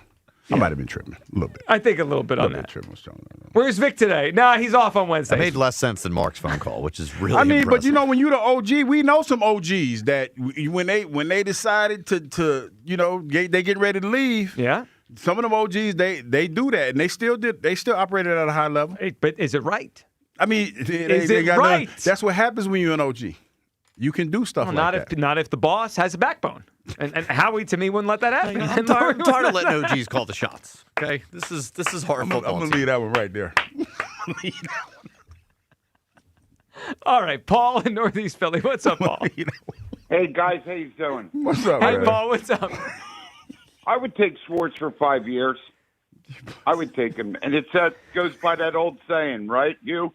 Yes. It's about the Johnnies and the Joes, not the X's and the O's. Yeah, That's Jimmy's right. and the Tell Joes. him. Tell him. Johnny's, Jimmy's, whatever. Tell him, Paul. Well, if you have the players, you can put someone who has a somewhat defensive mind, and hopefully he'd be able to do something with it. That's what I'm saying. Well, I agree with You that. know? Yeah, and look, we all recognize how great Vic is, but I just want him to be all in, and I want the Eagles to know he's all in, Paul. And it feels like we're in limbo right now. He should retire then. If that's the case, he should retire. You know? But at the same time, don't worry about our defense with the guys in which we got and how we will replenish defensive ends. And I think we're going to be fine defensively. Yeah, well, they have a lot Okay. there. Yeah, I mean, I tend to agree with you. I mean, they have, even when we talk about, and Paul, good phone call, man, even when we talk about what's a free agent to be, like N'Kobe and Blankenship and Jalen Phillips, there's still a lot here under contract next year. We still got some players. Yeah. No Well, question about that. They have some great ones. I mean, between Quignon and Cooper and Bond and Carter, I mean, they've got some. And I thought the emergence this year, Jelix Hunt, was huge. They have enough pieces here, Vic or not, that they're going to be able to. They're going to survive. Yeah, they'll be okay defensively. 215-592-9494. All right, we got a segment to go here. Coming up.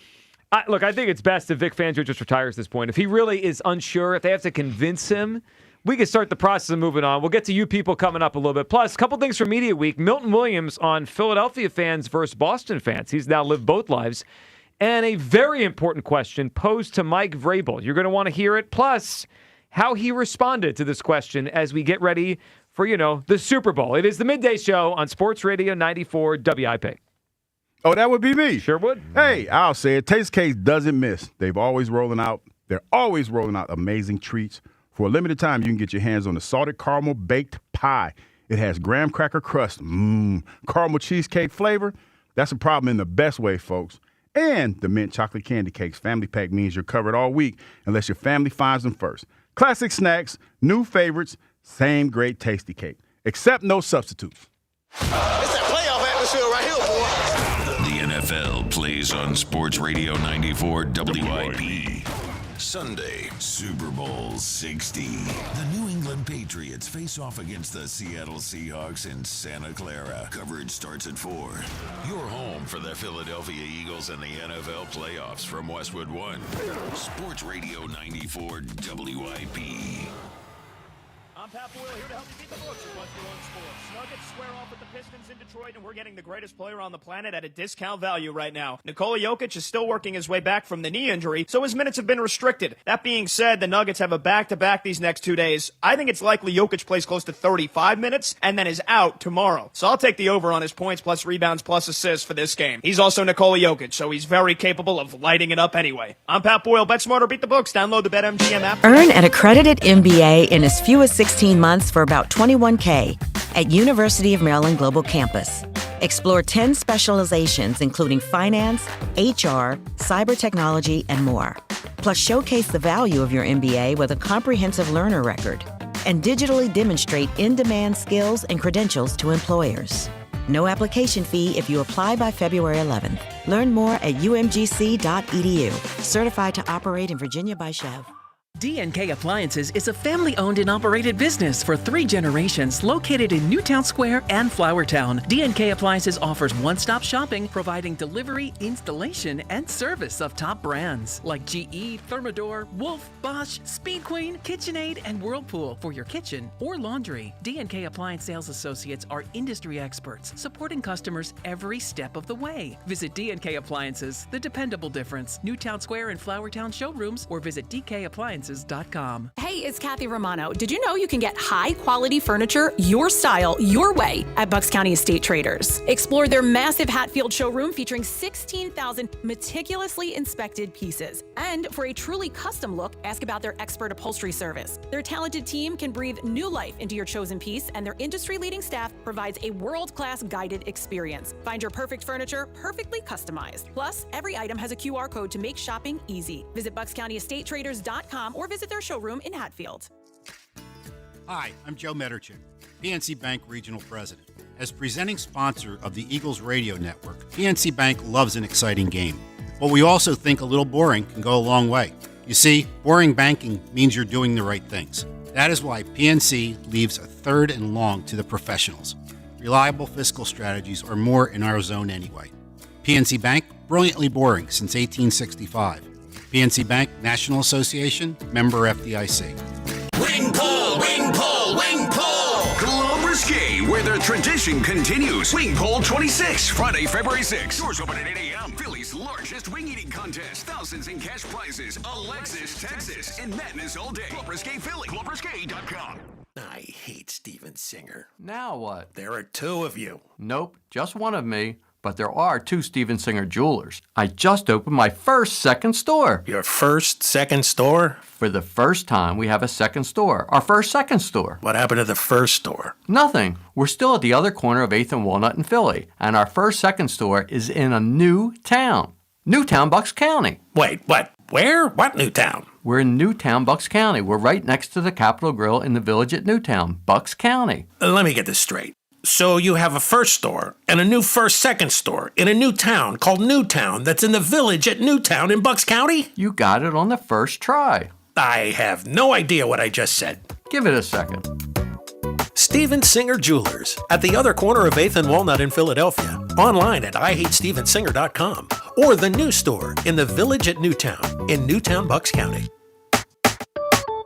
You'd love new windows, but you don't want to pay a fortune for them. Well, February's a great time of year thanks to Window Nation. Right now, they're more affordable during Window Nation's Buy 4, Get 4 Windows free sale, plus an extra 10% off for the month of February. And you could get them with 0 down, 0 monthly payments, and 0 interest for 2 years. If you're feeling cold drafts from your windows or paying a lot more for heat than your neighbors are, it's time for new windows. Don't wait to put an end to your window problems. Visit windownation.com now. We all hear the radio ads about the IRS. They tell you to be afraid, to be scared, and they try to frighten you into calling. I'm not here to do that. Tax Relief Advocates is different. TRA is here to tell you that if you owe money to the IRS, whether it's $5,000, $50,000, or $500,000, we have a solution. It doesn't matter if you're sitting in your car, at work, or with your kids. No matter where you are, call now. 800-575-9834. Don't lose hope. TRA can eliminate or reduce what you owe to the IRS. Generous programs are now available that can give you a fresh start. Our passion is taxes and helping individuals fix their IRS problems. We have over 1,000 5-star reviews on Google and an A+ with the Better Business Bureau. You don't need to be afraid of the IRS any longer. End your tax nightmare today by visiting us online at TRA.com or call 800-575-9834. That's 800-575-9834. Tax Relief Advocates. Real solutions for real people. Hola, amigos! BetMGM tonight with me, Brad Evans and Pat Boyle, covers the biggest sports stories nationwide, live and interactive. From the build-up to the big game in Santa Clara to the road to March in college hoops. As the night's games are getting underway, we're following along for the stories that matter. Tap in! BetMGM tonight with me, Brad Evans and Pat Boyle, live and interactive, Monday through Friday night starting at 6 Eastern, presented by BetMGM on Westwood One Sports, and always live on the free Odyssey app. Back to Hugh Douglas and Joe Giglio. Sports Radio 94 WIP.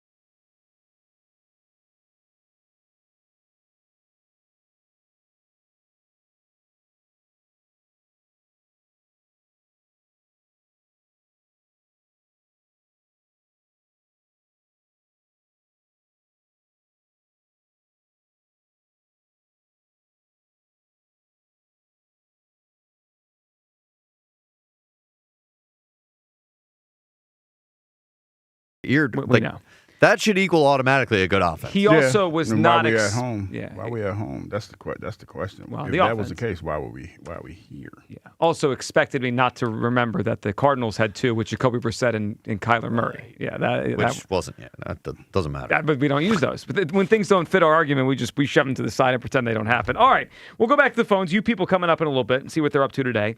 But first, it was media night last night at the Super Bowl. Media. Let's hear from Milton Williams, who's trying to pull the Chris Long, as we brought up recently, right? The back-to-back, right? Yeah, the going Patriots, back-to-back. Eagles, Hard to go back. reverse. The reverse back-to-back. Hard to go back-to-back. It is hard to go back-to-back. The reverse Chris Unless Long. you're long. Yeah. Unless you are. Milton Williams, what he is he is a star free agent this time for the Patriots, and he played really well for them this year. He was asked the differences between Philadelphia fans, Boston fans. Here's what he had to say. I'll probably say New England is probably more passionate, but Philly fans, like, they don't care about that. Like, they gonna do whatever. They gonna. It's like it's even, but like I feel like the Patriots fans, they don't want to get in trouble. Philly fans, they don't care about that. They don't care if they go to jail or do whatever. They don't want to get in trouble. It's funny.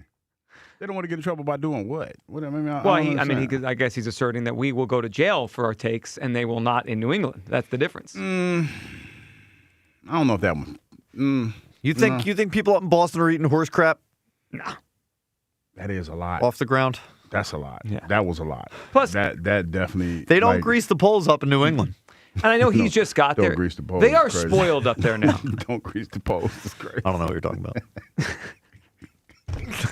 And we're about to lose you no, again. I'm just saying. I just don't grease the poles. It's crazy. They don't grease the poles.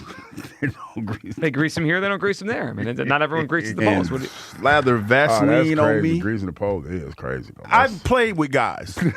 That's a crazy thought. It's funny we had now like 5 back-to-back drops off of anything that sounds like that. Yeah, that's crazy. Yeah. And I would have rode him until he told me, no. Yeah, that grease the poles. That one hits different. Do you think they have to polish them after that, too? That is crazy. Of course they do. I mean, it's a lot. Well, if people are going to be riding them, then. Yeah, that's a lot. That's a lot. I know. I remember when I first saw it. It was during the Phillies win, right? That's when they first started it. The pole greasing. Yes. No. Well, the pole climbing. Oh, okay. Yes, Yeah, and I right. remember like the city being torn up. I remember. I forgot he was an intern here, but I remember him crying like when they won because it was like the first championship and everybody was so happy. And then you start seeing people climbing trees, and then you start hearing stories about people eating dookie turds and stuff, and it's like, dog, what are we doing? Like, what are we doing? Alcohol can have different effects on different people, Hugh. You know I mean, that. but what made, like, seriously, what's going on in your life that your friends allow you to eat a turd on camera? Like, you ate a turd on camera. Well, and they're probably laughing as you Yeah, do. and every time your name comes up in casual conversation. Oh, the guy that ate the turd, yeah. Yeah, every time. Oh, Bob? Yeah, Bob ate the turd. Yeah, all Bob, right, you know, buddy that ate the turd that night. Yeah. You're known as a turd eater. Like, for real. It's for the a rest of your label life. that's hard to shake. That's like the Delco pooper. Yeah. You know what I mean? Oh, I forgot about her. Yeah, the Delco pooper. Well, maybe that's what Milton Williams was referencing when he mentioned The that. All right. Delco One pooper. more from Media Night last night as Mike Vrabel asked the question we're all wondering this week about the big game on Sunday. Here it was. Is this a must-win game? A must-win? Yeah, I think every time we go out is a must-win game. I mean, it's kind of the attitude that I've always taken in the National Football League. The only issue with it is, obviously, the guy's doing something. He's being silly, right? The guy asking the question. Yeah. It felt like Vrabel answered it like it was a serious Like a real question, yeah. Well, he tried to, because I'm pretty sure his first thought was, man, this individual right here. How you gonna ask that question, man? It's the last game of the year. You know what, though? I got to tell you, I thought that was the wrong answer. The Super Bowl is a much bigger game than just any other game. Yeah, the answer is yeah. I mean, it's a resounding yes. Makes me Yeah, more confident but that's the what I'm Seahawks saying. are gonna win. I don't think that's one of the ones you have to answer the question. You You think have to Vrabel's answer. not locked in enough? No. He's treating this like any other game. Do you think Mike McDonald would say that? And he'd say, of course. I mean, I think I'm more in the camp that the Seahawks are definitely going to win the game after hearing Vrabel like, yeah, they're all must-wins. This is the Super Bowl, Mike. You think Boston Sports Radio should be leading with the topic? Vrabel clearly does not have his mind. Yeah, his head in the game. That's a good He's that's not a good thinking take, about yeah. it. He's not on the right page. Vrabel not locked in. Won't even call the Super Bowl a must-win. This is our coach? You kidding? Clearly a must-win. Yeah, that's a mess. Maybe. I think that guy asks the same question every year. So when he sneaks in to ask the same question every year to the coaches. Is this a must-win?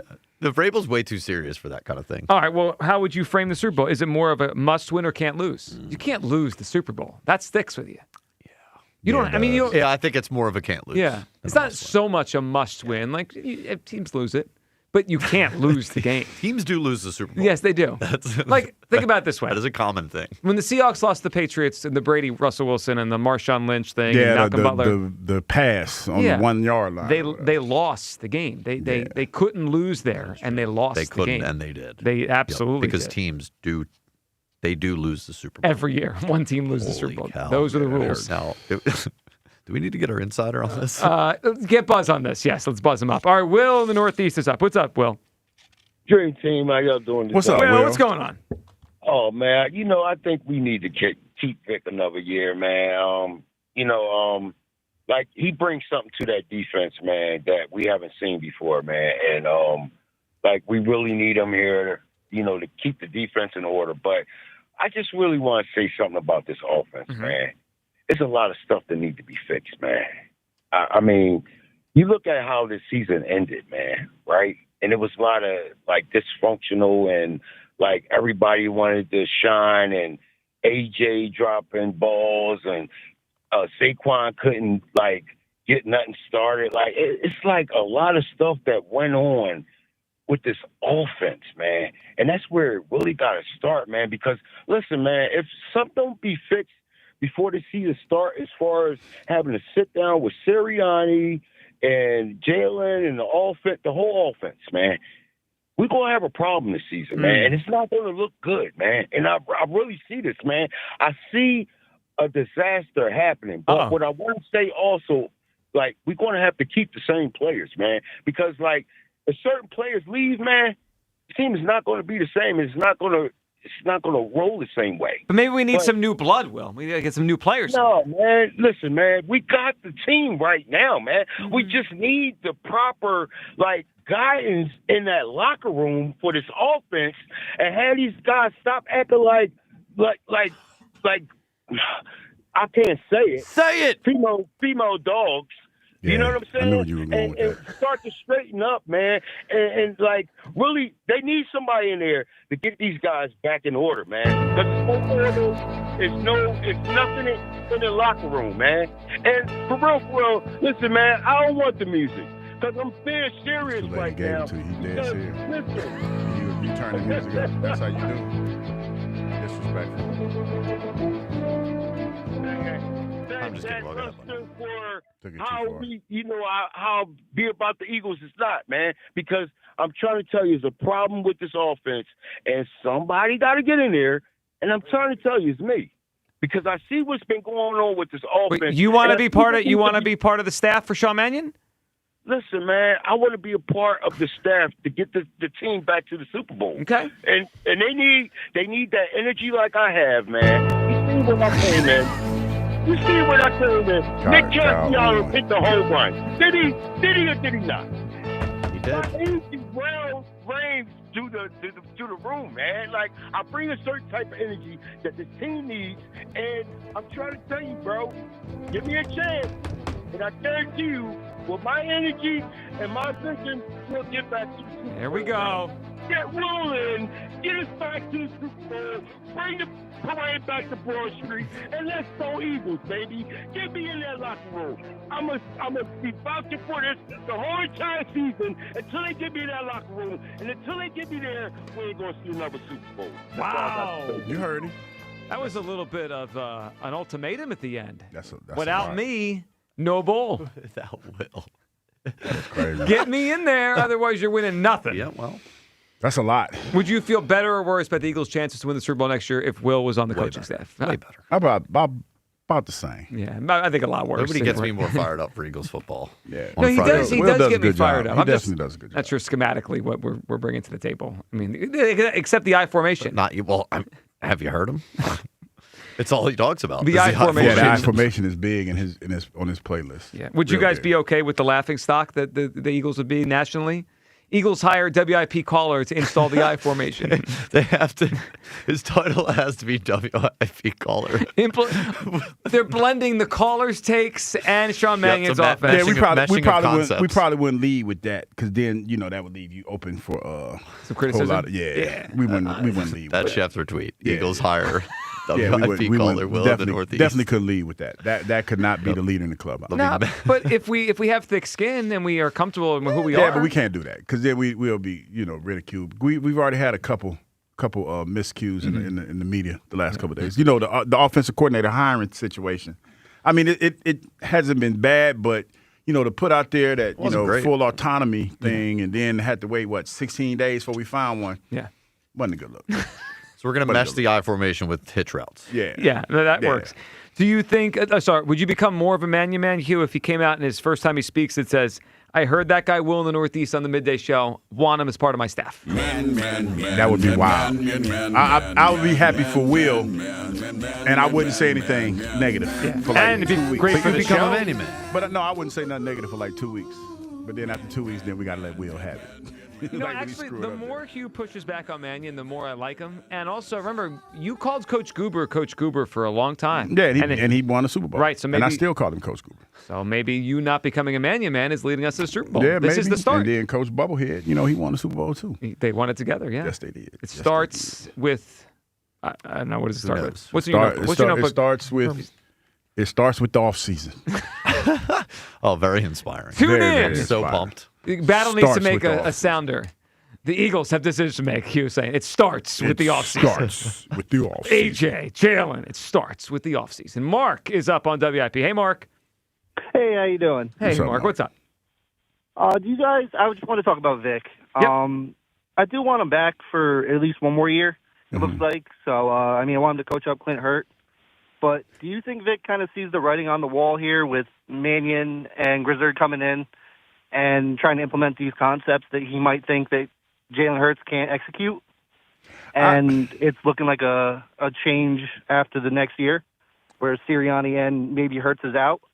Mark, I have wondered this. Yeah, I don't know what he thinks of all these people. He might not even know much about Mannion, right? He's just only been coaching for a couple of years. He obviously knew him as a player, and he bounced around the league. But I do wonder if part of this is Vic is wondering, is this a 1 year thing, right? And is the team rising? Are we still like in that Super Bowl that window, or is it coming back the other way, like the curve here a little bit? I wonder the same thing. Because, listen, if we're not going to bring Hurts back because he can't execute, some of these McVay concepts that I'm sure Mannion's going to want to run, we can use that money on the defense. Well, Mark, you're right. This is another thing that, Mark, I've thought about a lot. If you look at the Eagles and if they're going to re-sign most of these defensive players, at some point soon, the money has to be taken away from the offense, right? Like it's just a matter of salary cap space. So, yeah, Mark, if Jalen plays great, then they'll cut someone else and they'll figure out the money because you want to have the great quarterback. But if he doesn't play great, this team is set up to have a cheap quarterback in the next 2 years. It looks like that. And like I said, that money can go to the defense. We're going to have to pay Quinion. We're going to have to pay Cooper.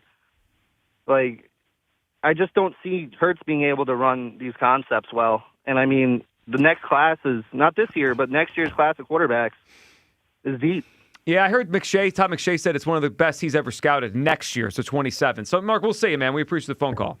I don't know any defensive coach that's concerned with what concepts they're running on the offensive side of the ball when you have to worry about your defense. I don't know about that. And as far as Jalen being able to handle these concepts and stuff, that remains to be seen. I think that Jalen has had success at every level he's been on, and I think that he's been challenged in the past, and he's risen to the occasion, and I expect him to do the same. But I guess the questions are fair.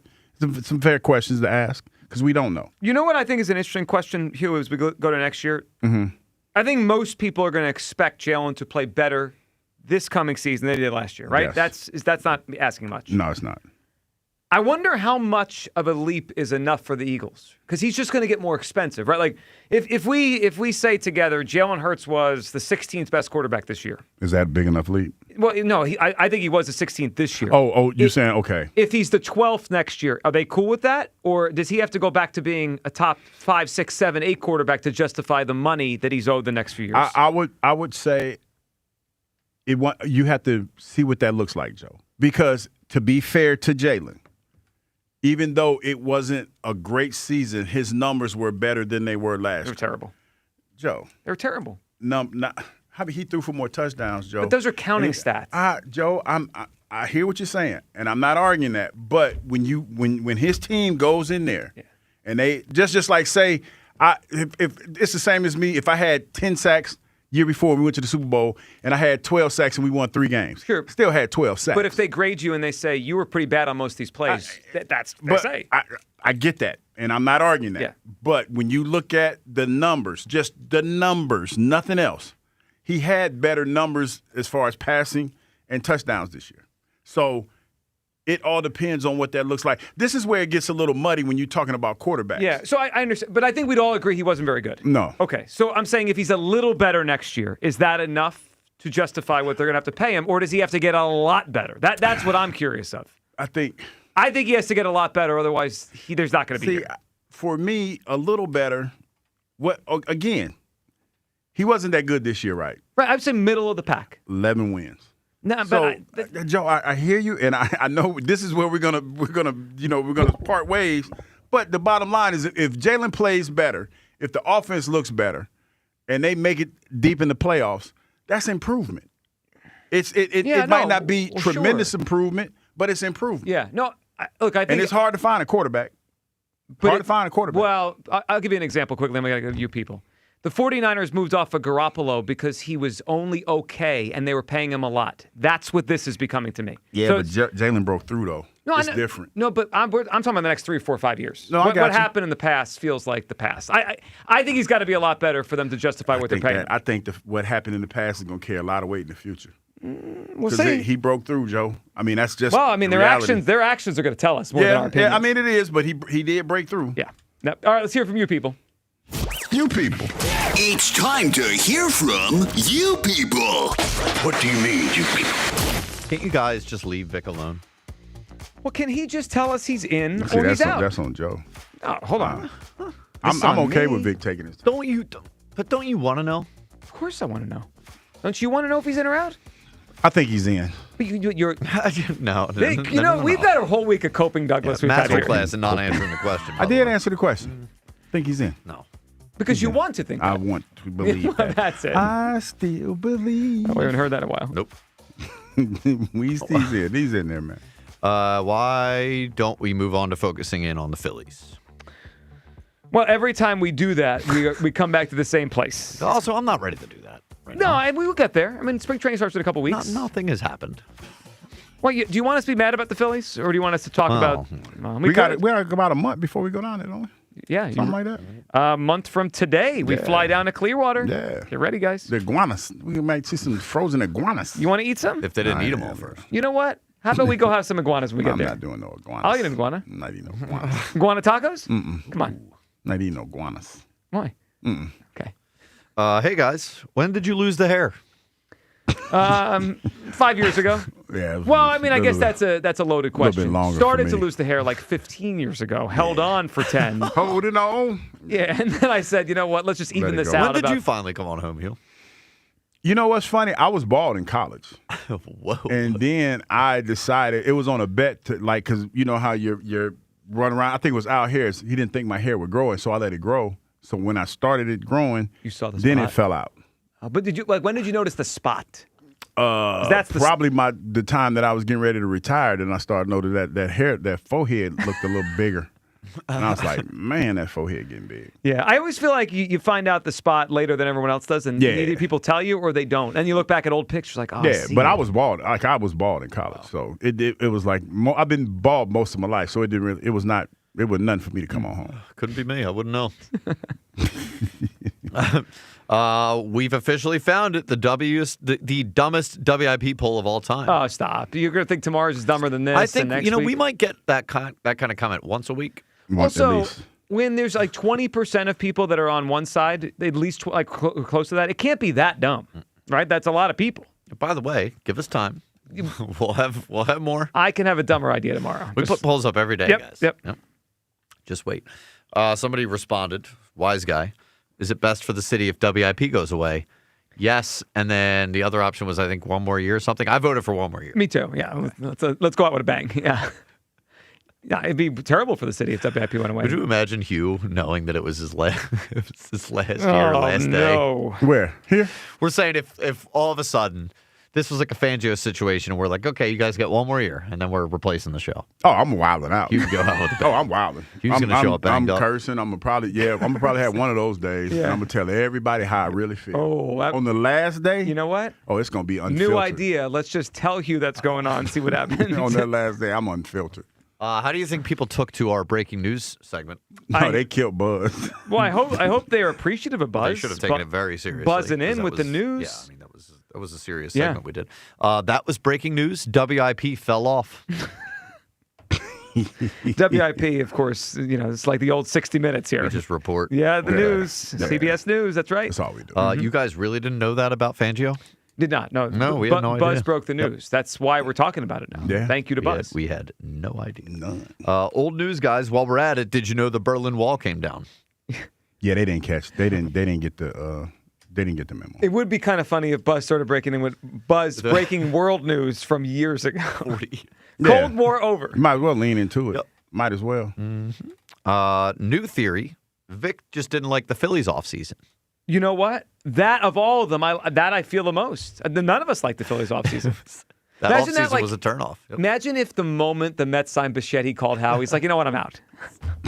I don't want to be here anymore. The timeline is matching up. We didn't get Bo Bichette. Yeah. So Vic's just like Jack. Like he lives with the Phillies' emotions. Listen, when that didn't happen, I knew something was up when Jack started talking to me about baseball. I was like, huh? Well, you ever know sometimes people just need someone to talk to? That was what that was. Just That's someone. basically Anyone. what it was. I was like, oh, okay, Jack. What has Kyle done for this city compared to Vic Fangio? I wasn't just in the dunk tank Sunday. I Yeah, didn't you see did. Vic You there. contributed. I like what did Al say? You look like you guys on a pizza shop. It was a good call by Al. Yeah, Broads and I, that picture of Broads and I did you look and like Broads, a. Yeah, you guys could run a local pizza place. It was the stash and the long hair, like with the tats. I mean, those are two guys you see running the pizza shop. Now, here's the question. Who's the guy that's more towards the back making the pizzas versus the guy at the front handing them out, doing the cashier stuff? You know, it's tough because, I mean, I don't know. The long hair and the tats feels like the guy in the back. Feels like pizza chef. I know. That's what I was thinking it feels too. like he has but is he wearing a hairnet, But though? so does mustache. I know. You guys really should just open a pizzeria at this point. Is he wearing a hairnet, though?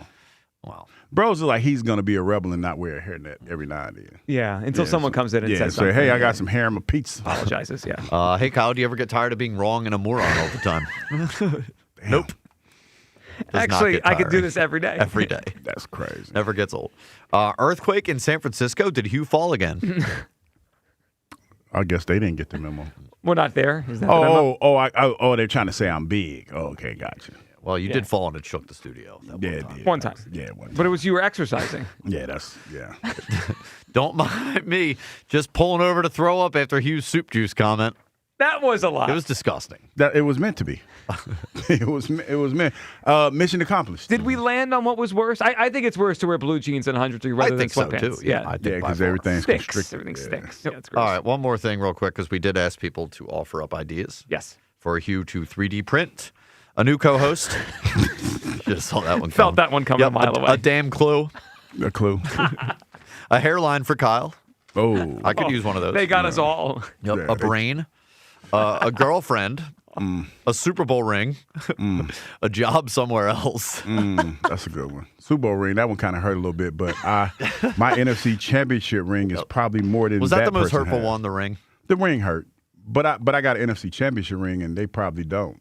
I'm sure they don't. I Yeah, mean, what NFC champion is in our YouTube chat saying mean things about you now? Yeah, that wouldn't make any that sense. hurt a little bit. Yeah, all right. Let's hand this thing over to the afternoon show. You guys have a great rest of your day. We'll talk tomorrow on Sports Radio 94 WIP. It may be last call for football, but FanDuel, in partnership with Valley Forge Casino, is giving you a daily profit boost every single day leading up to the big game. Today's 30% profit boost is on the rushing markets, rushing yards over under, alternate rushing yards, and most rushing yards. Let's go with Seattle's running back, Kenneth Walker, to hit the over 76.5 rushing yards. And how about lowering Drake May's rushing total to 30-plus instead of 36.5? All you have to do is opt in each day and place an eligible bet to use that day's profit boost. Play your game with FanDuel, official sportsbook partner of Super Bowl 60. FanDuel Sportsbook is the official sportsbook of 94 WIP. 21 plus and present in Pennsylvania. Opt-in required. Bonus issued is now withdrawable profit boost tokens. Restrictions apply, including any token expiration and max wager amount. See terms at sportsbook.fanduel.com. Gambling problem? Call 1-800-GAMBLER. When Team USA is on, imagine the moment a kid starts believing they could be next. While Xfinity can't guarantee that, they can guarantee your internet price won't change for 5 years. No contracts or commitments. While your kid is ordering gear online, streaming highlight reels, or video chatting with coaches, your Xfinity internet price won't budge. When the next Olympic Winter Games roll around, your kid will be getting fitted for their very own Team USA uniform, and you'll still be paying the same price for reliable Wi-Fi. There's even more to enjoy with the Xfinity Gold Medal Celebration. Now through February 22nd, get Xfinity's best price on gig Wi-Fi for 5 years guaranteed. Just $50 a month. Plus, get Peacock Premium included for 2 years. That's a $10.99 a month value. Xfinity, imagine that. Proud partner of Team USA. Restrictions apply. Requires paperless billing and auto pay with stored bank accounts. Taxes and fees extra. Actual speeds vary. To get started,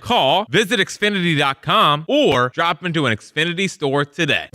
Protect your most valuable asset, your home sweet home, with PJ Fitzpatrick. They have the experience and know-how to ensure the structural integrity and energy efficiency of your roof. Trust PJ Fitzpatrick's 45 years of experience, thousands of 5-star reviews, and lifetime guarantee on materials and labor. Our professionals install most roofs in just 1 day. PJ Fitzpatrick has a variety of financing packages that work with any budget. Visit trustpj.com today. That's trustpj.com. Wing Pole, Wing Pole, Wing Pole! Club Risque, where the tradition continues. Wing Pole 26, Friday, February 6th. Doors open at 8 a.m. Philly's largest wing eating contest. Thousands in cash prizes. Alexis, Texas, and madness all day. Club Risque Philly. ClubRisque.com. Hey, Mom. It's me. Oh, my gosh. You'll never believe what I just opened for Valentine's Day. A sapphire ring from Hellsberg. Just like the one I lost years ago. Remember how excited I was when you gave it to me? I cannot believe you remembered that story. I guess you were right. I really found the one. This Valentine's Day, create a moment that means something with up to 40% off gifts at Hellsberg. Shop in store or at Hellsberg.com. Men's Health. It's more than a little blue pill, shockwave therapy, or numerous injections. Rather, it's a comprehensive, thorough approach to living better and longer. Dr. Molly Fantasia and her staff at Innovative Medical Associates can provide just that. A comprehensive, thorough approach to men's health that includes attention to blood flow, cardiac issues, and even sexual wellness. Call for your free consultation. Innovative Medical Associates, 856-489-0505 or innovativemedicalassociates.com. I'm Bob Burke, founder and chairman of Burke America Parts Group, a family of brands that includes RepairClinic.com, an appliance and HVAC parts solution company that's grown into an international brand. Before AmericanEagle.com, we partially launched a new technology platform developed by another firm. American Eagle helped take our technology to a whole new level with digital marketing, software development, and business insights into our key markets, appliances, HVAC, and outdoor power equipment, and did so both on time and on budget. AmericanEagle.com has the resources, experience, and talent needed to produce solutions. Our new technology platform, developed by AmericanEagle.com, has produced tremendous results with higher traffic, conversion, engagement, and online revenue. If you have any home repairs you need to take care of, check us out at RepairClinic.com. If you need a world-class website or technology project, then I would highly recommend AmericanEagle.com. Call AmericanEagle.com at 773-NETWORK. That's AmericanEagle.com, 773-NETWORK. What if sports were traded like markets? Now you can test your sports IQ in real time with Robinhood Prediction Markets. It's not you against the house, it's you participating in a live market. You can buy or sell your positions all game long. You know the game, put it to use. Trade every play with Robinhood. Download the app today. Futures and cleared swaps trading involves significant risk and is not appropriate for everyone. Event contracts are offered by Robinhood Derivatives LLC, a registered futures commission merchant and swap firm. This is the story of the one. As the purchasing manager at a manufacturing plant, she knows the only thing more important than having the right safety gear is having it there when you need it. That's why she partners with Grainger for auto reordering, so her team members can count on her to have cut-resistant gloves on hand, and each shift can run safely and efficiently. Call 1-800-GRAINGER, click Grainger.com, or just stop by. Grainger, for the ones who get it done. is an Odyssey Sports Minute. Presented by Robinhood, your money, your move. Kansas beat Texas Tech last night, 64-61. Standout freshman Darren Peterson scored 19 points, including 2 late threes that sealed the win for the Jayhawks. Kansas has now won 6 games in a row. Showing up in clutch moments like last night could lead to Peterson being the top overall pick in the NBA draft. I'm Chris Black. 94 WIP HD1 Philadelphia, live from the Tasty Cake Studios. An Odyssey Sports Station. This is the afternoon show with Ike, Spike, and Fritz. Sports Radio 94 WIP.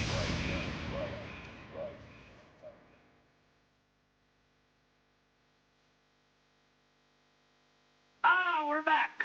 It's the WIP afternoon show. As I try to get it together for one day in my life, just get it together with Ike, Spike, and Fritz. What's up, Ike? No? Brother Spike, I'm doing good, man. It's Tuesday. Listen, the worst day of the week. It's the nothing day of the week. But we got good news for you because we're going to be joined by a couple of my brothers today as we sort of wallow in misery together. There's no misery. No, woe is me. No, you poor me's. Oh, yeah, okay. Poor me's. All right. Okay. I'm looking forward to it today. I'm actually excited about it. Jackie Baseball. I saw today was Truck Day. Truck Day. Truck Day. Truck Day. Who's excited? Truck Day. We're all excited. We're all excited. Just a few weeks before we head to Clearwater. Yes. Holla at your boy. It's in the mid-30s today. Yeah. The heat wave. Hey, man, feels above freezing. good. Above freezing. So I don't get your shirt, Spike. Is it saying act like a champion or practice like a champion? Because it says both. Both, because the word act is in practice. So it says I like practice that. like a champion, but act all headlined. All It's right. both. There's 2 messages. Yes, 2 messages. What's the main message? It is practice. Okay. Yes. A big show today as we continue through Super Week on the WIP afternoon show, which I told Jack to have ready, and he doesn't have ready. And, what is he doing if he doesn't have that ready? He still doesn't. You know what? Screw him. It is Super Week on the WIP afternoon show. Super Week! There we go. We'll get it together by tomorrow. Yeah, maybe by tomorrow. Maybe by tomorrow, yeah. So, because Super Bowl is Sunday and the Eagles aren't in it, what we decided to do every day this week is go back in time to a previous Eagles Super Bowl and talk about that one and talk to some people who were involved. Yesterday, we talked to Harold Carmichael and Jaws about Super Bowl 15. And today is the 04 season, Super Bowl 39. So we actually have one of those guys in studio. They all work here. Yeah, they do. A lot of them work here. Yeah, actually all 3 of us. Yeah. Yeah, we were all there. And we will have Brian Westbrook joining us at 4 o'clock, and then Jeremiah Trotter will join us at 4:30. Elliot will be here as well for Tuesdays with Elliot at 3. So we continue Super Week on the WIP afternoon show, and this one means a lot to a lot of us because of our age and because of you, because of who we know. And we're actually going to talk about the 04 team today. And what I want you to do is pretend Ike isn't here. Or rather, pretend that Ike wasn't on the team. Because Ike's going to be here. He's going to talk to you. True. Yeah, just act as if I wasn't on the team. Yeah, act as if Ike wasn't on the team. Because Be honest. I want everybody to be honest about this. Because I was thinking about this over the weekend as the Sixers were celebrating the 01 Sixers. And they were celebrating them as if they won a title. That is Love those jackets, man. Yeah, the jackets are cool. Eric Snow looked great. Yeah, stop, Jack. Smart dog. Yes, everyone came back for it. Croce came back. Everybody was back, and they were celebrated, and it was beloved, and everybody was, feeling the love. And I thought about the 04 Eagles and how, it has never really felt that way. It was a great era of Eagles football, but when we have said 04 Eagles, we do not react to that in the same way that we react to 01 Sixers, right? So I sort of wonder how we remember that era and that year now. Whether enough time has passed till we look back and we remember it fondly, or whether it's still frustrating, right? Whether the first thing that pops into your mind is, Rondé Barber, or whether the first thing that pops into your mind is how great that era was. Yeah. So that is the question today. 215-592-9494. Whether it's still Donovan, Andy, clock management, worm burner, throw up in the Super Bowl, blah, blah, blah, blah, blah. Whether it's that, or whether... Defense never gets blamed either. No, they don't. Let's be honest here. Well, they could have shut down Tom Brady. He was a backup. He was a little slappy at that point. So I guess the question is whether enough time has passed, because I think I'm a bad person to judge it because of the personal connection I have with so many of you guys. Yeah. So it isn't like really the same to me. When you look back on it, I know we're supposed to say that you're not on the team, but when you look back on it,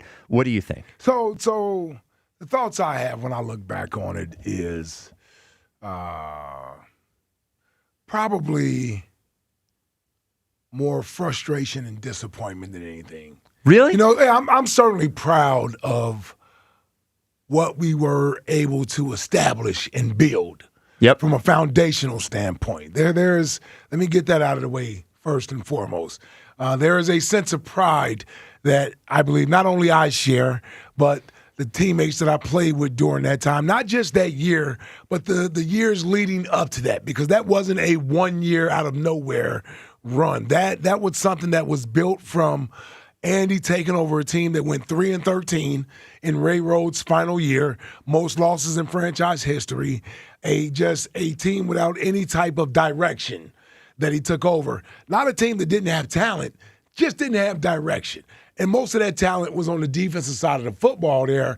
And so I look back at those days, and there's a sense of pride there that we were able to lay that foundation and sort of give a template of what it should look like as a football team, as the Eagles organization. There's a sense of pride there with that, but then there's also a sense of disappointment that's there because we know that we were talented enough, and that's the frustrating part of it. It's one thing if you feel like, you know what, we just weren't good enough to beat some of those teams. We were good enough to beat those teams. We just didn't play our best on those days. Yep. Those NFC championship games, that one Super Bowl we got an opportunity to play in.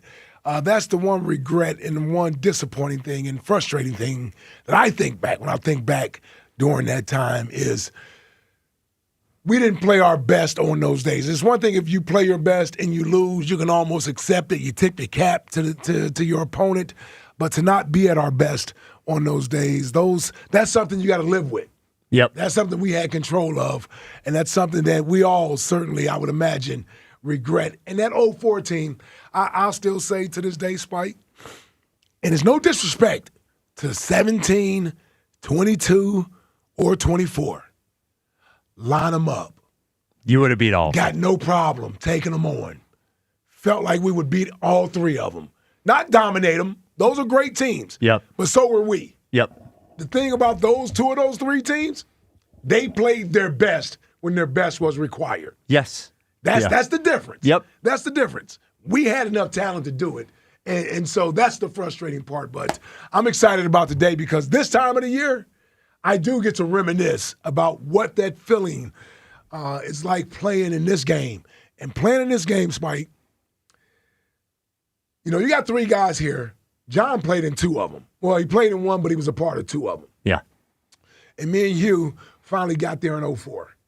So getting the opportunity to play in this game is something you strive for. You do. At the beginning of training camp, beginning of OTAs, all that stuff, having that opportunity to play in this game, it is a wonderful feeling. And if you're able to come through and finish the deal, you remember forever. But we do, as an individual, get to remember what it was like being in this week, being in that game, knowing what it was like that Sunday morning. Well, you're the focus of the whole world. Man. Yeah. Man. And you're talking about your childhood dreams coming to life. Playing in a Super Bowl. I still remember it. I still remember that day. I remember going to the field, all that type of stuff. It was great. It just ended terribly.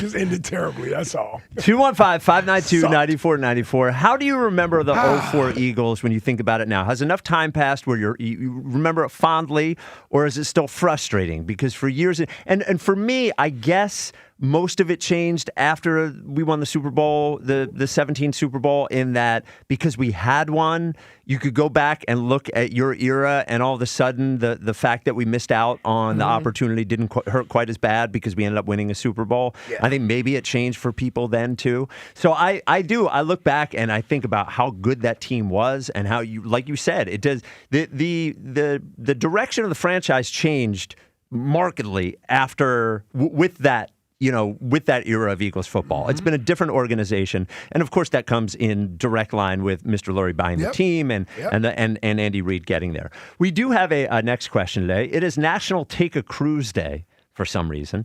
So I don't... By the ship cruise. Yes. That is not on a drive. You know what I mean? Yes. Take a cruise, get on a... You're welcome for clearing that up, yes, Mike. a ship.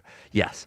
I do not understand. I guess it was necessary. Yeah, I don't understand what is fun about cruises. So for next question, give us something that's popular that you just don't get. You don't get it. Jack, what are you starting off with? Americans that like European soccer. Oh, like Elliot. Yeah. It's yeah. like, we don't do that in this country. we like our teams in our cities. Unless you're a Cowboys fan from here, and then, we still don't get that. Right. Well, you have no connection to Liverpool. Yes. Well, Chelsea. The people that are big fans of one of those clubs is weird to me. It's Watching odd. soccer is fine. It's the best soccer in the world. Sure. But the fact that they so closely follow one of the teams. You're up at like 8 a.m. on Saturdays, chugging beers, you know. Yeah. I don't get it. So European soccer, you don't get it. Anything real popular you don't get, Ike? Yeah. I thought about this. Yeah. I'm probably going to go with plays. Oh, plays like stage. Yeah. Yeah. Yeah, You're not taking a trip up to Broadway? I hate musicals. I've done those things, but early in my marriage, I got to the point that I don't have to feel guilty about not doing it, so I don't do it. Right. But yeah, I'm out. I just don't get it, man. Yeah, Val loves musicals. I've been to a lot of musicals. Yeah, so does Renee. And I'm I'm not into it. Watch a movie. Watch a movie. And they're not singing. Plays. I saw Glenn's play. I went to Glenn's play once, but he wasn't singing. He was just acting. It wasn't a singing in that Was play. that the last one I was at? Tommy and Me? That might have been. No. I literally Glenn's play in Havertown somewhere. Oh, okay. Yeah, I saw Tommy and Me too, and that was a play too. Plays are fine, musicals not so much. Yeah. The thing that is popular that I don't get is Springsteen.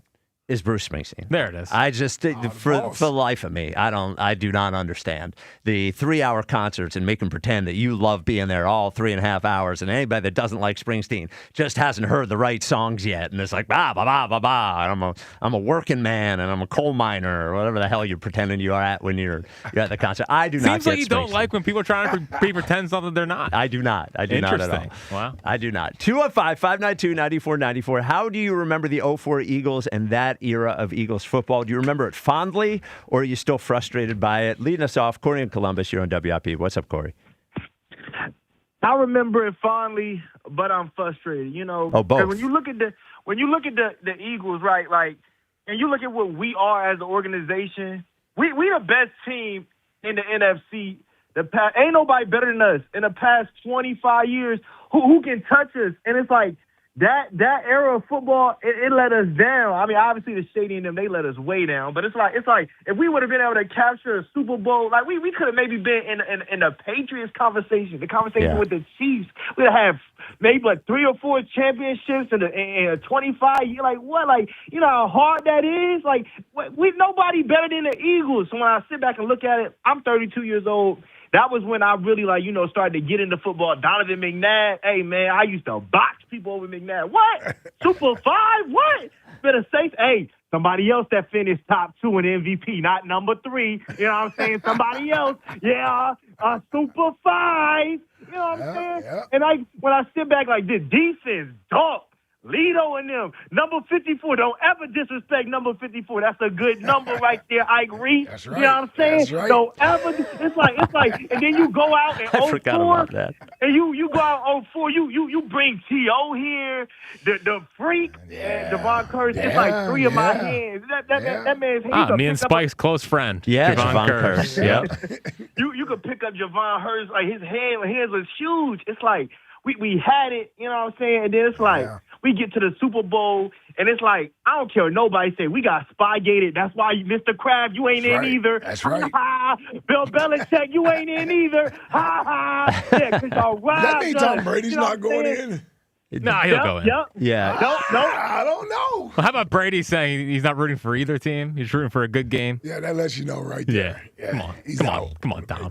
Yep. You know what I'm saying? And real quick on the way out, you know what I'm saying? I'm about to break the rule, but I ain't going to say his name. The way they used to do those ring pops for my number 5 and them dusty trophy cases, do that for that guy up north. Do it for him, Spike. I don't care. What are we talking about? Josh Allen. Oh, well, Josh Allen played way better in the playoffs than Donovan ever did. I want the ring pops like they did my boy McNabb. Put it in his trophy case. You know what I'm saying? 0-4 Eagles. That was the dominance in the Andy Reid when his press conference. He's like, I can't speak for Ray Rose. Going forward, we about to show you what we about to do with Andy Reid. Oh, man, that's when the era of Eagles football started and what we did today. A lot of what we did with Eagles football started with Andy Reid and that crew. So you got to love them. It's frustrated that we didn't capture the win, but that started what this is today. Corey, for next question, give us something that's popular you just don't get. I don't pop all them. What y'all watching this Stranger Things? That is lame. All this big hype. Everybody got a Stranger Games collab. I watched that. I said, turn it off. My wife be watching it. That is goofy. I don't get it. I don't get the craze of Stranger Things. Okay, all right. Yeah, I watched the first season. Did not have any urge. I liked the first season. I didn't have any urge to watch it past that. I used to be a big Stranger Things guy. Oh, were you? Yeah, first 3 seasons were great. Really? Yeah. How many seasons are there? Well, it just ended. finished. Yeah. I think 5. The problem is the kids got too old. Like, they're supposed to be middle schoolers. Yes. But now they're like in their 20s. Yeah, well, the one girl's married, right? Yeah. Married Millie to some Bobby old, Brown or yeah, whatever she's they- married to some old guy, I think. Yeah. Now, I do not remember. So I was working for YSP at the time. I was in Philadelphia. I simply don't remember how confident we were going into the Super Bowl. I don't remember if the town thought we were going to win. I don't remember at all. Yeah, we were 7-point underdogs. Okay. I mean, because they didn't know if T.O. was going to play or not. Right. Yeah. So, and the Patriots had won the year before, so they were defending champions. Yep. And so we wound up making that game closer than a lot of people thought. I don't think as a city we were overconfident going into that Super Bowl. It almost felt like, yeah, we're going to the Super Bowl. It's great to get there, but this isn't the team that we envisioned being in the Super Bowl. Again, we didn't know if T.O. was going to play Right. at that time. Yep. But the team that you would have seen prior to T.O. being injured, I would imagine everybody would have been confident going into the Super Bowl. And that's probably a 3.5-point underdog if T.O.'s not hurt. Yeah, that I was would a guess. legitimate team, man, that year. That was a legitimate team. Yeah. Adding that guy to the roster. We blew out a lot of teams that year, so it was a high-flying offense. Problem was we didn't play anybody the last 2 games Yep. Of the regular season. of the regular season. Yep. Then you got by in the Viking game and the Vikings game and the Falcons game. Yep. And New England was kind of New England Yeah. at that time. So, Yeah. well, listen, I didn't view us as a try-hard team, and we need to be patted on the back for that. But for what we had going into the game, considering the offense wasn't what it had been all year long, Yeah. we covered. You did cover. I think that's why people actually weren't that mad. We covered. Is that you guys covered? Because what did you guys lose? One game? Like one real game? Yeah, we lost one real game that year. Yeah. We lost to Pittsburgh. I know it was T.O., but to still be 7-point dogs. Right. Yeah. Yeah. It's pretty crazy. Yeah. 215-592-9494. The 04 Eagles. Do you remember them fondly as we continue on Super Week? Or 7-point dogs or 4-point dogs? Or they? You were 7-point dogs. I just looked it up because It was 7-point it felt wrong. Like, how is that team 7 points? Yeah. That was before they had Randy Moss. I mean, Tom Brady's throwing the Deion Branch. Yeah. Was it Givens? Yeah, I mean, that was one of the games that Tom Brady did not win Super Bowl MVP. Right. Deion Branch won it. Yeah. And stole money from Seattle. 215-592-9494. Do you remember the 04 team fondly, or are you more frustrated? Chuck in Mount Airy. You're on WIP. What's up, Chuck? Oh, fellas. Yes, I do. I remember that team fondly. Yeah. Ike Reese, I'm going to pretend you're not here right now. Okay. And I'm not going to get, real sharp with the tongue, but I'm not going to sit and pretend it was peaches and roses either, right? Okay. I love that team. Love with all my heart. That's the second best team that didn't win a championship in my heart. You know what I'm saying? 01 Sixers is number one. But let me go back, right, to those days, right? So I grew the 04 team in a 4-period window. You know what I mean? From 2000 to 2004. You know what I mean? Now I wasn't that upset with the 04 team. I was really angry with the 02 and 03 team. Those Yeah. For the longest, right? Yeah. And I'm gonna tell you, right? I remember vividly about the 04 season. I remember, those years, Don Townsend, game day, getting up, and he and Bubba Miller kitchen, and Bubba Miller dropping chicken, in the frying pan, like, what I'm saying, before the game starts. It's 11 o'clock. That's some of the things I remember. That game day live was hitting back then. You know what I'm saying? But, I say this to say that, I'm not mad at that team anymore. I was, but, I look back at them and I just look at the talent and how I at that time, they were the ones that put Philadelphia, them and the 01 Sixers put Philly back on the map. And, I look back and I can appreciate that team now because of the era it was. And I'm going to tell you one thing, right? And this is the God honest the truth, right? Y'all can have Saquon Barkley. I love Saquon. Y'all can have him, though. Ryan Westbrook was that dude. I'm gonna be honest. You talking about a guy that can block, that can catch out the backfield, that can take the screen to the house, that can play special teams, that can run the ball between the tackles. He was. I mean, that was my guy. And I love Deuce. I love Buck Halter, all those guys. Ricky Waters, all of, you know what I mean? Will Montgomery, all of them. But that dude, man, at 5'8", man, he was a monster, man. He was all offense at one point. You know what I'm saying? So I don't think he gets enough credit for how good he was, man. And he came from Villanova, which wasn't known, for their football at that time. And Andy Reid, that's how talented of an evaluator he is. He's a great talent evaluator. He actually picked Ryan Westbrook. And, he just was a great player to me, man. I don't think he get enough credit for how great he was, and how much the offense centered around him, and they still couldn't stop him. But, to go back to that team, man, Runyon, you had guys, like I said, those years, I look at it in like a group of force, right? And I just like, it's like a year, 2000, we lost it to New York. Yep. 2001, we started making the NFC Championship game and we started building, towards getting to the Super Bowl. But I think that team missed their window. You know what I mean? I think it was a window that they missed, man. They could have had at least 2 Super Bowls. Like, you know what I mean? They had enough talent to do so, man. I remember guys like Damon Moore. You know what I'm saying? Like, D-Mo. D-Mo, like, you know what I'm saying? Like, y'all had that, Quentin, Quentin Michael. Quentin Michael, we had Rod Hood, Quentin Michael. Rod Hood. You know what I'm saying? Y'all had, Al Harris. Like, Al Harris, Y'all had them Bulls, man. They was them Troy Vincent, Bobby Tiller, man. Them Bulls was them Bulls. Trot, Dog. You know what I mean? That was Michael Lewis. Like, those was them Bulls, man. You know what I'm saying? And y'all ain't complete the job. Damn. Damn, man. I'm telling you, man. That's what it feels like, Chuck. I feel it. Because I remember crying over that, man. That one-day barber joint, man. I shed a tear. It was so cold. Me too. I was outside. My tear froze, man.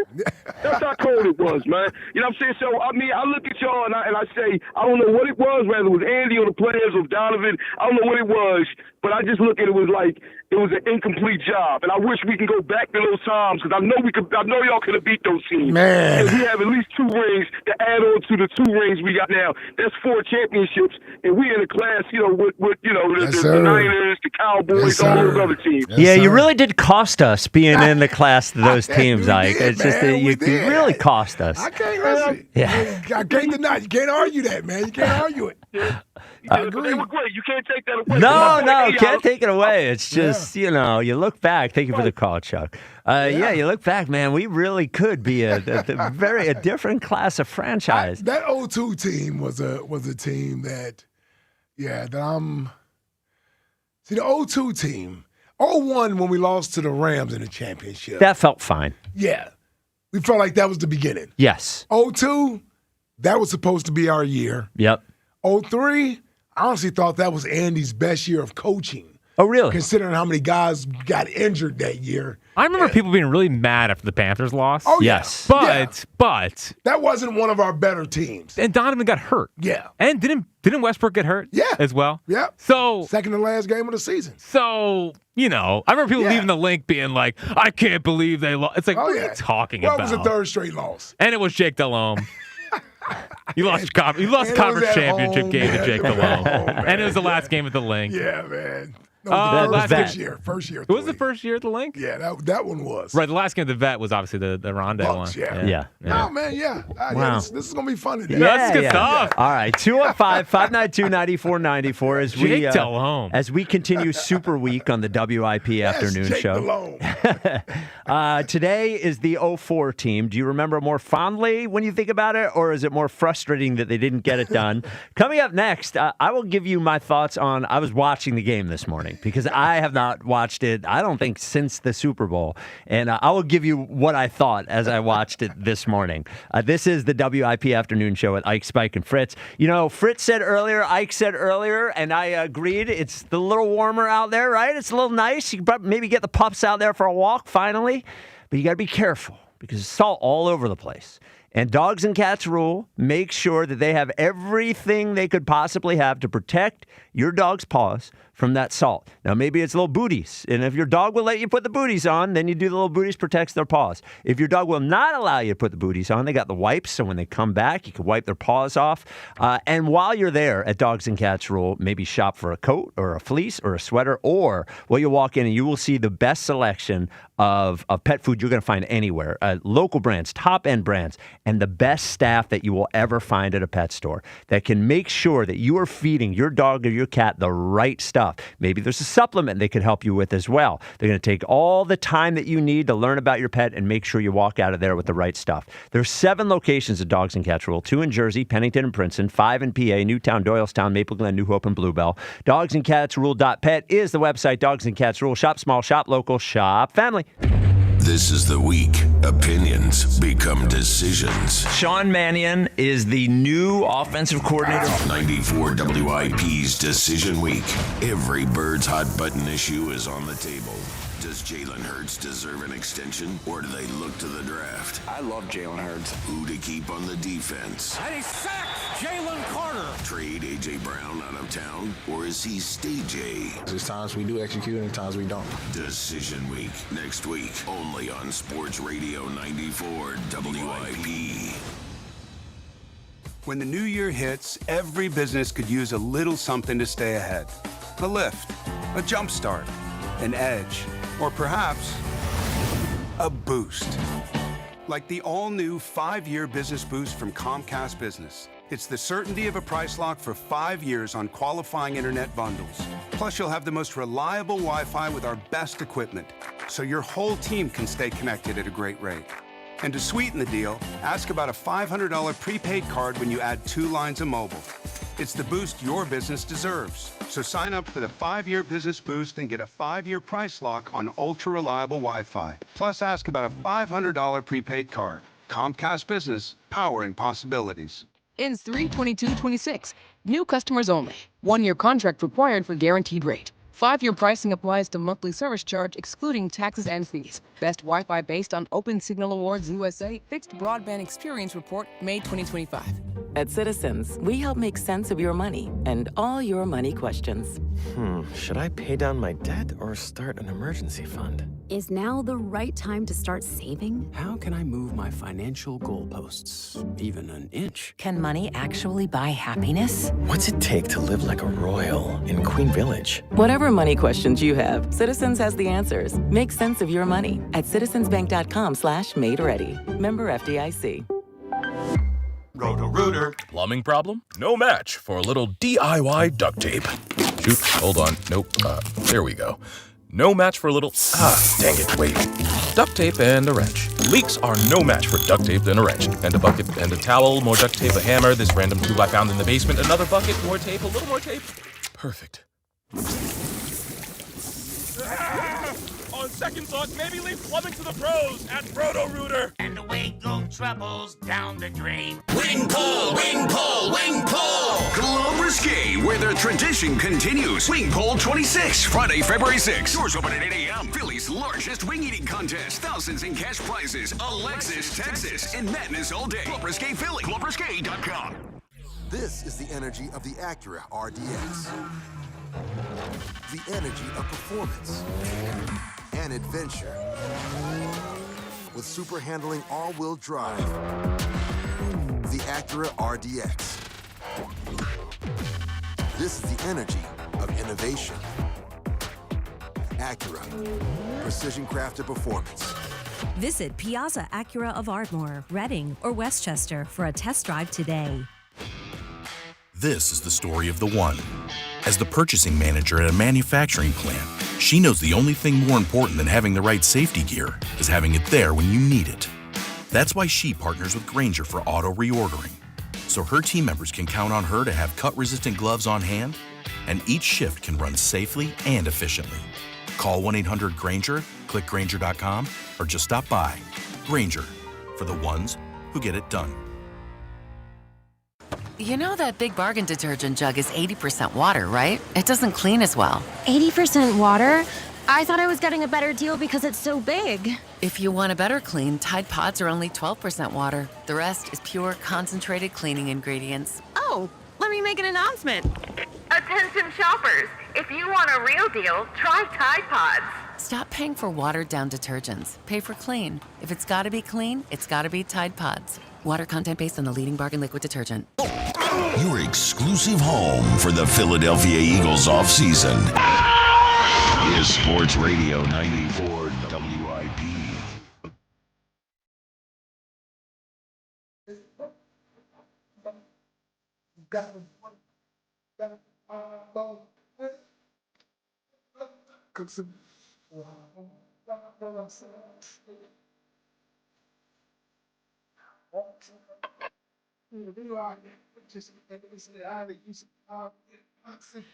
It's the WIP afternoon show with Ike, Spike, and Fritz. That is your 2:32 Pac. We'll have our 3:30 Country, 4:30 90s, 5:30 Creed. It is Super Week on the WIP afternoon show. Today, we celebrate the 04 season, and we ask whether you remember it fondly or you're more frustrated.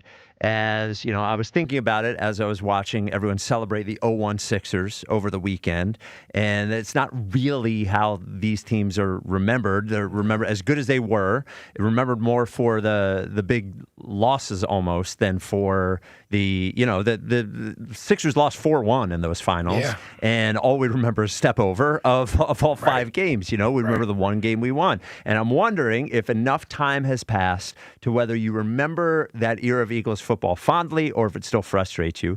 The Twitter question is brought to you by Mark's Jewelers, where old school customer service still matters. Real people, real experts, and a buying experience done right. Online at marks-jewelers.com. That is the Twitter question. Do you look back at the 04-05 Eagles fondly, or is it more frustrating? What do you think the poll is at, Ike? I don't know with this one. I'm going to say fondly. Okay. I don't know how big of a difference it is. Let's go. I'm going to stay in the 50s. I'm going to go 58% says fondly. So is 51% more frustrating? Okay. My thought on it was, and I think back to actually Andy Reid Appreciation Week here, and how so many people are kind of okay with Andy now that we won a Super Bowl and everything's fine. So I sort of thought that looking back on it, given that we've won 2 Super Bowls since then, people would look back and just remember it for being good football instead of being, that one. But then I was watching it this morning. What happened? And it does kind of make you crazy because the opening kickoff, Rod Hood takes it all the way back to like the 40-yard line. Kickoff over return. And you hear there's a lot of Eagles fans in there, and you get juiced up. And then friggin' Donovan's fumbling and throwing interceptions, and LJ Smith is fumbling. And still, after the first quarter, you guys have not given up a point. It's 0-0, and it's right there for you. And the entire game is right there for you. And then it's the end of the game, and you guys are down 10 points with 2-something minutes left, and we're walking down the field like we got 3 hours left. And I'm just thinking to myself, it's like, we could have won the game. I know it was the Patriots. I know, but like, that was all I thought watching it, is like, you really could have won that football game. Yeah, now I've rewatched that game a couple of times. Probably not since, I don't know. Not in the last 10 years, right? Yeah, I would say last 15 years. Okay. I haven't seen it. But because I remember when I did rewatch it, you get more frustrated at the opportunities that you blew, and you're saying, we kept this team in the game. We should be up by 10. We should be up by 13 points on this team.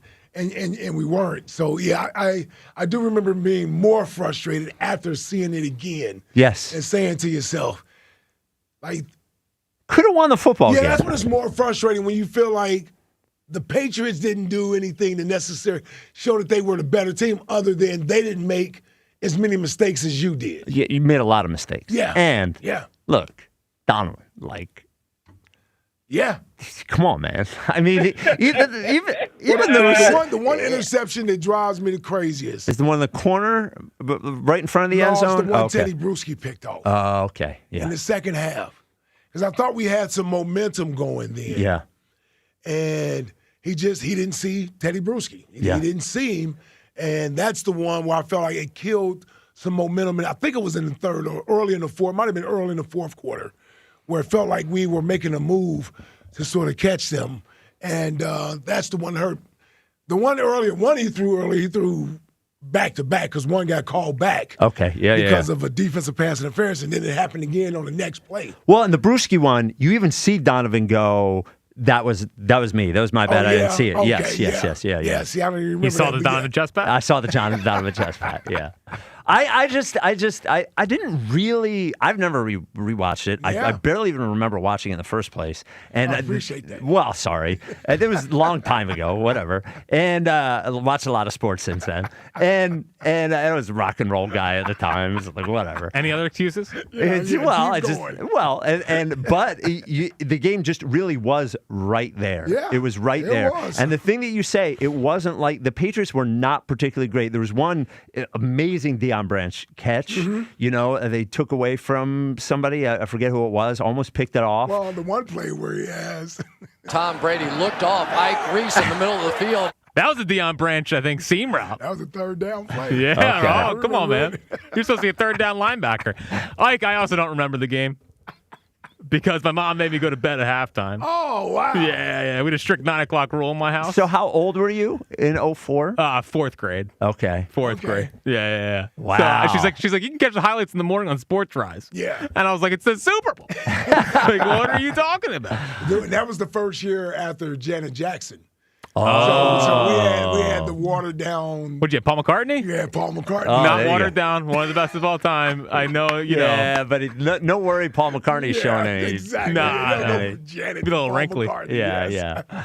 All right, 215. Oh, man, Hey Jude was special during this Super Bowl. I didn't get to see it, so I don't know what it was. And who knows what the Patriots are doing in their locker room at halftime? They were cheating. Also, the Super Bowl after that went through 20 years of it was Tom Petty after Paul McCartney after Katy Perry. It was some bad ones. Petty was a good one. Prince, who was Prince? Prince one was great. That was a good one. And also Tom Petty's great, but they were always very safe. Vanilla. Prince was the Miami one. It was raining, right? Yeah, it rained. Yeah. All right, 215-592-9494. Super week on the WIP Afternoon Show. Today we're talking about 04. Brian Westbrook will join us later. Jeremiah Trotter will join us later. Do you remember that era more fondly, or are you still frustrated by it? Yoshi in Brewery Town, you're on WIP. What's up, Yoshi? My man Spike, Big Ike, Jackie, baby. What's poppin'? Happy Tuesday. What's up, Boo? What up, Yosh? What's up, Boo? How you? You ain't tingling no more, are you? I ain't called yesterday. You were talking about tingling, and that was a trigger for me. And it started making me think about some things, so I was like, I ain't calling today. I just text Jack on the low. I don't even know what I was tingling about yesterday. What was I tingling over? You was tingling about what's name, the season, like things that was taking place. Oh, okay. Like, okay.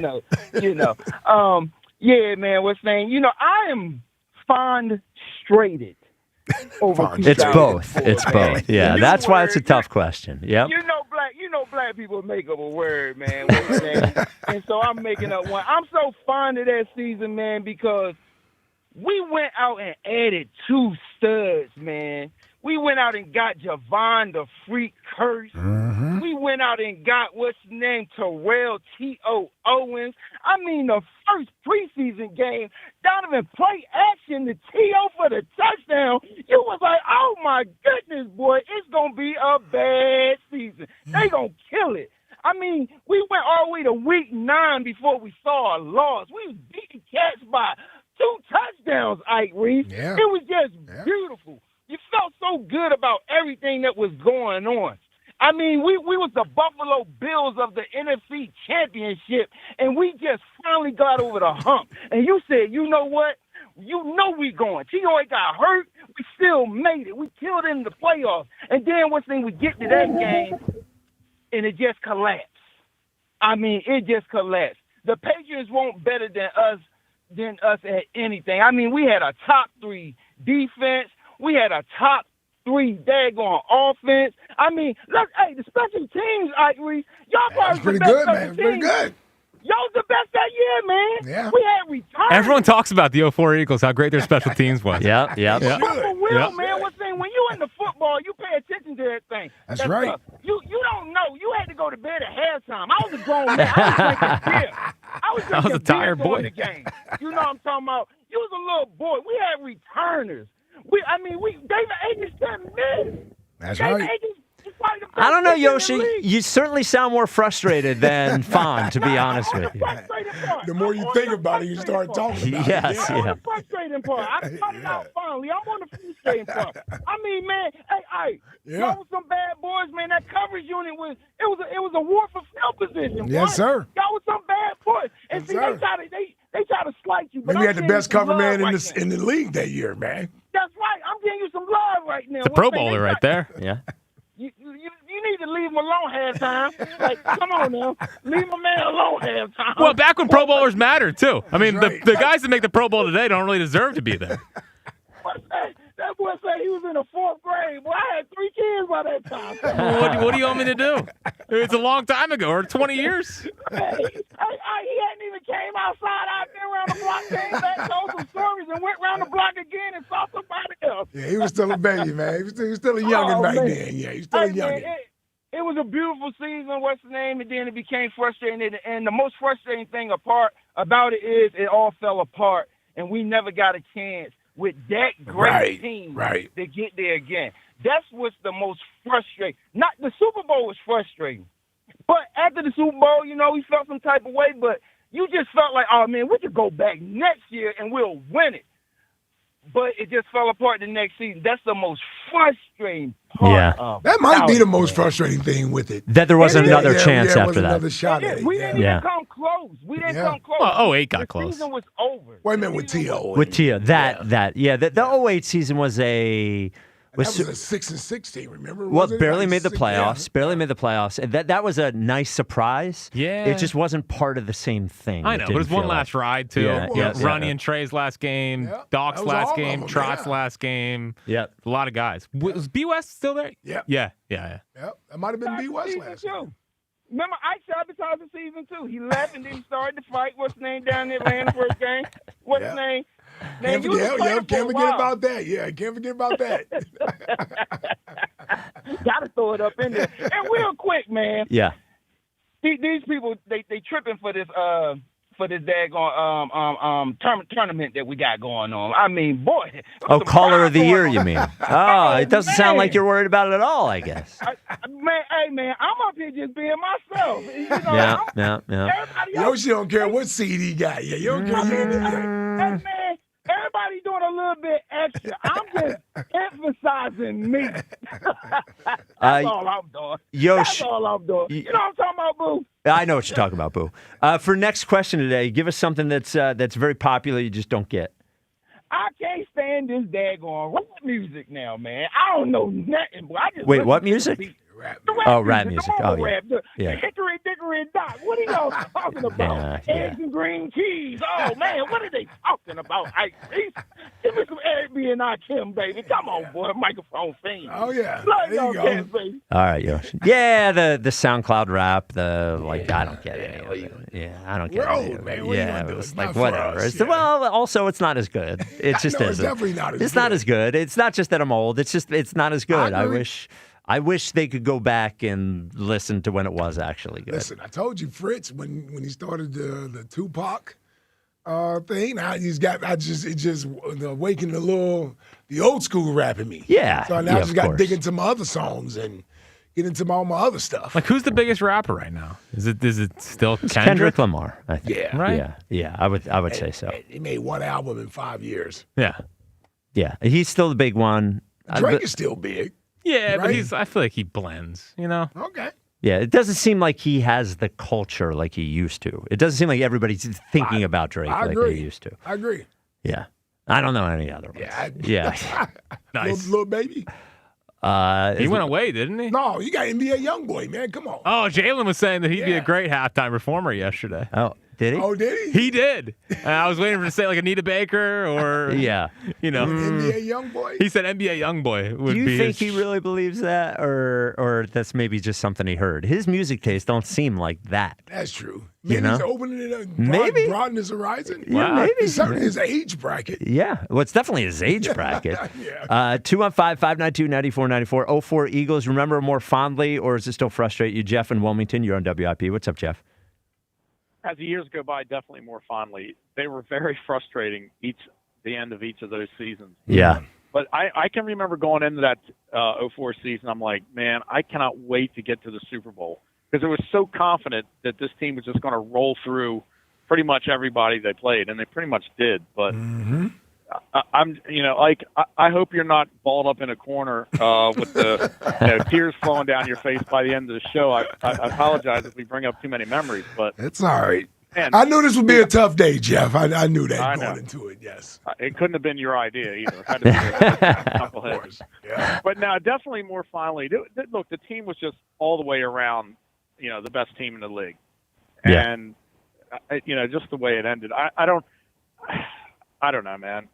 Just it was. I am frustrated now because Spike, you just brought up that you watched it again. Yes. And I'm like, man, I'm not doing that because I'm just going to get totally pissed off again. Yeah, it does. It does drive because they could have won the game. It wasn't. It wasn't like they met the big bad Patriots and the Patriots won 28-10 and they dominated and any of that. The game was right there, and I just couldn't believe with how poorly the mistakes the offense made in that first quarter, and for it to be nothing after that, it was right there.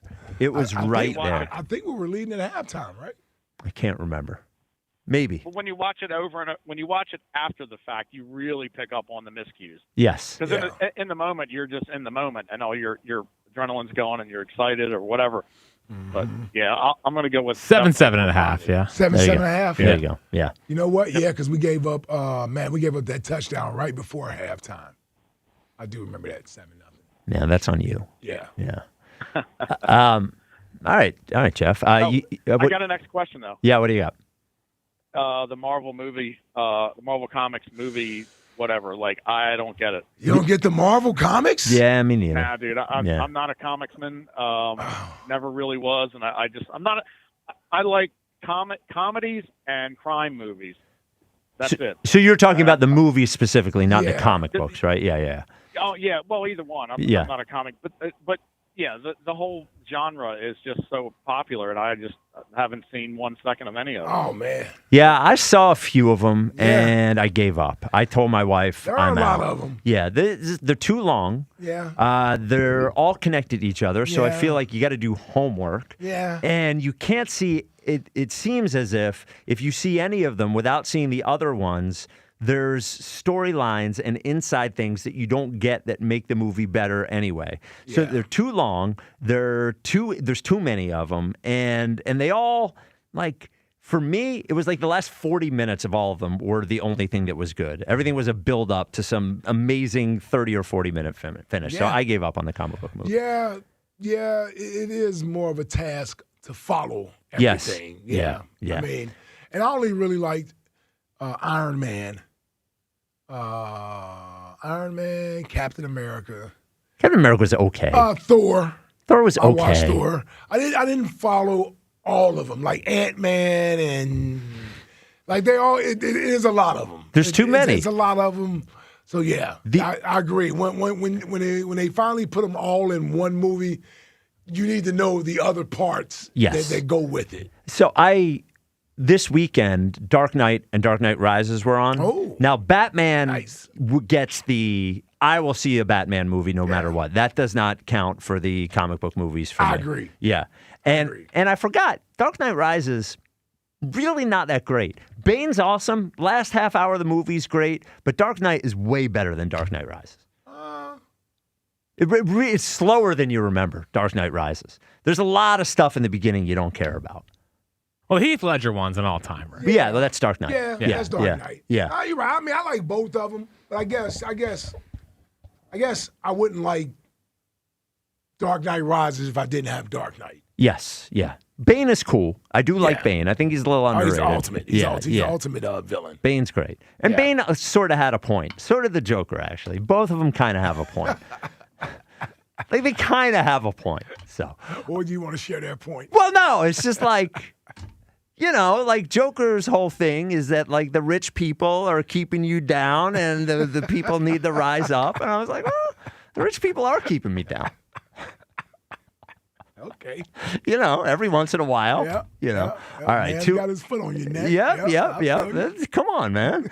It's rigged against us is what you learn as you get older. All right. 215-592-9494. It's Super Week on the WIP Afternoon Show. We remember the 2004 season and that era of Eagles football. Do you remember it more fondly or are you more frustrated by it? What about Jacksonville? Worst Super Bowl location, Minnesota or Jacksonville? Well, Jacksonville had to be worse. Unbelievable. There weren't enough hotels, right? Than Minnesota. That is hard.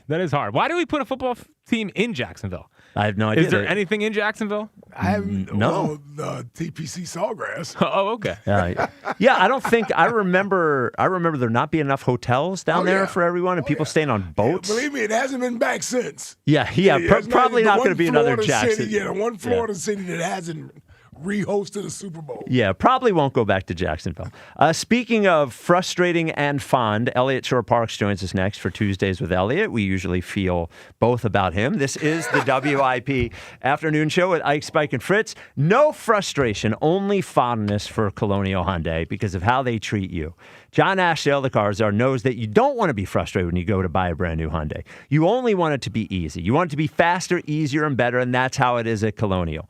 So it'll be easy and fast because they've got over 200 new Hyundais in stock, including Palisades and Konas and Tucsons. So whatever car you're looking for, they're probably going to have it at Colonial. And every single one of them drives off the lot with America's best warranty, a 10-year, 100,000-mile powertrain with Hyundai Assurance. They also understand that there will be some issue most likely, whether it is financing for you, whether it's your trade, but they seek to remove all the issues by giving you the most for your trade, by getting you the best financing in the business, no matter what your credit is. They get your rate as low as 0%. And with that new awesome dealership they have there, they streamline everything and make it fast, easy, better, no hassles, no waiting at all.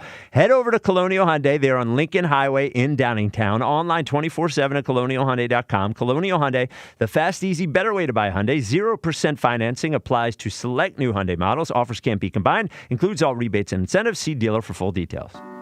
Carrier has the home comfort you need and financing options to fit any budget. Right now, you can enjoy 60 months financing on a new home comfort system. Turn to your local Carrier home comfort expert for efficient heating and cooling performance, healthier indoor air, and convenient monthly payments for qualified buyers. Visit nopaycarrier.com. That's nopaycarrier.com. It's time to get focused. Focused on improving the lives of our beloved pets by feeding them the most nutritious pet food on the planet. With 2 decades of experience, the Dogs and Cats Rules stores can guide you in the right direction to meet your pet's needs. Fads come and go, but there's no substitute for premium meat inclusive food for your pets. If you changed your pet's food lately and they're starting to look like a shaggy dog, smelly ears and biting their feet all the time, you need to come into one of our 7 very convenient locations or visit dogsandcatsrule.pet. Your day doesn't wait. Between the school run, the office, and the grocery list, you need to know what's happening in Philly now, not an hour from now. At KYW News Radio, we're obsessed with your quality of life. That means real-time traffic for your commute, weather that actually helps you plan your weekend, and fearless reporting on the local leaders making decisions that affect your wallet. Stay connected. Stay informed. Tell your smart speaker to play KYW News Radio. We all hear the radio ads about the IRS. They tell you to be afraid, to be scared, and they try to frighten you into calling. I'm not here to do that. Tax Relief Advocates is different. TRA is here to tell you that if you owe money to the IRS, whether it's $5,000, $50,000, or $500,000, we have a solution. It doesn't matter if you're sitting in your car, at work, or with your kids. No matter where you are, call now. 800-575-9834. Don't lose hope. TRA can eliminate or reduce what you owe to the IRS. Generous programs are now available that can give you a fresh start. Our passion is taxes and helping individuals fix their IRS problems. We have over 1,000 5-star reviews on Google and an A+ with the Better Business Bureau. You don't need to be afraid of the IRS any longer. End your tax nightmare today by visiting us online at TRA.com or call 800-575-9834. That's 800-575-9834. Tax Relief Advocates. Real solutions for real people. Never have I ever called my sister from the finish line of my first marathon. Hello? You won't believe where I am. Are you running? Mile 26. I'm gonna make it. Switch to T-Mobile's 55 Plus plan and get iPhone 16e with its advanced camera system on us. Plus 2 lines for just $30 a line. Guys, I can't believe it. I knew you could do it, babe. That was amazing. Mom, how do you feel? I feel great. I can't feel my feet. Let's take a picture. And then you may carry me to the car. Share every stride, every mile, every memory on America's best network. Switch to T-Mobile's 55 Plus plan and get iPhone 16e on us and 2 lines for just $30 a line. With 24 monthly bill credits and 2 eligible port-ins on Essentials 55 Plus for well-qualified customers with autopay plus taxes, fees, and $35 device connection charge. Credits end and balance due if you pay off early or cancel. Contact us. Finance agreement 128 gigabytes, $599.99 required. Best mobile network in the U.S. based on analysis by Ookla of Speed Test Intelligence data 1H 2025. Visit T-Mobile.com. What if your instincts could pay off? With Robinhood Prediction Markets, you could put your knowledge to work on the events that matter to you. Prediction Markets isn't just sports. It's the Fed rate decision, your favorite award show, and so much more beyond the playing field. Trade events with Robinhood. Visit Robinhood.com/predict. That's Robinhood.com/predict. Futures and cleared swaps trading involves significant risk and is not appropriate for everyone. Event contracts are offered by Robinhood Derivatives LLC, a registered futures commission merchant and swap firm. My name is Whitney Allen, and I'm a widow. My husband, Ryan, died. We never thought we'd ever have to use life insurance, but the unexpected happened. With Ethos, signing up was fast and 100% online. You can get a quote in seconds, apply in minutes, and get same-day coverage. No medical exams, and you can get up to $3 million worth of coverage. I'm grateful we were prepared. Get your free quote at ethos.com/game. That's ethos.com/game. Paid spokesperson. Time spent on application may vary. Online health questions required. This is an Odyssey Sports Minute. Presented by Robinhood, your money, your move. Seahawks offensive coordinator Clint Kubiak will become the next head coach for the Las Vegas Raiders. Last night, he said that he's all in on prep for the Super Bowl. But you have to wonder about the focus considering he's got a new gig on the horizon. Kubiak can say he's all in on the Super Bowl game plan, but until we see how the Seahawks play, we can question if that's the case. I'm Chris Black. 94 WIP HD1 Philadelphia. Powered by the Tasty Cake Studios. Sports Radio 94 WIP. An Odyssey Sports Station. Hank. Sassy Elliott. Hank. Sassy Elliott. Girl. It's the WIP afternoon show with Ike, Spike, and Fritz. It's Tuesday, 3 o'clock. Super Week does not stand in the way of Sassy Elliott Shore Parks being there for an hour. What's up, Elliott? What's up, Super Week? I like that. Yeah, you like that? Yeah. Today is the 04 team. Now you're old enough. Yeah. How do you remember the team? Do you remember them fondly, or is it still frustrating? Really fondly. For me, it's like the 01 Sixers and the 04 Eagles. Like those are my teams. Okay. And do you remember the 04 Eagles similarly to how you think about the 01 Sixers, or is it different? So I just because I like Iverson so much, I remember the 01 team more fondly for me. But for me, because, funny timing because they just did the 01 thing. Like, when I look back at the 04 team, my main takeaway is just, like, championships really aren't everything. Like, I look back at that team very fondly. Like, what they did year after year after year, going to the Super Bowl as the Super Bowl favorite, something I don't think the Eagles have ever done before. 17, 22, 24, they were not favorites going into the season. So, like, I look back at that era. Were they the Super Bowl favorite going into the season? Yeah, they were plus 500. Okay, yeah, I just looked it up. I just think there's something about wearing the crown from the jump and going all the way there that's a little more impressive than coming out of nowhere. So obviously winning it all matters. I'm not saying it's not, of course it matters. But I think I can look at a team and go, you know what? I'm not going to let 2 quarters at the end of the season dictate how I remember them. And for 4 straight years, they were the best thing I'd ever seen in Philly sports. For a long time after that, they were the best thing we ever had in Philly sports. So they didn't win it, but I think that level of like excellence is really not been duplicated much. Like this most recent Eagles, certainly, right? But even this most recent Eagles show you the tough part of succeeding year after year after year, like missing the playoffs or not winning a playoff game.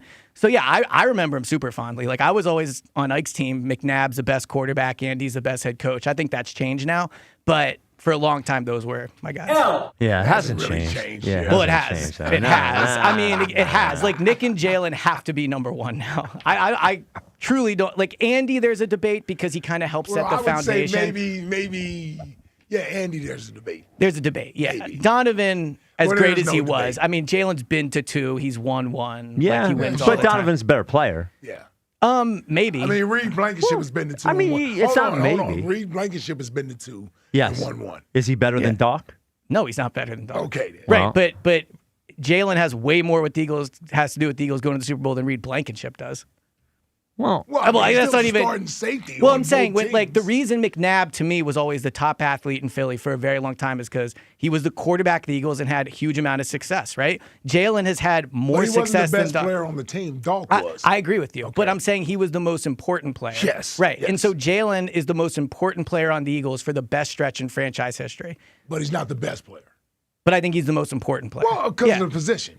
Yeah, that's what I'm saying. Sure. So for me, the fact when you look at Donovan versus Jalen, being the most important is not being the best. But I think it's more important.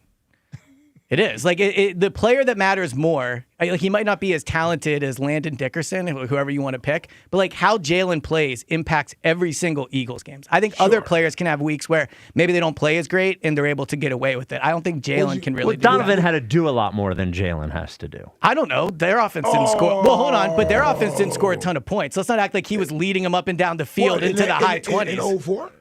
In 04 they did, but he had T.O. Yeah. Yeah, I know. Jalen essentially has had weapons ever since. Agreed. And Jalen scored a lot of points. Last year they did not, but for the most part, Jalen's offenses have been top 10. I think 3 out of 5 years they've been top 10. Well, that's only the top third of the league. I mean, it's not. Right, but let's not. McNabb had less to work with. Here's all I want to ask. Because you try to blur the line between best and like most accomplished or whatever. Yeah. Who is a better quarterback, This is all I'm asking you. On the field, you're watching them play. Yes. Who is a better quarterback, Jalen Hurts or Donovan McNabb? I think it might be Jalen.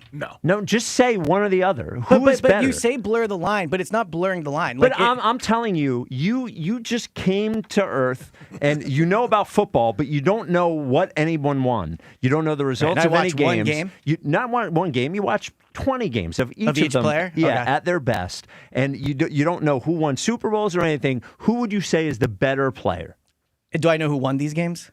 No. Doesn't matter. Okay. Well, it matters. Like if I answer watch the question. I think it's Jalen. I don't think it's as far. I don't think it's as clear as you do. Jalen's What best does he do season- better than Donovan? Like Jalen's best season is nowhere near Donovan's best season. I'm close. 04, I would agree with that. Yeah. Well, in 04 was in 13 games. Yeah. No, you're right. I mean, 22, Jalen was pretty awesome, but I don't remember it as fondly as 04 McNabb. Yeah, and Donovan has a runner-up MVP. All right, if you want to as say well. McNabb is more talented, No, better. sure. Better player.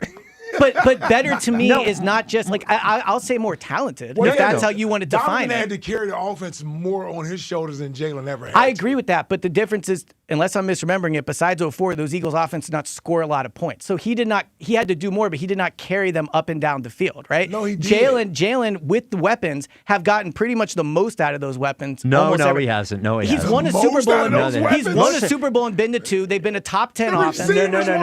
You're talking about going up and down the field, bro. They do go. They up until last year, they were going up and down By the handing field. it to the running back. That Will was you 24, stop it? not in 22 or 23, or And really in 21. In 21, he ran the ball quite a bit. Okay. Jalen did. There is no. He did. And when you say talented, 21 sucked. But I'm saying like they got the most out of that team. Jalen did. Yeah. They dude, did. and talented, you got to throw talented away too. That word talented, because there's a lot of talented players that come in and don't play well. But to me, talented is best. That's who is what a better let's do it just skill we'll by do it skill. one by one. Skill by skill. Who is a better thrower of the football? Donovan McNabb or Jalen Hurts? Just say the right thing. Can I think? I think it's probably McNabb. Okay. Who is a better runner of the football? Although I don't know, Jalen was more accurate than McNabb. It's a different time in football. When you look at what does that have to do with accuracy? Well, I'll tell you what it has to do. passes Yeah, when you now. look at completion percentages in the early 2000s, they were not like now. The average completion percentage in the NFL right now is like 70. Yeah. It was not that. I'm thinking of like the worm burners. Like, I mean, Jalen. Well, Jalen he did that this to past year. avoid turnovers, Agreed, which Mr. was Turnover smart. guy. Well, that's why Okay. he was the best So, quarterback okay. in franchise Who is history a before better- Jalen came around. who is a I know you're better- okay with turning the ball over Who is now. a better thrower of the football, Donovan or Jalen? I would say like 51-49 Donovan. Okay, so Donovan. Yeah. Who is a better runner of the football, Donovan or Jalen? I think it's dead even. It really isn't. If not Jalen. Actually, hold up. It's definitely Jalen. No, it's not. What are the rushing touchdowns? It can't even be close. Stop. It can't even be close. There's Number team one. touchdowns. No. The whole play. The You whole play get is out built here around Jalen. with Of rushing course it matters. touchdowns. What do you... Again, Stop all right, it. if we're going to Get diminish out. Go everything with home. Jalen, then of course he's going to win every category. Well, hold on. Throwing, it's Oh, easier. The my push pushes don't God. count. He has all this God, talent. the If we're just going tush to everything push he does doesn't Rushing, count, then you're yes, it's so McNabb. disrespectful. Agreed. McNabb was a good runner for like 3 years. Dude, if He you was put, outrageous. He was great. So Jalen was Jalen. No, he wasn't. Look up their rushing numbers. I don't care what the numbers are. What do you mean you don't care what the numbers are? I watched it with my eyes. So did I. I watched both of them, and Jalen is just as good in the open You went field. straight to touchdowns. Knows you But know that you does know matter. you tush But pushes in your favor. Jalen will go down as one of the You best know rushing tush quarterbacks of pushes all in your time. favor.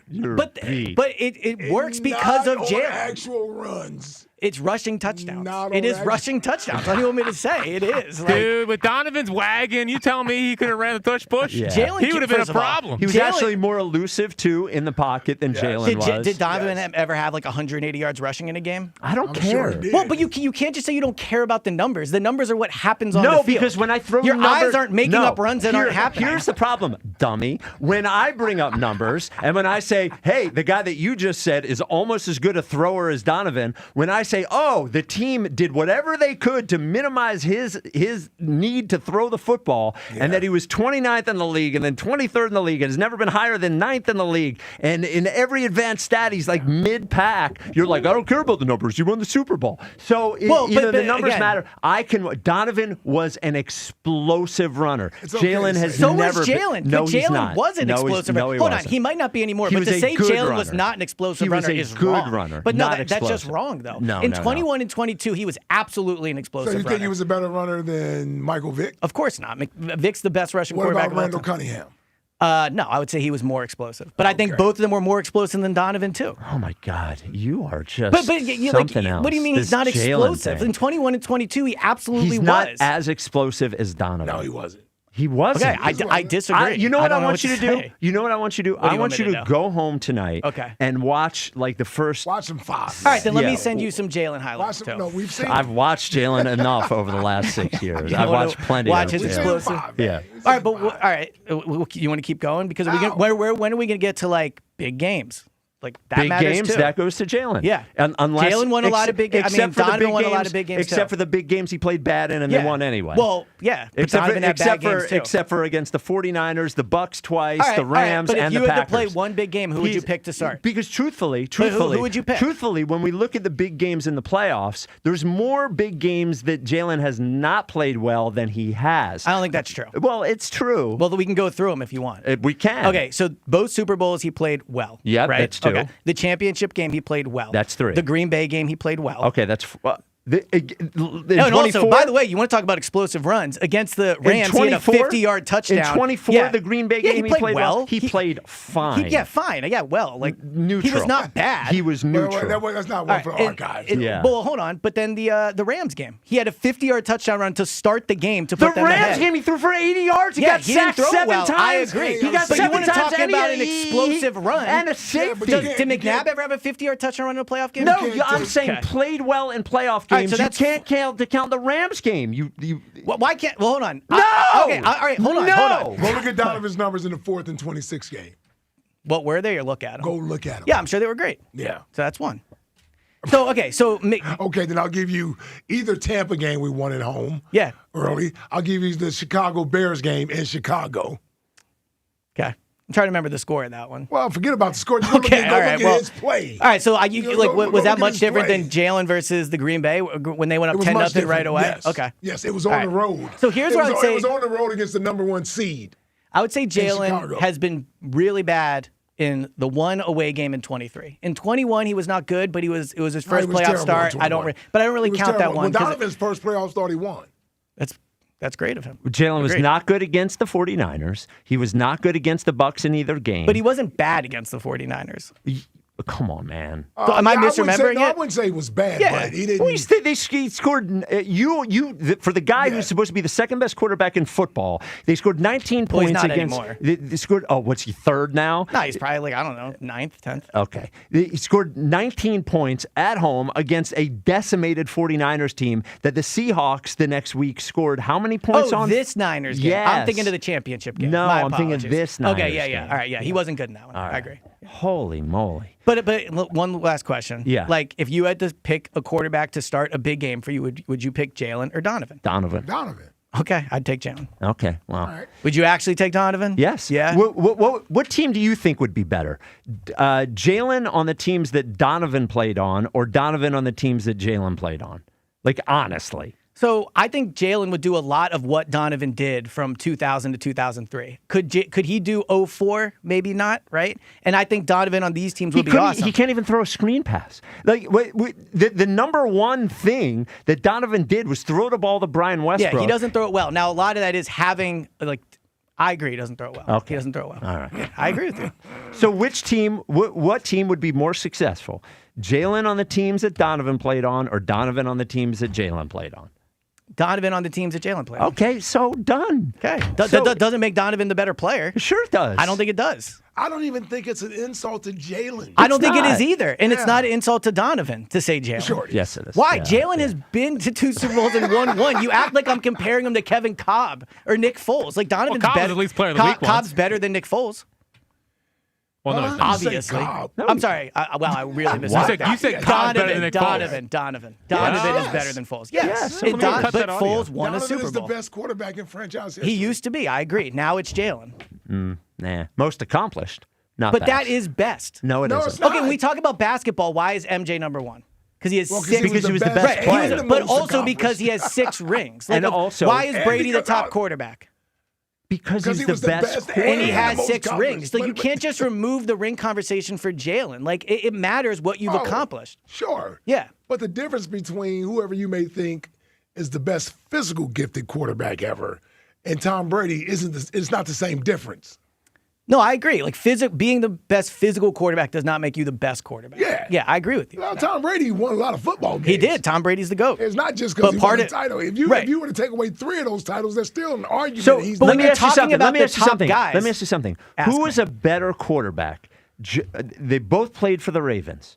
Joe Flacco or Lamar Jackson? Lamar Jackson. Okay. How many titles has he won? 0. And how many did Joe Flacco win? I think he won 1. Right. Yeah. Okay. So even though Lamar Jackson didn't win a Super Bowl for that franchise, and they were both longtime quarterbacks for the same franchise, we can look at both players and understand that Lamar Jackson's a better player. Agreed, but I don't think that's the case here. Well, sure it is. Well, I don't it's think similar. it is. Why wouldn't it be? Because I think Jalen, having been to 2, having won like 75% of his starts, again, the rushing touchdowns, like all that stuff matters. You stop with the rush. It matters. Just admit. No, I'm not going to. I'm not going to. It's been the most push important play for them over the past 3 years. Still getting pushed in the end zone. Yeah, come on. It's still him. No, stop. It is. It goes down. How much did it work this year? It wasn't great this year. Let's see. A lot. It didn't work out. 215-592-9494. Dustin in the Northeast. You're on WIP. What's up, Dustin?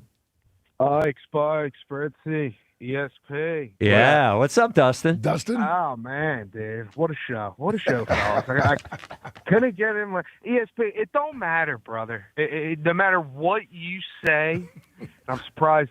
Well, Ike's defending his boy. No matter what you say, Jalen Hurts ain't going to be good enough, dude. Oh, no stop. I forgot. You're a lunatic, too. I forgot. You're a lunatic, too. You know what? I thought after you were so wrong this season, you would finally be humbled, but here you are back being... McNabb had bad years, too, by the way. He did have bad years. Yeah. Yes. But he's like, Jalen is on a downward trajectory. Currently, I would agree. Yeah. And you and Spritz couldn't be happier. No, I'm not. Here's the thing, Dustin. Thrilled. How old are you, Dustin? 35. Okay, so you're old enough. You watch both players. Who is a better player, Donovan or Jalen?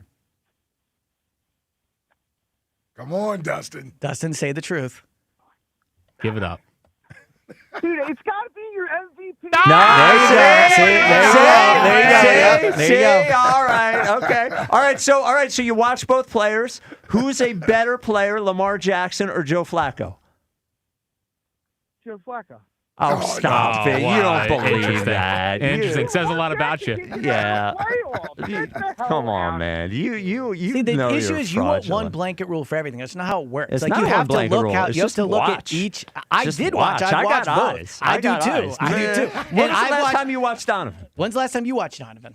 This morning. This morning? Okay, Now so you that's win not a good that game to one. watch. You win that one. And McNabb's awesome, but Jalen has accomplished more. Yes. Yes, Yeah. he's accomplished That makes more. him better. No, it doesn't. It absolutely does. Is Jalen better than Dan Marino? No, but Marino is accomplished, is in the Hall of Fame and is like what the all-time leading passer. You act like Marino also has a ton of accomplishments. Name them. He's the all-time leading passer or something, isn't he? Or something. Yeah, whatever. Right. Okay. I'll have to do All my right. list. Yeah. What do you want, listen, Yeah, Dustin? he hasn't accomplished anything. Like I brought up some practice squad guy. So last week I couldn't get in because obviously the greatest show on the radio. You know, Yeah. Crazy. Yeah. But, You're a 4 seed. Dude, I like that. Okay, all right. Listen, what's ticking me off more than anything is Howie Roseman and Nick Sirianni with that hiring last week, because they're setting up dudes like you and Spritz to have a whirlwind next year when Jalen's getting coached by a dude that's drawing up plays with friggin' crayons. I don't know. He made Jordan Love better. He made Malik Willis better. Why can't Jalen I don't do think it? that's true. Well, of course it's true. He made Malik Willis better. Yes, he Numbers did. are like the same year to year. No, we all have eyes. You watch him? Yeah. Well, here you go. You have eyes. So out of the 5 years that Jalen's been in the league, 2 of those years he was in the Super Bowl. No way. You watch those ones, Spike? So is Reed I love how Blankenship. making the Super Bowl is not accomplished So is Reed anymore. Blankenship. Like, now that you bring it up, and it's like, No, who cares? No, it's That's because exactly you what your make guys' reaction is every time. No, because you It know what? is. When I ask somebody how is he a good player, they'll go, he was in the Super That Bowl. matters. Okay, well, so is Jeff Hostetler. But again, you always use these extreme examples. Yeah, Jim Plunkett won too. Okay, he's a good player. What to say? Oh, he had to catch a stray. This is what kind of. Would you come Out on, of Dustin? Yeah. The other 3 years, he had incompetent play callers. Oh, All right? will Say what you you stop. want. Not You last say year. He doesn't know how to throw a ball, whatever you guys want to say. When he had a competent play caller Oh, who my God. knew how to switch up, Oh, my and you're going God. to say, well, what happened last year? They tried giving him the ball, and then they turned around and had to run the ball. Yeah. 2000. Yeah. That's because we had a play caller who knew how to change and knew how to make the The head team coach better. told him to do it after the offensive line wanted him to. What a are we good point talking about Mac. Yeah. Spike, this is what is bothering me. You have a Sean, track record here's when the truth, you Dustin. This is what you're afraid of, and you're taking it out on me and Jack. Here's the truth: is that Sean Mannion and what's the coordinator? Josh Grizzard. Grizzard. Apparently, it's Grizzard. It is Grizzard. Yeah, Yeah. that's what Sean Syed said yesterday. Okay. Is that Mannion and Grizzard are going to expose your boy. And that is the truth. And this is what's going to happen next year, is that Jeffrey Lurie and Howie Roseman and Nick Sirianni interviewed a bunch of guys, and they found one that they are convinced that was a former quarterback, knows quarterbacks, all this stuff. They also got another guy that worked with Liam Cohen, knows quarterbacks, blah, blah, blah. And they're going to come in, and your worry is not that Sean Mannion can't call plays, and not that he doesn't know quarterbacks, and not that, is that your guy could run roughshod over the organization for the last 3 years because he had a big contract and the owner liked him, and it's over. It's over. The jig is up, baby, and he is getting exposed next year. He is either waking up and learning how to play quarterback, or he's getting exposed. And that is what you're so upset about, is that everybody in the organization got this future guy that they all believe in, and it's not the quarterback. It's the offensive coordinator. And the truth is, if Jalen can't do what he wants him to do next year, then he's going to be here and Jalen's not. And you can't take it. And the reality of what has happened over the last week has finally gotten into your brain. And you're so upset about it. And you're taking it out on me, and you're taking it out on Jack, and you're going to be at Wawa. You're going to talk to some random at Wawa. Could you believe they did this to Jalen? And it's not really what's happening, and you can't take it. And you're acting out. And I understand bad things happen to all of us, and we act out. And now it's happening to you. Yeah, Elliot, I can't see you. Everyone should go watch the YouTube for this, by the way. But don't you think that's a flawed plan? Like, if that's what the Eagles' plan is, then I think Jalen is being treated unfairly. No, well, you know what? He should. If the whole plan is to try to get a staff that's going to expose him, then I feel bad for him. He should start listening to his coaches. He should start listening to his coaches. So he should can I stop. ask you, why should Jalen listen to Sean Mannion? You know what? Because Sean Mannion knows how to work with quarterbacks. Does he? Yes. He did it for 1 year with the Packers. Yes, and it worked. It did not work. Jordan Love had the best season of his career. He did. Look at every number. We act like Jordan Love was like an MVP candidate, and the Packers were this unbeatable team. No, I saw Jordan Love in the Packers game, and Jalen outplayed him. Actually, that's not what I said happened. What I said happened was he had the best season of his career. But I'm curious because you've and obviously you know looked who this else? up. You know who else? By thought, how much? You know who else thinks that Sean Mannion knows quarterbacks? Is Matt LaFleur thought it as well. And you know who else thinks? Nick Sirianni thinks. And you know who else thinks? Howie Roseman thinks. And the truth is, who do you think knows more about playing quarterback, Jalen or Sean Mannion? Sean Mannion. I disagree. And because Jalen knows how to do one thing. And this whole what thing. What does Sean Mannion know how to do? Hush. This whole thing where because Jalen won the Super Bowl MVP, he shouldn't have to listen to anyone who hasn't also won a Super Bowl MVP or hasn't been in the league for 25 years. The truth is they have brought guy after guy in here to try to get that guy to evolve as a quarterback, and he has refused to do it. And they need him to evolve because he can't run anymore or he won't run run anymore. The offense was stuck in mud last year, and God bless Saquon Barkley and the offensive line, which got us a Super Bowl in 2024, but Jalen had the same problem that year either. So before they're going to pay him another $60, $100, $200, $300 million, they want to find out if he can play quarterback again because he hasn't done it in 4 years. Okay, so I agree Jalen has areas he needs to improve. Yes. 100%. He has areas he needs to evolve. All players do. I agree with you on that. I do think he was the main reason the passing offense struggled last year, right? So I'm with you on all the things. What I'm saying is Sean Mannion has been a coach for 2 years and was like, Jalen, this idea that all these guys like Brian Dable, Mike McDaniel are going to come in and tell Jalen what he should do to win football games, I think is a bit like offensive to what Jalen has accomplished. You know what? I'm not saying he can't be better. I'm not saying he can't evolve. But Jalen played at Alabama, Oklahoma. He was a number one guy in Texas. But it matters. No, it matters. because he has to grow up. Yes, agreed he has to grow up. Elliot, but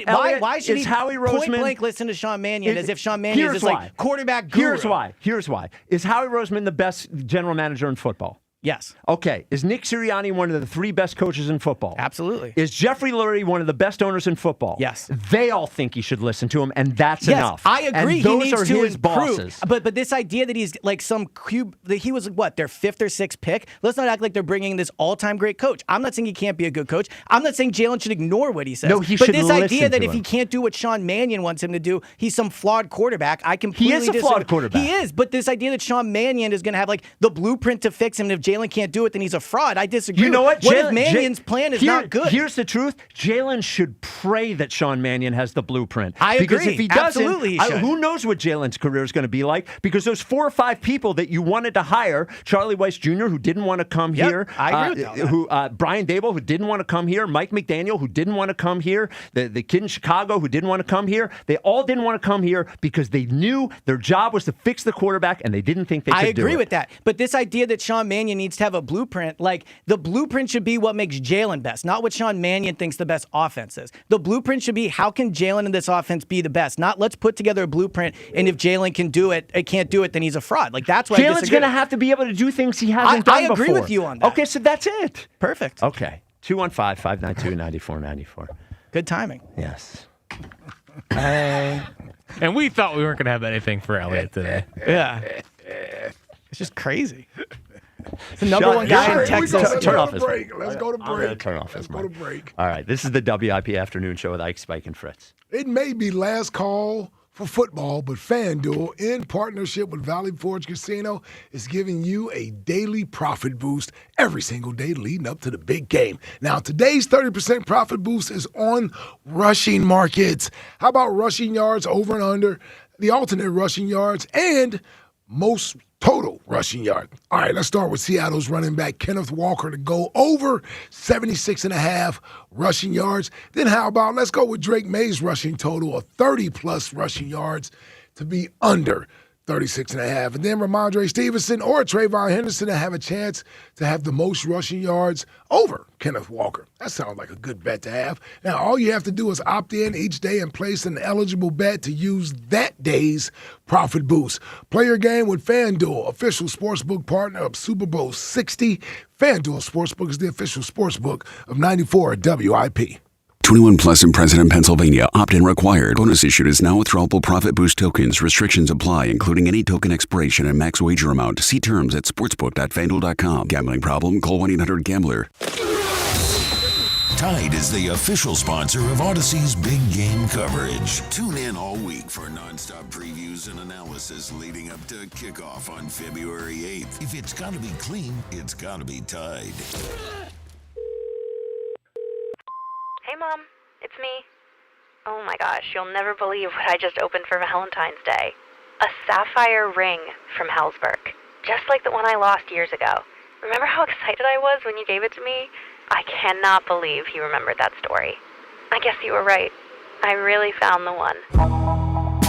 This Valentine's Day, create a moment that means something with up to 40% off gifts at Hellsberg. Shop in store or at hellsberg.com. Wing Pole, Wing Pole, Wing Pole! Globe Risque, where the tradition continues. Wing Pole 26, Friday, February 6th. Doors open at 8 a.m. Philly's largest wing eating contest. Thousands in cash prizes. Alexis, Texas, and madness all day. Globe Risque Philly. GlobeRisque.com. For over 30 years, CertaPro Painters has been part of countless memories. Every wall tells a story, and we've been proud to help write them. We are more than just your local painters, with care, craftsmanship, and certainty. From the first brushstroke to the final smile, our promise is simple. Your home, beautifully painted and worry-free. CertaPro Painters, that's painting happy. Get started today at CertaPro.com. Each CertaPro Painters business is independently owned and operated. Home improvement contractor registration numbers are available at CertaPro.com. That's another amazing run by Team USA. Mom, think I'll be on Team USA one day? Well, I'll take this one. Are you speaking to us? Yes, and to answer your question, anything's possible, especially with Xfinity. So, I can be the best snowboarder ever?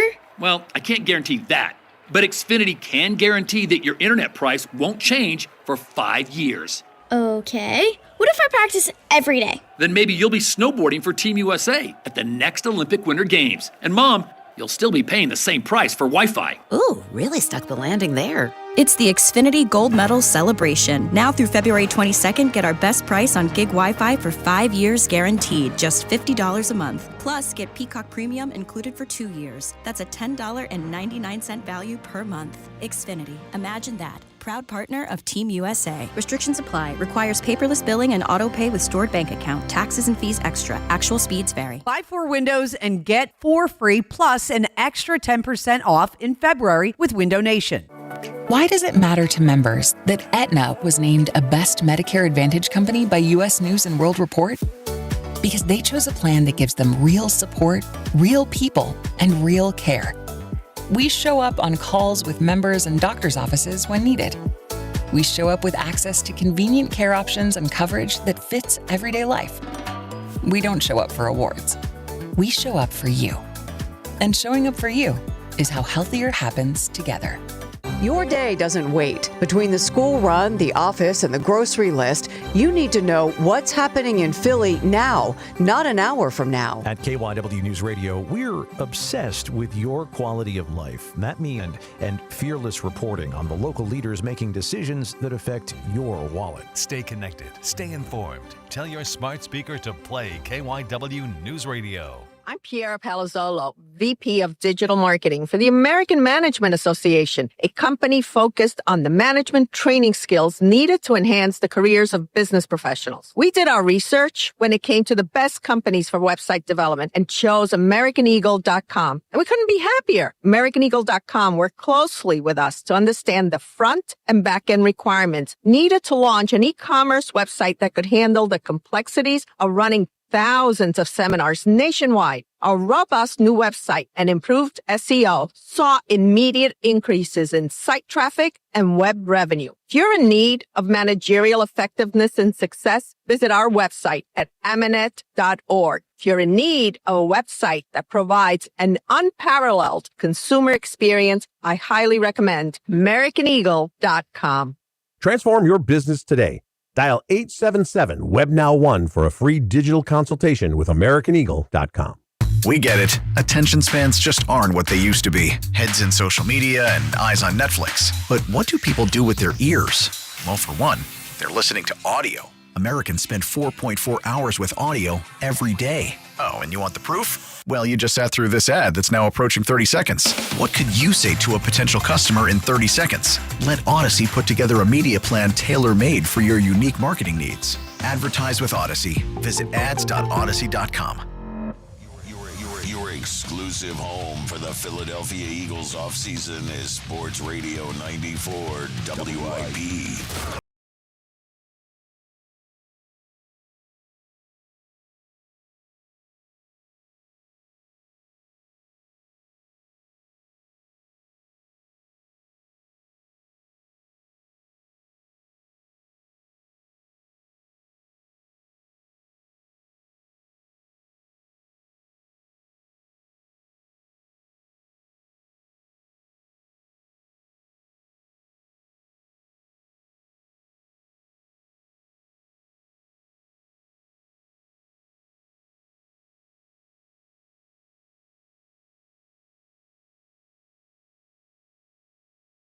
My brain's cloudy. I don't know what you... Well, it sounds like Hickok. Oh. I was thinking the first word was different. Yeah. It's a WIP afternoon show with Ike, Spike, and Frisk. That's your 3:30 country. Elliot's here with us, Tuesdays with Elliot. Tour questions brought to you by Mark's Jewelers, because the moment matters. The moment matters. Choose exceptional quality, fair pricing, and expert craftsmanship online at marks-jewelers.com. This one I like, 4 or 17. Ike, what do you think the poll is at? Best Eagles team, 24, 22, 04, or 17? 24. Yeah. What do you think the poll's at? Probably 40%. 71%. Damn, 70%? No respect. And number 2 is 17, 11%. I think 17 is the worst of the 4. Then I think 22 is the worst of the 4. Yeah? Yeah. Maybe. 22 was pretty good. They were good that year. Yeah, I think they had more talent than 17. Really? I think so, too. I mean, AJ, Devontae, Jalen. Yeah, I think they did. Miles Sanders. Yeah, Miles wasn't he like a Pro Bowler that year? He did make the Pro Bowl. Yeah. Hey, listen. Jalen made it this year. Yeah, so did Shedeur Sanders. He did, yeah. Deserves it. So this is when it went downhill. I think the best game would be 04 versus 24, though. Yeah, we've talked about it a lot. Yeah. Those are probably the teams that you have the most confidence in. It seems like 24 would be, according to both Gemini and ChatGPT, 04 or 24 would be a 3.5 point favorite over 04. Would you say 04 was a team that you were like most sure each week they were going to win? Yes. Just like the level of. Yes. I think I probably that was the agree, best regular season team for sure. Yeah. 7-0. Yeah, I think, and actually, 24 was good. They just didn't have. They had that shaky part at the beginning. 17 was good too. 17 went on a like once that team got rolling, week 4, week 5, whenever it was, they were really, they felt like the best team in the league. 17 didn't have the quality of wins. Mm-hmm. I would agree. I mean, they beat the Rams on the road. That was a good one. That was their best win. The Panthers were still good. That was a good Thursday right? night win. Yep. And then remember they played a stretch of like like Broncos, like they dominated. Cardinals. They dominated those teams, but those weren't very good teams. It's actually a good like exercise, and if it's better to be great or special. You know, like 17 was special. So if you told me they beat all those other 3 teams, it wouldn't shock me. Like they clearly had something going on. Yeah. I just think 04 was great and special. 22 to me was not special. No. In retrospect. In the time it feels special, but I agree with that. I think 24 it became special. Even the playoff run in 22 is boring. I mean, the Giants. 24, to me, 24. Because it's Giants and the injured Niners in 22, felt right? special to me. Agreed. Once they got going and Saquon and all that. Yeah, because it was a Saquon year. It felt special to me. 215-592-9494. Backward hurdle. Yeah. Oh, actually, before we get to Bam. 04 TO and all that. Fangio. Yeah. So, like, E.J. Smith said that he's definitely coming back, but then Mike Garafolo said that they think he's coming back. Do you have a feel on any of this? Here's what I would say. Until the team says he's back, I don't think they're sure he's back. I would agree with that. I think people in the organization, you could probably ask 10 different people, and you would get 8 say, yeah, he's coming back. We're pretty sure about it. But until they say he is back, then I don't think they're 100% sure. And there is a possibility. So I think, we were talking about why he might not come back. I think all of the things that we talked about are probably just wrapped up into one. Mm-hmm. I don't think it's as simple as he's just older and he doesn't. I assume it could be that, but I do think the possibility of maybe losing some of his key players could be frustrating. I think losing, just out here, like which key players, like Nakobe, I guess. Nakobe they could lose. Jalen Phillips they could lose. Reed Blankenship Maybe. they could lose as well. And it's not like they have backup plans in any of those spots. I think that, I wonder when they lose Christian Parker, whether he's given the option to pick who he wants there or whether. So they did promote. They did promote one of his guys into it. One of Vic's guys. They promoted one of Vic's guys that he brought with him from Miami into Christian Parker's job. Okay. I think with Vic, it's probably like. He does have a great job. It's funny, we spent so many weeks talking about how the Eagles' offensive coordinator job is not a great job. The defensive coordinator job is an outstanding job. Yeah. Like talent, complete control, all those things. He lives in the city he grew up in. Like, I think if Vic retires, it'll be mostly, in my opinion, he doesn't feel like going through the slog of the season again. Yep. But baked into that, you can say, is a little like, does he think they're going to win a Super Bowl next year? Right. Like, it's like when what's his name retired.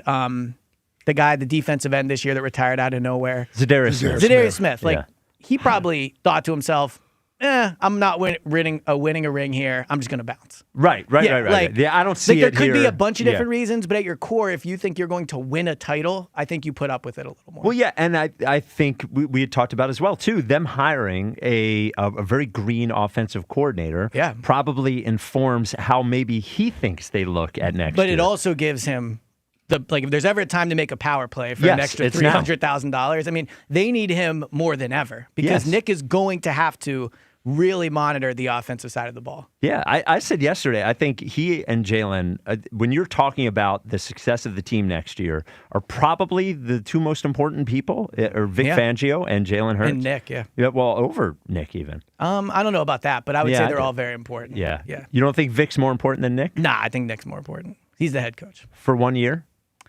Yeah. Really? Well, because I think last year also showed you that unless you have a great offense, it kind of doesn't matter. Like their defense was awesome, but ultimately their offense just held them back. A great offense? How about just a competent offense? Well, Yeah, because they weren't great in 24. Yeah. I mean, they were pretty great in 24. No, you can't be seventh in points. I think if you're the best rushing attack of all time, you're great. Best rusher of all time. Rushing attack. Yeah. Yeah. It wasn't a great offense. Well, they had more rushing yards than any other team ever. Yeah, it made them the best rushing offense. Yeah, that's what I'm saying. If you're the best ever to do something, that's a huge part of it. That makes you a great offense. Nah, they weren't a great offense. I disagree. Nah, they were the good. defense is certainly important. Yes. Defense is important. Yeah. I agree. Offense, probably more important. But. So, you said on Twitter that you think Matt Nagy is a great hire for the Giants. Why do you think so? So, I think what they need up there is competency. They need to just go from bottom of the barrel team to middle of the pack, right? Yeah. That's a great year for them. Matt Nagy, to me, and we talked about him a lot for this job, maybe his ceiling is not super high, although I think we underrate his ceiling a little bit, but regardless, he knows how to be an offensive coordinator. He has done it before, right? Sean Mannion might have a better offensive mind. Sean Mannion's never been an offensive coordinator. He's never called plays in a game. Matt Nagy knows exactly what he's walking into. So I think for the Giants, it's a great hire. Yeah, they need more of a stabilizing force. More so than taking a flyer. Yeah, on somebody exactly. Someone that's going to know how to run the meeting room all week. Someone that's been through a lot of things. His time in Chicago is not as bad, I think, as people make it out. No, I mean, he made the playoffs 2 out of 4 years. Yeah. It was Mitch Trubisky, Justin Fields, Nick Foles. I mean, sounds like Nick Foles would have hired Matt Nagy over Sean Mannion for this job, for what it's worth. Yeah, well, I think a lot of the people we heard talked about how bright Mannion is and how surprised they were that he got the job. Mm-hmm. I think Nick said the same thing. So I almost hesitate to do this, but which duo would you rather have? Would you rather have John Harbaugh and Matt Nagy or Nick Sirianni and Sean Mannion? I would rather have John Harbaugh and Matt Nagy. Yeah. All right, just wondering. What about you? I think that's probably the answer, right? I think that says it all. Harbaugh is an unbelievable head coach. Nick is too, but that's two greats right there. Yeah. And Sean Mannion's never done the job. Well, it is two greats right there. Yeah. It is. Yep. He's third all time in win percentage and won a Super Bowl. I'm with you. Yeah. I'm with you. Yeah. Brian Westbrook joins us at 4 to help celebrate Super Week. Bam in Upper Darby, you're on WIP. What's up, Bam? Yeah. Hope he didn't lose his hearing, too. Come on, man. Herman in Delaware, you're on WIP. Well, I don't want a Helen Keller situation. He's back. Okay. Bam in Upper Darby, you're on WIP. What's up, Bam? What's up, Spike, Ike, and Jack? Good afternoon. What's up, Bam? I remember the 04 Eagles. Yeah. I wish yesterday. Hey, Ike. Yeah. And that year, I was a senior in high school, Ike. And for Halloween, I dressed up as you, bro. Oh, man. Well, that's not true because you were a Redskins fan in high school. I was. Okay. Who'd you think was better, Donovan? Bam's being fraudulent here. There's a lot of lying going on. You probably Mark Rippon. Yeah. But yeah. But that was but Ike was my favorite defensive player back then. Okay. What was your favorite play? When he caught the play on special teams. Wow. When he what? Caught the play on special teams. I'm not gonna make it. Hey, Bam. Do you have for next question? Do you have something that's really popular that you don't get? Oh, yes. What do you got? Oh, yes. Women. And Oh, come on, man! You like man. women? $1,500 in one night at a strip club? you come on! You like women probably more than all of us do. Clearly, yeah. All right, Bam. Thank you for the call. Bam is one of one. He is one of one. Hey, man. It is funny to picture him showing up to his friend's house. They're all Washington fans, and he's dressed up like Ike Reese. They're like, what are you doing, man? Not letting him get away with that. Come on, that big old lie. He tells his parents who he wants to be. Yeah. Kristen in Philly, you're on WIP. What's up, Kristen? Hey, how are you guys today? We're great. How are you, Kristen? Pretty good. So I want to answer the question. I do remember the 2004 Eagles. Finally, because I didn't think so at that time, right? I was just happy that we made it to the Super Bowl, right? And I felt like we was better than Patriots, but hey, stuff happens, right? But I think the frustration comes in, like, from then until now, like, not for me, but, you know, generationally, like, Gen X have an issue with Gen Z. Like, no, Gen X has an issue with millennials. I actually like Gen Z. They Gen Z. They Gen Z. This is Gen Z. These kids here today, the Eagles. I know. Gen Z kids are much better than millennials are. Relax. Millennials are They whiners. are. Yeah. But what I'm saying is, like, the Eagles fans, right? Because what happened in 2024 and they collapsed in 2004 and they collapsed in 2005. Yep. It didn't happen this way for Gen Z. Gen Z, they went in 22, collapsed in 23, and won it in 2024. Yes. And I think that's like a generational pull, right? Gen X feel some type of way, like Gen X fans. Oh, that we went through all that hardship and Gen Z is not. Is that what you're trying to get these mixed Yeah, up. I have no idea what you guys are talking about. Yeah, Gen X, Gen where are we Z, at, Spike? millennial. We're You and I are Gen X. We're Gen X, okay. So what age group is that? I guess it'd be years. Like, yeah, I guess the youngest Gen X at this point is probably 40. 40? No, because Seltzer's what, 44? Yo, he's Gen X. He's Gen X? Well, he's I think right he's on millennial. the edge. He's probably is right on the edge. millennial in between Gen X and Gen Z? Yeah, so it goes. I'm a millennial. You're a millennial. Yeah. Okay. It goes baby boomer, Gen X, millennial, Gen Z, and then It's like Gen Alpha A. or something Gen like Alpha. that, right? Yeah. And now Generation Beta. Is that next? Well, because Suddy's Generation Beta. Ooh, that's tough. I know. Yeah. I know. You got to. So Walker is Generation Alpha and Suddy Walk's is Generation Alpha and Suddy's Generation Beta. It's a tough one. There is. How are they in different generations? Well, I try to explain it must have been this. at the dead. It must have been like at the He's deadline. born January 2nd, 2025. It transitioned from Generation Alpha on December 31st, But 2024. here's the thing: they don't usually They're 2 decide the years apart. generations until. I understand. Well, there's always a line. I'm just telling you that what the cutoff is. They'll be the same generation. Yeah, but technically, a lot of times when you look at older millennials, they're more like Gen X. Like Seltzer, if he's officially a millennial, he is spiritually a Gen X. There's always got to be a line. So Gen X is 65 to 80. Born 65 to 80. So if you were 45 to 80. Yeah. So wait, Seltzer was 1980. born in the 70s? Seltzer was born in 83, I believe. Okay. He's out of it. So Okay, he's all right, millennial. right. But Seltzer spiritually, because an older millennial Yeah. is more similar to Gen Z Likes old music. than what we think of as a millennial like Jack or Yeah, you. right. Yes. Even though I'm a younger millennial. Are you? I think so. Yes. Yeah. So there you go. 96 is the cutoff for millennials.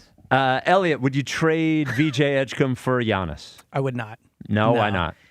So I just don't have interest in bringing another old guy on a big deal. Is really what it comes down to. Giannis is awesome. I get they probably would have a better chance, but like, I would rather just have Maxey and VJ for the rest of like Eternity. upcoming years. Yeah, eternity. Ideally, yeah. Even if it makes it harder for them to win a championship. I don't know if it does make it harder. Well, it definitely does. Well, they're probably not winning it if they get Giannis this year, right? Because probably not, but they have a who's better the last chance. team to win when acquiring a big star in season? It's very hard to do, right? Toronto, probably. Yeah, that wasn't in season. Yeah, it was before the season. I'm saying, before the yeah, season? it was before but season. here's the thing. I would say, when is the last time a player that was one of the 3 best in the league was traded at the trade so deadline? that's fair. Yeah. Yeah, I feel like this team has a good thing going. I understand it's probably better, but They like finally feel like they have a core that likes each other. I know PG got suspended, but I'm not interested in signing up for another super max 30-plus-year-old guy. Do you think Giannis's best days are ahead of him or behind him? Well, his best days. Best days? Are Okay. Yeah. All right. Yeah, I just think they're eventually going to have to get into a spot where they find a superstar. They're still going to need a player better. Unless VJ Edgecombe becomes Michael Jordan, they're going to need a player better than both Tyrese and VJ to win a championship. It's most likely. I mean, Tyrese has certainly continued to improve, so I wouldn't say I'm mostly on your side with Tyrese, where he's like an elite number 2. Yes. Yeah. In terms of best player on the team. But also, like, I don't know, he's got the calf issue now. Giannis does. I feel like he's always banged up. Like, not like they've been winning in the playoffs with him. Not recently. Yeah, no. they did win a title, obviously. Yep. Juice in South Philly. You're on WIP. What's up, Juice? Hey, good afternoon, guys. What's up, Juice? Juice. So real quick, not to dwell on it because I think we beat a dead horse when we talk about Jalen all the time. But to put it into, let's say, layman's terms, right? If you go to, or Rio's terms is better, I'll say it like that. If you go to a woman's house 5 times and you hit 1 time, or you go to a woman's house twice and hit both times, which one is better? I'm just asking. Because Donovan went to 5 NFC championship games and he won one of them. Yeah. Now, you can blame it on the talent around him. You can blame it on whatever. I know that Rondé Barber will give you a vote that it was Donovan that threw him that ball to hit him in the chest running down the sideline. Sure. So that's all I'm going to say about that. When you compare Jalen and Donovan, you can't really compare the defenses because they're both great defenses. Ike, I think you'd rather go 5 times, right? Yeah. Not if I'm going to lose 4 times. No, I'm saying in your analogy. Yeah. And also, Jalen didn't go twice and get there twice. Jalen's been to the playoffs 6 times and been there twice. So, I think he's referring to the championship game. Yeah, but that's a very clever way to do it. When you lose in the first round, you can't get to the championship game. So when you lose to the Niners in the first round, when you lose to Tampa twice in the first round, it's harder to get to the championship game. In fact, it's impossible. Here's a question. I don't think we ever lost when we went to the playoffs. In the first round. In the first round. Yeah, you're right. I was going to say, which teams underachieved more? Because Jalen's teams in 21 probably overachieved.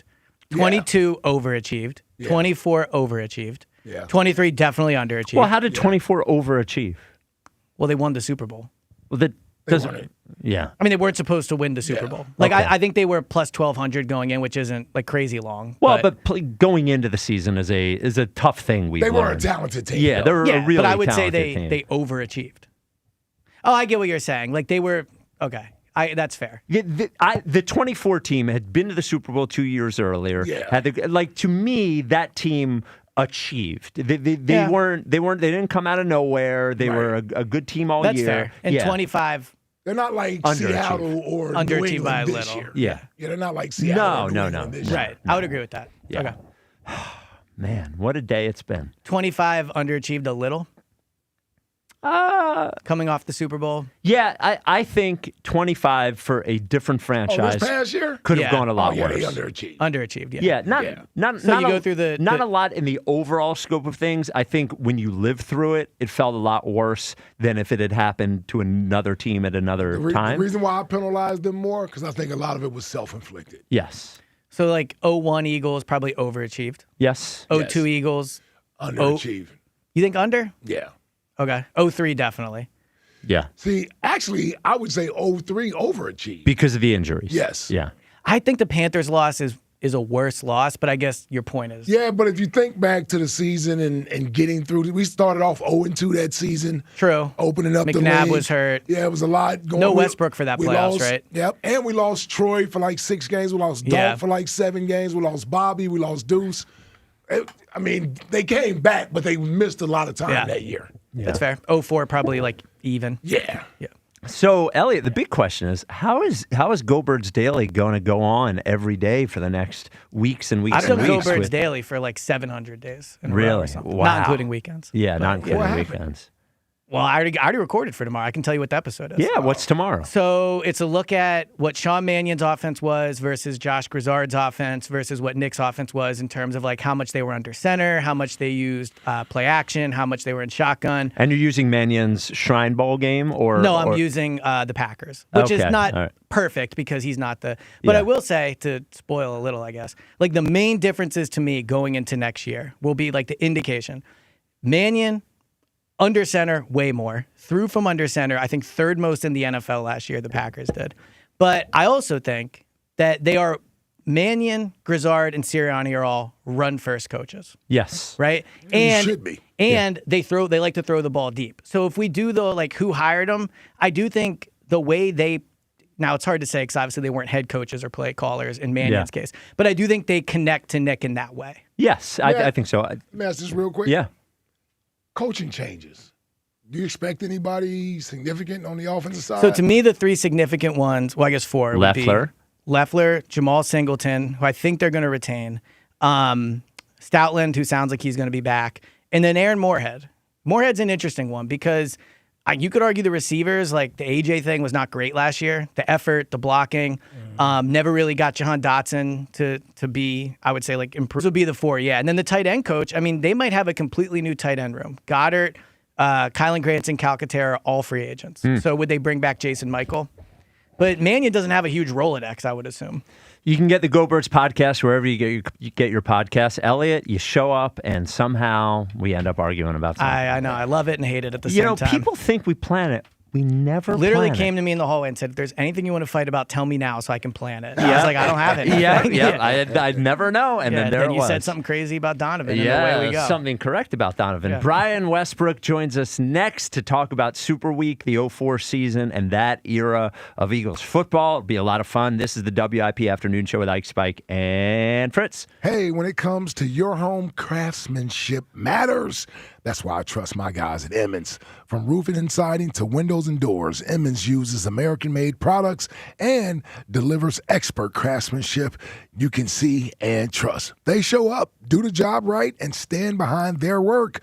From Philly to the shore, and now upgrading your home is easier than ever with flexible financing options. Quality work, trusted craftsmanship, smart financing. Visit Emmons.com today. That's Emmons.com, and tell them Ike sent you. Hi, I'm James Seltzer. Philly, you hungry? Good thing Uber Eats has the best deals at all your favorite local restaurants. Like this great deal at La Catrachita Food Truck. From now until June 30th, get a buy one, get one deal on select items, all on the Uber Eats app. So next time you're craving a great meal, don't overthink it. Get it on Uber Eats and save big with a great deal. Order now, only on Uber Eats. Terms apply. See app for details. Hey, it's Pat Boyle with a Sports Betting Minute brought to you by BetMGM. Make it legendary. Please gamble responsibly. Utah and Indiana square off tonight with two teams embroiled in trade rumors over the past few weeks. But I think Indiana is the much more focused team heading into this game. After a disastrous start to the season, they're above 500 in their last 13 games. And Utah has some of their best players ruled out for this game already. It may be a back-to-back for Indiana, but they're at home, and I'm surprised they're barely favored in this one. Utah is dead last in the league in defensive rating over the past 15 contests. I also like Indiana to go over their team total tonight. I'm riding with the home team to take care of business. I think they blow Utah out. That's it for this Sports Betting Minute brought to you by BetMGM. Download the BetMGM app today. Please gamble responsibly. BetMGM and GameSense remind you to play responsibly. See BetMGM.com for terms. 21 plus only. Pennsylvania only. If you or someone you know has a gambling problem, help is available. Call 1-800-GAMBLER. Wing Pole, Wing Pole, Wing Pole! Club Risque, where the tradition continues. Wing Pole 26, Friday, February 6th. Doors open at 8 a.m. Philly's largest wing eating contest. Thousands in cash prizes. Alexis, Texas, and madness all day. Club Risque Philly. ClubRisque.com. New year, healthier goals. So what's for dinner tonight? Hatfield marinated pork tenderloins, of course. Pre-seasoned, packed with protein, and oven-ready in about 35 minutes. Hatfield makes fresh starts easy, even on busy nights. And with family-favorite flavors like savory brown sugar, Texas smokehouse, Tuscan herb, and honey garlic teriyaki, everyone gets a dinner they love. For recipes and where to buy, visit simplyhatfield.com. Hatfield, better care, better pork. Well, good morning, kiddo. I love that you're home from college. I've missed you. Still taking your Nature Made vitamins? Every day. A multivitamin and a probiotic. You better be taking yours. Still looking out for me, Mom. I'll never stop. Made to care for you every day. Nature Made, the #1 pharmacist-recommended vitamin and supplement brand. Find us in the vitamin aisle, based on a survey of pharmacists who recommend branded vitamins and supplements. Another app for inventory, one for CRM. Oh, don't forget accounting. Wait, which login was that? Or you could use Odoo, one fully integrated system that does it all without the hassle. Ditch the app overload. Get everything your business needs on one platform. Try Odoo free today at odoo.com. That's ODOO.com. This is the story of the one. As an HVAC technician, he and his digital multimeter are in high demand. So when a noisy office HVAC turns out to be a failing blower motor, he doesn't break a sweat. With Grainger's easy-to-use website and product information, he selects the product he needs to keep everything humming right along. Call 1-800-GRAINGER, click Grainger.com, or just stop by. Grainger, for the ones who get it done. I'm Boomer Esiason. My mom died from cancer. She was only 37 years old. She didn't have life insurance, and that was devastating for my family. That's why having life insurance is so important to me. Ethos makes it fast and easy. Get a quote in seconds, apply in minutes, and get same-day coverage. You can get up to $3 million in coverage with no medical exam.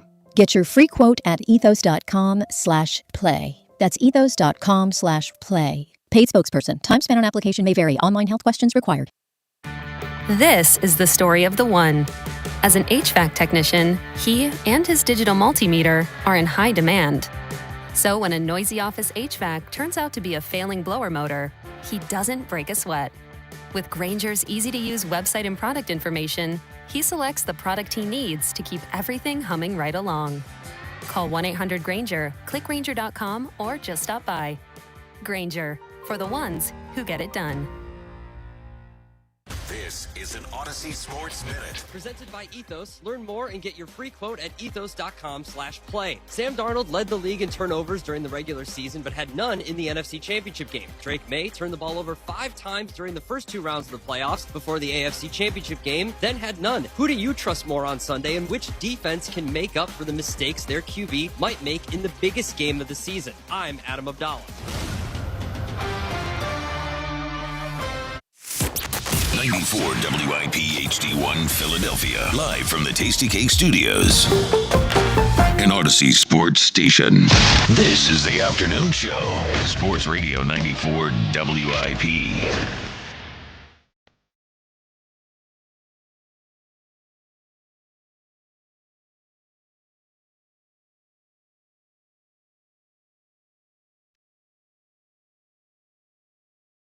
It is the WIP Afternoon Show with Ike, Spike, and Fritz. It's Super Week on the afternoon show, taking a trip down memory lane each day this week, looking back on a different Eagles Super Bowl season. Today, 04, and joining us now to talk about it, the great Brian Westbrook. B. West, thanks for joining us.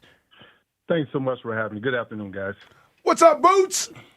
What's going on, brother? How's everything?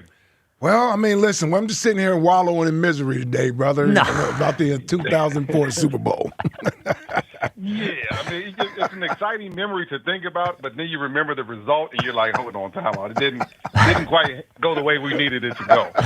Yeah, well, that's why we're trying to make it about, for all the teams, we're trying to make it more about the season and the era, not just the game. We're not just going to dial in on it as like, why did you win the game, man? You know, that's no fun. You know, when I say it, when I bring up that season, that playoffs, what is the first thing that comes to your mind? Like, what is the first word that pops up? You know, the first word is success. And when I think about that team, and it's kind of weird because there were so many games. And I mean, I feel like it's more than half the games or 8+ games where as an offense and as a starting defense, we didn't play the entire game. I mean, we were dominant. And that's probably even a better word. We were dominant. We were one of the best offenses in the NFL that year and one of the best defenses in the NFL that year. And I don't think it was even that close, except for a couple of games there. But again, of course, the Pittsburgh game, it got ugly early on. But for the rest of the season, things were just running very, very smoothly.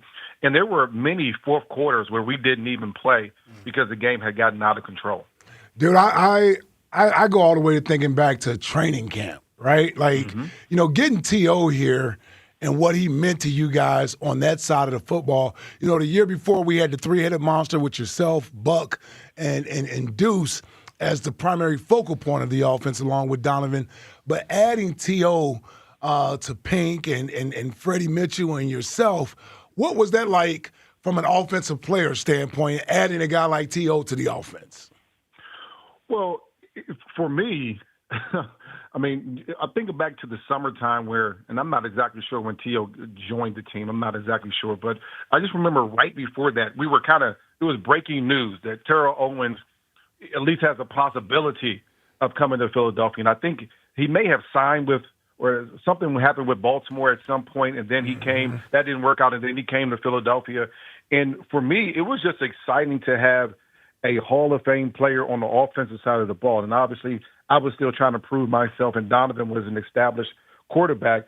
But having someone that was at the top, he was at the top of his game at that point, it was absolutely amazing just to be able to bring him in.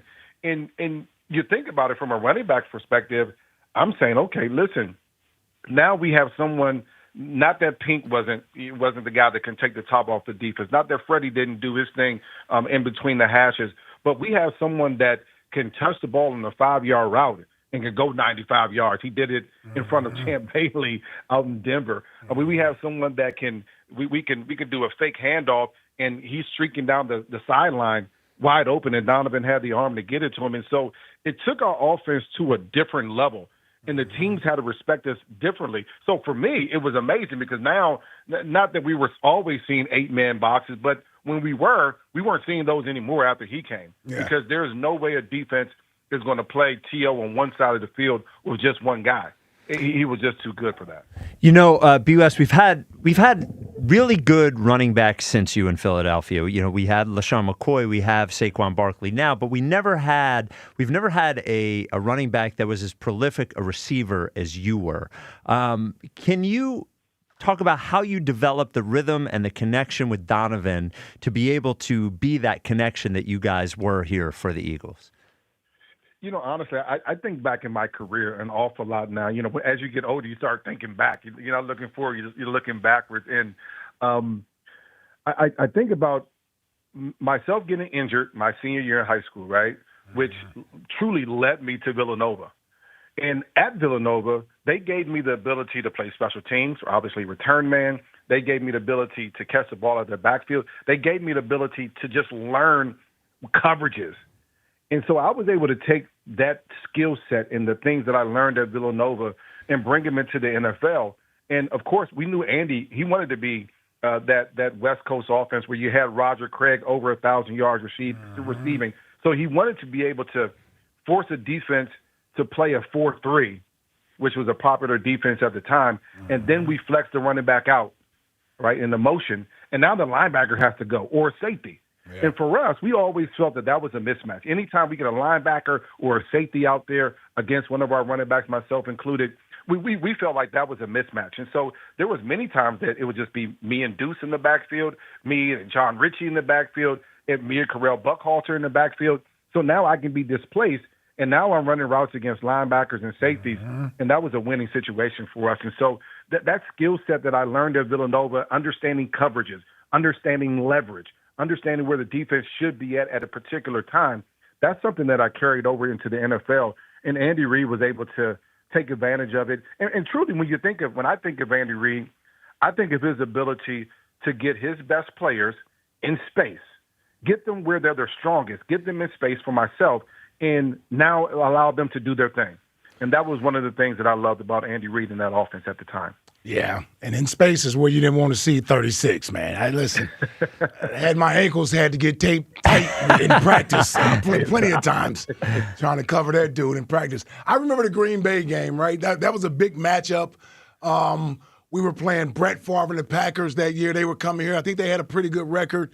We had a pretty good record. It was a rematch from the year before, 4th and 26 game.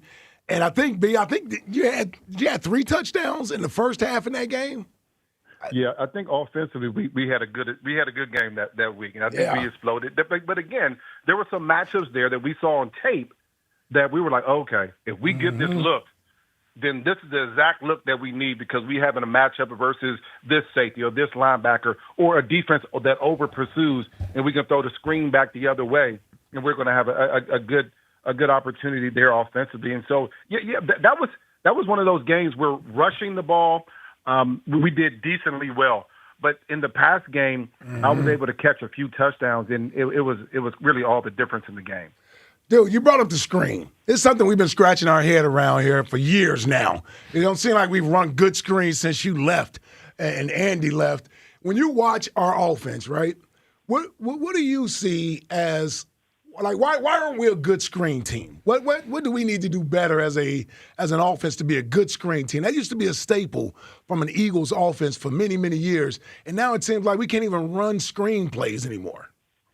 Well, typically, you're going to be good at the things that you practice the most, right? We spent an awful lot of time in the screen game, and we had big guys. So they have big offensive linemen now, but we had John Runyon pulling on screens, Sean Andrew pulling on screens, Trey Thomas every now and then getting out on screens as well. And so they have the capability. It's not the size of the guys there, but that's just not a part of their offense. And it's actually sad because with the rush that you're getting from so many defensive ends and the pressure that you're getting from defenses with their blitz packages, the screens are the best play to run against that because once you make that one guy miss, there's nobody else there. And Saquon is so skilled at picking up his blockers that I think he would be an amazing screen back. But unfortunately, they don't call that play very much anymore here in Philadelphia. And I think they're losing an edge by not calling it because the one thing that you ask for the screen, you want them to rush. And as soon as you have a successful screen, now that rush slows down. So Jalen Hurts is not seeing the same type of defenses, the same type of rush because of the fear of the screen. And unfortunately, we don't strike the fear in defenses in that way because our screens just haven't been very successful. And I also believe when you look at defense, the way that teams are running offenses now, they're using the tight end screen. They're using a wide receiver screen way more than they're using a running back screen.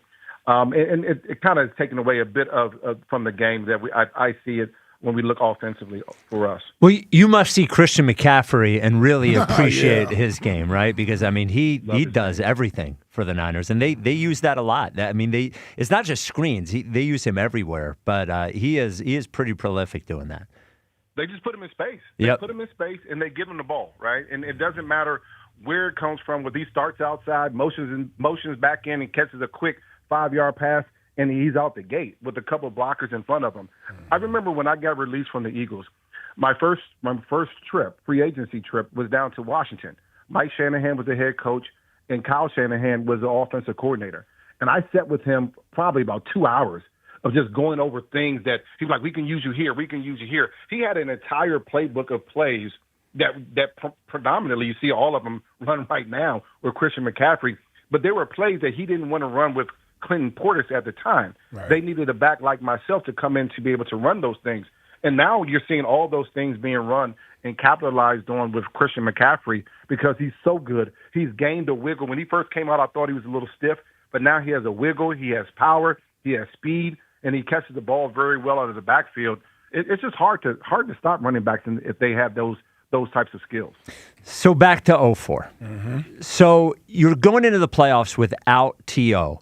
What is the confidence level on offense from you guys going into the playoffs without having T.O., as he had made such a huge difference during the regular season? How did you guys feel about the playoffs going into it without him? Quite honestly, we felt very good. We didn't know if T.O. was going to be able to come back and win at all, or, even if for the Super Bowl. So at that point, T.O. was kind of, an afterthought. Now, I mean, obviously, it's hard to say you got a Hall of Famer talking about he's an afterthought, but at that point, as a team, we're saying the next man up. But we had a running game. We had the ability to carry the football in the arms of our running backs. Donovan had been very successful plenty of times in seasons prior to T.O. getting there, throwing the ball to James Thrash and Todd Pinkston and Freddie Mitchell. And so we had a lot of confidence. We also knew that our defense and the group that Ike was a part of was the best defense in the league. We knew that we had the best special teams in the league. And offensively, if we can control the football and just put points on the board, allow our defense to just be able to rest on the sideline for a little bit, that we were going to be in every game. And then we, quite honestly, if you think about it, and I think about this a lot, we ran the ball very well leading up to the playoffs and in the playoffs, very efficiently, keeping defenses off balance. And, quite honestly, if you look at our Super Bowl game, that's not something that we relied on. We went back to that pass-happy type of offense to play against the Patriots. And so we did a lot of things differently in those games that T.O. was out leading up to the playoffs and in the playoffs than what we did actually in the Super Bowl game. So let me ask you this. Neutral site, the 04 Eagles versus the 2024 Eagles, who wins and why? Are we playing by the rules that we played the game by back in 04? Because remember, that's when Dawkins can suplex somebody. Right. That's when Jeremiah Trotter could hit somebody in the mouth and there was no whistles, right? Yeah. It's a little bit different. You can hit the quarterback back then. So it's a different game. Listen, I'm biased. I'm probably the wrong person to ask. No, you're the right person to ask. ask. Say that the 04 team is probably better than everyone else. But, they had a really good run. We had a really good run. Fortunately for the city of Philadelphia and us Eagles fans, they were able to go out there and win the most important game, and they didn't make very many mistakes. Yep.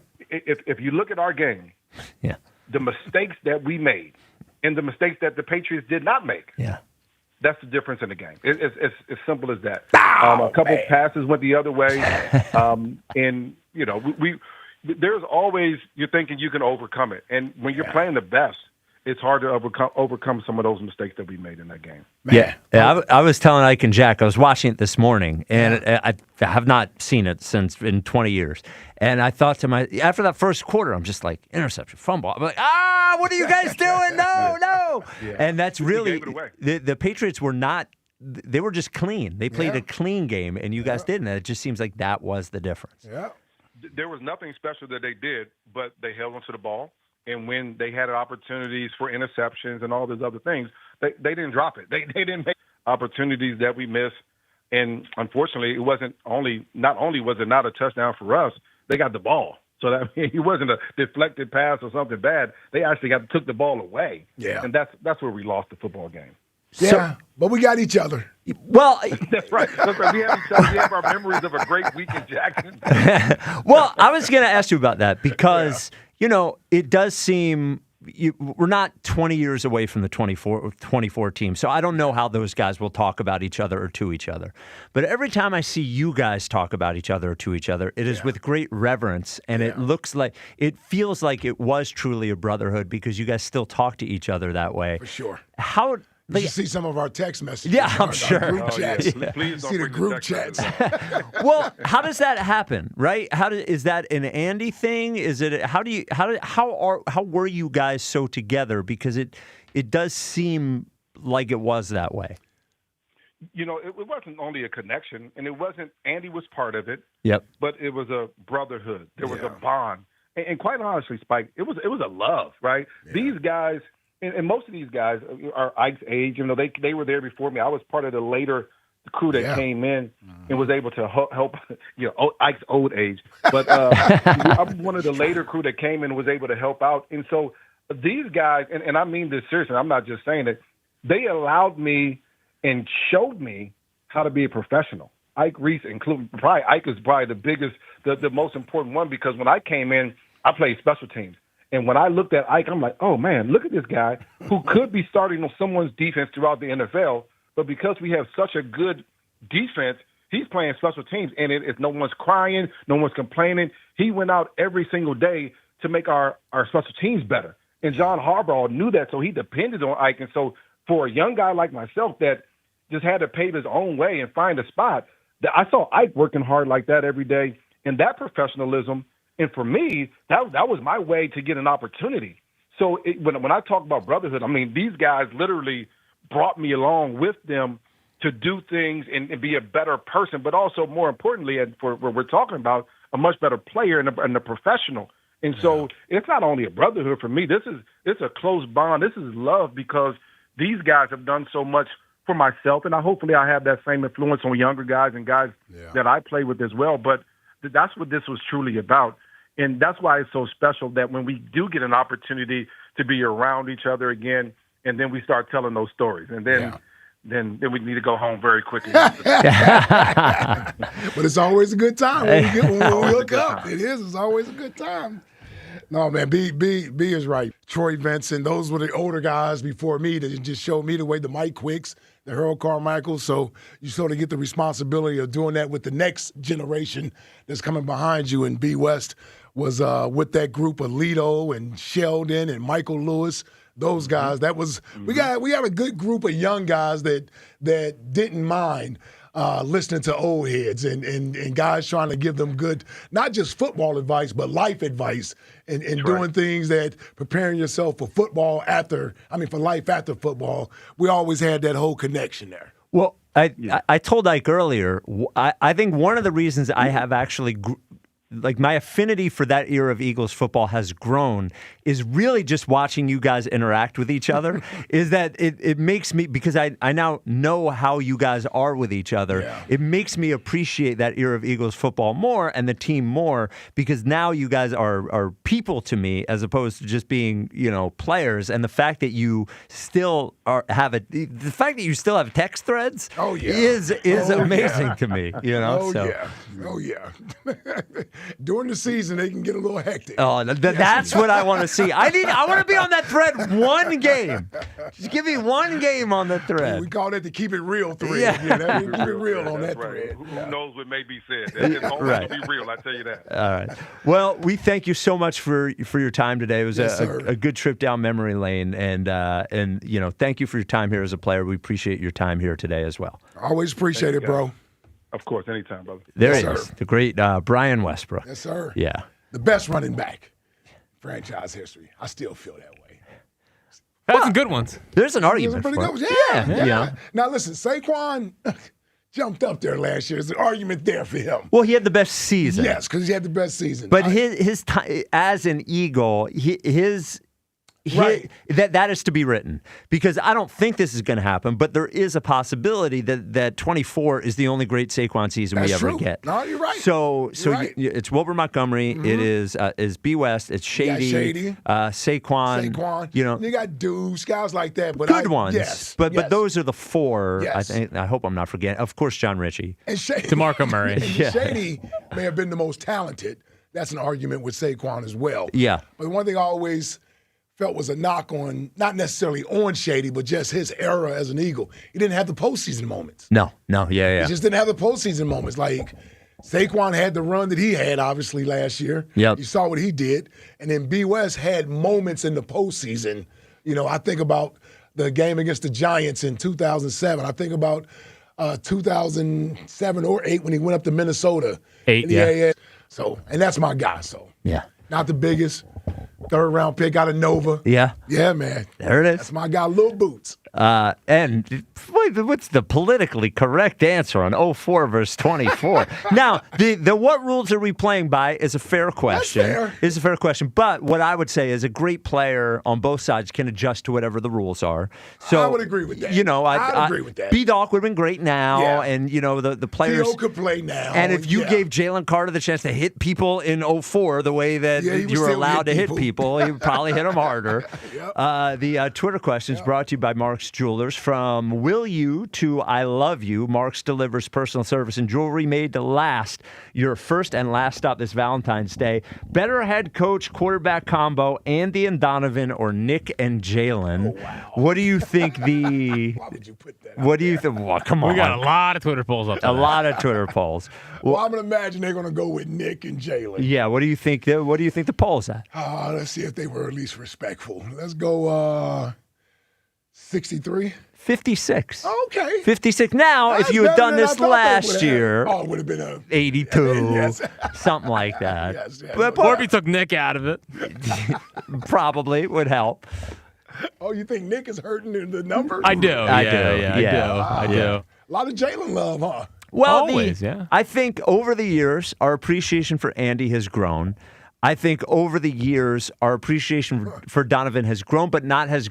I think Right. still will Yes. grow. Yes. You know, I think every year, for me, just the last 2 weeks, going back, last week I said I was watching the highlights of the NFC Championship game against the Falcons, and I was like, man, Donovan was a problem. Yeah. And then I think you just forget because you weren't watching, and it just becomes Donovan becomes like 5 moments in your head. Yeah. That's what it is. Well, unfortunately for him, he's the one who shares the burden Yes. of the Super Bowl loss. Yes, and So- Andy went and got and went one. and got one. So, Yeah. and since we won and Andy left, people think their frustration with Andy is dissipated. Yeah. Some Donovan, and that's why I'm always riding for my quarterback, because he's the one who always has to take the blame for the team lost that day. And Elliott's crazy.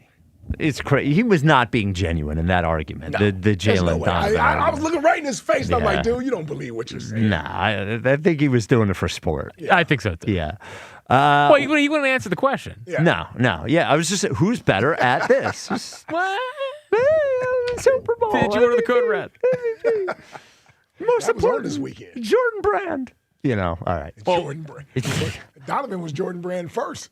People forget. Was he? I think he was. Oh, Yeah, wow. Donovan was a Jordan Brand guy. Now is he times 100 most influential people in the history of the No, world? Like I don't Jalen think he was? was. I don't think he know if he got was. to that Interesting. Yeah. 215-592-9494. Super Week continues next. We talked to somebody on the offense. Now we're going to talk to somebody on the defense. The side of the ball that never gets held accountable. No, not at all. And we will get Ike stories from Trot. There's got to be something. Shave in the shower or something. Come on, man. Lord, Yeah, no, well, there's I- nothing like that. Okay, all right. Trot joins us next. This is the WIP Afternoon Show with Ike, Spike, and Fritz. When Team USA is on, imagine the moment a kid starts believing that they could be next. While Xfinity can't guarantee that, they can guarantee that your internet price won't change for 5 years. No contracts or commitments. While your kid is ordering gear online, streaming highlight reels, or video chatting with coaches, your Xfinity internet price won't budge. When the next Winter Games roll around, your kid could be getting fitted for their very own Team USA uniform, and you'll still be paying the same price for reliable Wi-Fi.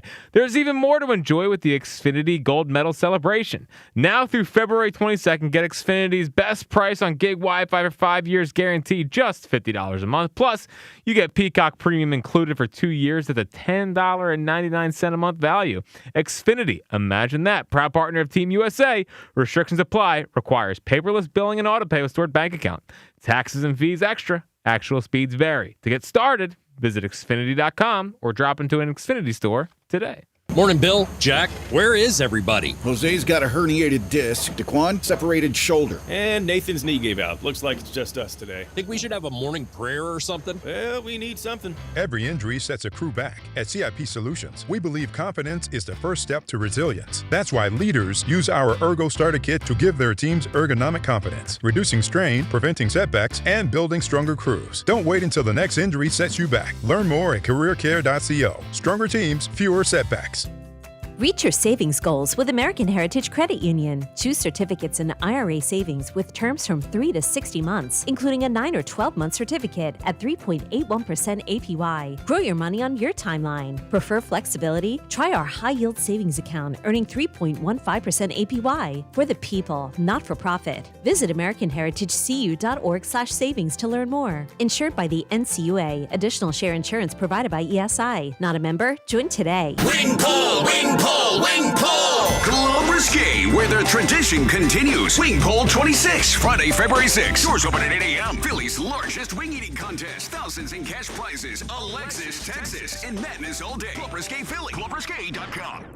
At Odyssey, we believe in creating a diverse and inclusive workforce. We also value the power of community and encourage local organizations to help us in referring qualified applicants to our stations. If you're a community organization interested in receiving our vacancy information, simply email equalemployment@odyssey.com. You'll be notified of all our open positions. That's equalemployment@odyssey.com. And for all our listeners, please visit odysseyinc.com/careers for a list of job openings at all Odyssey radio stations. For over 30 years, CertaPro Painters has been part of countless memories. Every wall tells a story, and we've been proud to help write them. We are more than just your local painters, with care, craftsmanship, and certainty. From the first brushstroke to the final smile, our promise is simple. Your home, beautifully painted and worry-free. CertaPro Painters, that's painting happy. Get started today at CertaPro.com. Each CertaPro Painters business is independently owned and operated. Home improvement contractor registration numbers are available at CertaPro.com. Hey, it's Pat Boyle with a Sports Betting Minute, brought to you by BetMGM. Make it legendary. Please gamble responsibly. Utah and Indiana square off tonight with two teams embroiled in trade rumors over the past few weeks, but I think Indiana is the much more focused team heading into this game.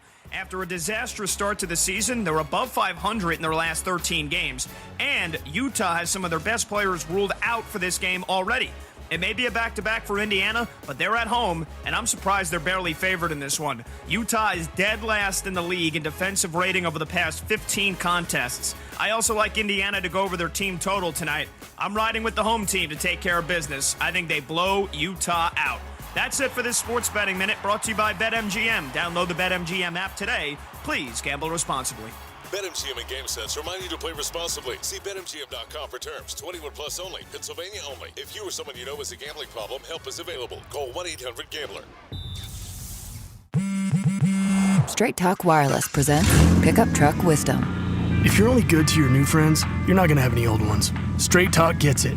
That's why new and existing customers get free 5G phones on Verizon's 5G network. Pretty simple, really. You keep good people by being good people. Find us at straighttalk.com and Walmart. Straight Talk Wireless. Straightforward. Always. Taxes and fees apply. Plan purchase required for free phone offers. Copyright 2026 Verizon. Are you 50 or older? This news is for you. The CDC recommends you get vaccinated against pneumococcal pneumonia.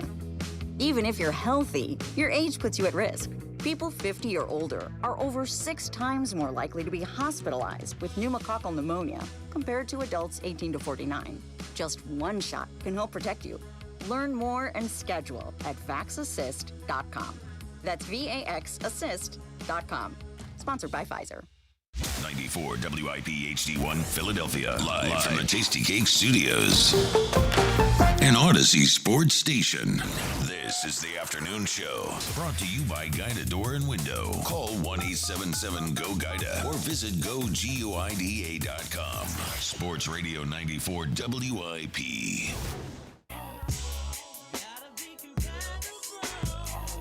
This is a good 4:30 90s. Genuine? Come on, man. Come on. Man, if we didn't have to get the trot, there would be plenty of jokes coming in here. It's your 4:30 90s. That is a Genuine, Tony. It's the WIP Afternoon Show with Ike, Spike, and Fritz. It's Super Week on the WIP Afternoon Show, so we're taking each day we go back in time to a different Eagles Super Bowl. This year, 04. We just talked to, today rather, 04. We talked to B West at 4, and joining us now to talk about the other side of the football, the great Jeremiah Trotter. Thanks for joining us, Trot. What's up, fellas? What's up, X-Man? Man, I can't call it, man. How you guys doing? Where you at, bro? Where you at? Are you here? Yeah, he's a worldly guy. Where are you? Where you at, man? I put it to you this way. I'm wearing shorts. Oh. I knew he wasn't anywhere near here. Yeah, No. I knew that. I knew that. Them boys say, hey, they say we getting a foot. I'm out of here. Yeah. Well, you can wear shorts today. We got all the way up to 35 degrees here today in Philly. So you're really missing it. All right. I'll put it to you this way. I don't see nothing white around me unless it's a car. I'm going to let that go. Yeah, there's a bunch of jokes we could do there. Yeah. So you know, we're not just talking about the Super Bowl itself, talking about the whole season. When I bring up the 04 Eagles season, what is the first thing that comes to your mind? Man, just came up short, man. That's on. I mean, that's the first thing is, man, we should have had that one. That should have been the first one. Yep. And then the next thing is, you know, just the amount of talent that we had on that team and the run we had that year was was special, and we just didn't close the deal. Man, I think about that year, Trot, and people. I think we think about the 04 team, and we know Jeremiah Trotter was on that team, but I think people forget how you arrived at being a part of that 04 team.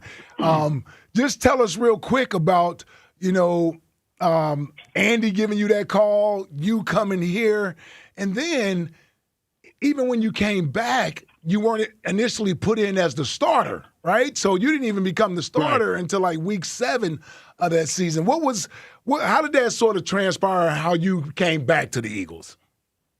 Yeah, like you said, Andy gave me a call, man. Came in for a physical. That had some trouble the prior year, stopping the run, and they said we needed some help in that area. So I thought, I kind of thought I was going to come in and not start, but, at least be rotating. But it didn't work out that way. I was playing special teams. So, I just made it my mission to hurt people on special teams, right? You know what I'm saying? I was talking to Cuz this morning, right? I was telling them a story. Mm-hmm. I said, I came in, they had me on second team defense. Yeah. So, back then the ones never went against the ones. It always gets two defense against the one offense. Yep. So I made it my mission. I'm gonna hurt every starter that I can until they take me off this second team defense. And one period, Andy Reid said, we're going live. So T.O. runs a crossing route coming to my side, and I happen to be sitting out in that area that's waiting on him. And I could have just made a routine tackle, right? Mm-hmm. But I was trying to send a message. I said, I'm about to put this joke out of practice because they're going to stop running me out with second team. And I literally dipped my head to spear him in his hip or his side or whatever. Mm-hmm. And he didn't get up, and Andy Reid came in over there. He was red, man. He was hot. And I was worried about getting cut. I was like, oh, no. he can't go cut me. I done hurt star player, But, that was kind of always my mentality, man. You know what I'm saying? Yeah. I support the guys around me, the guys in front of me, but don't think for 1 second I'm not going to push you. You know what I'm saying? And it worked out for us, man. I still owe Jerome Bennett a steak dinner. He went out there and had like 172 on us, and I got the starting job the next week. Yeah. I remember exactly all of that you just said. I remember when T.O. didn't realize that we went live in practice either. He didn't really understand when we said these periods are live. It's tackled to the ground. Right. Yeah, so he left practice after that. And then I remember Trot being on special teams with me, right? And I'm like, man, if y'all don't get this dude in the starting lineup, I'm trying to go to the Pro Bowl this year. This joker out here, he out here killing everybody every week. Hey, Trot, hey, I need to get you off special teams, man. Get him back in the starting lineup, man. Hey, I remember going to the car wash one day after practice, hollering my boy Vic. You know my boy Vic, right? Yep. So, and I'm just at the car wash chilling. He said, Trot, man, you not tired from practice? I said, bro, I play special teams. I can do this till I'm 45, man. I was like, yo, you take some hits a little bit in the game, but if you've been playing 70, 80 snaps a game, right? All of a sudden you playing 15. I mean, yeah, I was like, man. Oh no, dog, it was more like 20, 25, man. 20 or 25. They're really starting to go after Ike Reese now. No, hey, listen. You can't count field goal blocking out there. Hey, you're right though. That Pittsburgh game, that was the game where Jim was like, "All right, enough is enough." Yeah. We gotta have Jeremiah back out there. That was the game Jerome Bettis sort of ran over us in that game. You know what's crazy, Ike? They put me, you, and Keith Adams out there. That's the first time we stopped them all day. They snapped us right off the field. I was like, dang. Yeah. They must don't want to win. Yeah. Put Mark Semino and Bowtie back out there, man. What you call him, Bowtie? That boy Radio. Put Radio out there, man. So, hey, man, you crazy, man. Why you messing with the honey, old banjo? What was it like? What was it like to play for Jim Johnson? Man, it was great, man. Jim Johnson, man, he one of the smartest coordinators I ever been around. I love his aggressive style defense. It fit my style of play to the T. And Jim always took what you did best and implemented it into the defense. You know, I remember when I first my second year, when I first got the starting job. I couldn't read linemen that well. I was still young, coming from a small school, and everything was just downhill. And I remember him telling Willie T, "Listen, you just keep playing aggressive. If you get too deep in the backfield, just keep going to the quarterback." He told Willie T to cover for me. You cover for Trot until he can get it. Yeah. And man, he didn't take that aggressiveness away from me.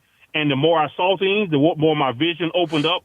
Now I can see the lineman sitting back, playing pass blocking, and I could read it. But he just allowed me to do, you know, what I did best until I could kind of see it for myself. So I'm just always indebted to him and just his aggressive style defense, how he used me, and you know, my career really took off when he came to the Eagles. And he's a prime example, Jeremiah is, of, you know, you're talking about having a quarterback on defense and a guy that sets the tone for you. I mean, that's what Trot did for the defense, right? And, you know, he was gone for 2 years, and we thought we could sort of replace that. You know, with Mark Semino, he gave it his best, but it just wasn't the same. It wasn't the same physical style of player and commanding sort of the huddle. And when Jeremiah was reinserted into the starting lineup, as he should have been, the defense took off the rest of the year. It really did. It had a more nastiness to it with Trot in there in the middle. And it took him a while to get over their own sort of stubbornness, you know, by not just putting him in, by not putting him in there from the first week. When they realized after Pittsburgh did what they did to us, you couldn't hold him off the field any longer. Well, also, all of their first-team offensive players would have been injured if you left Trot on the second team, because what your mission was in practice. What was? I remember. Yeah. I remember, man, going out on special teams in the preseason, and we're playing Baltimore. And I remember looking on the sideline, the Baltimore defense, Ray Lewis was over there getting ready to come on the field. And, man, it hurt because you're talking about a two-time Pro Bowler, a two-time All-Pro on special teams. Yeah. And, man, that thing, it hurt so bad. I remember looking at Ray Lewis, and he looking back at me, and I remember just dropping my head, man, and just I kind of had a little moment where I broke down a little bit. But I said to myself, I said, all right, God, they got me out here on these special teams. Somebody got to pay for this. And that was my mentality. That was my mentality for the rest of the year. You know, I'm gonna kill or be killed. You know. So we asked B. West this question. Let's say it's a neutral site, and you know everybody's the age they were when they were playing. 04 Eagles against the 24 Eagles. Who wins? Oh man, it doesn't have to be a neutral site. All we have to do is don't beat ourselves, and we win by 2 touchdowns. 2 touchdowns. You heard him. Yeah, we could have played them at their place. We had if I'm not mistaken, we had 5 turnovers, right? In the Super Bowl, yeah. In the Super Bowl, and we lost by 3 points. Yep. Yeah. Normally, if you have 5 turnovers, it's 21 points, game over. Yeah. Right. Yep. But we had turnovers, man, and you can't turn the football over. And this is not me pointing finger. That's just football. Yep. You can't turn the football over that deep into the playoffs and expect to win. That goes to show how much talent we had on that team, man. We definitely had the better team. You know, there's a lot of the other stuff that was going on that came out later after that. Mm-hmm. You know, we're not gonna get into that, but yeah. But even without that, you can't turn the football over and expect to win football games in the playoffs. Yeah. So. Yeah. Well, I told the guys I was watching the game this morning, and I didn't remember those turnovers even in the first quarter. You're like the fumble here, interception there, and you guys were still in it, but there were so many opportunities that were not capitalized on, and the Patriots played a clean game and they won the football game. Yeah. You know. You know what? Yeah, and we didn't do a good job on defense at getting turnovers. We always prided ourselves on getting turnovers. I don't think we got any turnovers, but New England prided themselves on and taking care of the football and not making mistakes. And that's one of the reasons why they have so many Super Bowls during that era. They didn't beat themselves in the playoffs. And we should have got more turnovers on defense. You know what I'm saying, man? Yeah. You know what I was thinking about, Trot, while we were talking about 04 versus 24. Now, special teams wise, me and nephew had to be out there butting heads a little bit out there on the field, man. You know, me and nephew had to be out there butting heads during the game, man, a little bit, man. Yeah. I don't know how you think that one would go. How would that go? No, y'all get along great, man, because y'all headhunters out there, man, flying around. You know, sometimes y'all be a little rogue, but, you know, you guys earned that right to go out there. Like he'll go out there and coach will say, try, just do what you do. Yeah. And man, that's one of the best compliments you can get from a coach, to hear him say, hey, Trot, you do what you do. Man, that's a major compliment, man. And you was in that Ike, you do what you do, Mike Caldwell. Yep. You know what I'm saying? So, you know, now we couldn't have everybody running rogue. We get good, but you got to have a couple. I remember one time back in the day, I was starting at the time, and it was way back when we was in the vet. Yep. And the veteran guys used to get in the huddle and say, listen, we get a tackle inside the 20. The person who make the tackle get 5 Gs or 2 Gs or 3 Gs. Yeah. Man. Somebody getting killed. You could have seen Ike Eyes and Mike Caldwell. Man, them guys was way out their lane running down there. Needless to say, we didn't get the tackle inside the 20.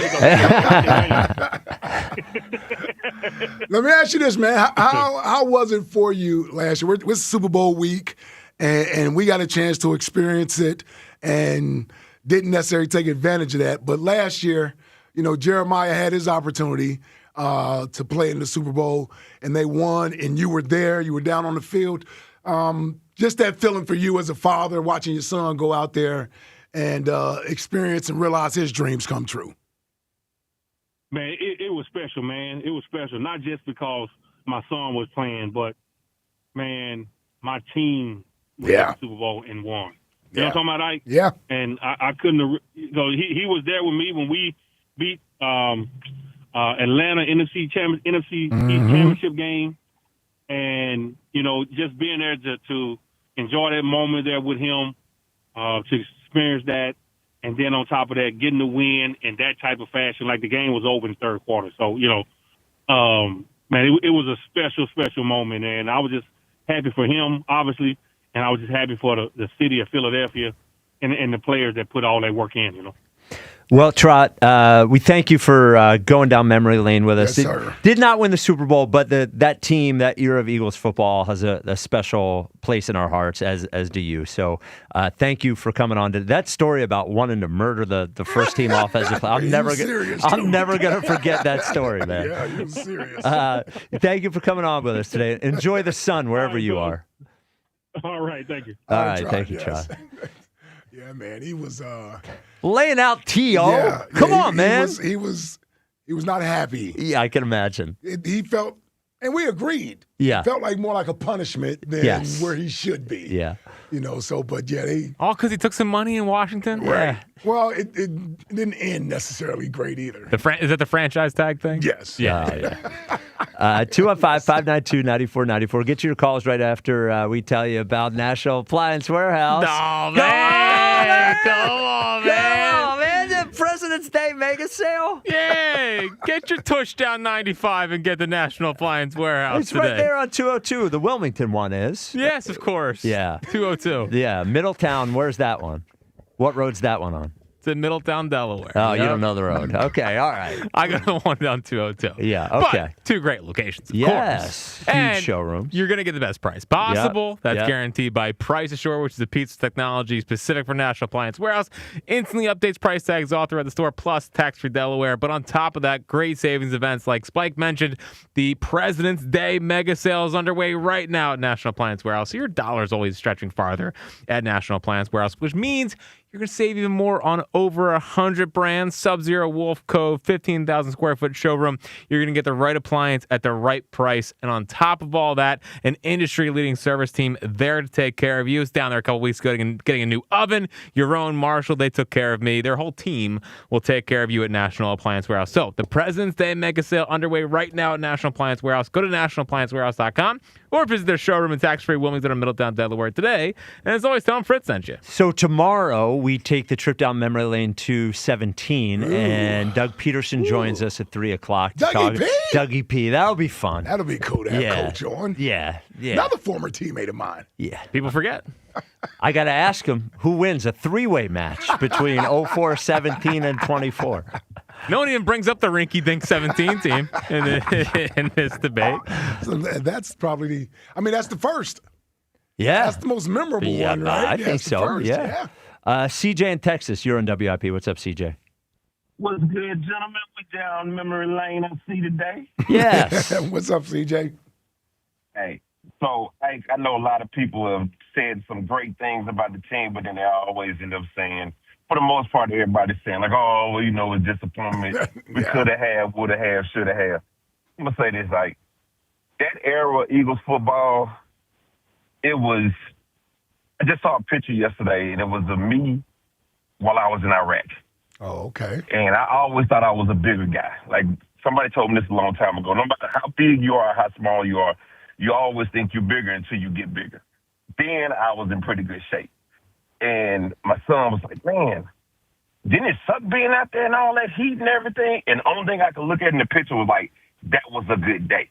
Yeah. So when I look in it, that era of Eagles football, for me, where y'all took me from, waking up in the middle of the night to watch football, because no matter who your team was, people who watch football with us in Iraq, we got up in the middle of the night to go watch whatever link there was to watch a game, just for you to get disconnected from where you was at. Right.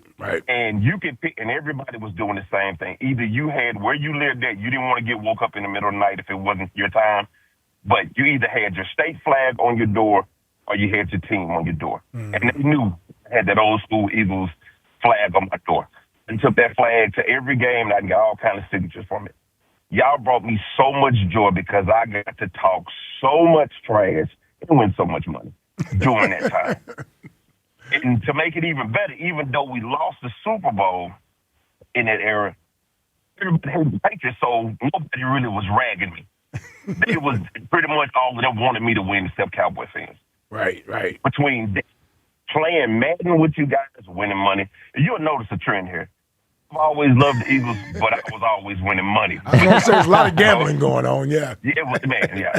So it was a lot of gambling going on. You give me the Eagles team, even when we had Vic, it was just like, hey, we could put up a certain type of money. But those teams brought me so much joy because it took me to a place that was normal, and the defenses, oh, my God.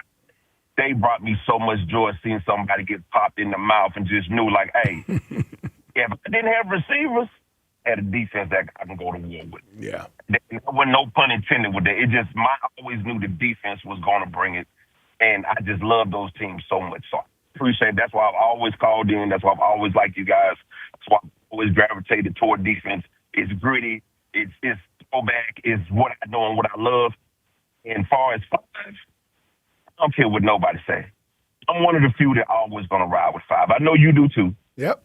Always look and say, man, that's why I have such an irritation sometimes with this era of Eagles football, because it's like, if I had seen those type of receivers growing up on my team, I wouldn't have been irritated because I'd have been like, you know what? At least I know we was locked and loaded to go to war. Go to war with anybody because I had the type of talent. So it's like I'm leaning on my defense from that era. And I had Westbrook, I had T.O. Yeah. But it's like, when you didn't have those guys, you was kind of wondering, like, man, what it would have been like if we had a number one receiver on these other teams in this era. So that's the reason why I always look at the team now and just be like, y'all got everything. What is the problem? Right. I think that's part of my frustration too, CJ. I get frustrated, and I'm like, dude, you guys got the world right in the palm of your hand right now. You're making it harder than it needs to be. Yeah, like this doesn't need to be this difficult. Yeah. Yeah, so it's not about hating Jalen. But when you get people on here to start to make the excuses on why it can't be his fault. Not saying it all is his fault, because it's not. Right. But it's like when they get to a point where they go overboard of like why it can't be his fault, or me and Jalen are this. I ain't gonna go down that road. You know, when you get to where it can never be his fault, that's where it's like the pushback is going to be harder, because it's like I've seen success and wondered, man, if we just had one more player to throw to, if we just had this. And with this team, it's like it's so much talent, you got it all. But as far as that era of football, we won. Can't hold and be mad at that. Yeah, we could say we could be having 4. We could have a lot of things, but I just know the joy, and I appreciate the joy y'all brought me as an Eagles fan. Yes, sir. And it made me rougher. It made me tougher. It made me as far as when it didn't happen. Yeah. But hey, I'll take that, and hey, forever I'll be grateful, man. I appreciate y'all guys. And as far as the things I'll never understand, Yeah. hey, I'll never understand real, true, not sports hate, just hate when you see somebody from racism, gender, whatever it is. I just never understand hate. Wow. Oh, for sure. Oh, yeah. well, that's a good one. I can't laugh about that. No, and it's a learned behavior. Yeah. But yeah, I mean, not born that way. Yeah, you're not born that way. No. Not born that way. So, Jack.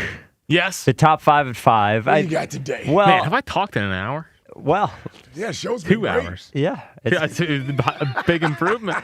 Well, yeah. You're right. So the Elliott hour, I was screaming at Elliott, then I was screaming at Dustin. Dude, I've been doing squata back here. Then B. sure you're West. getting ready for Fritz at 6. Jeremiah. Oh, we got a big Fritz at 6 tonight. Well, the top 5 at 5, I saw. You never in our lunchroom over here. We'll get to it. You never want to see Jack grinning and writing things down. No, you don't. Yeah, because somebody could be in trouble. So what's coming? I saw. What the hell did you do today? What is coming up in the top 5 at 5, Jack? Best things I've seen today. Okay. All right. There we go. Including a surprise entrant from WIP into the Paul's Power Rankings. Really? Yeah. Okay. All right. That is coming up next. This is the WIP Afternoon Show with Ike, Spike, and Fritz. Hey, this Valentine's Day, say it with a diamond engagement ring from Mark's Jewelers. The perfect way to go from I love you to I do. At Mark's, every piece of jewelry becomes part of someone's story. They celebrate real people, real love with expert craftsmanship, personal service, and quality that you can trust. Visit Mark's Jewelers in Mount Laurel, New Jersey, or Montgomeryville, Pennsylvania, and experience the Mark's difference. Or shop online anytime at marks-jewelers.com. This is the week opinions become decisions. Sean Mannion is the new offensive coordinator. 94 WIP's Decision Week. Every Bird's hot button issue is on the table. Does Jalen Hurts deserve an extension, or do they look to the draft? I love Jalen Hurts. Who to keep on the defense? And he sacks Jalen Carter. Trade A.J. Brown out of town, or is he stay J? There's times we do execute and times we don't. Decision Week, next week, only on Sports Radio 94 WIP. It's Montgomery County's only gentlemen's club, Creekside Cabaret. Creekside Cabaret, open Monday through Saturday, 4 p.m. to 2 a.m. Creekside Cabaret. Where this Wednesday, February 4th, it's our monthly amateur night with a grand prize of $500. Creekside Cabaret with all sporting events, including UFC, bare knuckle, and championship boxing, shown on our gigantic 200-inch TV screen. Bachelor parties are our specialty at Creekside. Creekside Cabaret, 3225 Advance Lane, Hatfield. CreeksideCabaret.com. 1-877 Cards for Kids. KARS Cards for Kids. Ready to get rid of that old car? Donate it to Cars for Kids. Call 1-877-CARS-FOR-KIDS to reach a friendly live agent. Donation's super easy, and your car can be picked up as soon as tomorrow. Call us now, 1-877-CARS-FOR-KIDS. 1-877-CARS-FOR-KIDS. Donate your car today. Did you know you can donate real estate too? Pending credit approval, offers cannot be combined. Excludes taxes and tax. Jack Dell and every member of the team at Dell Toyota have a heart on this month for the Valentine's Day sales event at Dell Toyota. All month long, speak to a friendly Dell Toyota associate with a heart name tag about sweetheart deals on a brand new Toyota. Now, we don't want to sound cocky, but while other dealers may tease you with a great deal, Dell makes sure you finish driving home with one. With over 400 cars, trucks, and SUVs in stock. Once you experience Dell Toyota, it's hard to go back to anything smaller. And that's just the tip. If you're ready to go all in, Dell Toyota has a winning threesome. You, Jack Dell, and a new car or truck. Relax in the experienced hands of the team at Del Toyota. Only 8 minutes west of Exton on Route 30 in Thorndale. You're only minutes away. If you're worried you're going to pay too much for your next vehicle, you don't know Jack. Online at deltoyota.com. Se habla español. Jack, sell them for less. Shine bright like a diamond at Borgata during the $500,000 Brilliant Affair drawing. Earn entries for your chance to be one of the lucky winners to get $25,000 worth of diamonds. Drawings every Saturday. Grand prize drawing February 28th. Shine bright during the Brilliant Affair. Only at Borgata Hotel, Casino and Spa. Must be 21 or older. Gambling problem? Call 1-800-GAMBLER. I checked Allstate first and saved hundreds on my car insurance. Really smart. Unfortunately, I didn't check if I left the pizza box on top of my car before driving home. Not smart. Oh, and a semi just turned my deep dish into a thin crust. Yeah, checking first is smart. So check Allstate first for a quote that could save you hundreds. Potential savings vary, subject to terms, conditions, and availability. Allstate North American Insurance Company and affiliates, Northbrook, Illinois. Every morning, we rise and shine. Make breakfast and brush away the night's rest. These routines help us start the day off right. Nature-Made vitamins are a simple step in that daily care regimen. Multivitamins with daily essentials, clinically studied probiotics for gut health support, magnesium to help relax the body. Nature-Made is made to care for you every day. These statements have not been evaluated by the Food and Drug Administration. These products are not intended to diagnose, treat, cure, or prevent any disease. You can swirl it, you can sip it, but the best way is to share it. Hey y'all, I'm Deanna, a team member at my local Chick-fil-A. And a little thing I love about the Chick-fil-A chicken sandwich and new frosted sodas and floats is how well they go together. You get that bold flavor of the Coke mixed with the smooth deliciousness of the vanilla ice cream. You have a juicy filet and a smooth, creamy float. It's an awesome pairing. Order a Chick-fil-A chicken sandwich and a new frosted soda and float at your local Chick-fil-A restaurant. Real team member paid for their testimonial.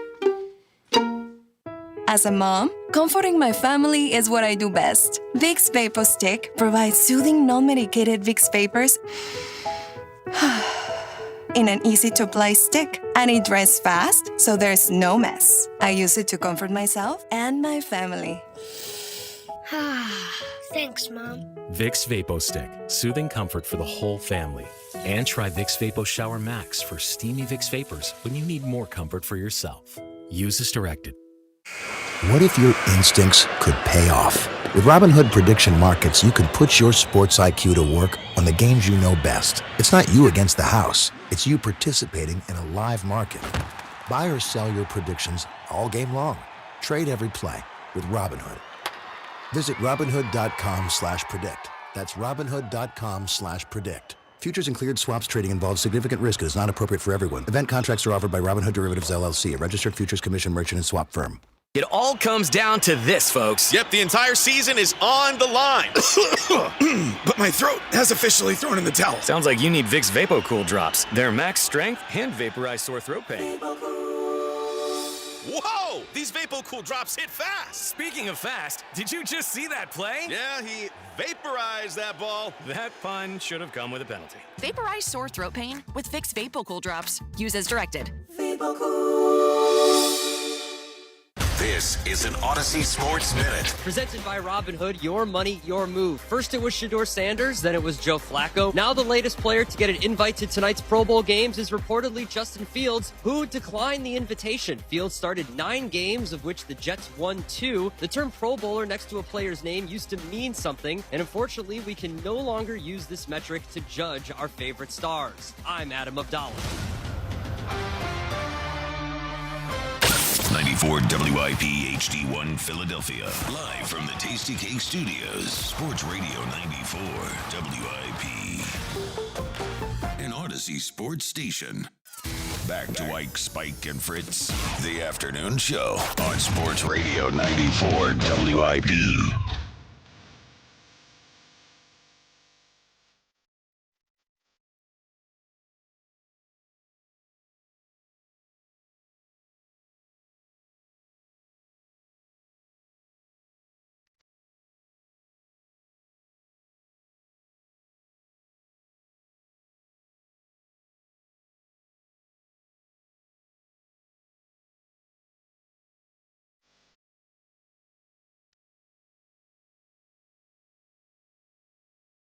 It is the WIP Afternoon Show with Ike, Spike, and Fritz, the best show there is. Thank you for listening.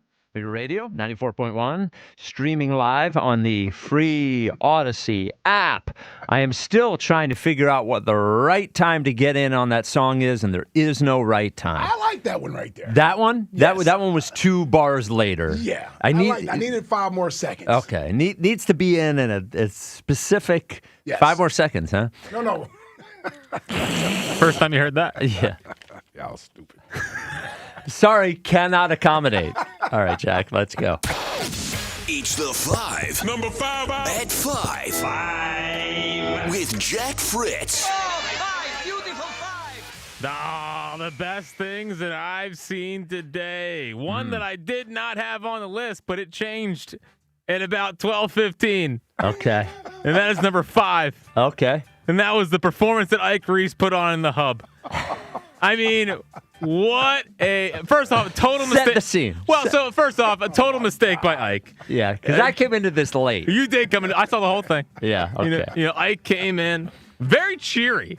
Okay. And that was a mistake for the lunch crew. Yes. Or if we call them, or our TikTok team. Yeah. Because Ike's cheery. They're complimenting it. Well, first you got compliment on his outfit, which I love. I love when Ike gets complimented on his outfit because he doesn't know what to say. He's like, "Yeah, I just wore it."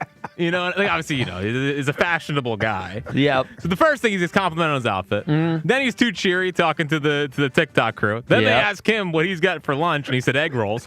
Yep. Then he pulls out fries. Oh, yeah, I heard the whole fry thing. Oh, my goodness. They're like, first off, they call the fries cute. Yep. That's so you know what we're dealing with in there. Yeah, they call fries cute. Yep. Ike goes over to give them the fries, and like, oh, you're so nice. Oh, my God. Hey, come on. So nice. Y'all stupid, man. I mean, it was a 10 minutes. It was a 10-minute scene. It was making me uncomfortable. It was. It's like, this guy's an NFL player, former Pro Bowler. He's getting subjected to the TikTok crew. Well, oh my God. Look, man.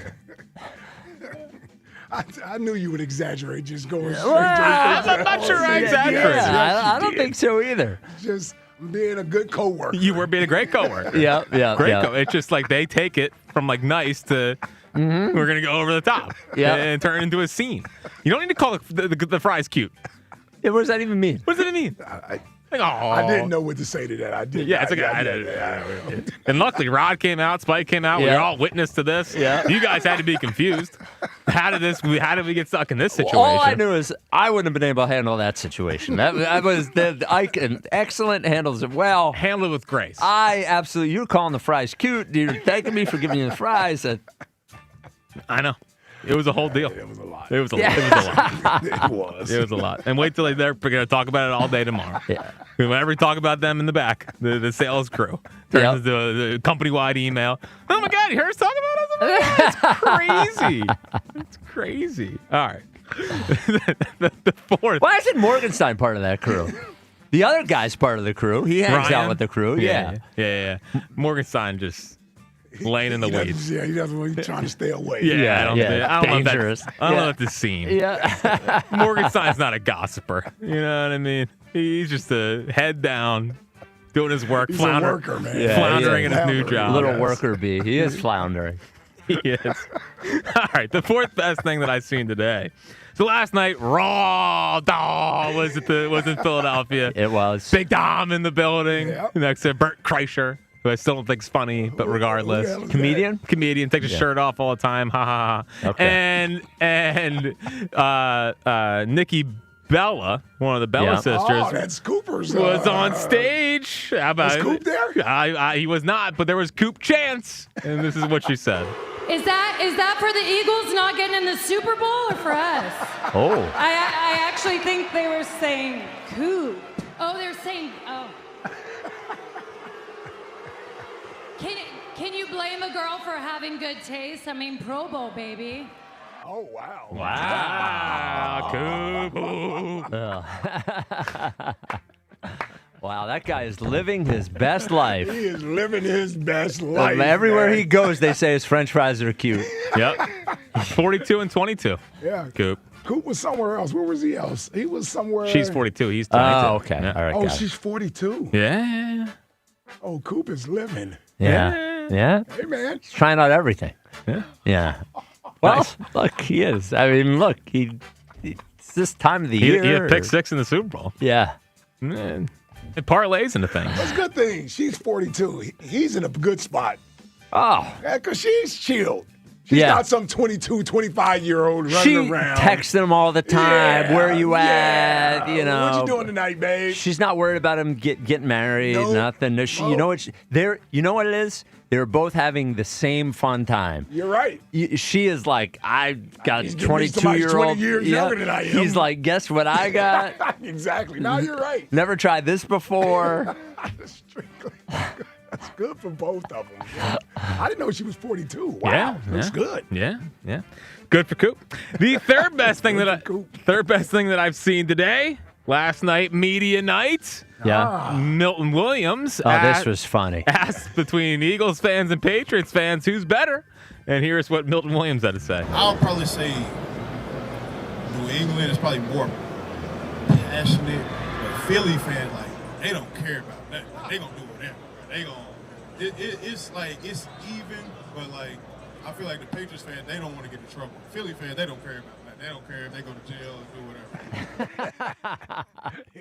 He was trying to navigate through that, man. It's a tough one. Yeah, because he knows the real answer, but he gave the politically correct answer. Well, yeah, he's wearing that uniform. He better get the correct answer. Well, and he's so scared of Eagles fans, Yes. he couldn't just Yes. because the correct answer is Patriots fans. Oh, there, move on. Right. But he couldn't do it because he knew it wasn't true. That's right. And he was terrified. Yeah, I agree. Eagles fans don't care. They'll go to jail. Yeah.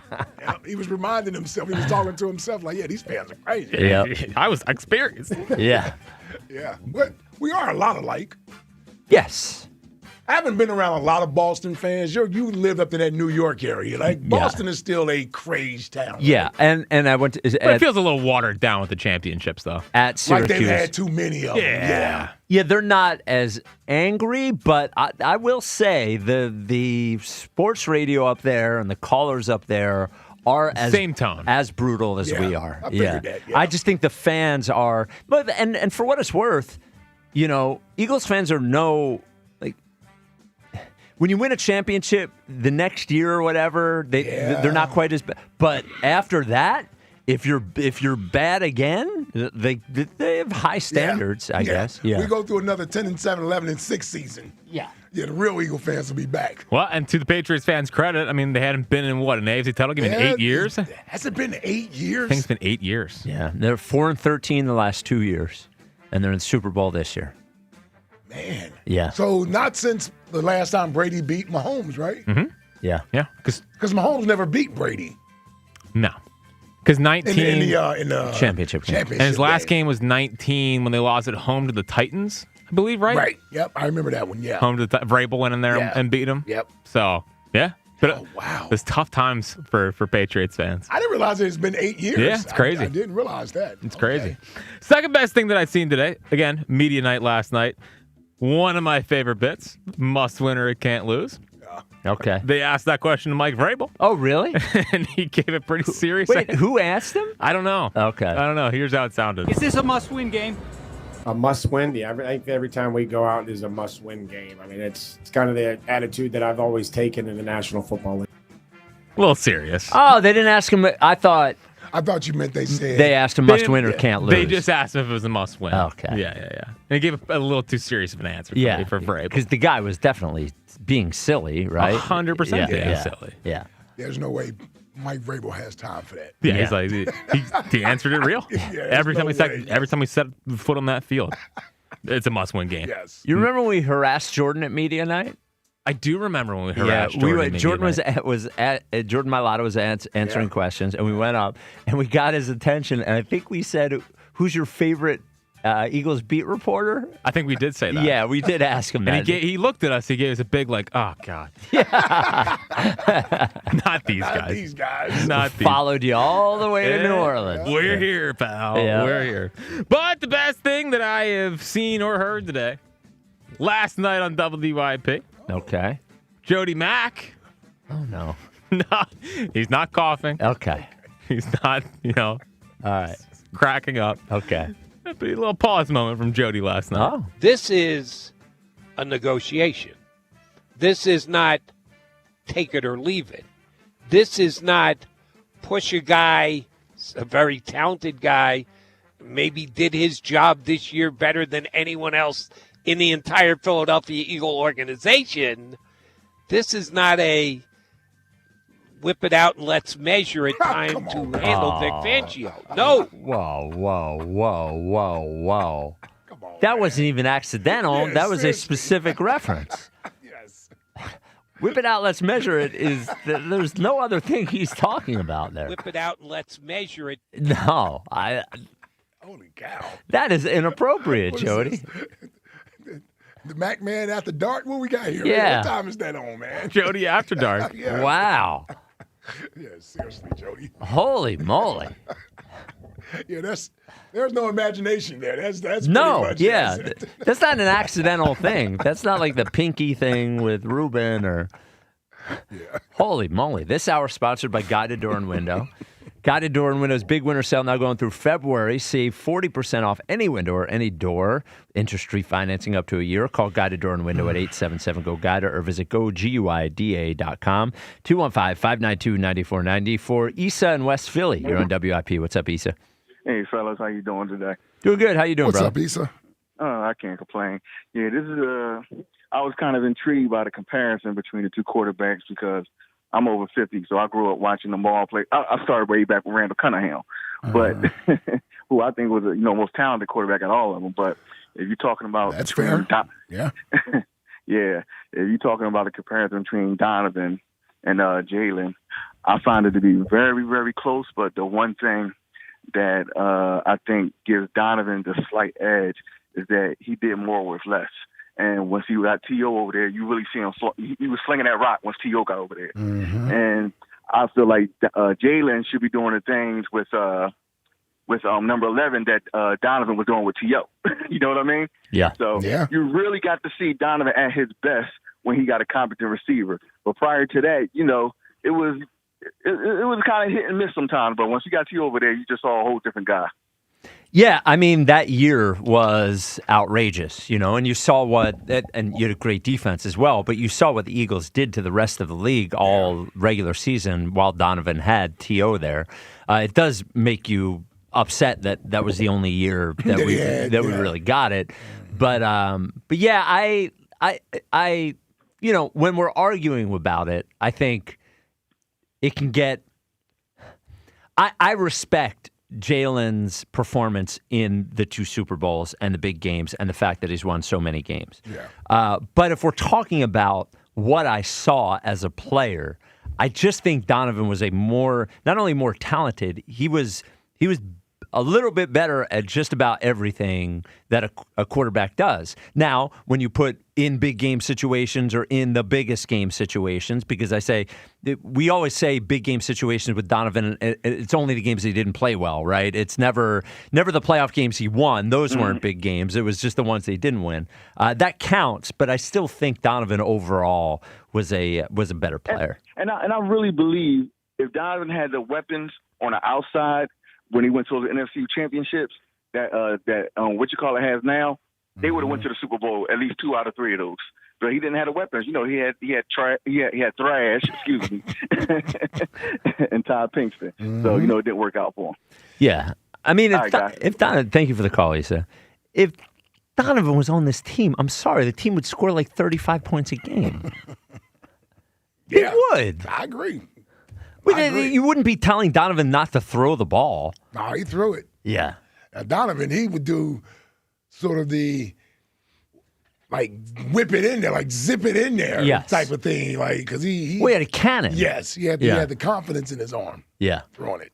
Well, and I think sometimes because we don't see him as recently, when we're talking about runners, there's two things with the athleticism. There's avoiding rushers and running the football. Mm-hmm. Donovan was way superior at avoiding rushers. And I think we forget what a fantastic athlete he was and how good he was at doing that. And I think he's a better runner, but I think the elusiveness and the athleticism that he had when he was just trying to avoid, and then because he had such a big arm, even in the NFC Championship game in the Super Bowl, you see him just duck under a guy and then just flip the ball like a seed 40 yards. That ball he threw in Dallas where he scrambled for 14 seconds. Yeah. I don't think people understand. He's rolling to his left. Right? He's right-handed. Right. He doesn't set his feet to make this throw to Freddie. I mean, he throws this ball 50 yards plus down the field, a seed to Freddie Mitchell. Yeah. After he had scrambled for 8 or 9 seconds running around, comes all the way back to the left side of the field. And for a right-handed thrower, it's hard to explain how difficult of a throw that is to make, how far he made it, and how accurate it was. It's really the only guys you see in the league able to do that now are Lamar, Josh Allen, and Patrick Mahomes. Yeah. I would say those three. Right now, I can't. Herbie's in there. Oh, stop. Here, Herbie makes that throw. No. I'm not stopping. No, you're crazy. I'm not. I haven't seen Herbie make that throw. I'll find it. Okay. No, you're going to have to go through a lot of tape. No. Yeah. Well. Hose man Herbert. Come on, man. Okay. Josh and Patrick Mahomes definitely can make it. Yes. And I'm thinking Lamar can do it. Yeah. Yeah. And Herbert. No. Justin in Tennessee, you're on WIP. What's up, Justin? What's happening, fellas? How y'all doing today, man? What's up, Justin? Stone. What's up, brother? Man, hearing them interviews with Westbrook and Trot. Caleb Williams making that throw, too. Just want everyone. Yes. Maybe yes. Caleb Yep, Williams. Caleb Williams, too. Yes. Yeah, mate, but I kind of have to agree with Jack. I think Herbert can make that throw. I don't. In We've his not sleep. seen him do it, but I think In his sleep. What are you talking about? Makes that throw in his sleep? Okay. Yeah, in his sleep. All right. Okay. I know arm I talent. think you can. Do you? But I look back on 04 with fondness, man. Good. That's what we all was waiting for years, dude. I mean, you were disappointed 3 years in a row, and we were all thinking, are we going to be the Bills but lesser, not even make a Super Bowl? And it sucked losing, but we were cheated out of that Super Bowl. That's why Robert Kraft and Bill Belichick's old asses ain't going in first ballot, because they cheated, and by God, everybody knows they cheating some bitches. That's all there is to it. Oh, he's wild. You can't tell me no other way. They cheated. And I know they ain't going to do Brady that way, but I don't know now. It might be funny. I hope they do. Yeah, I hope they do. Now, Justin. Right now, is now right. I'm thinking, I'm telling you, man. I Yeah. mean, looking at stats, if there ever was a first ballot Hall of Famer, Tom Brady is. But man, with that Deflategate and all that jazz, I'm telling you right now, Cheater. Cheater, Spike's going all the way in. baby. Yeah, I'm in now. If we're gonna do this with these guys, then let's do it. Then don't get soft. Don't let the internet bully you out of your moral code. If you say that the cheaters don't get in on the first ballot, then don't let doe-eyed Tom Brady convince you that you should. Just because the other guys are ugly and he's handsome doesn't mean that he should get in on the first, of the first ballot. Wow. It's to get out of here. And he's not even that good looking. The older he gets, the weirder you look. So no first ballot for Tom Brady. Vote no. Vote no. So something. He's already on the else campaign. Yeah. Something else I wanted to hit on though, man. When Elliott was on there, he was trying his best. He was fighting hard, trying to say that Jalen's better than Donovan. Ain't no way, y'all. No. Ain't no daggone way. Donovan was a starting guard at Syracuse. He's way more athletic. Let's not lie. He's like a ninth man on the bench. I mean, come on. He played college the basketball. blowouts he was playing. Come on. Still, though, I mean, so much more athletic than Jalen. So much more pocket awareness than Jalen. He's just an overall better quarterback, hands down. Mm-hmm. And if you're ranking Super Bowl quarterbacks, man, for us, I mean, I know it's hard with Carson because he didn't play in the Super Bowl. But if you're taking seasons, I would take Donovan 04 and Carson 17 over either one of the Hurts Super Bowl run. I would, because Carson, if he don't get hurt, he breaks the Eagles' all-time touchdown passing record. Well, he already broke it. I think he broke it. He broke it and then on the pass to Alshon. That's right. Yeah. He broke it on the last play before he went out. That's right. My bad. Mm-hmm. But I mean, Thank you. I like Jalen. He won us a second Super Bowl. That's two more than I thought I'd ever see the Eagles win. But as far as quarterbacks, man, Donovan head and shoulders over Jalen. I'm sorry. That's just he's faster, better arm, better overall quarterback, man. And looking back at that defense, dude, with Dawkins and Lewis back there at safety, my God. When they were talking, I think when y'all asked Westbrook, like, who would win, 24 or 04. And it's like he's right. You got to look at the rules at how they officiate games now, because it would be insane if they would just let them play the way they used to. Because daggone boys, I'm telling you, Jalen Carter would tee off like that hit that we thought he might get flagged hitting Mahomes last year. Yeah. He'd be doing that every game, 2 or 3 times a game. You know what I'm saying? Yep. But you go, unit by unit. I think 04 had the better safeties. 24 had the better defensive line. 24 offensive line, it was kind of a push between those offensive lines, in my opinion. But my God, Donovan head and shoulders above Jalen for me, guys. Wow. I think it's a bad argument by Elliott. Yeah, it was a terrible argument, but I give him credit for trying to argue it. Hey, man, if there's anything about it, man, Elliott's going to argue. And one thing, Bam, talking about like he dressed up like I'm telling you what, man, that poor boy. Here's a good one for you. He just soon climb a tree backward and tell you a lie. It's to stand flat-footed and tell you the truth. He's going to sit there and say something. Spike like, wait a minute, wasn't you a Redskins fan? He's like, yeah, you got me. Yeah, come on. Come on, man. I blame Fritz for this. He puts pressure on callers to try to come up with something to support me. Well, you can't say that you wore an Ike Reese jersey on Halloween. You was a Redskins fan. And a senior in high school. Yeah, come on. Yeah, what are you talking about? And as much as it would have meant to me to see them win in 04, I think it kind of meant a little more in 17 because I got to celebrate with my son. You know what I'm saying? That was, I would have loved it. And don't get me wrong, I would have been happier than a puppy with 2 Peters. There we go. There wasn't either one of them if we'd have won it in 04. There it is. But getting to celebrate with my son like that, that was, man, I've still got that video on my phone, dude. That's awesome. But anyway, I'll get off here and let you go. But I love that 04 team, man. I always have, always will. I love you, boys. I'll let you later. All right, Justin. Appreciate it, Justin. Look, there's no ill will here with the Donovan Jalen thing here. It's just calling it like I see it. It's a matter of eyes versus no eyes. Yeah, come on. Yeah. Well, Donovan should have been the number 1 pick in the draft. Who was one, Couch that year? Yeah, that was Couch. Oh, wow. Browns?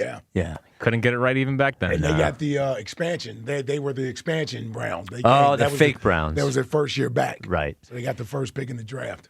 215-592-9494. Do we have a high hopes next? I think we have a high hopes next. Yeah. I mean. Yeah, little one. Little one. Just probably change the name of it. Why? Low hopes? Lowered hopes. Jackie Baseball Report. 215-592-9494. This is the WIP Afternoon Show with Ike, Spike, and Fritz. It may be the last call for football, but FanDuel, in partnership with Valley Forge Casino, is giving you a daily profit boost. Now, every single day leading up to the big game. Today's 30% profit boost is on the rushing markets. We're talking rushing yards, over, under. How about the alternate rushing yards? And even most rushing yards. All right, let's start with the over-under. Let's go with Seattle running back Kenneth Walker to hit the over on his 76.5 rushing yards prop. Then let's do the quarterback from New England, Drake May, will take the under in his rushing yards of 36.5. Go under there, and then Ramondre Stevenson or Trayvon Henderson should have the most rushing yards in the game. All you have to do is opt in each day and place an eligible bet to use that day's profit boost. Play your game with FanDuel, official sportsbook partner of Super Bowl 60. FanDuel Sportsbook is the official sportsbook of 94 WIP.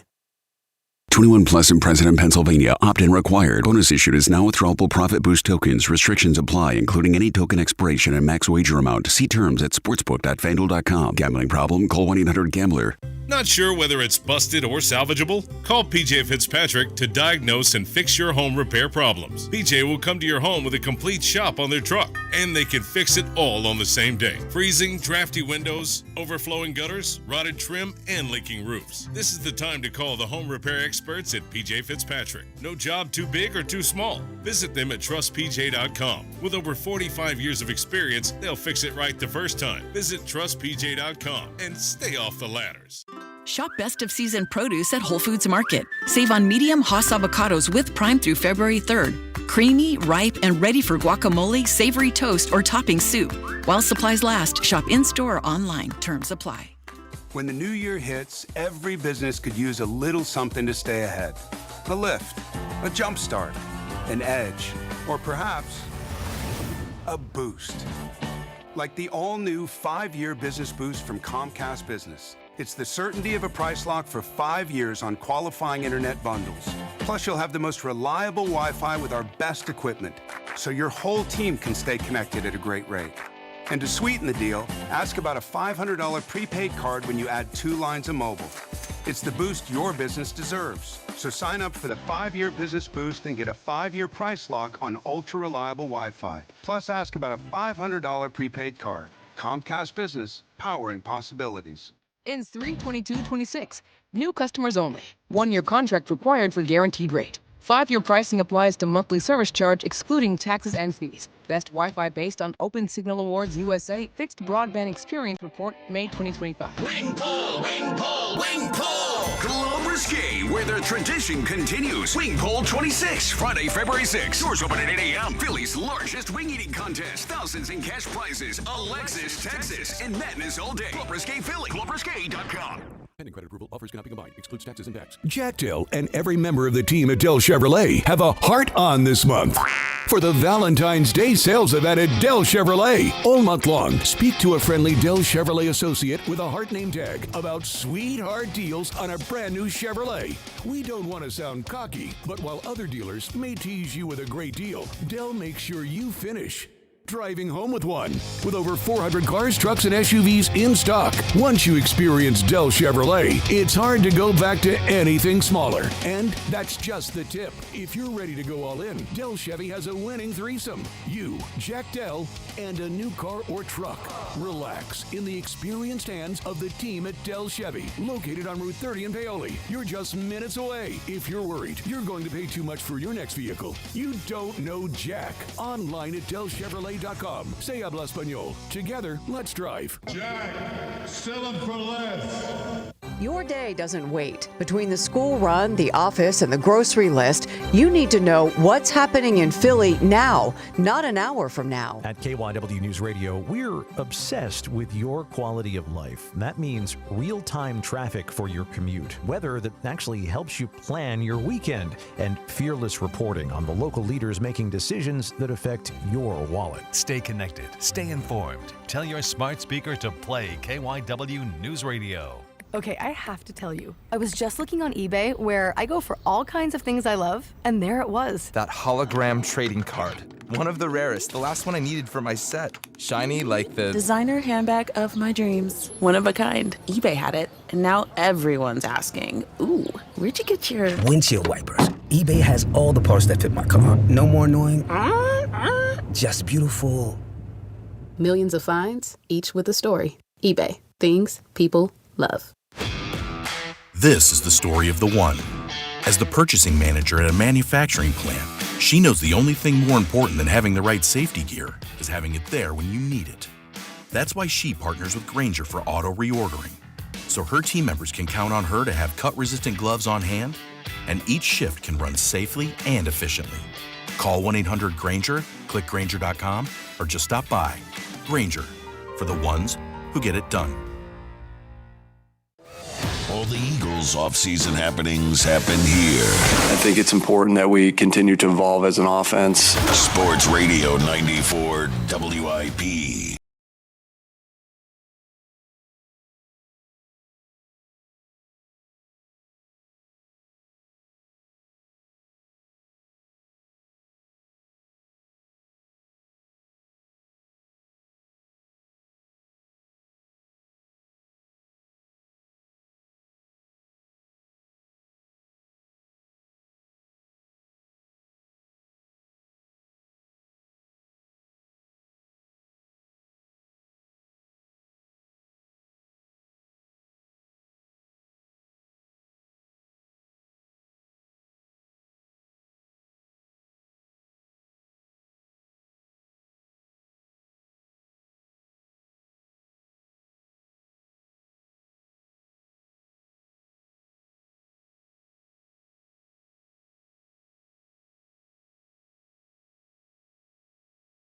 time I've seen that. Oh, you don't see me air drum? No, I haven't seen that before. Wow. I like that. I like that. Might play Phil Collins in the air tonight. Yeah, See if I get the drum solo down. Boom, boom, boom, boom, boom. Yeah. Which Phillies walkout song was that? Don't know. Heyday.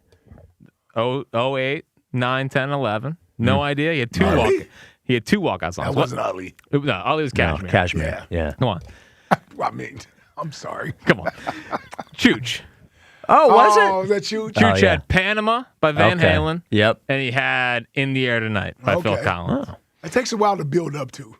Well, they skimmed to the. I was going to say, do they just go straight to the drum? Yeah, like he start walking up and like I can feel it. Okay. And then he like walking. Okay. Yeah. Okay. The Twitter question is brought to you by Mark's Jewelers. Expert craftsmanship, custom designs, and jewelry built to last a lifetime. Visit them in Montgomeryville, Mount Laurel, or at marks-jewelers.com. Can you go through all of them? Real quick? Yeah. I mean, there's a lot of haymaker. Okay. I think there's haymaker Twitter questions. It was. Okay. Better head coach. He's proud of himself. I am.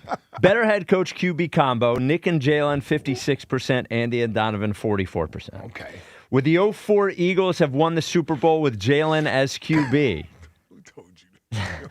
59% yes, 41% no. I didn't even know about that one. Yeah. Most crushing loss for the 2000s Eagles. 02 Bucks, number 1 at 54%. Wow. 04 Pats, number 2 at 27.5%. 03 Carolina at 9.8%, and then 08 Cardinals at 8.5%. For some reason, I don't consider the 08 Cardinals one like part of the same. I know it's the same team, but it's I was not. just curious Yeah. if people had that as a heartbreaking loss. That was the last hurrah. It was. And then what was the best Eagles team? 24 Eagles win 73%. Then the 17 Eagles with 11%, the 04 Eagles with 8.5%, and 22 Eagles with 7%. There we go. That's all of So them. we finished third? Yeah. How people forget.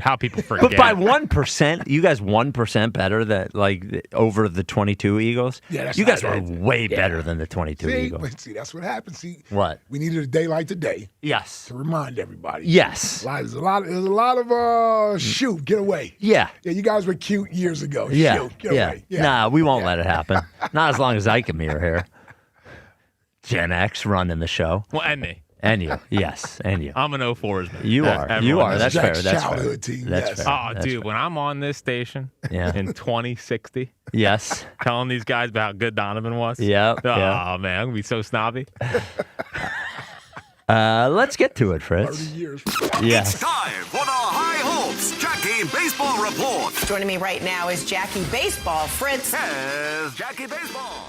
A lot going on in Phil's land. One thing I do want to mention here for Ikery, something that could get him a little bit excited. What you got? Justin Crawford, a part of a 2-week defensive boot camp with former Cincinnati Red, Eric Davis. Oh, that's cool. Yes, sir. That's cool. Eric Davis is a coach now? Is he? Well, I think he just a skills coach, maybe? Yeah, I guess Crawford reached out to him. I think he's worked with outfielders in the past, but it's not like it's like a paid thing. I think he does it out of respect for the game. Wants to be around the game. Yeah. Maybe, obviously, Carl Crawford probably combined them a little bit as well. Yeah. But yeah, so Justin Crawford reached out to him. They did a 2-week defensive boot camp in Phoenix, which is great. I like that. But my one thing is, what took so long? Like it's all of a sudden it feels like a mad dash to learn how to play center field. Yeah. A month, 2 months before opening day. Oh, see, so he hasn't been playing center field? So he's been playing center field, but it hasn't felt like there's been this emphasis to get him to learn how to play center field. Right. Like he can. The way I would say it is, he's like Marsh out there. You know how we watch Brandon Marsh, and you're like, he can get to balls, but he's just an athlete out there. Yeah, he doesn't know about He's got the physical tools. cutting angles and reading the ball off the bat, all that type of stuff. So that's what Eric Davis was helping him with. And that's what made Griffey great. And that's what made Griffey great. That's what made Andrew Jones great. Even Bader. Like Bader, you could tell. Oh, he played it was effortlessly the way he played center the field. crab walk. So I think the finer things of the position, Justin Crawford does not have down pat. So that's what the Eric Davis 2-week boot camp was like. Eric, in the piece that Charlotte Barnes wrote on The Athletic, was even like, yeah, I see what they're talking about, just with some of the wrong steps first. Right. Oh, wow. They're trying to clean some of that up with him. Okay. But it just... Well, it's good. It's spring training is only in 3 weeks. It's and he's only got to play hopefully 150 games out there. All things, as long as things go well. Right. Just feels a little mad dashy here at the end. This team's... We want to accept some bumps and bruises out there. It's kind of exciting. This team's making me... You gotta lower your expectations. See? That's what we're doing this year. I was super positive about the Phils last year. You were. And I'm going to have to work to get there this year. Don't even work to get there. Okay. Yes. You gotta watch them differently. Yeah. You got No. They're almost like in the Sixers this year. They're not. They only have... Not as dire as the Sixers. No, they only have old guys. Where's the VJ Edgecombe? Where's the Tyrese Maxey? Crawford, Painter, hopefully. Well, Painter's I am excited to see Painter. Painter had a 5 ERA in the minors last year. I don't give a, you know what? I don't care. And you know what? When he gets shelled in his first spring training outing, I'm going to hear about his friggin' Tommy John surgery a decade ago. 2 years ago. 2 years ago. He got fully recovered from it. Started throwing for the first time last year. Oh, man. Excited. It's exciting. You got to lower your expectations, though. You're going to drive yourself crazy. 90 wins and hope they win a playoff round. That's all you're rooting for this year. That's all you're rooting for. Crawford in center. See how he is. They haven't won a playoff round the last 2 years, and they're better than they are this year. They've won 2 playoff games in the last 2 postseasons. Yes, I know. Yeah. I watched it. Was there. I know you're aware. Yeah. Just saying. It's been a little dire. So it's a transition year. It's a transition year with a 35-year-old catcher they just paid. Oh, it's okay. But it's not a transition year when the 35-year-old catcher is going to be here next year and the year after and the year after. Yeah, well, you got to figure out about these guys. Sign the fat 33-year-old DH for 5 years. He's not even fat anymore. Okay, fair enough. He's thick. Fair enough. He's an Ohio'sman. He's husky. Yeah, come on, man. Which is why I think that they weren't in on Eugenio Suarez or Brendan Donovan. So Eugenio Suarez goes back to the Reds where he blossomed as a for Red. 1 year, $15 million. I'm aware. I would prefer to have him over Bohm at third base. Although I think he's going to be more of a DH at this point. Bohm is the upgrade defensively, which we all care about, of course. It's It's a bit of a bummer. Well, but I don't think they want another high strikeout guy in the lineup. Yeah, Bohm puts the bat on the ball. You need that, Spike. You need that. Yeah, he puts the bat on the ball. It goes to the shortstop, who throws it to the second baseman, who throws it to the first baseman. There's 2 outs. Yeah, you know my joke. He changed his number last year from 28 to 643. Yeah. 643. Yeah. So 1 more year, boom. He's like Tobias. Here forever. He is. It's every offseason. Is Daryl going to trade Tobias? I'm like, someone's going to have to want Tobias. Yep. So boom, 1 more year. Yeah. They're clearly just doing the stopgap thing, waiting for Aiden Miller to come up and assume the role. Brendan Donovan, who I think is a really good player. I don't think he's an impact player. Phillies, I don't think are in a position to make a trade like that. So that's why Brendan Donovan, who I love. I'm going to give you 280, 17. 17 contract year. 17. I'm going to give you 17. Okay. And, 90. Can't wait till they re-sign him. If they re-sign him. Oh, they're going to re-sign him. Also, do you know who's still on the team? Castellanos. Not going to be on the team. The trucks left for Clearwater today. I read on your little newsletter. Yes, and Nick Castellanos still here. When did pitchers and catchers report? Under 2 weeks. Is he going to be on the team? Do you expect them to release him before we get to Clearwater or not? Yeah. He's not going to be here. Okay. If they re-sign Bohm, I'll walk across the Schuylkill. Oh, you mean after next year? Don't say it because I'm going to make you do it. You know how. Ice, whatever. Yeah. The ice over there. I'll walk across. He could have a career year this year. He could have a career year. He will, too. He's going to do that most annoying Bohm thing possible. We might go 20. Dude, he's going to hit 320 home runs. And they're going to be like, hold on, we can't let this guy out the building. And they'd be right. And you're going to be walking across the Schuylkill. I know. And Lincoln's going to be saying, we can't have him do it. It's insurance liability. I'm not even going to care. And you're going to say, if he dies, he dies. If he dies, he dies. Let him sign the waiver. Let him sign the waiver. I'm going to scream at him. Let him sign the waiver. I've been promising a Bohm moving on for 2 off years. Yeah. Harrison Bader was on the Foul Territory podcast with our good friend Eric Kratz. Okay. Talked again about Philly. Here's what he said. Was there a time at the end of the season you packed your stuff up, you went home, and you said, most likely I'm going to be back in Philly because of all that happened, all that transpired, couldn't have done more. You know, it was like you were in a tryout and you just killed it. Yeah, absolutely. No doubt about it. I thought that there was a really good chance I'd be back in Philadelphia. But he wasn't. Instead, we got a kid learning how to play center field a week before the season. You got to figure out if he can do it. Yeah. You got to figure out if he can do it. Now, most exciting thing of the High Hope Shacky Baseball Report, maybe. Yeah. I think they're telegraphing. I'm not going to trust you on any of this. Anymore. They're telegraphing. Harper's hitting 2. We heard this opening day. Harper's going to be hitting 2. And then the second game, he'll be hitting 3. Yeah. Harper's hitting 2. I was going to say, who's hitting 3? Schwarber? Yeah. Turner, and Harper, then Bohm is Schwarber. really going to hit cleanup. No, Adolis. Well, yeah. Adolis or Bohm or whoever's hot at the moment. Okay. But it feels like they're letting everyone know that's what the line's going to be. How? Well, every beat reporter is kind of saying, like, I think the lineup's going to be. Are they trying to get Harper to do it by putting that out there? Because, Harper says he'll hit anywhere they want, especially 3. Especially 3, which is his number, and MB3. Yeah. I think he's going to hit 2. I think that's going to be the big change up this year. He's going to hit 2, and Schwarber's going to hit 3. Boris also had the quotes to Todd Zalecki about how, protection would help, essentially. And that gives him protection. He had the least amount of pitches in the strike zone last year. What'd you want him to do? Well, I've said many times if he would move up in the lineup, he would have protection. Ike, let me ask you this. It is May 1, and I don't know who the Phillies will be playing. Where is Bryce Harper hitting May 1? 3rd. Okay, thank you. Yeah, that's where I'll be hitting. I'll say 2nd. Yeah. Oh, okay. I'll say 3rd, too. Yeah. Omar in West Philly. You're on WIP. What's up, Omar? Hey, what's going on, everybody? How y'all doing, man? Hey, Omar. What's up, O? Now, so I love Donovan, man. I really do, man. But here's the but. Donovan gave us a lot of heartbreak, bro. You know how much heartbreak it was, man, going for those every was losing every single time, bro. Like, that was crazy, man. It was crazy. And I know we're like, detached from it. And it's like, the thing about Jalen, I can say, is like, Jalen just broke the curse, man. Even when we got the Super Bowl, it was like, oh, Nick Foles broke the curse. Hold on, no, wait a second. Nick Foles is a fluke. I'm talking about building a team around him. 27-2. Favorite. Yeah. And saying, hey, you know what? Go out here and win this joint. Like, that's the first time it ever happened. We was always the better teams, like with McNabb and all of them. Like, we was better teams.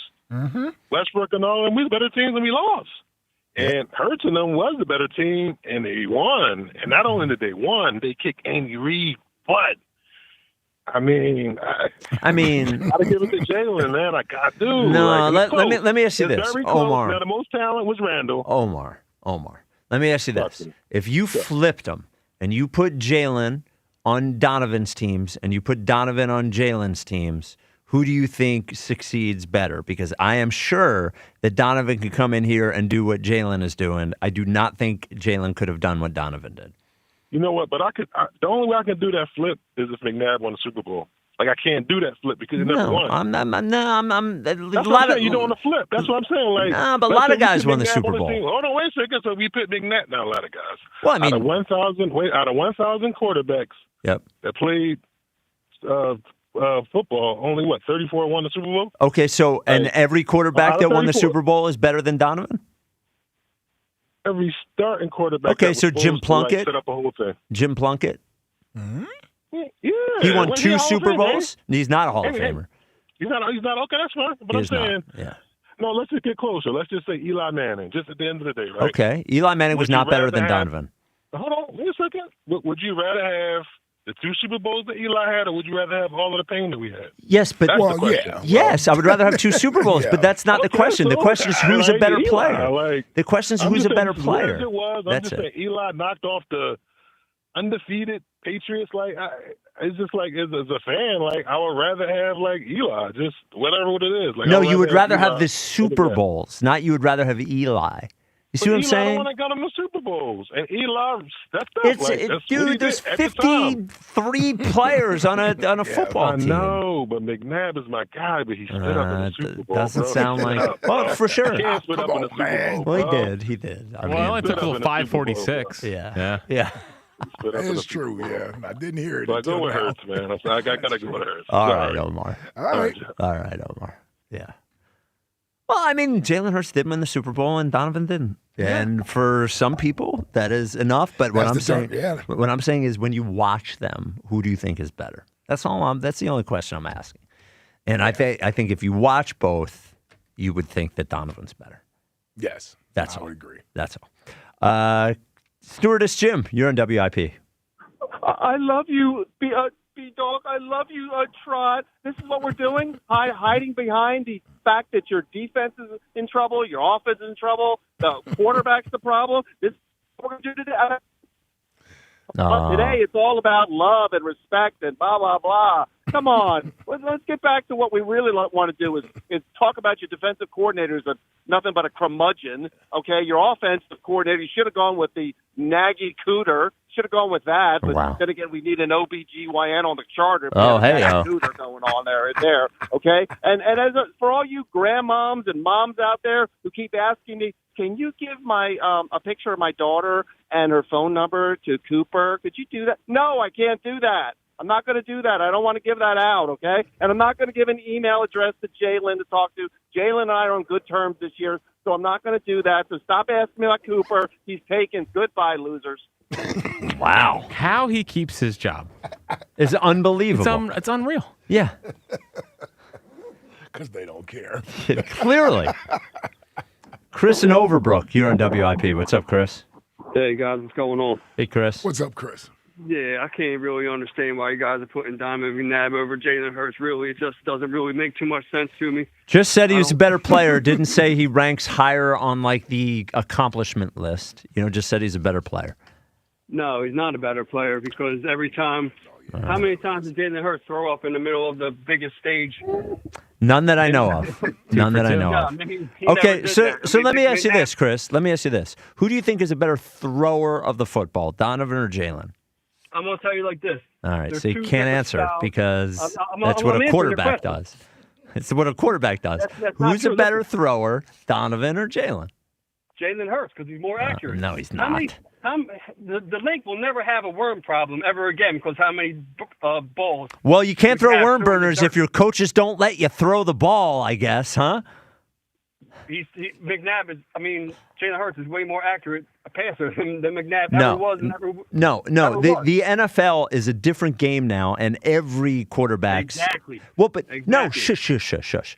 Every quarterback's completion percentage is high now, and Jalen's was below average this year. Mm-hmm. That was this year. That was because of how the whole offensive line was. Let me ask you this, Chris. What do you think Donovan would do if he had Devontae Smith, Dallas Goedert, A.J. Brown? Well, the whole thing is Donovan McNabb was never a clutch quarterback. Every Never time, clutch. every time there was a chance to win the game, it was either interception or a ball in the dirt. Mm. So I can't put him anywhere near the same. So let me check ask you this this. out, though. No. Even with Jalen's 2 Super Bowl runs, who do you think has more playoff wins, Donovan or Jalen? Well, his career's not over though, so you can't really. As of right now, though, I'm just asking you. As of right, it might even be Jalen. He might be Well, on he the doesn't. tail. I wouldn't even ask the question if it was Jalen. Yeah. Well, his career's not over. But look at the projection that Jalen Hurts is on. By the time he's done his career, if he stays healthy, he's going to blow McNabb out of the way. It's not even going to be close. And what? His numbers are out. His numbers right now are insane. Jalen Hurts' numbers. He's breaking records every time he steps on the Okay, field. let me ask you this, Chris. Give me one record he's broken. Yeah. Jalen Hurts. No. Give me one record Jalen has broken. Oh, come on. Just give me one. Okay, I'll give you one, right? I'll give you one, Yes. right? How many quarterbacks, okay, have won an FBS national championship, okay, and a Super Bowl? We got benched in the national championship. Not a record. Oh. Yeah, that's. Joe Namath? Joe Montana and Jalen Hurts. That's Okay, so three people have the same record. Yeah, so he doesn't have the record. It means that two other quarterbacks have done it. Give me just okay. You said last chance, Chris, because we got to end it. You said Jalen Hurts is breaking records left and right. I just want one record. Listen, he broke. I'm gonna tell you like this. I told you before. Michael Jordan. All right, Michael Jordan. Shut up, psychopath. The text line is brought to you by Benari Jewelers. Don't settle for ordinary. Choose extraordinary. Choose Benari Jewelers at Exeter Newtown Square. Online at BenariJewelers.com. Text line, text line, text line. If you want to know my thoughts on the 2004 Birds, just go into the WIP vault and find my calls. OG Wade still lying about how long he's been calling the station. That's really one of the best lies going, actually, is OG Wade's lie about calling the station for 30 years. 30 years. What's next? Bam, whenever anyone brings up Janet Jackson at the Super Bowl. He missed it. Oh. You stupid, man. Come on. All right. I get it. Yes, that means you didn't get to see it. Yes, I get it. All right. What's next? Elliot is an idiot. Donovan listening to the show at the nail salon. Elliot. He's whispering. Yeah. I like it. What's next? This guy? He's the one teaching guys how to be professional? Ooh, that boy almost got a 10-incher. I took a needle in the ass. The audience in the Delaware Valley. B. West throwing that out there. Yeah. All about being professional. Giving you flowers. Hey, taking everybody to Pound Town, baby. That's awesome. I did give good advice, though, yes. I'm sure you I did. didn't always lead by example, but I gave good advice. I'm sure you did. What's next? Special teams? What a joke. These guys get paid to play the same sport as me? Trot continuing to disrespect Ike all throughout the call today. I let that go, too. Yeah. Yes. He kept going back to it. He did. You guys barely play. Yeah. I could do this till I'm 45. I can't believe they had me on special teams, yes. Said he could do it till he's 45. That's the one that got me. Yeah. Like, I can do this till I'm 45.